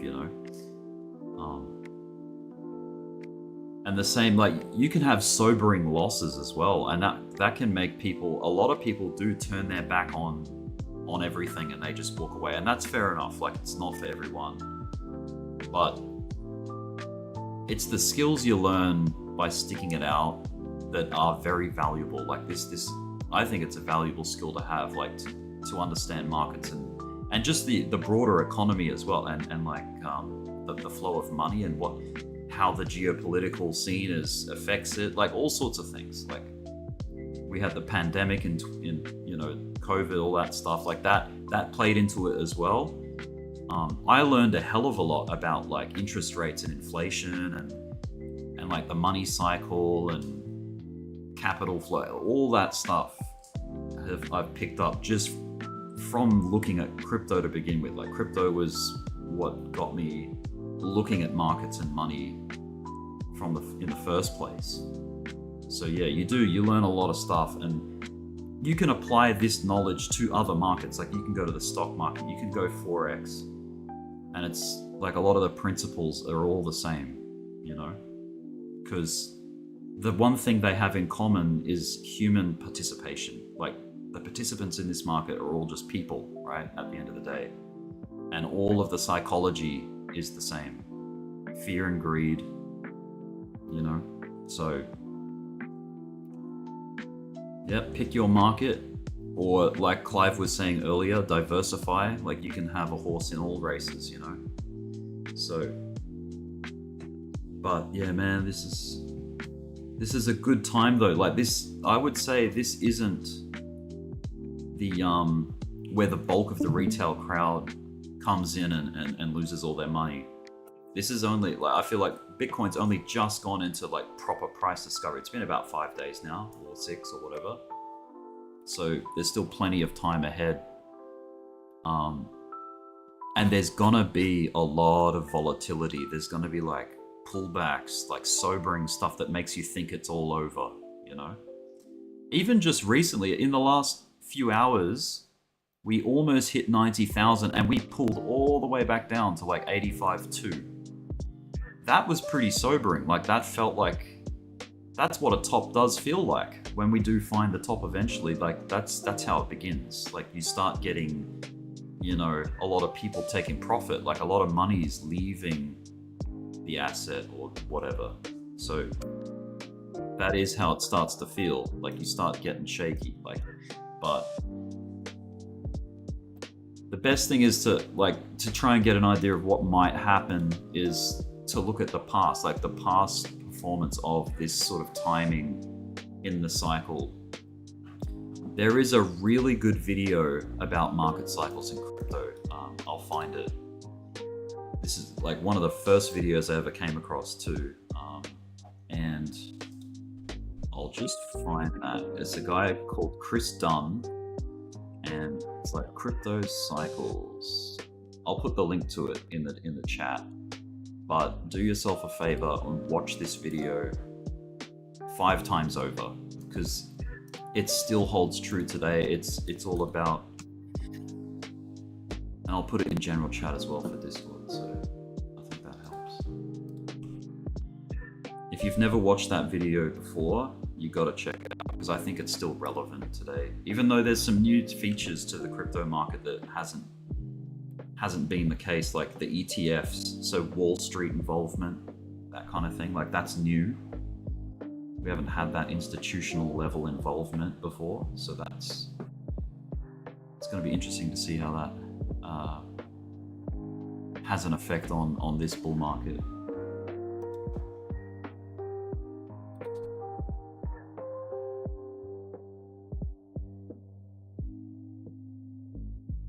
Sending a link to someone here. There we are. Okay. So I'm gonna do a bit of a let's check out bubbles, because let's go for the day. What's been on a tear? So Bonk, HBAR, AIOZ, XRP's up 15.9%. That's pretty cool. Tron's doing well. This is the top 100. Let me just check a whole exchange. Degen. XRP's fucking 42%. ripping right now, dude. Yeah? I'm gonna have to have a look at that. Yeah, it's ripping, I guess we speak. Oh yeah, okay. So not just the last 5 minutes as we've been talking this. It's starting to make new highs, new local highs. That's fantastic. Dude, I can't believe that all the YouTubers that I watched told me that this thing was a fucking stable coin, man. What the fuck? And it has look, I think it kind of has been. If you look on the weekly and you zoom out, it's just an accumulation, right? It's just like XRP has gone through a really big winter, and that's okay. That's fine. It's actually good because the people that see the potential in it have had so much time to build through all of this accumulation. Once it gets the break, this is when it pays off. This is when people's patience pays off. And one thing that I did wrong, let me show you on a chart on Bitcoin. Bitcoin is coming up right now, by the way, too. Just keep an eye on that. But just very quickly, if I go to the daily and zoom out, I'll show you where I made a mistake. So I got in long here somewhere. It drew down. I was like, oh, I'm just gonna ignore that. I'm just gonna buy the dip and build the position. And I bought down here and it just got real ugly. I was on leverage, so I had to either cut it at a loss or feed the margin and de-risk, so de-leverage. So take away that leverage and make it more safe because I was dealing with liquidation. And then luckily, it did seem to stall out. It found support around this area, and I was able to rescue it to the point. And then it started to turn around and come back up. I'm like, yeah, okay, cool. We've got the structure broken, the resistance in this little range here, and things were looking good. And then FTX happened, and then bam, straight down to a new level. So I bought a couple more times here, and then I was like, I'm just leaving it. I'm not gonna mess with it. And then thank God, it came up. But this is what I'm referring to by mistake. So my position existed somewhere around 24,000, so around this level here. And I took profit only a little bit above where my position was. So I put in all of this time of building a position and I sold it at such a small profit because I got, because I rushed it. Don't do that. If you consider not doing that. Consider okay, if I'm in a good thing and the analysis shows that it has actually turned a corner and it's coming up, let it happen. Let it grow. Don't feel like you have to rush it. And I feel like that's this time in the market right now is Bitcoin has just come out into price discovery in the last few days, right? That being this March high that we had, we've only broken out from it recently. This only happened a few days ago. So people calling this the willingness top, to wait. Go ahead. Just wild. I was just gonna say people calling that the top and that they should be taking giant profits off the table. Consider the alternative and consider that maybe this is just the beginning of a really nice continuation into a big expansion phase, right? And if you sell all your chips early, you've got nothing in the game for the potentially 3 or 4 months down the track when we're still bull marketing. You're going to be like, damn, I wish I still had some skin in the game because you spend all the of willingness that to time wait. building it. Yeah. The willingness to wait and the ability and skill to have patience is literally what separates a novice from a professional, in my opinion. That's what I've learned over 8 years. Yeah, if you're gay or not gay. So that what I'm saying there is more so relevant to people in spot and building really long-term trades. So this is not for the people that are trading intraday. Intraday is totally different. It's a whole nother kettle of fish. So if you're looking You at start to realize charts, that everything is long term, though, Rick. Just to interject, you start to Yeah. realize, though, over the years, because I scalped it in the beginning too, but you start to realize that everything's long term. It just depends on how many times you want to slice it up. If you're going to do 7,000 scalps in 3 years, you're long term too. You just wanted to do it 7,000 times. that's right. You wanted to hold its hand the whole way. In a way, that's how I see it. It's like Right. you Yeah, don't which have is to- fine too. You can do that, yeah. And the thing is, every time you open a trade, you're inviting risk. Like, you have to deal with risk. So, you may win 5 in a row, but then two bad ones in a row, if you're not playing it properly, can undo all your hard work. So you're pretty much just treading water a lot of the time, if you're doing that, and you have to notice. See, this is important. You have to really reflect on how you've been doing in the market. If you're pretty much just treading water, you haven't really gained much.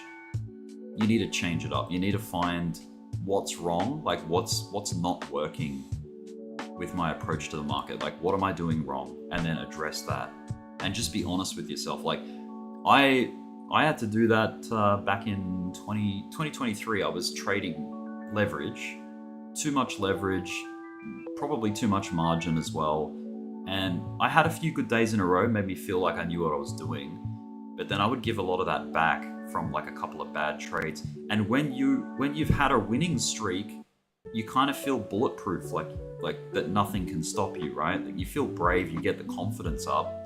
And that is really dangerous, because it makes you are more susceptible to making mistakes when you're feeling overconfident. You'll move your stop loss. You won't put a stop loss. You'll do silly things like that. And it doesn't take long before you've just undone all of this effort. So that's my opinion. Crypto Unk says, Rick, don't tell me what to do. I think that's Jeru. Don't tell me what to do. Yeah. What are your targets on XRP? Well, that it's breaking out. I think it's really coming up, man. Like, you've got some pivots from, let's see, I'm on the weekly. Like, this is the weekly chart. You've got some pivoting at about 74 cents. Let's call it 75. It's fast approaching that 75 cents. So that's a big test. That'll be a test of previous resistance, right? Then you've got another one. You know how we spiked to like almost 95 cents? Basically 95. So those are the two numbers, 75 and 95 on XRP, that are gonna be a big deal. After that? And after that, well, dude, it's like $2. Like, just look left. Look at all the big primary pivots. So you've got basically $1. Let's just round it off to like $1, but 95 is what this one was. And then this one's almost $2, I think, $1.95, this high here. And then you've got the all-time high, $3.30. But yeah, they're all pretty big major pivots to deal with. The way they run, they all feel like they're fucking gonna go there like $3 by tomorrow morning. Yeah, 100%. For anyone that's like kind of new to Fibonacci retracements, or they've never heard of it before, I'll show you how it helps for finding potential on altcoins. Go onto the weekly chart, zoom out, find the all-time high, put a Fibonacci retracement on the top, so where the all-time high is, and then pull that thing down to the lowest price that it pulled down to. And it's here in this chart. So this is XRP, right?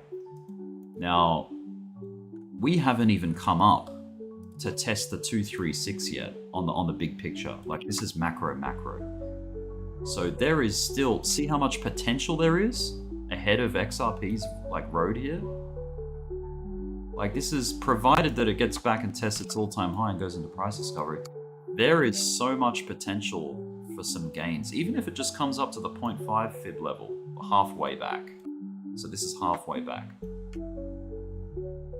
So from the top, so from A, we'll call A the top, and then B the bottom. This is what Fibonacci is. B, the starting point is 0% recovery to A. Halfway up, obviously, 50% recovered. So you're halfway back to the top. And then obviously 100% back up to the top is a 1-to-1 retracement. It's retraced all the way back up. So I've altered my fib level. Like I've got a layout for the fibs, which actually go in 10% increments. And that's this. That looks like this. So it shows you how recovered an altcoin is from its all-time high to its bear market low. So XRP is only coming up on its 20%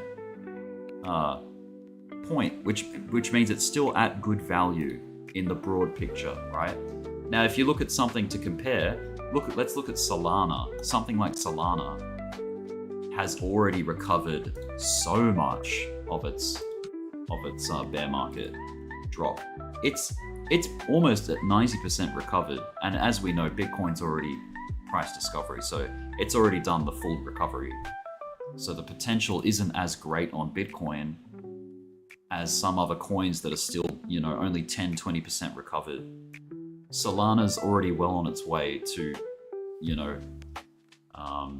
going back to its all-time high. So that Solana may not be, even though it's a great thing and it's amazing, it's top of the charts and everything, it may not be the best thing to look at right now if you're not in the game. I wouldn't be getting in something like Solana at this point if you're brand new. You want to, I think ADA was something that was really, really good to look at because it was still very low on the scale. Yeah, look, it's not even 20%. It's behind XRP. XRP's more recovered than ADA is. So there's good potential there. The problem is you have to do your own research and see if ADA is even in contention to recover back to all-time highs, or is it a dinosaur? Is it a relic? Is it always going to be a shadow of its former self? Well, that gives the argument, Rick, to Solana then, because Solana has actually gone above its previous all-time high. Correct? Well, not according to this chart. The chart that I was looking at. Oh, sorry. Well, close enough. Yeah, it's almost taking it back. It's just achieved the 80% recovered level. But let's see what takes it to its all-time high from here is a 22% move. And if you go back to something like XRP, for it to get back to its all-time high, wait, which chart was I looking at? Anyway, it was a whole lot more percent. Let's go back to ADA. ADA, so 22% versus ADA going. ADA goes 430% if it's to go back, right? So that's the potential. Just talking potentials, right? What about chain? But you have the strength of Solana that you will know at least that Solana has at least gotten back to its all-time high pretty much. Yes, which is a good sign. It's showing its strength, knowing that if you're new and you're buying in and you know nothing, that Solana is a better hold over ADA. Yes, maybe less return possibly, but there's projections on Solana to 600, 800. Yet at the same time, if you were to go down to 150, there's still a better chance that you'd be able to hold through it. Well, no, I understand that point. I think Solana's still great, but as far as starting today, if you were to start right now and put money into something, there's good potential in things that haven't really lifted off yet. Chainlink is a great project. I love Chainlink. Chainlink is used in the real world, and it's only 20% back to all-time high. Safety-wise, You'd be more able to assume that Solana could at least get back to your price. Yeah. Skywalker says dump incoming, Rick. On what? Bitcoin? What's dumping? Let me know, Skywalker. I want to analyze that. So Chainlink's 20% back to all-time high. It's only come up 20%, just like XRP was only 20% recovered. Let's look at Ethereum. Let me change this to blue so it doesn't blind you. Ethereum's well on the way. It's 60%, so it's not as recovered as Solana to its all-time high, but it's a nice healthy way back, so that's good. And Ethereum's obviously the second biggest coin on the market. It's second only to Bitcoin. Dogecoin. Let's get a fib on that. Doge, top to bottom. Doge almost made it to the 60% recovered line. But it's been volatile, like between, as we know, we're just keeping track of like if it can maintain support in this range, like around 45 cents, 43. It seems to be doing okay. It does have a lower, it looks like it's making a lower high on this 15-minute chart, right? Like you've got that, and then maybe it does something like that, which is not great, but remember, this is just the 15-minute chart. This is just noise, essentially. I think the best perspective is like the 4-hour chart. Daily or 4-hour gives you, like, it sort of blocks out all that noise, you know, which can be distracting and off-putting. Like it can mislead. I feel like it can mislead if you're way too zoomed in. Like, let's go to the 5-minute. If you were looking at that, that looks horrible. That looks like it's done, like it's cooked. And that's because you zoomed in way too far and you're getting misled by such a small feature on something that's been so incredible, like on the 4-hour chart, that is still rapidly ascending. Like, so I by no means is Dogecoin written off, you know.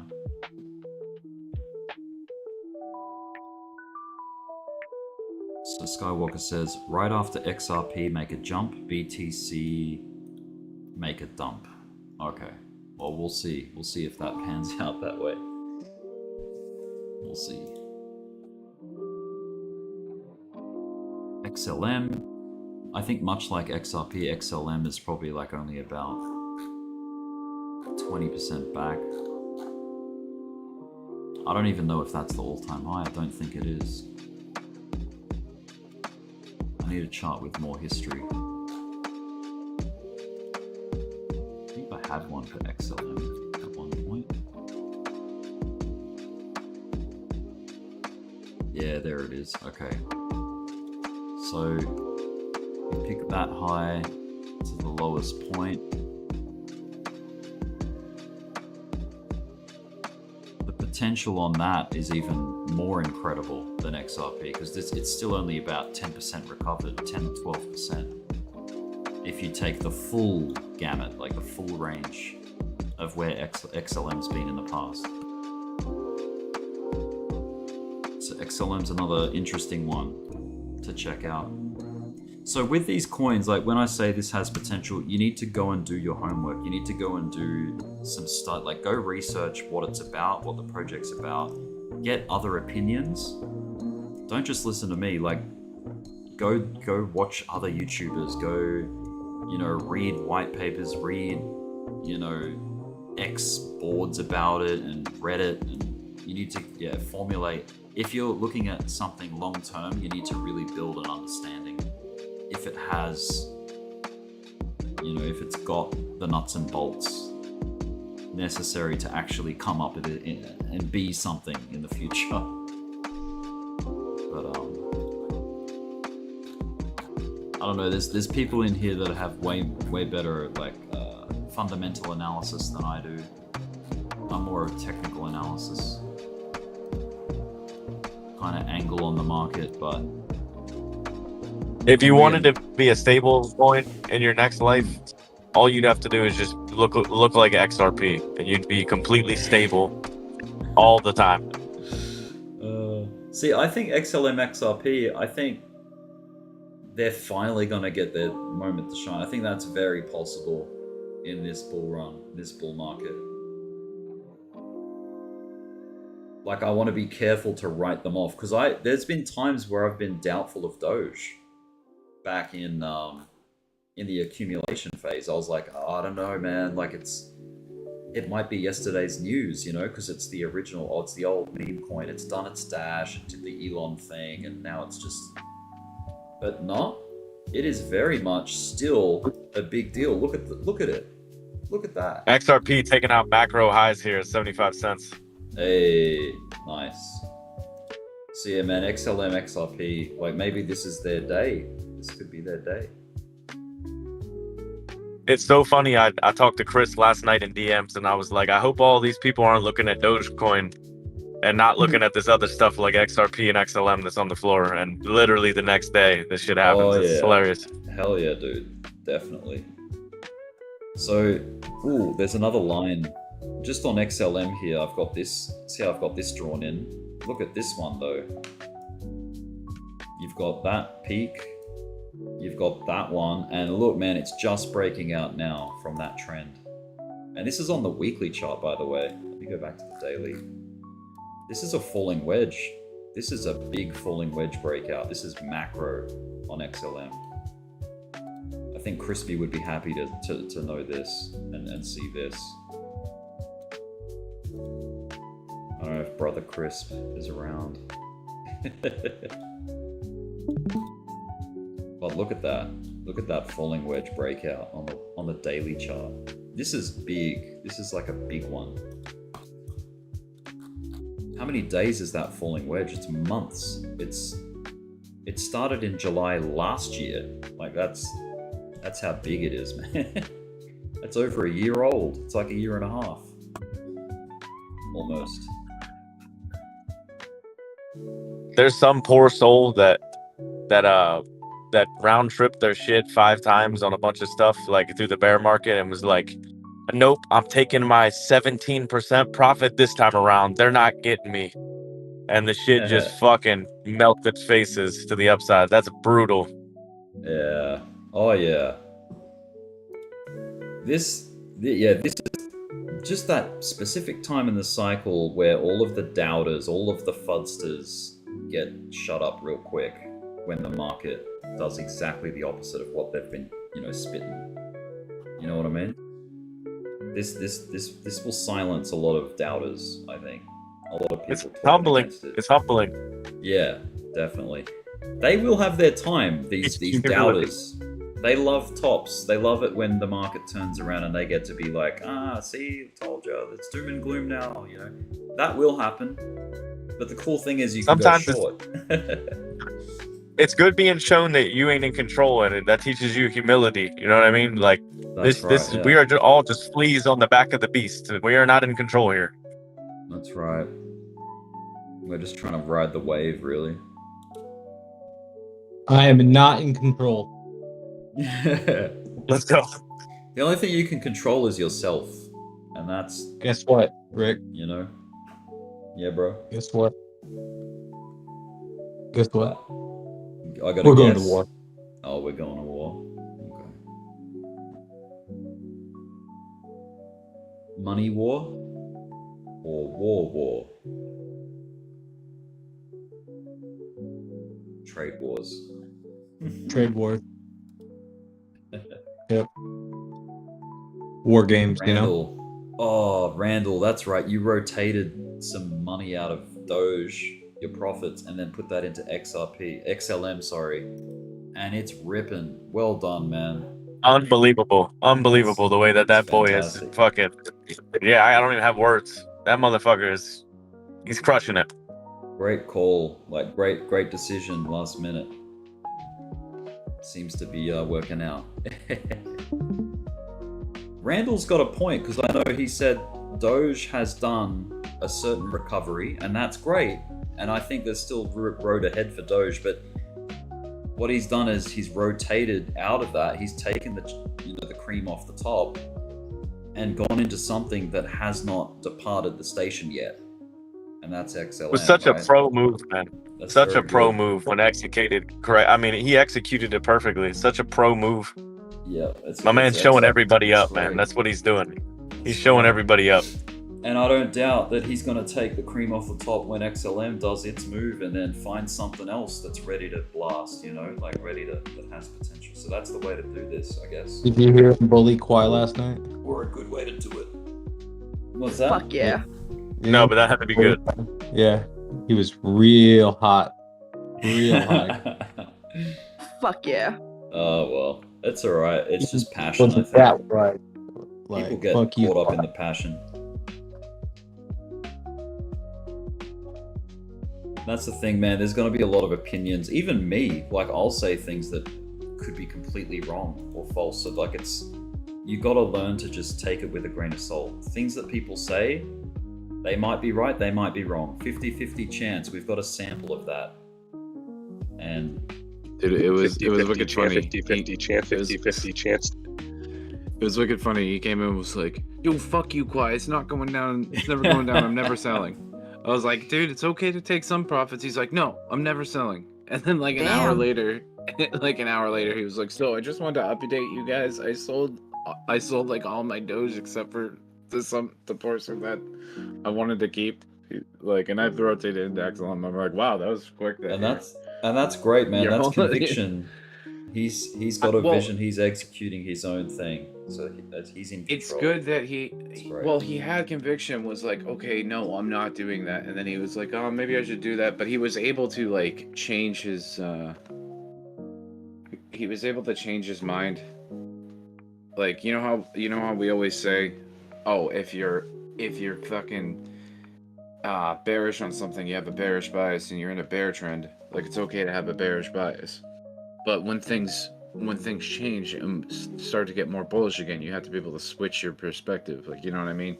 You have to be able to switch your bias.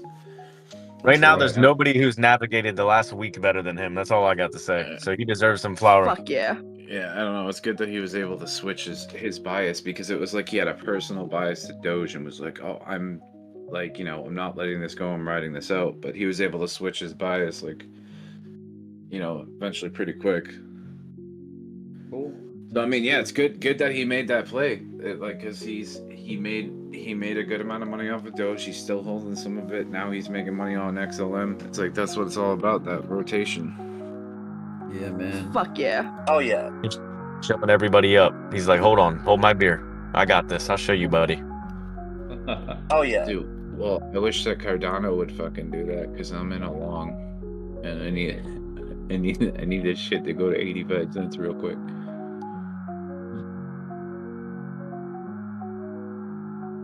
Now you're the long. Yeah, well, it was forming a bullish pattern. It broke out of it, came back to retest it. Now it's kind of like a failed breakout, but Doge sort of did the same thing. So I'm gonna give it a chance. I'm gonna give it a bit of a chance. Maybe it doesn't go quite that high. Maybe it only goes back up to like 65 or something. But Cardano is a stable coin. What are you doing? It's had a chance to consolidate for a while. Later.